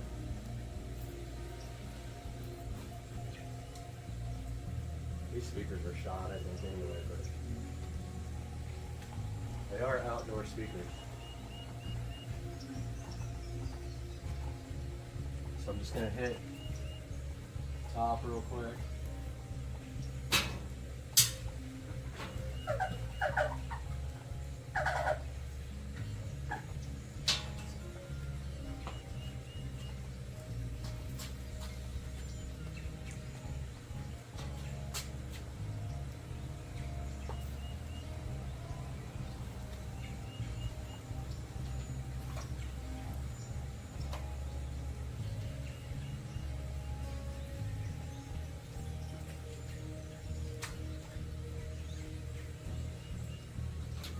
This roof is kind of difficult to get because you're standing under it, you just get totally mangled with bleach and whoops, sprayed the camera by accident. Better rinse that off.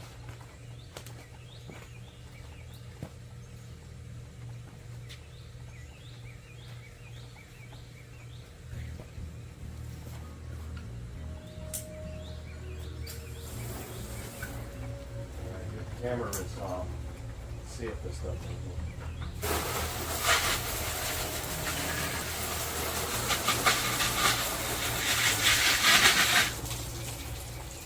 Now, there's electrical back there. Kind of don't want to spray it.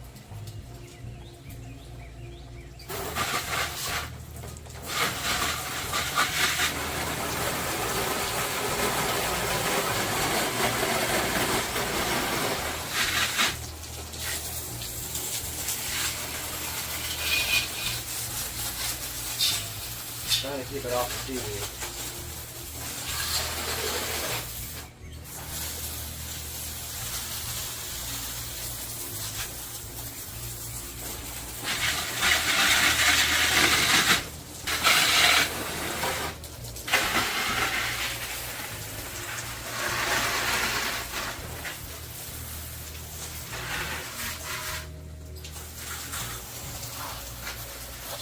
All this stuff is outdoor rated except this television.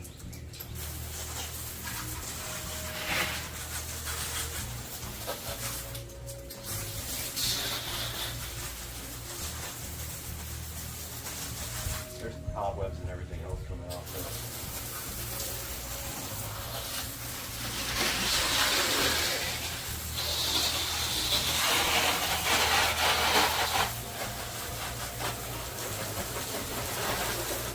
Absolute must. You have to do this a couple times a year. You guys aren't seeing on the ceiling, there's a bunch of bugs or dirt. It's all coming off with the hose.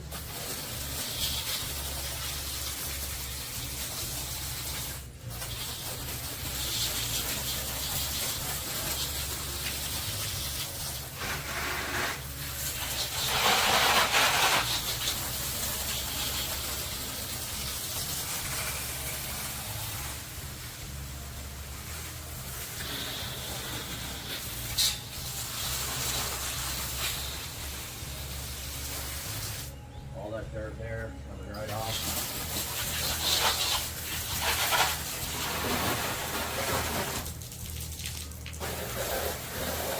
That's it. Now I painted this roof about a year and a half ago. Now all you have to do really is just kind of hose it off with a power tool.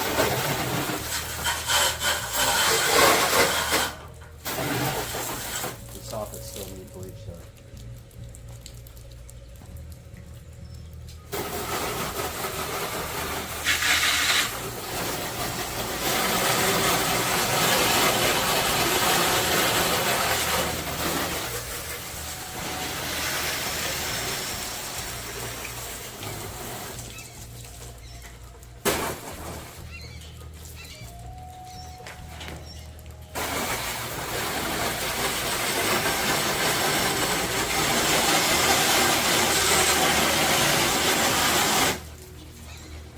Still some areas that are going to need a brush. I see.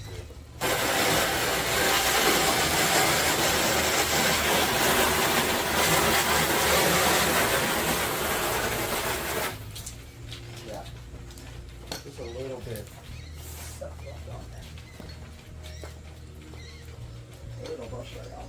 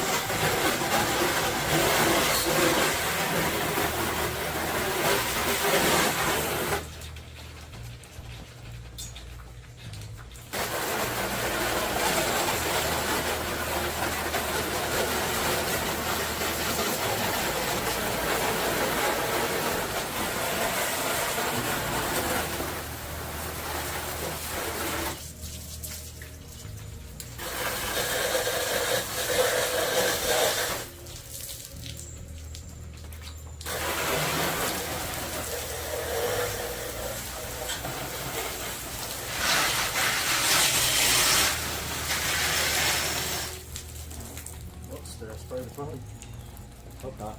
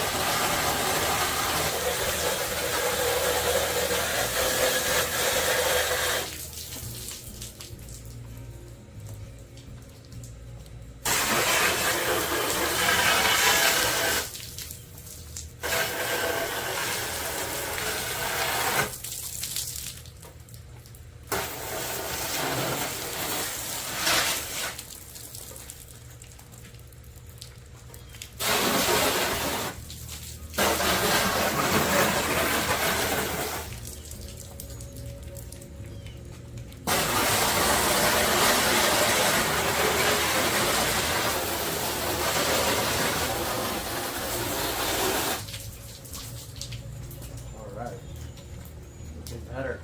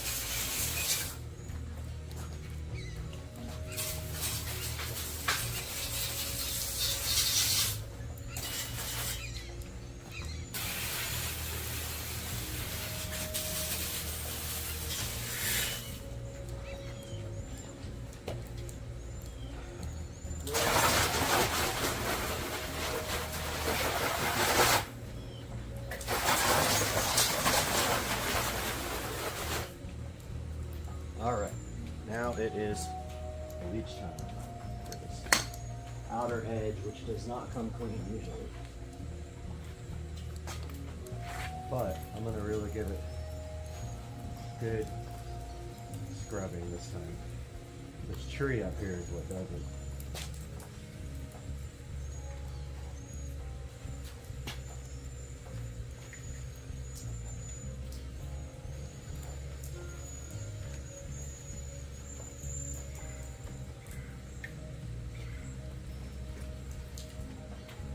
There's a lot of green up here. A lot of it.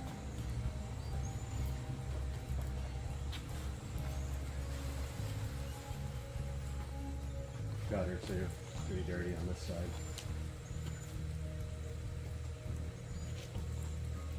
Spray this. Let it soak. Part under here gets really dirty.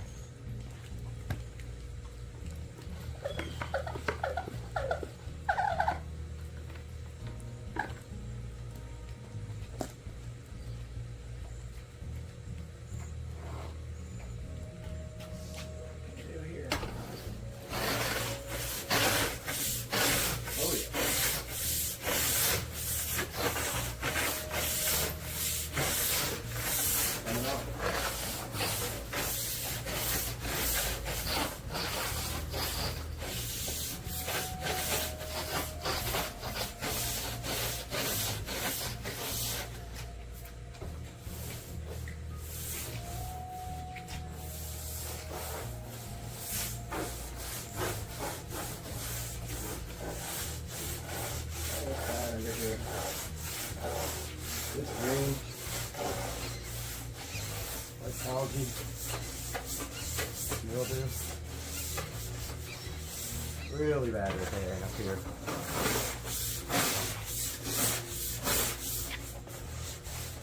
You guys can't see the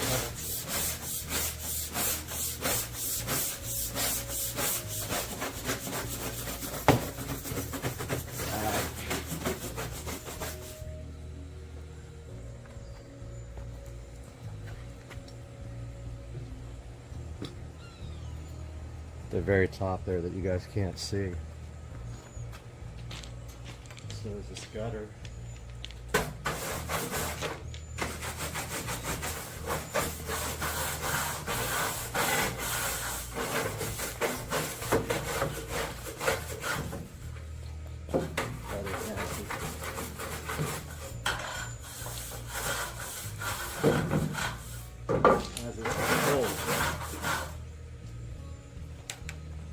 See how that comes off.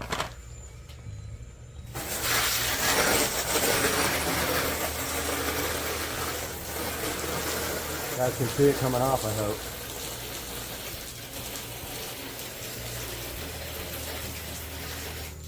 So it got a lot of it off. It needs another coat.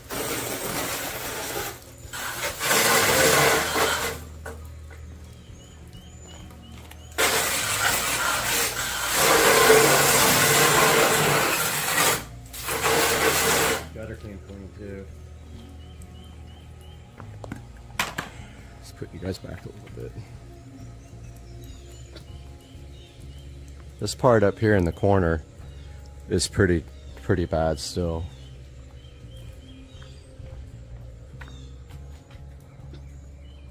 Right up there in the corner. I'm gonna get that again.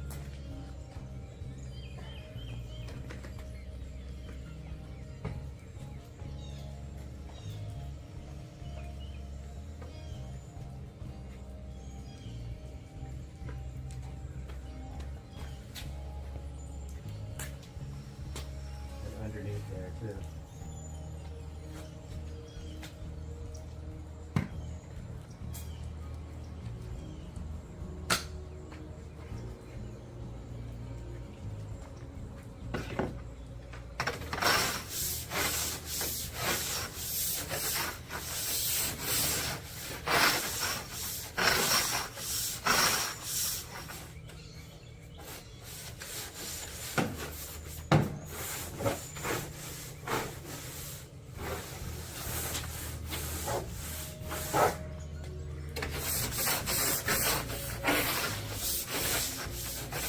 This palm tree up here.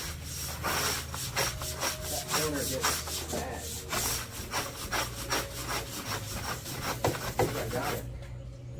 I think I got it.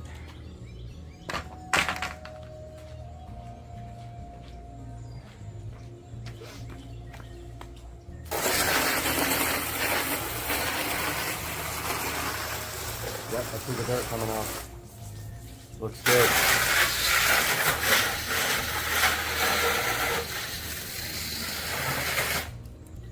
Alright guys, the patio is done. Time to move on to the side of the house. Other side of the house.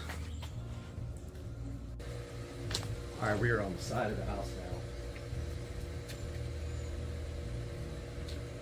And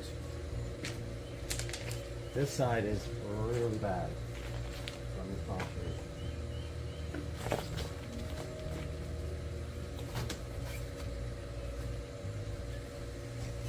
Really bad, the underside too.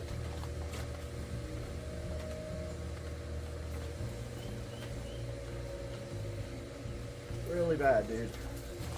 This bleach stuff is getting all over this.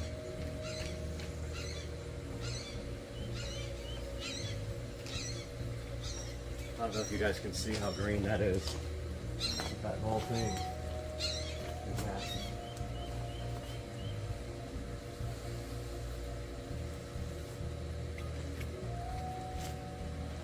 Letting that soak up there. I guess I might as well do this whole side here.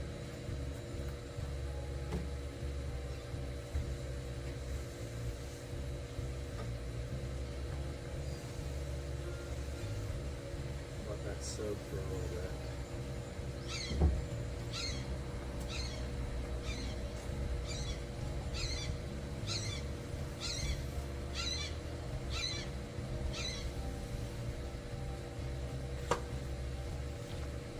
This is bad over here as well.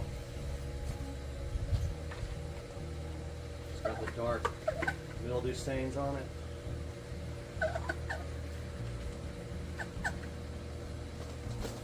Under this office here, pretty bad. Sides up here.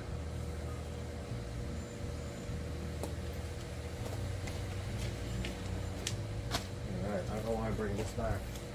Well, I'm probably going to need 2 or 3 scrubbings over here on the side.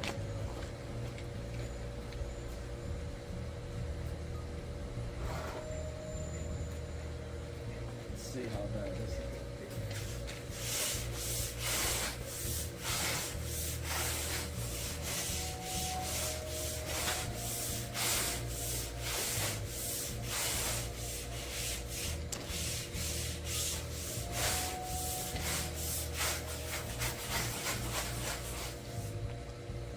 Alright, got that part. Here comes the nasty part.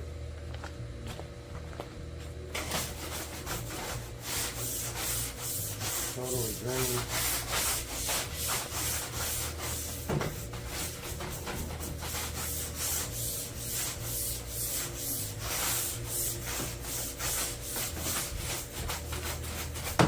through that.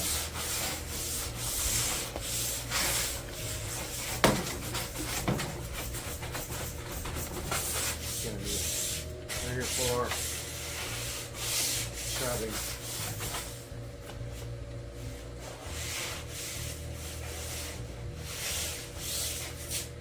I mean, it's coming off, but not easily.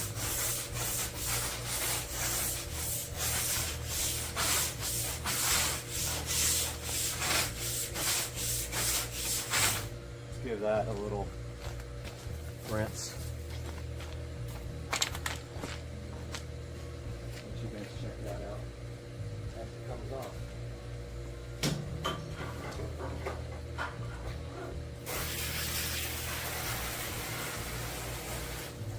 I mean, I can see the dirt coming off, but not all of it. You guys see that green goop coming off?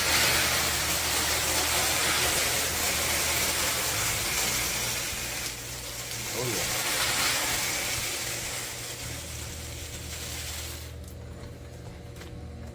All right, I'm gonna spray that down one more time and go do the scrubbing over here while this soaks again.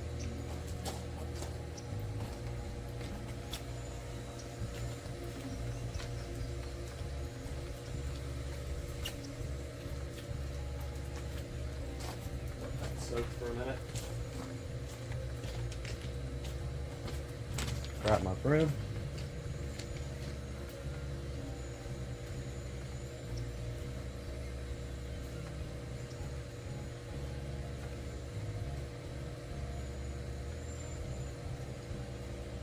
Broom is just way easier for this part of the soffit where you can't get in. It's too awkward.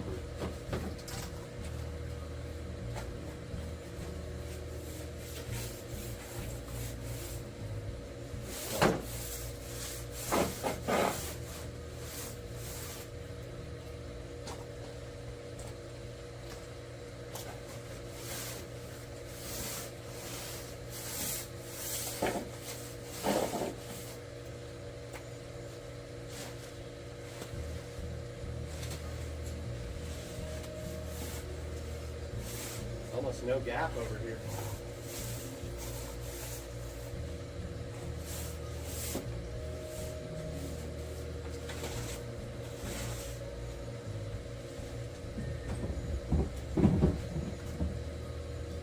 Very little gap in the soffits. Over there, let's see if you guys can still see me. There's very little gap up here in the V of the soffit. So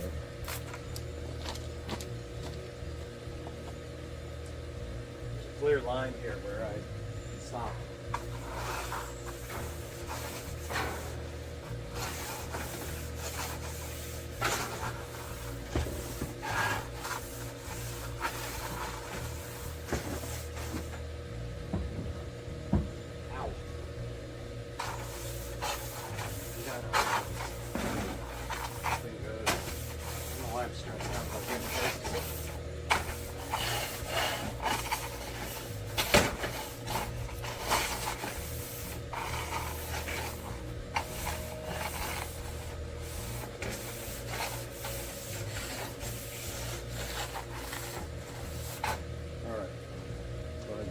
This one again.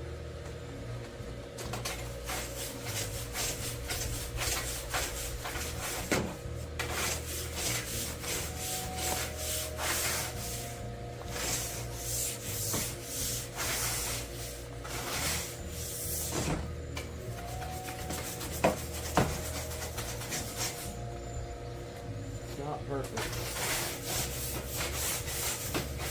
Better than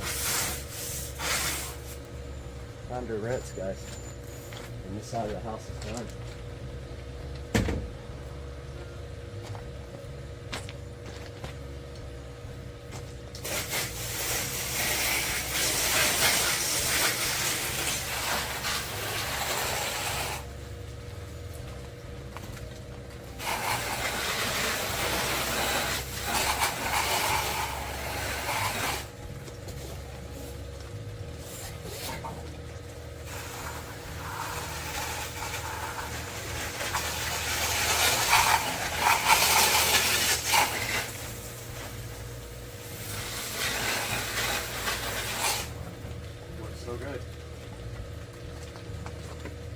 Now all we have to do is go do the front, the garage door, and the bricks on the garage.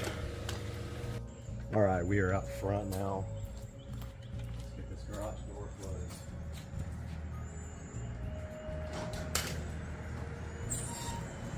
Get some reach on here.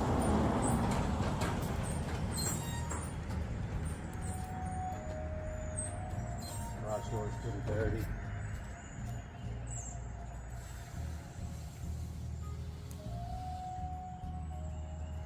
And the brick.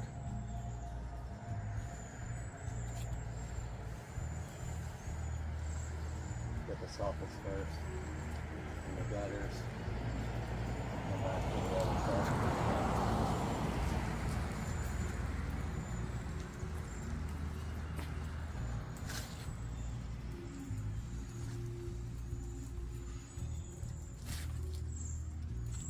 I showed you guys how dirty these are at the beginning of the video. I want you to remember that when I show you the end.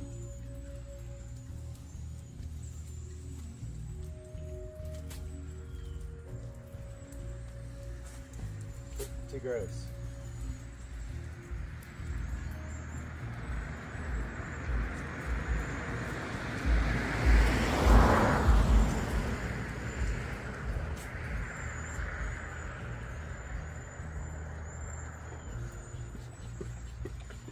Try and ease up the rest of the stuff on the door. I can already see it working miracles. Door is really dirty, even though I do this on a regular basis.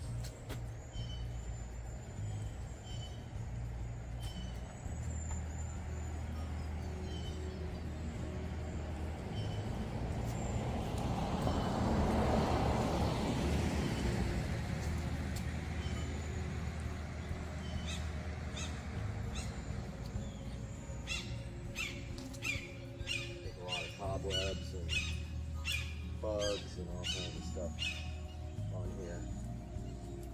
You'll see.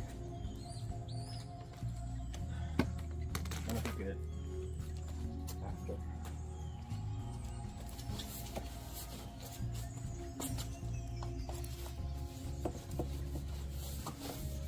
Yeah, it's not like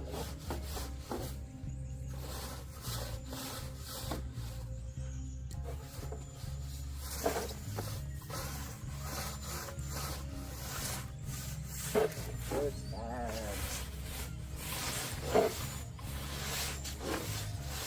6 months worth of grime.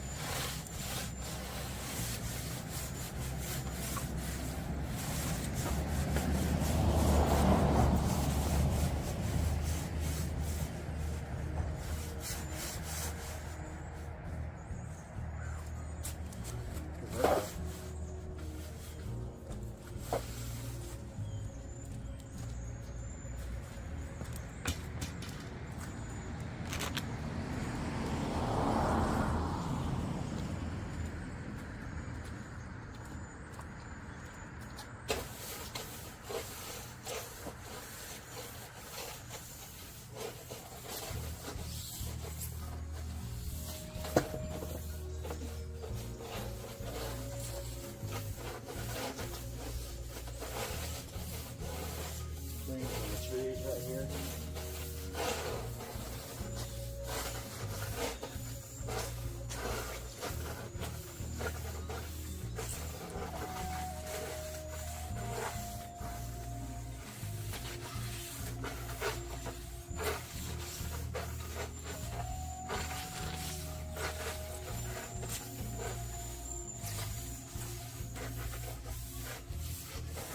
Night and day difference.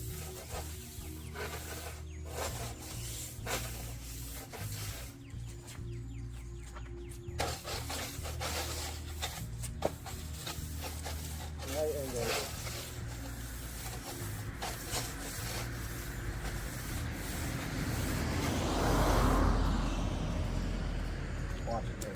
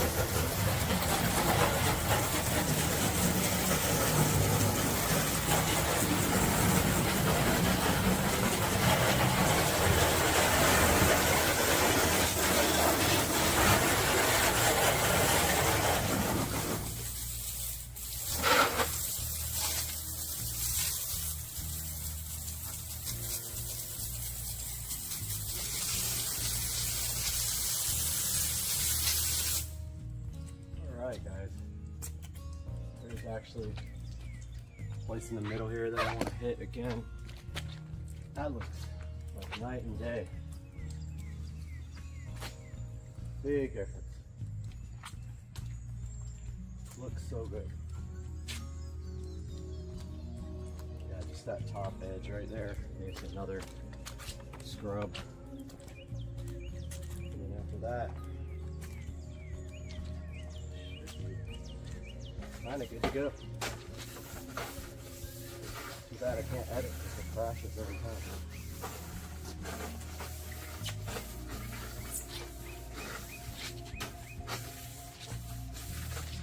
Alright, that should be good.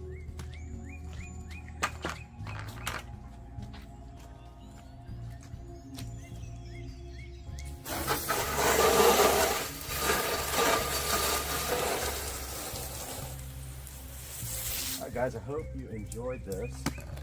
Let's take you up close to see the difference here. I want you to see how clean this came out. You saw the beginning. Check it out now. How good that looks. And the garage door is awesome. The brick is totally white again. The front of the house looks great. Just makes the house look so fresh every time you do it. And you have to do it in Florida. It just, all these houses, if you go up to them close, the guys who don't do it, their houses look terrible, but I take pride in my house. I want my house to look good. So hope you guys enjoyed this video. I'm going to attempt to edit it, but I'm having massive problems with Adobe Premiere crashing, using all the memory, so I don't know what I'm going to do about that. But hope you guys have a good day, and hope this is helpful for you if you want to do your soffits and your gutters or clean the outside of your house. Hey guys, how's it going? Good morning. Supercar Street Racing here again. Taking a look at two products here that we got for the Samsung S22 Ultra 5G. The first product here is the Toolless case. Going to grab my tablet here so we can do some close-ups of that guy while we're taking a look at it. But got the Toolless case and the Refund screen protector, which is a pretty funny name, Refund. Almost like refund because they're gonna have to refund your money, it's so bad. But yeah, so we got the tablet here to do some video of the Toolless here unboxing, and let's take a look at that. And let's see, let's go ahead and open this guy up. Hopefully my settings in Zoom are good here, but here's the Toolless packaging. It's got a little lifetime warranty activation card here with it. Let's see if I can get some video here. Took a picture. Okay, so now we got this thing going. So Toolless here, and we're gonna look at the unboxing down here on the tablet. Here's a good look at the packaging that it comes in. Sorry about my thumb, guys. I got bit by a dog. No joke. There's the packaging. Here's a look at the box. And the back of the box here. And let's go ahead and undo this guy.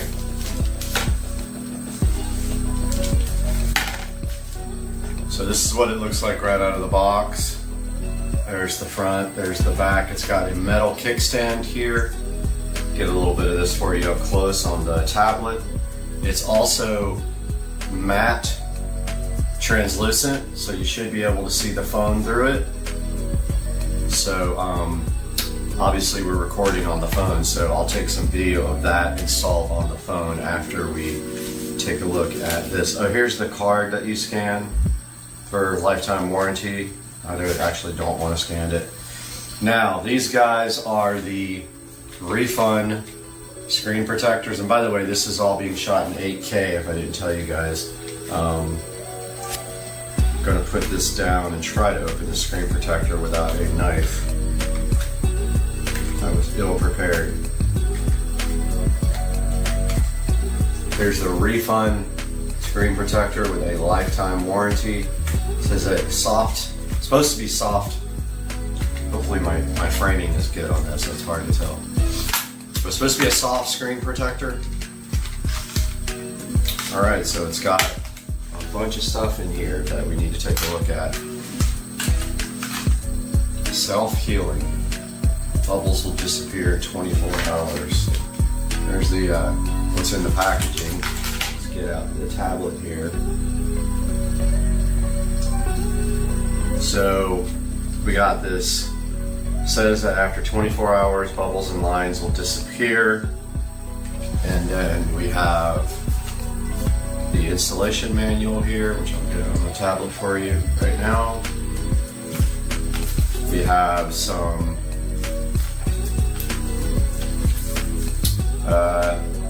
cleaning kits here,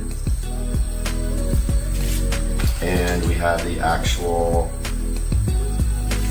screen protector. You get 3 of them.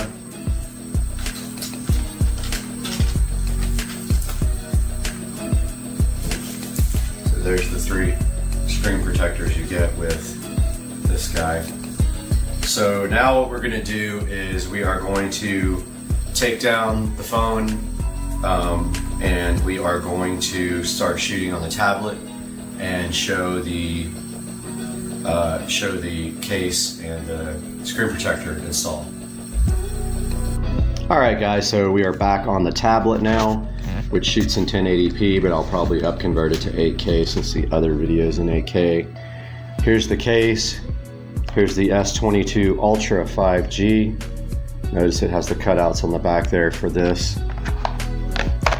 And let's see how that fits. Very difficult with one hand. Wait, I really need a GoPro. Okay, I'm gonna go ahead and put this in. I'll be right back. Alright guys, got the case installed on the phone. Fits very well. I really enjoy this case fitment. And it is pretty sturdy. I like the way it protects the cameras too. It's got a ridge around the camera so the cameras won't lay down flat anymore, which I love that. It's got this kickstand, which I didn't expect to be this strong, but it really is strong. It's a metal kickstand, unlike some of the other plastic ones. So you can then put the phone like this on the kickstand. So yeah, this is a nice case. I really, really like this case. I can already tell I'm gonna highly recommend it. Now we're gonna remove the case and we're going to put on the refund screen protector if I can figure out how.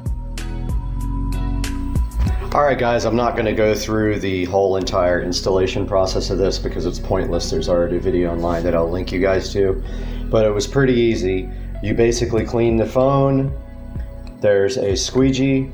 You stick down in the center of the protector. You pull one tab, squeegee it, do it again for the bottom tab, squeegee it, and then pull the top layer off, and it's pretty much done. And then you press down the edges of it to get the film to stick to the edge.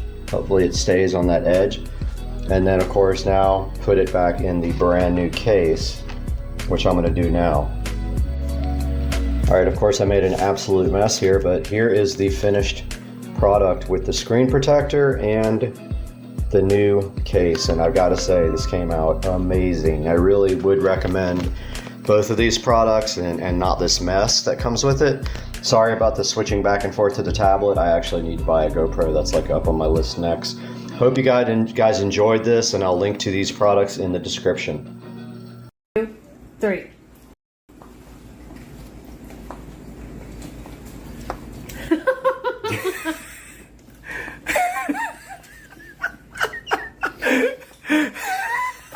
Are you chewing?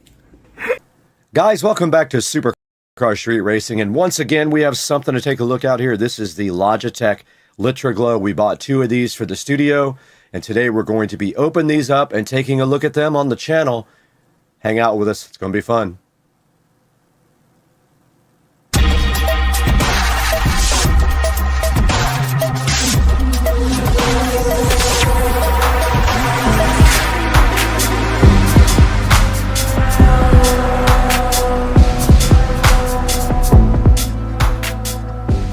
Guys, welcome back to Supercar Street Racing once again, and today in front of us we have the LitraGlow light, and this is a light designed for creators like myself to light up your face, and it literally mounts directly to the monitor there.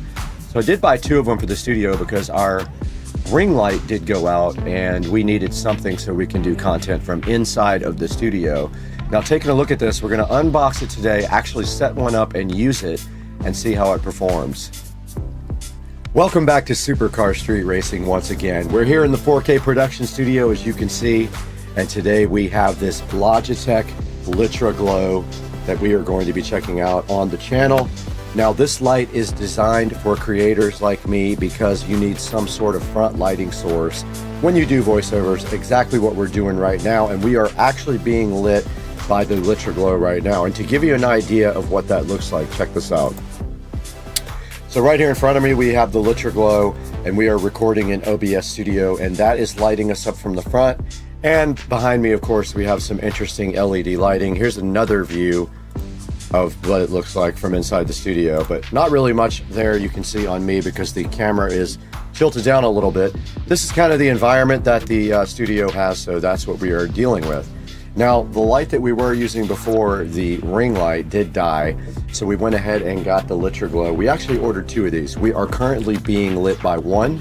There will be one on this other monitor here. If I go ahead and show you one more time the view here, we're going to put the other monitor the other light right on this monitor here, so we have 2 of them. We're back here again in the front camera, and we have the LitraGlow in front of me, and we have not opened this one yet, so I wanted to go ahead and open it with you guys. Let's do that now. Right in front of me, we have the Logitech LitraGlow, as you can see right here. We haven't opened this one. I wanted to do it on camera with you guys so you can get a look at the packaging and everything. And on the back of the packaging, it just says it has an adjustable mount, TrueSoft technology, and adjustable brightness and color temperature on the back as well. There are controls on the back for all of that. You can make it either warm or cool light by pressing buttons on the back of the actual LitraGlow by Logitech. This is how the packaging looks. This is how it comes right from the factory. There is the LitraGlow looking so fly inside the box. And when you pull it out right here, you can see that it does have a long stand to keep it pressed up against your monitor. And then this part is like draped over the top. It does have a USB Type-C connector here for power. So when you guys power this up, you can power it up with any 5-volt USB adapter, that as long as it has a USB Type-C. And they do give you a USB Type-C cable here in the package as well.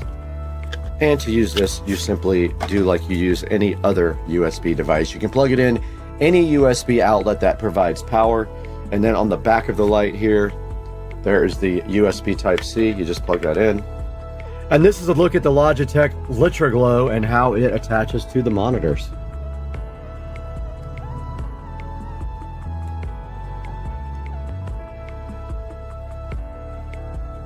It will not stay on for some reason, and I'm going to have to test this on another power outlet. It's not staying on. That's live video for you. So interestingly enough, my receiver's USB power would not power the light. It did fine on my old ring light. For whatever reason, it doesn't like this one, but here I have it plugged into the actual PC power source, and you can see there it is very bright. So I'm going to lower the brightness on the back and show you that's lowering the brightness. And then this here is the color temperature.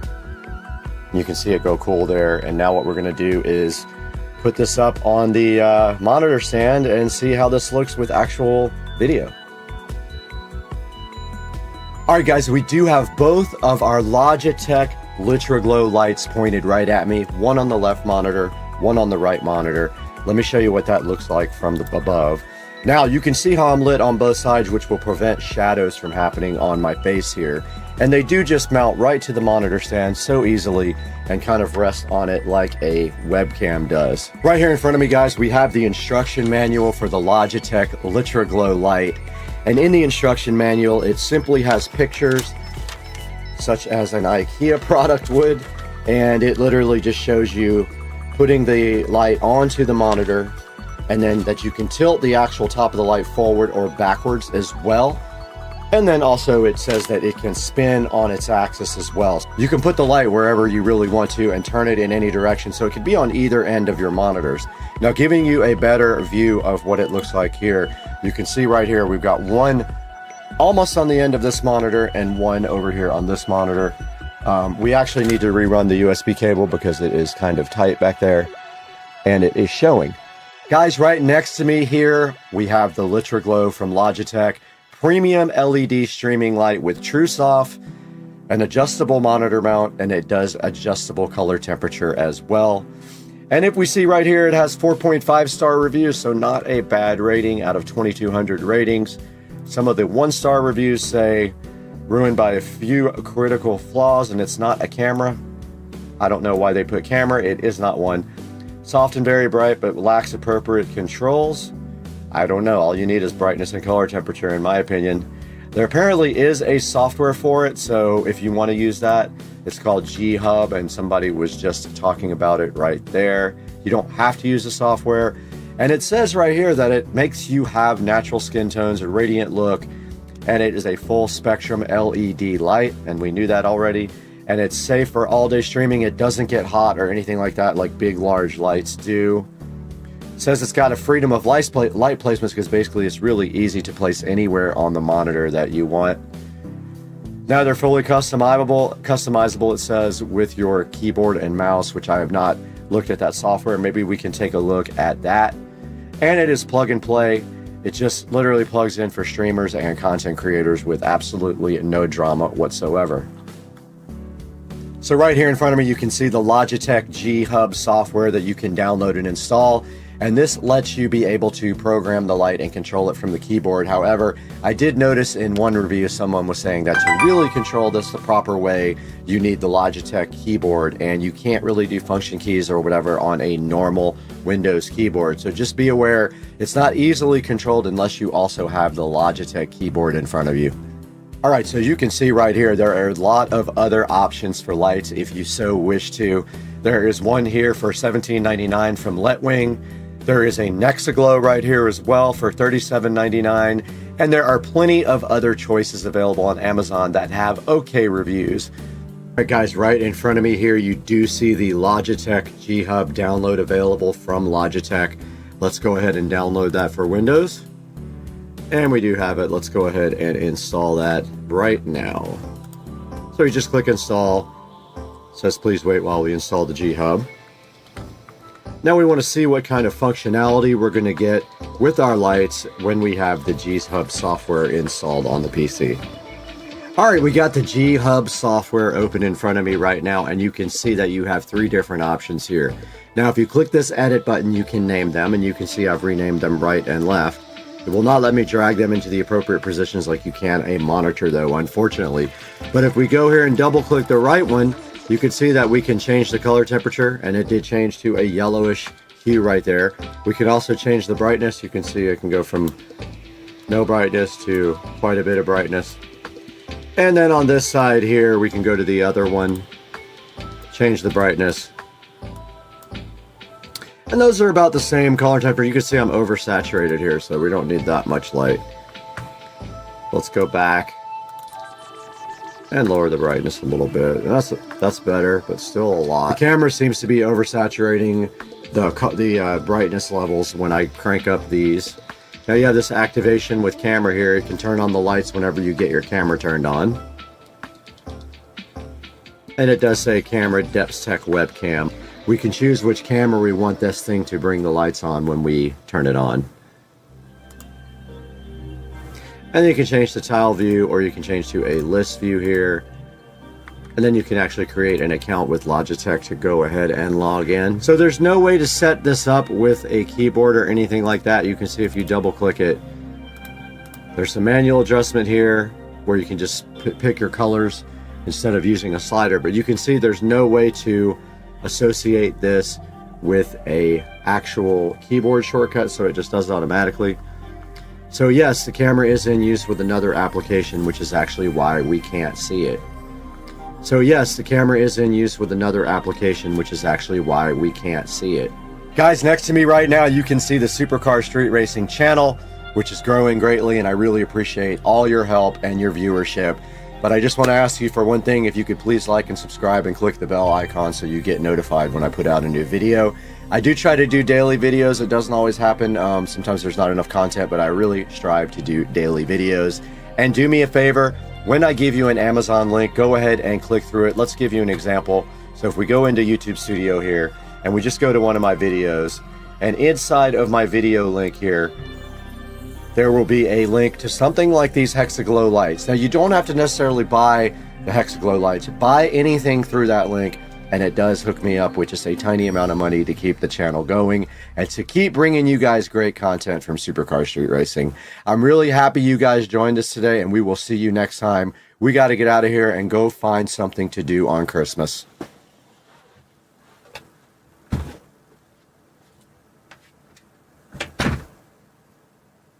Alright guys, I was able to find my own nut and bolt and finally MacGyver that thing back.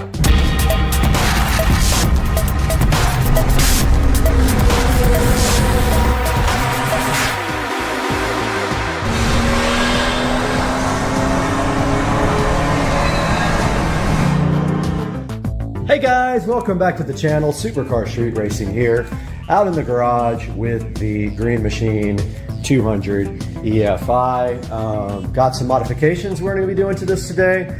We are going to remove the top speed limiter, and that limits the cart to 25. However, the cart does 28. We are also going to be installing a battery tender on the cart so that it stays charged when I'm not using it.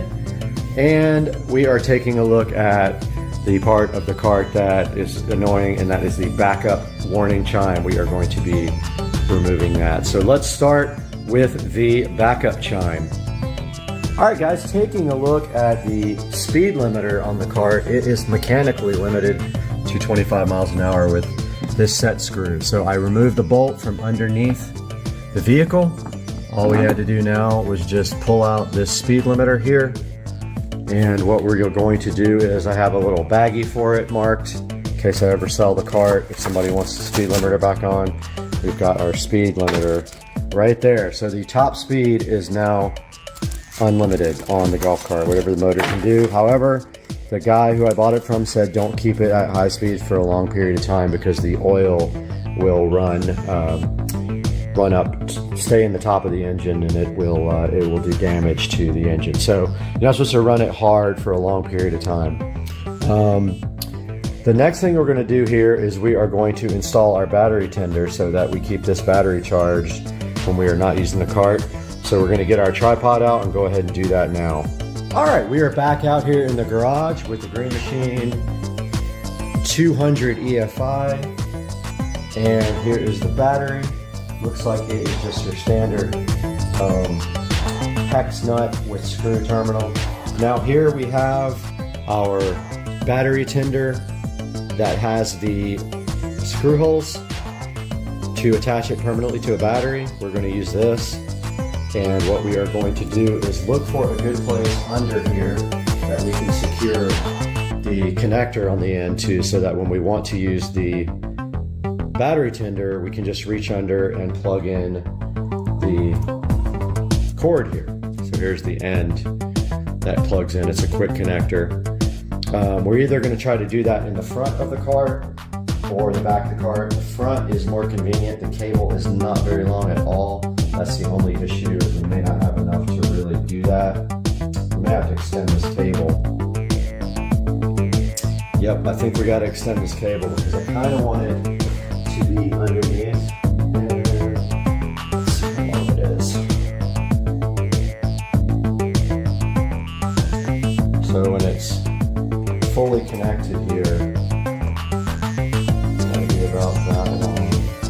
Let's see if I can actually reach under there and still grab the cord. If I can, then that's fine. We'll just tie it off and use it like that. So let's see, we probably need that much.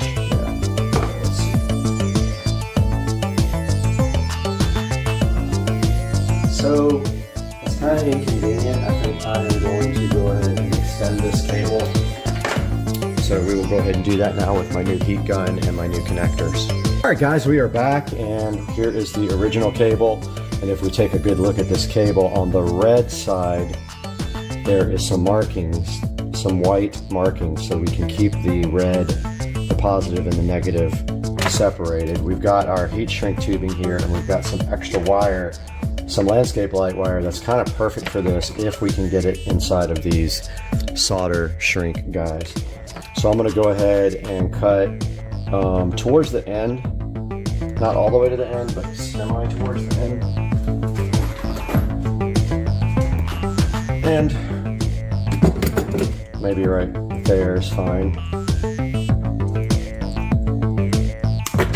Okay, now let's go ahead and separate the wires.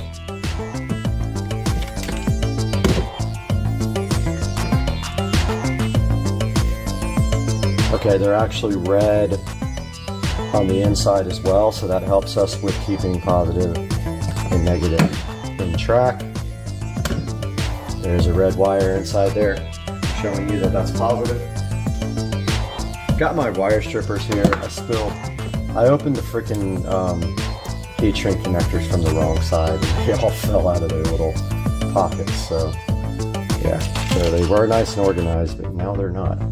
All right, we're gonna take and strip back some wire.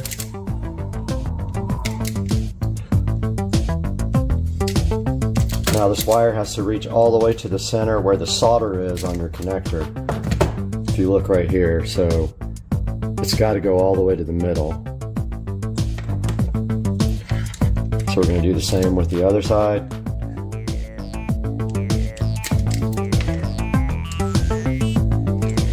Kind of helps to have something non-fireproof to do this on because this heat gun gets pretty hot.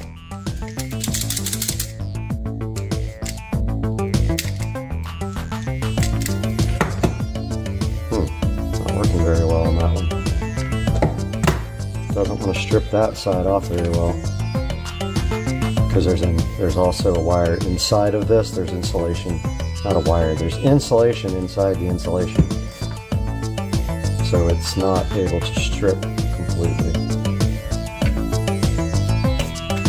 So there's that one. We'll go ahead and twist these up.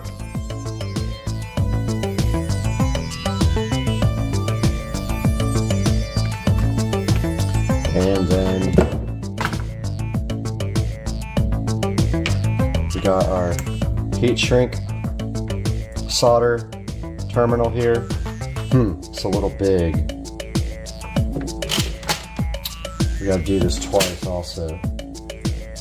Remember, we're extending this thing. We don't need that much, but let's extend it by like that much. So here's our we're using landscape lighting wire, which is fine. And then of course, we want to make sure that we get heat shrink tubing also over it before we connect, or we won't be able to do it afterwards. So I want to see how big this insulation is on this pretty thick insulation, because outside the wire tends to deteriorate fast. So the other wire is a little bit too big for the yellow size, but I think it's perfect for this. Let's see. Go ahead and twist this up. Now we got to make sure we get positive and negative correct. So we're going to do positive with the white marking on our landscape wire. It actually fits perfect on these. So what you do is you put it inside the tubing to the solder point. Then you insert your other wire, the same amount. But we already messed up because we need heat shrink tubing. So we're going to go ahead and put heat shrink tubing on this. Do I have enough? Yeah, I have 4. So let's pull that back off. Well, actually, we could have done it from the other side as well, but let's pull it off and put our heat shrink tubing on. Yeah, this is the only size that will fit.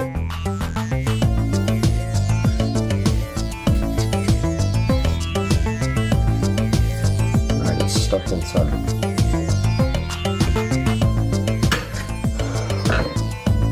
Let's do it that way. Okay, we've got heat shrink on this side.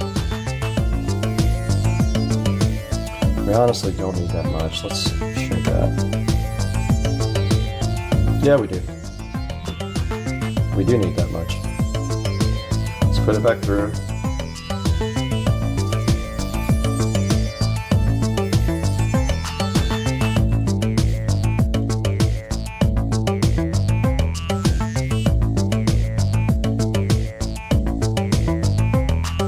So we got our heat shrink tubing in there.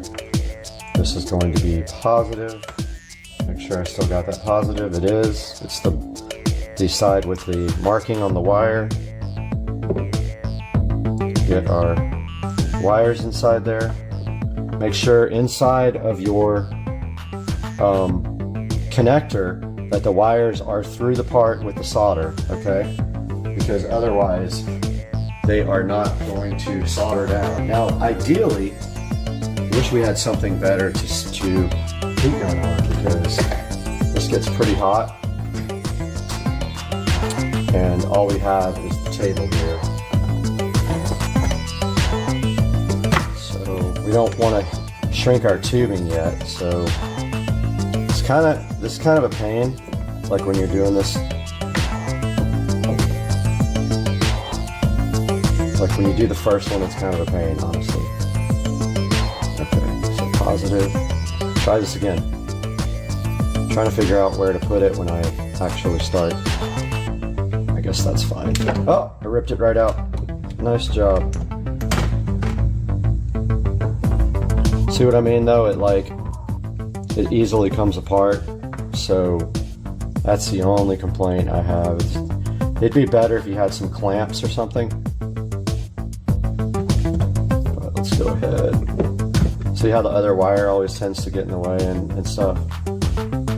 It's awkward doing the first one.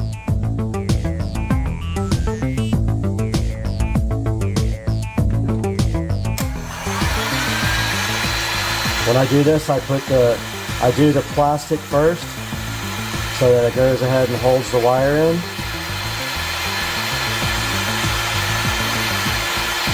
Like that. See how it shrunk around the plastic?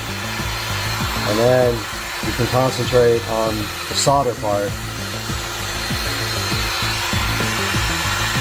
Wires are right in the way. Now you melt the solder in the center.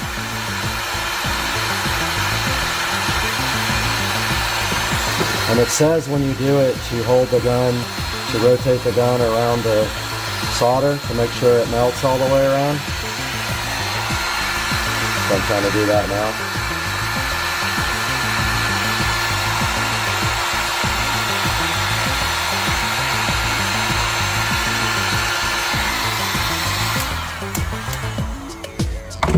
Alright, I think I got it.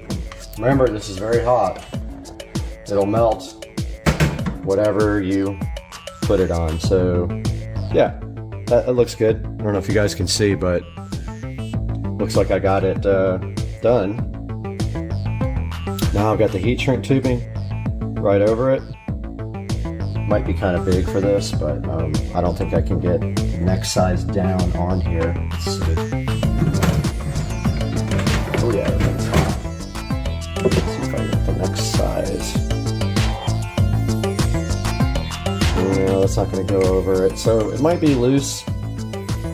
This heat shrink tubing, when we get done, might be a little loose. Let's see.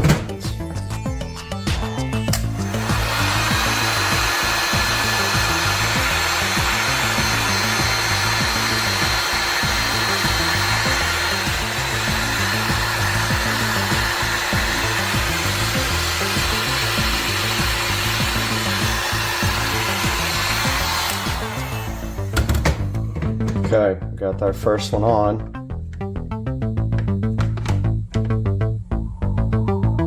And now it's time to do our second one. So we put our heat shrink tubing over it.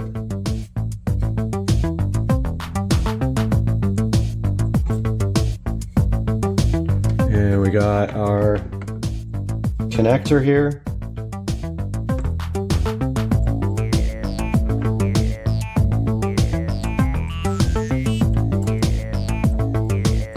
And both the wires are in there and they're ready to go. Let's go ahead and shrink the plastic.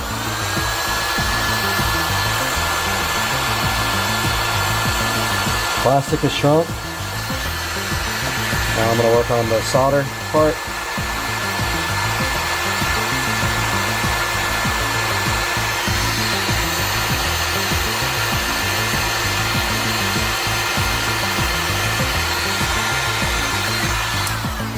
Alright, I saw the solder melt. So that one's good. Yep, now let's get our heat shrinker around it. Uh-oh. Is it coming out? Oh, my tubing melted too soon.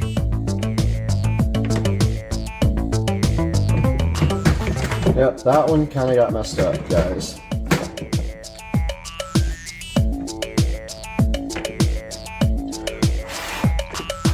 I'm not sure if it's still connected or not. My tubing melted before I got it on. Oh well, it was looking good until that one. Alright, let's get our second one on.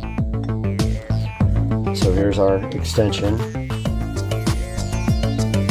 We need another heat shrink. This time we got to make sure we don't put our heat shrink tubing across it until it's completely dry. Because it melted right away and messed up our connector. Alright, we need plus, which is right here.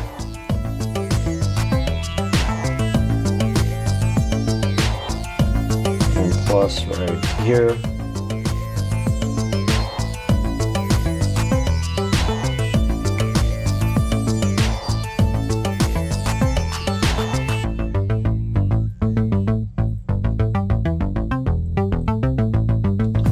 Okay, let's go ahead and melt our heat shrink. And now our solder.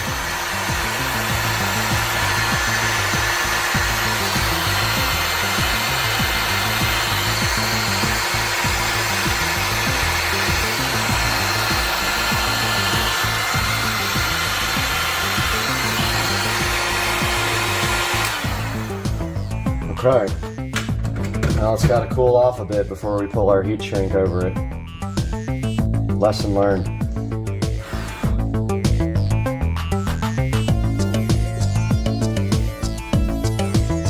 So that's cooling off. It's still quite hot. We need another heat shrink and another connector. Put our heat shrink tubing on. I really messed that one up down there. I'm so bummed because it was perfect before that.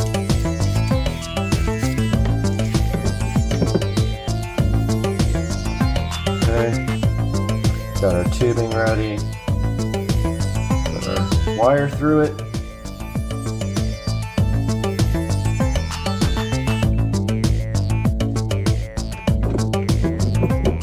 And go ahead and melt .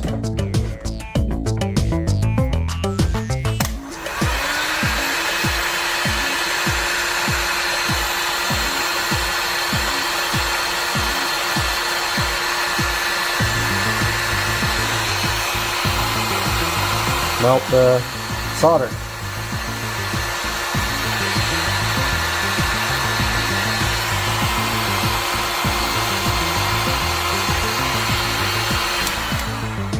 Should be good. Don't forget this gun is very hot. Okay. So that one I think is cool enough for heat shrink, hopefully. Let's go ahead and do that.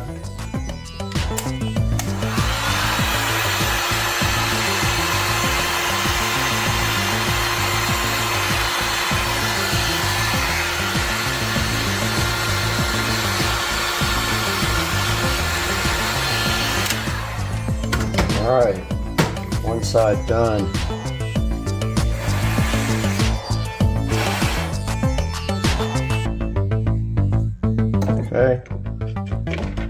other side.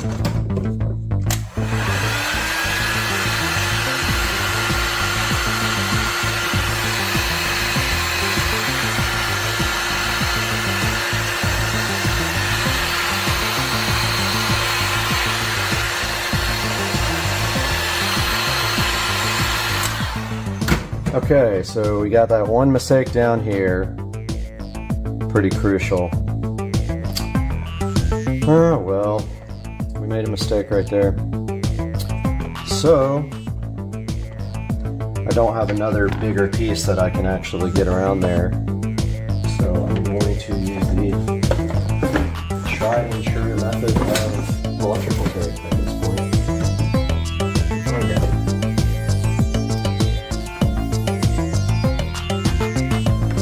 Go ahead and wrap this guy up. Hopefully this works. I didn't test it yet.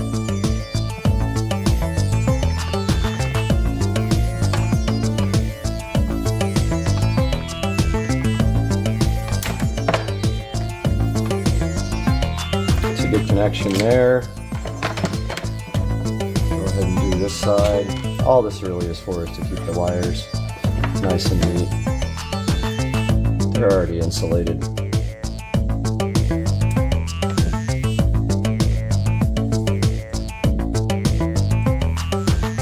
Still a hot little potato.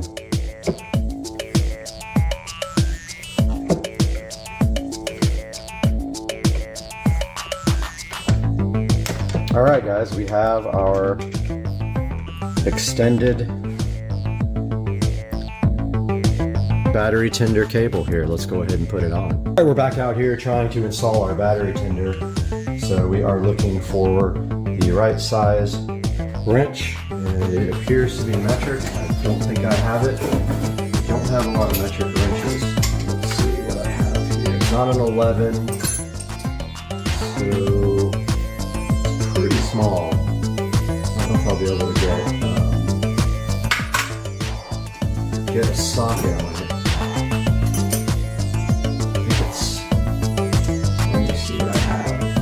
Got a 10. Problem is, I think it's blocked by the. That might be it.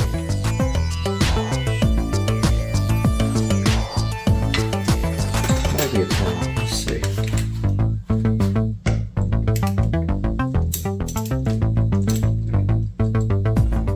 Okay.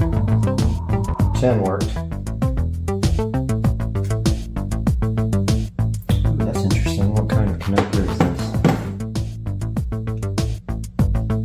We have to get it all the way off for almost like thinking we should just do the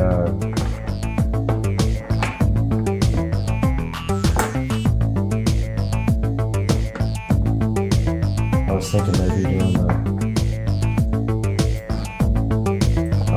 can't even talk.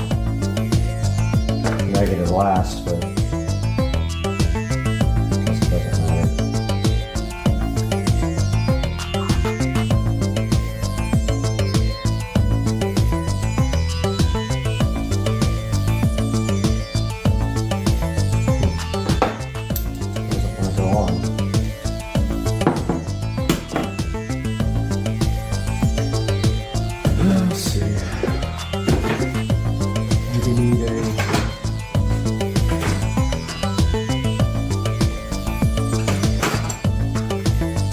Phillips.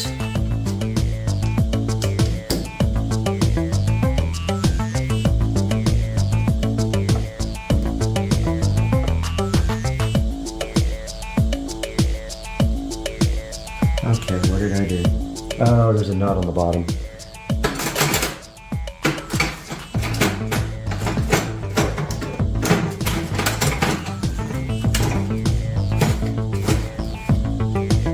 The nut came off on the bottom.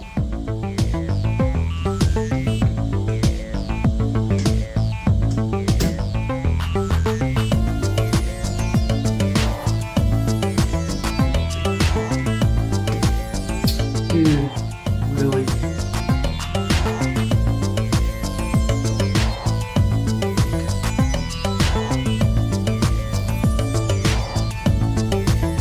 this sucks.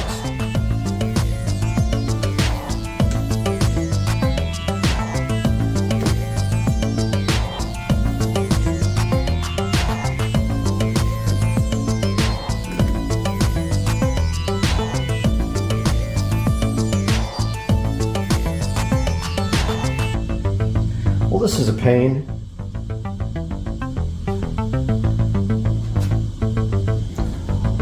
The hell am I gonna get this thing back on?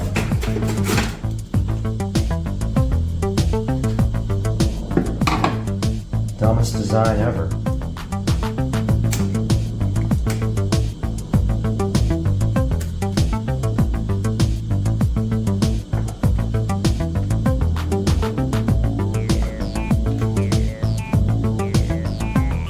I think I got it, but man, that is a stupid design.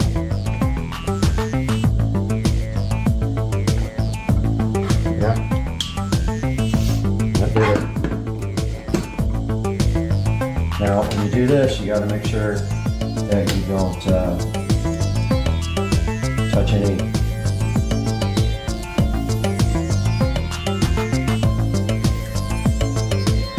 touch anything negative with the positive terminal.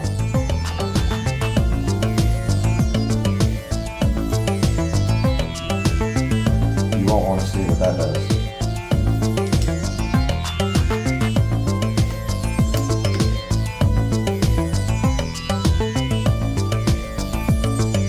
Once again, stupid screw. The nut is like way down in there.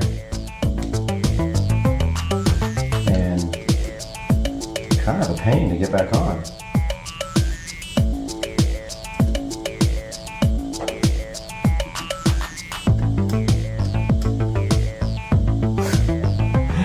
This is such a stupid ass design.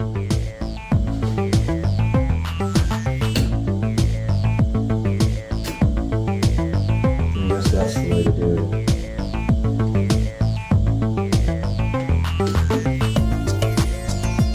Make sure you don't touch your screwdriver or anything while you're doing this.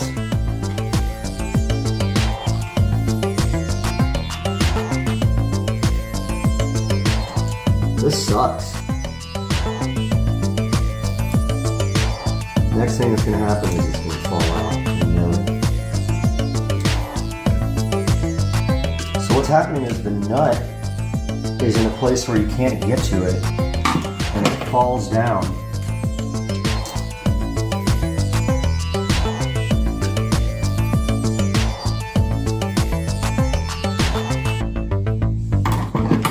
Makes it very hard to put back on.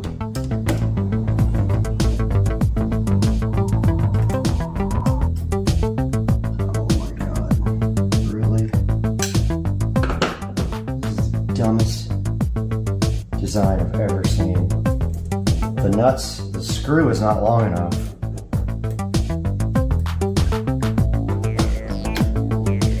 The screw's not long enough on either side to just get the nut. So it's like maybe one thread too short.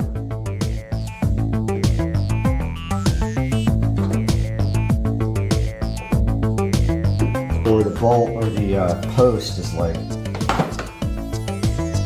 you can't get a screwdriver in there either. This thing sucks, I hate it. I gotta figure out a better strategy for that one. Wish you guys could see this dumb design. It's like there's a nut that holds, there's a nut that you have to screw down into and you can't get to it. The problem is the bolt itself is too short. If it was like one thread longer, it would work. But it's not long enough to bite on the screw. You need literally 3 hands to do this, or 2 people. Or you gotta be lucky. And I think I got lucky on that one, on the negative cable. But that's what happens.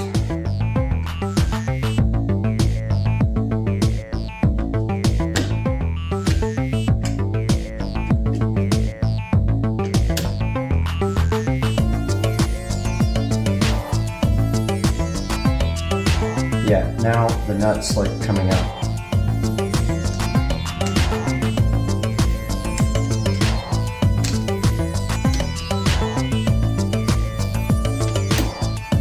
This sucks big time.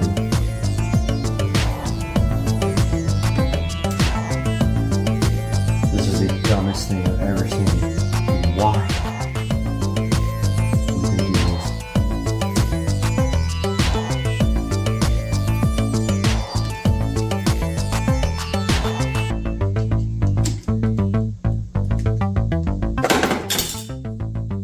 Did I just lose it? Yep.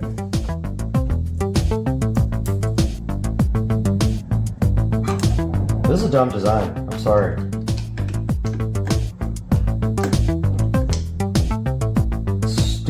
Stupid design.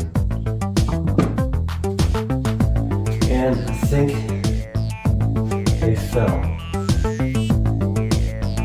I think it's a nut, but I can't tell. Where'd it go?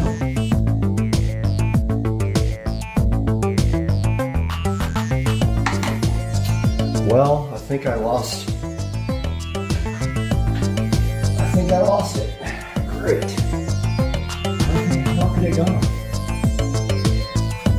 Alright guys, I don't know what to do about this guy because other side tightened right up. This guy's not tightening. I lost a little thing, I think. I heard it fall, but I don't see it anywhere. Unless it fell on this tray.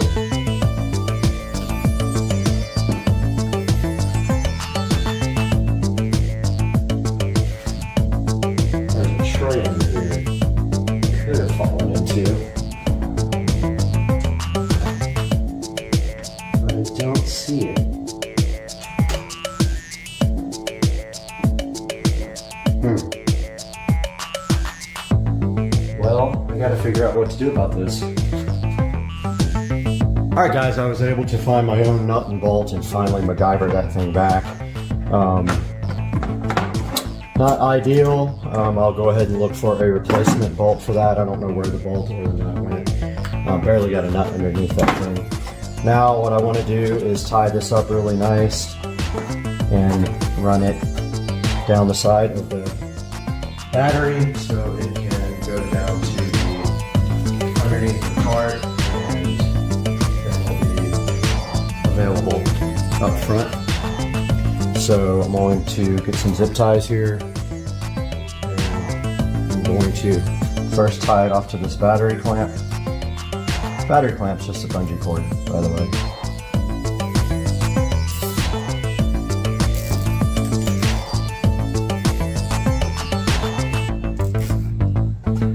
Just like that. Cutters to trim the zip tie off.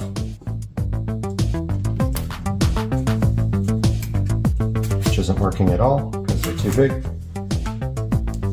And rotate the zip tie to the back so you can't see the ugly clamp part.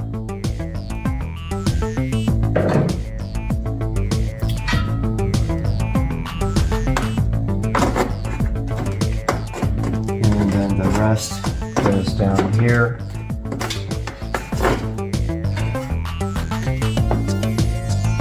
I'm gonna put one maybe around this break. Well, no, probably around this cable. See if I can get you guys a view of this.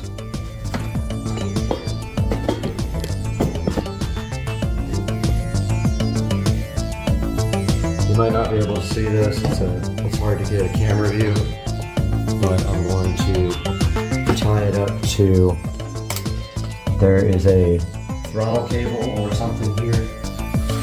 I'm going to go ahead and tie it to that underneath, which is really hard to get to, by the way. Yeah, it looks like that might be that's one of the brake cables, I think. I wish I would have made the wire a little longer now. don't know why I do that all the time.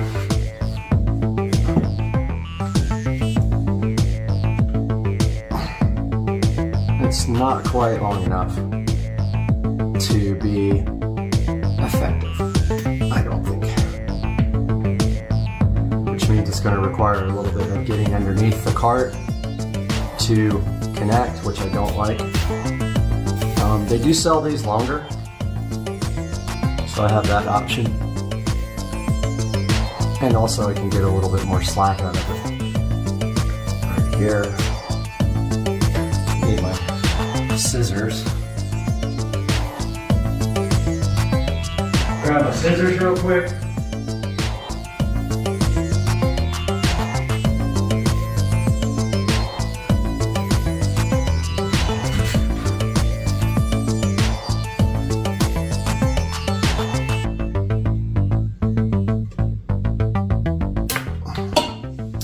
Okay, that's good.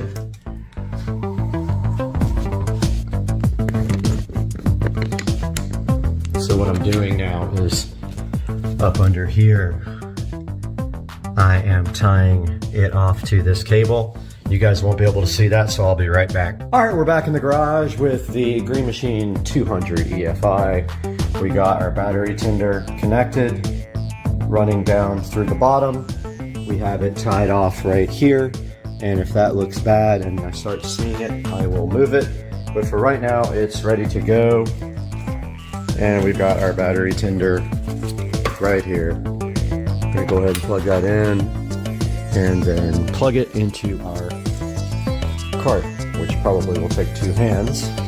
But all we have to do in the future is just undo this little cap here and plug it in. I'm gonna do that now. Okay guys, we got our battery tender plugged in. It is showing a red solid light, and that means that the battery is charging. Now don't forget, the battery tender charges very slowly, so it'll take a couple of days to charge this guy up to topped off power. But the good thing is I don't drive the cart every day, so this means that this battery will stay charged. Now all we have to do is button up the top and we should be good to go. All right, so that was the first time I ever took the top off, the hood. Here is the hood, and really it just slides in down here, and then it has 2 latches at the top that just twist. So I think that's all the way in. And then I had a difficult time with this last time. I don't know why, because it's super easy. It's got 2 slots down here. Bummer, every time I do this I get fingerprints on it. Alright, so that one's it. This one gave me trouble last time. Alright, it's in. Now, we just gotta clean off all our fingerprints.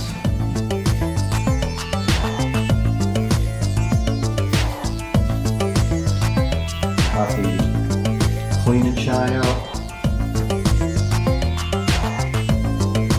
When you do this, you get fingerprints all over the cart. Clean and shine will get it right out.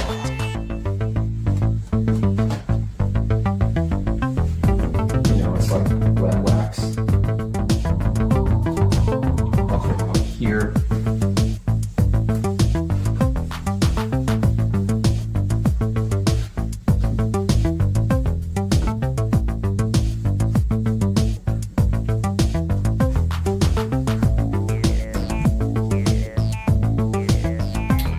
Okay, guys, I hope you enjoyed this episode of modifying the golf cart. That will charge now for, say, probably 24 hours. It will flash green first, and then when it is fully charged, it will stay green. That is the Battery Tender Junior and the Green Machine EFI 200. Like and subscribe. Love you guys. Peace out.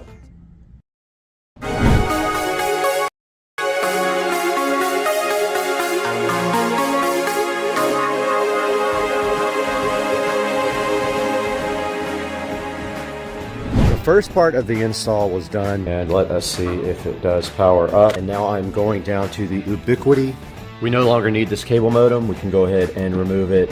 I wanted to show you guys where the fiber does come in on the side of the house.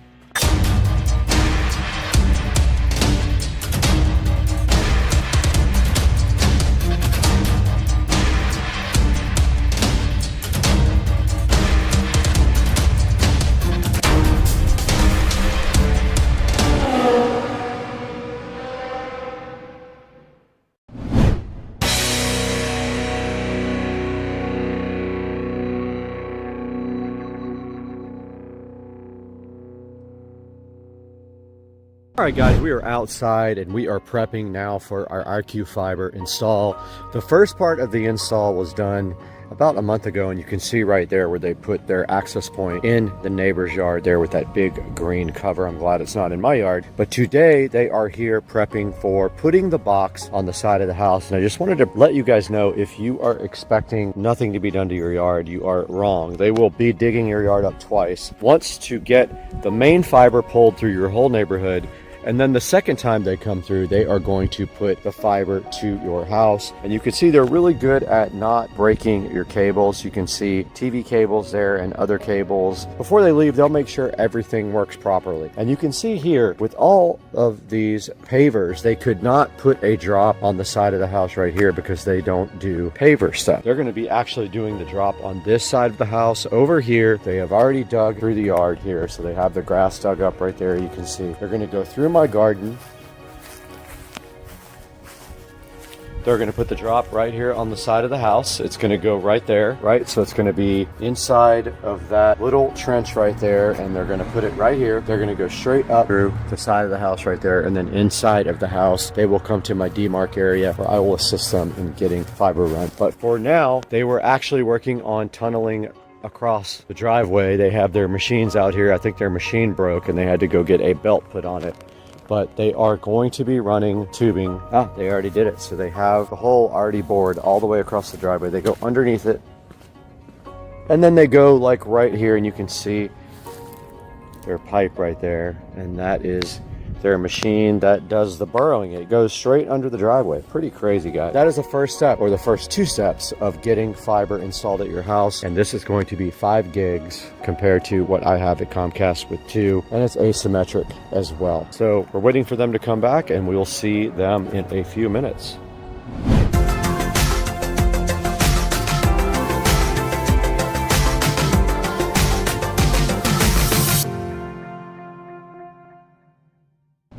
Alright guys, so I didn't do a lot of video during the fiber install process simply because it was nothing exciting, but let me tell you guys what happened. So the fiber guy came this morning and finished the outside and the inside, and basically we are left now with this install here. They ran the fiber from the side of the house. They had to go through the yard because of pavers. Long boring story. They can't take pavers up, so they went through my yard, no problem. They did that. They went up the side of the house and into my attic, and they dropped everything right here. There's my fiber patch right there going straight to my modem.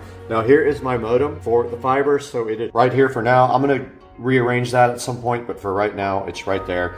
And then on top of that, my Eero device is sitting so fresh and fly. Now here's the thing. So I want to explain to you guys that this is 5 gig fiber, right? So my maximum speed is going to be 5 gigs, but let's think about this path. Coming in from the WAN side, so our WAN port, IQ Fiber, it is that green connector right there, is 5 gigs.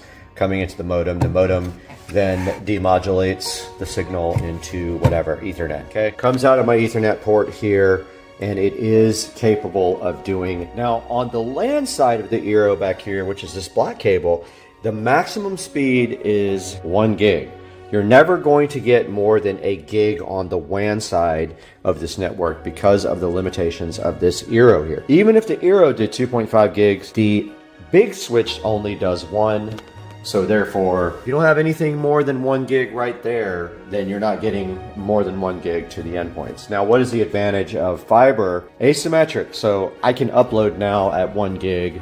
And also, we won't saturate the 5 gig links ever because we just won't. If we ever want to be as fast as the fiber, we're going to have to get some faster networking gear. And that's going to mean a bigger switch there. Also bigger, if your computers don't have the network cards to support it, you'll need a bigger network card as well. We have 5 gigs there on the fiber. We have 2.5 out of the fiber to the Eero. We have 1 out of the Eero to the switch. However, we do have 2.5 from our NAS to our computers for editing. So we do still have that, but we're just not going to get 2.5 to the internet at all. Why? Even though we have a 2.5 gig switch here, we can't use it because the router needs to be 2.5. I think that the Eero 7 does 2.5G on the LAN side. So I'm going to go ahead and research that, and maybe I'll pick up the Eero 7 for this guy here. Let's go see what they have.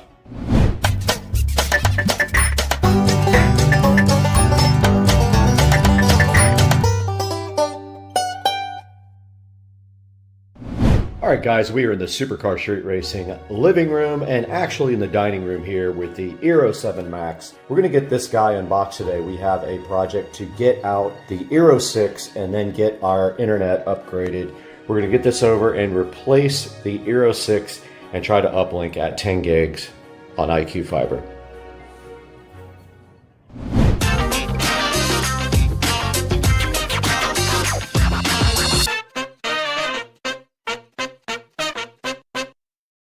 Guys, the Eero 7 Max, Eero Max 7 is right in front of me now, and this is an upgrade to the 6.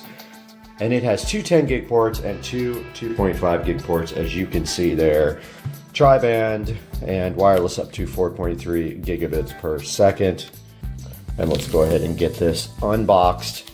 The Eero 7 Max is sitting right in front of us right now, having some bad reviews. We're going to find out if those reviews are accurate. And to get it out, you simply remove the top of the box, and they have a nice presentation here with the Eero, and it definitely is larger than the Eero 6. And then inside the box underneath is the power supply, and they give you a nice braided LAN cable as well, which is very good. And looking at the actual Eero itself, on the back there is 2 2.5 gig ports and 2 10 gig ports as well. So it does support 10 gig. We are going to try to uplink at 10 gig and then link to our Ubiquity network at 2.5 gig. Now, they have a way to replace a device on your network with another one, so that's what we're going to be doing in the Eero app. We're going to replace the 6 and go ahead and put in the 7 when we do that, and this guy is going to go right up here. Powering up the Eero is as simple as plugging in this adapter and plugging in this USB-C port.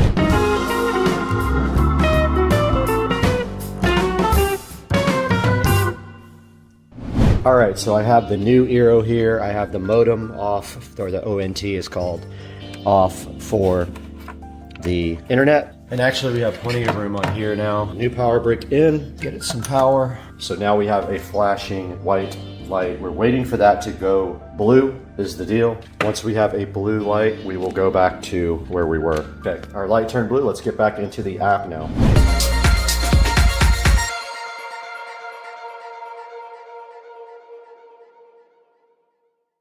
We need to connect our gateway, so I am connecting Ethernet 10 gig port on fiber. I never did plug that back in. I was supposed to do it at the same time. Okay. I have plugged in 10 gig, and now I am powering up the fiber ONT. It says looking for gateway. All right, it did find the gateway. We're gonna hit next. It says it's connecting to the internet. All right, now we have to get connected to our switch. I went from the 2.5 gig port out, and now I'm going down to the Ubiquity switch in. This should give everything internet. This is uplinked to the 1 gig switch. Let's go back to the app now. Okay, we did get our software updated. As you can see right here, we're on 7.6.5 now on everything. I did get all the wall plates put back on. Let's go back to the camera. We no longer need this cable modem. We can go ahead and remove it.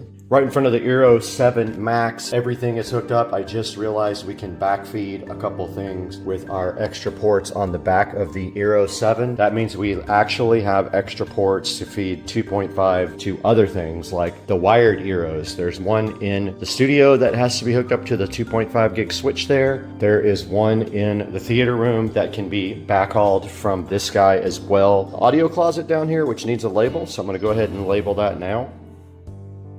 We are taking full advantage of the extra ports here on the back of the Euro.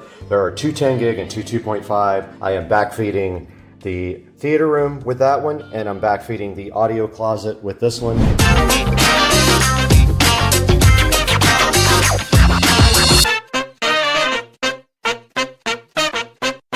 All right, we are out here. I'm trying not to be super loud because my neighbors are all asleep. It's early, but I wanted to show you guys where the fiber does come in on the side of the house. So it comes in right here from in the yard through my garden. They could not go over my pavers. They didn't want to do that. And there is the demarc. Fiber goes up my house. They could have done a better job of tucking the wire up there. I'll probably do that, but it goes up to the attic right there. The fiber did run through the yard just like that, all the way under the driveway to their box, which is located in my neighbor's yard.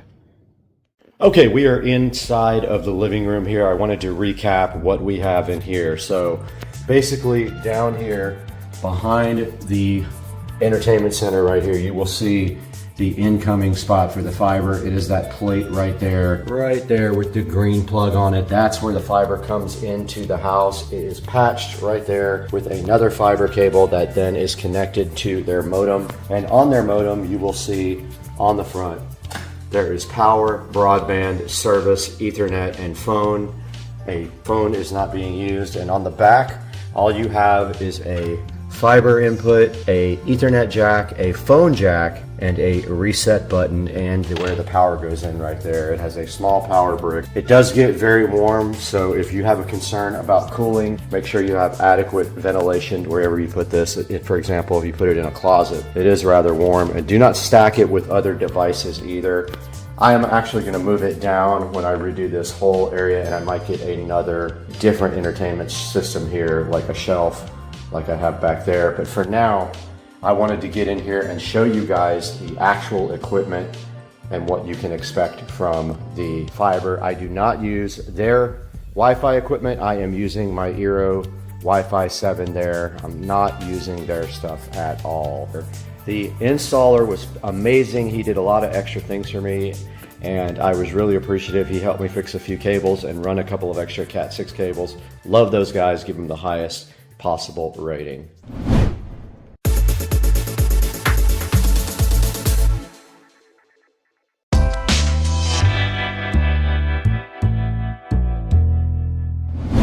Alright, I wanted to show you guys this speed test that the S24 Ultra supports Wi-Fi 7 and show you the speeds with IQ Fiber. You can see IQ Fiber down here at the bottom, and let's see what it gets. 1,100 down, 1,000 up. Awesome. Alright guys, I just wanted to take you guys through this a little bit in front of the computer to show you what is going on with IQ Fiber, and to end this video about IQ Fiber install. If you had any questions, you can also put them down in the comments section or email me as well. Right in front of me, we've got the iqfiber.com site up, but I want to show you how this is configured in the computer. You can see we are linked at 2.5 gigabits per second. And that means we have a 2.5 gigabit connection all the way through the chain, meaning we have a switch that supports 2.5 gig, and our router supports actually 10 gig and 2.5 gig. So that means we have a 2.5 gig connection from the fiber optical network terminal, ONT, not a modem, over in the other room all the way to this device. Now let's go over here and run the speed test here. And we are getting 1,600 megabits per second, 1,700, 1,800, 1,900, and we are using some internet for streaming as well. We are doing a live stream. We got 2,065 upload speed so far. This is limited by the 2.5 gig connection. If we had a 10 gig switch and a 10 gig connection, we would probably see 5,000 each way. Let's close that and let you get a good look at IQ Fiber connections, hardwired at 2.5 gig. Guys, go up to the IQ Fiber site if you're in Jacksonville or anywhere that has service now. go ahead and order IQ Fiber and turn off the other providers if you have them. This is a good, solid deal. It's cheaper, $125 a month. I have 5 gig up and down. It's asymmetric. Don't forget, cable is not. Fiber is asymmetric, meaning your speeds will be the same for both upload and download. Fiber is much better than cable at asymmetrics. So guys, thanks for watching Supercar Street Racing. We really appreciate your service to us, and we love having you guys as viewers. Please like and subscribe. Buy all your items through Amazon through my official links in the bottom of the video description, and we'll see you guys on the next one. We find ourselves once again in the Supercar Street Racing dining room with an exciting product today that I am so hyped for, and I've been wanting to do this for a really long time. And right in front of me right here and right now on this table with my briefcase, which has nothing to do with this, are the Govity Permanent Outdoor Lights Pro that we're going to be taking a look at today. We're going to unbox these, get these installed on the house, and it's going to be the coolest thing ever. I am literally hype train. Let's go.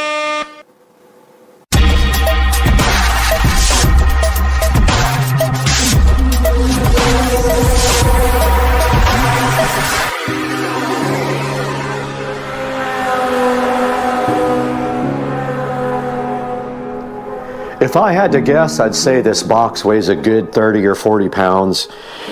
It is very, very heavy, which is quite impressive, but when you think about it, it does have wires in it, and those things can be heavy. So we have the Supercar Street Racing Bad Knife opening our Govy Outdoor Permanent Light Pro kit here.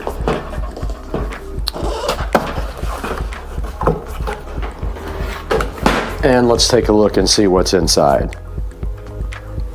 And inside the Govy Permanent Light Kit Pro, which I'm getting more in the light so you guys can see it better, we do have a Govy Home card asking you to connect, and it's got a barcode on it right there. Don't know if I can show that, but whatever. And a user manual and a matter guide card, whatever that means. We have a Dream View box. Talks about the syncing system, and then let's see what else is in here. We're back this morning with the Govy Permanent Outdoor LED lights, and we're looking at the installation steps here. And the first step, it says to check the string light plugged into power, make sure every string is working, and then disassemble them again. So we're still getting into the unboxing. Let's get this unboxed a little bit further so we see what we're dealing with this morning. And checking out the box here, it looks like we have 4 or 5 other boxes inside of one box. So they attempt to confuse you by putting boxes inside of boxes inside of boxes. And then right here, right now, we have the accessory kit that also is inside there.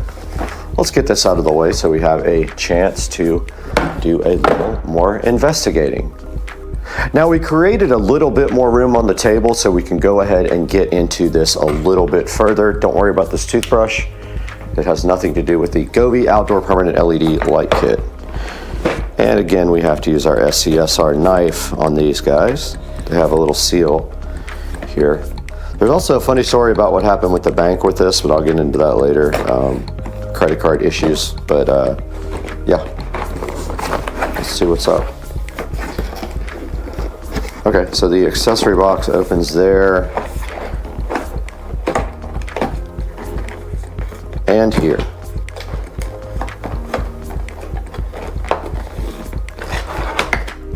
And inside of the accessory box, we do have the connector kit, which I believe is for splicing.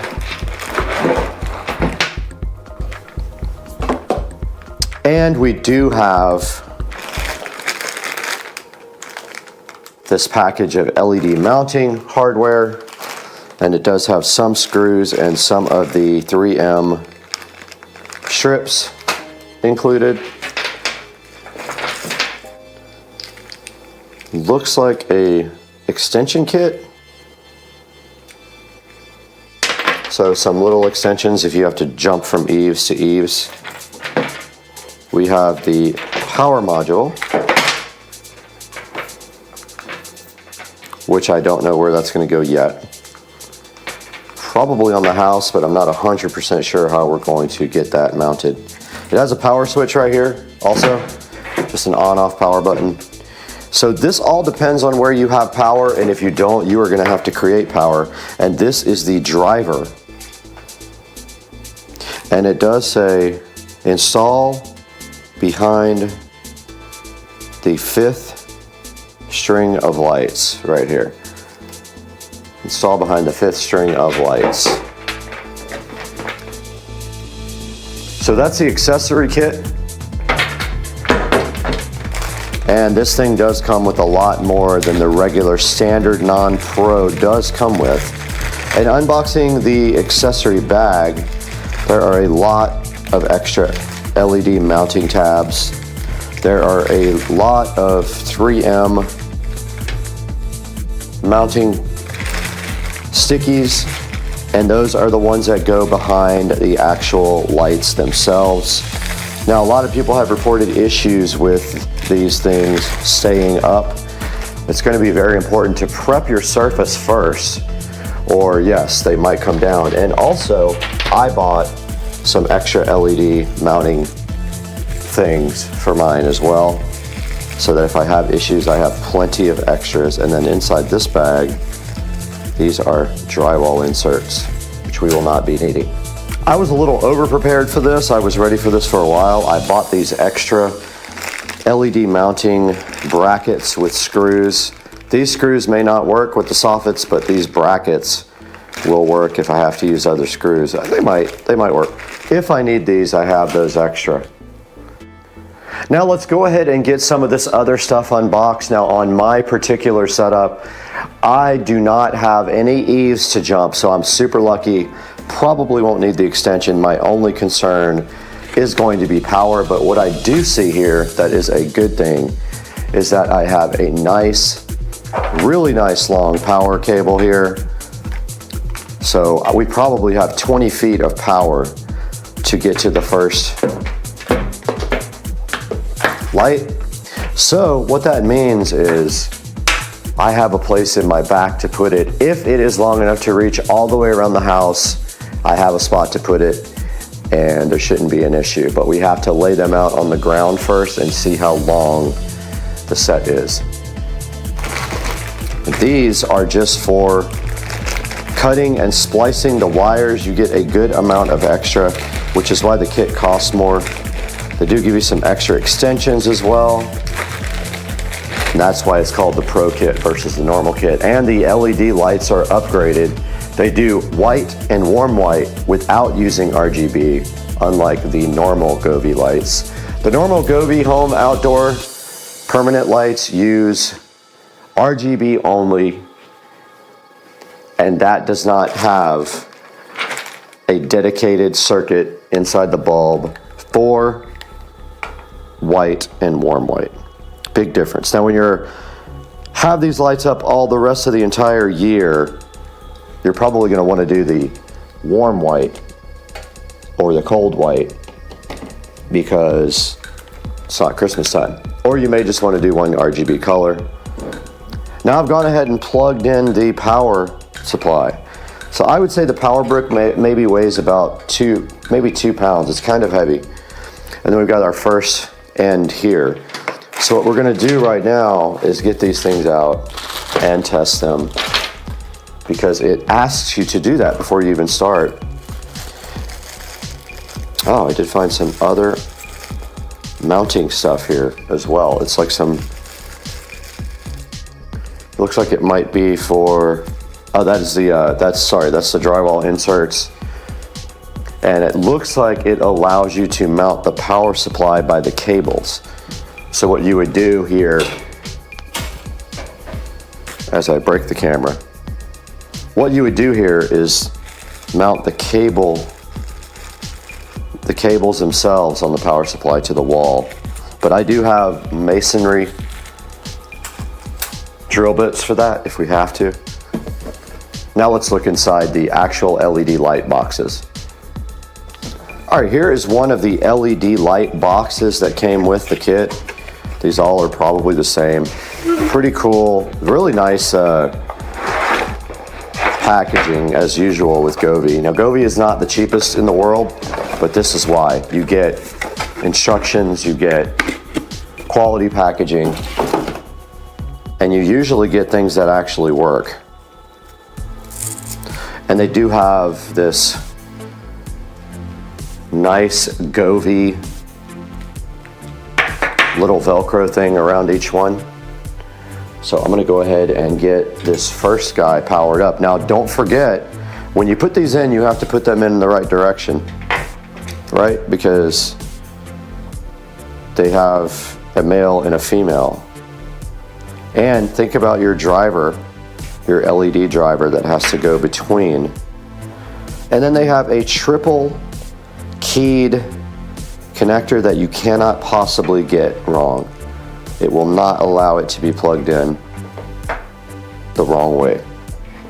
Let's get all these interconnected while you guys watch in fast motion.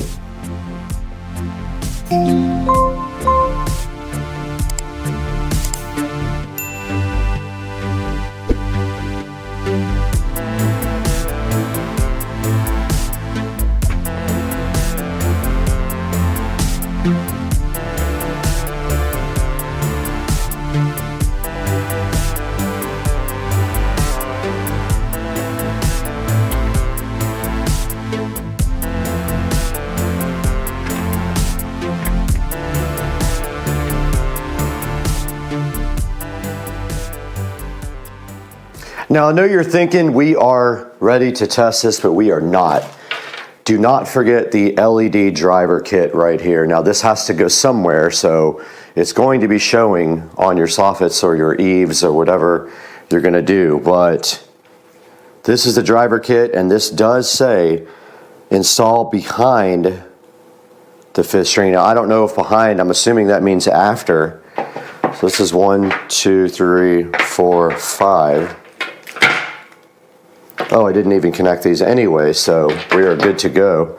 So 1, 2, 3, 4, 5. Perfect. All right. Well, actually, I made a good mistake that time because they go right here with the driver. Again, it is keyed. There's absolutely no way you can get this wrong. The driver just literally sits in between. Oh, I didn't even finish connecting all the lights, so we're way good. Those still have to go, these. All right, let's get these things connected.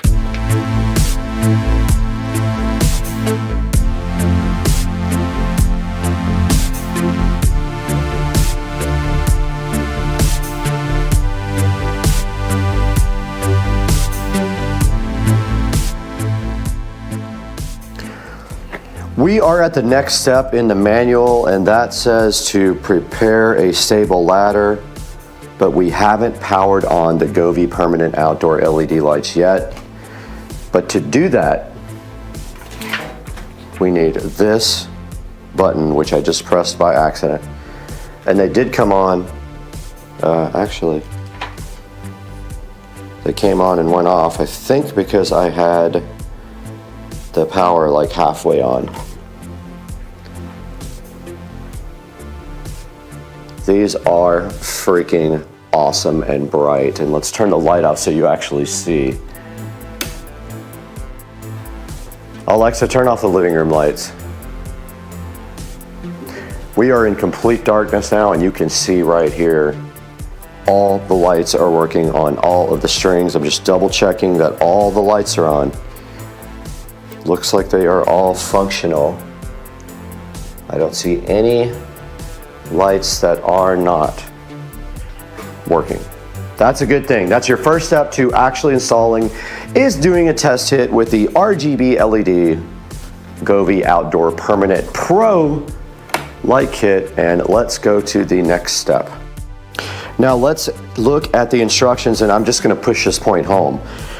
When you install these, you have to clean the wall surface. And the best thing's probably like Windex or alcohol, something that takes off dirt, oil, grime. And so we have a bottle of Windex that we will actually use. And they did not give us cleaning goop. Alcohol would be great as well. They did not give us alcohol. The back of each one of the lights has a 3M strip already on it, but they give you a bunch of extra ones, which is very convenient in case you need like more sticking power. But my plan is to, between every light, put in a clip if I have enough. I don't know. I think I do. Yeah, I have enough. I have all these clips that if they work, they can go right up into the soffits, which is plastic. And all we need is a small enough bit for our drill. It's a very, very small bit. I don't want to do that by hand. Let's hope we have a bit that small. For now, we're in a holding pattern. It is dark outside and we can't get started, although we might be able to lay these out. We could probably go outside, lay them out, and get that part going. We have powered on the Govee LED lights and paired them to the app, and now it is asking us how many green lights we have. And we can go ahead and power them on with the app. And there they go. Looking so fly. Let's go ahead and turn them off now. But we have them in the Govee app. And here is all of the available effects. They can also sync to music, but I don't know where that music is located, if it's on the actual app or if it's from the actual controller that it actually syncs to music. We have to figure that out. I've never used these before. There's ambience, there's illumination, and you can see right there that is a colder, that is a 4300. If we run the temperature down to 2200, that's when they become a warm. And that is the difference between the Pro and the non-Pro, guys. The Pro kit will do warm and cool white with its own dedicated LEDs inside of the actual lenses. The non-Pro kit uses the RGB bulbs for white, and that is not true white. It uses a combination of colors to make it white. But that is it. It is in the app. It is ready to go. All we have to do now is get outside, lay it out, figure out where we're going to put it, and go ahead and get the install work done. Guys, it is getting daylight now, and as you can see, I am out here with the Govee permanent outdoor lights power supply here. And I am going to just think right now that really we don't need to start any lights until way up underneath the studio. So depending on how far it goes after I lay them out, all we need to do really is get this extension going up here, because we do have power, convenient power source right here at the edge of the house. And we're not going to put these on the back of the house. We're only going to put them on the front, depending on how far they reach. So our main goal is to light the side of the studio that faces the street, and that will make us have to put some extensions, but we just don't know how far yet. See how much we got? We have all this cable, and we just have to go up under the soffits right there and stuff the wire into the actual soffit.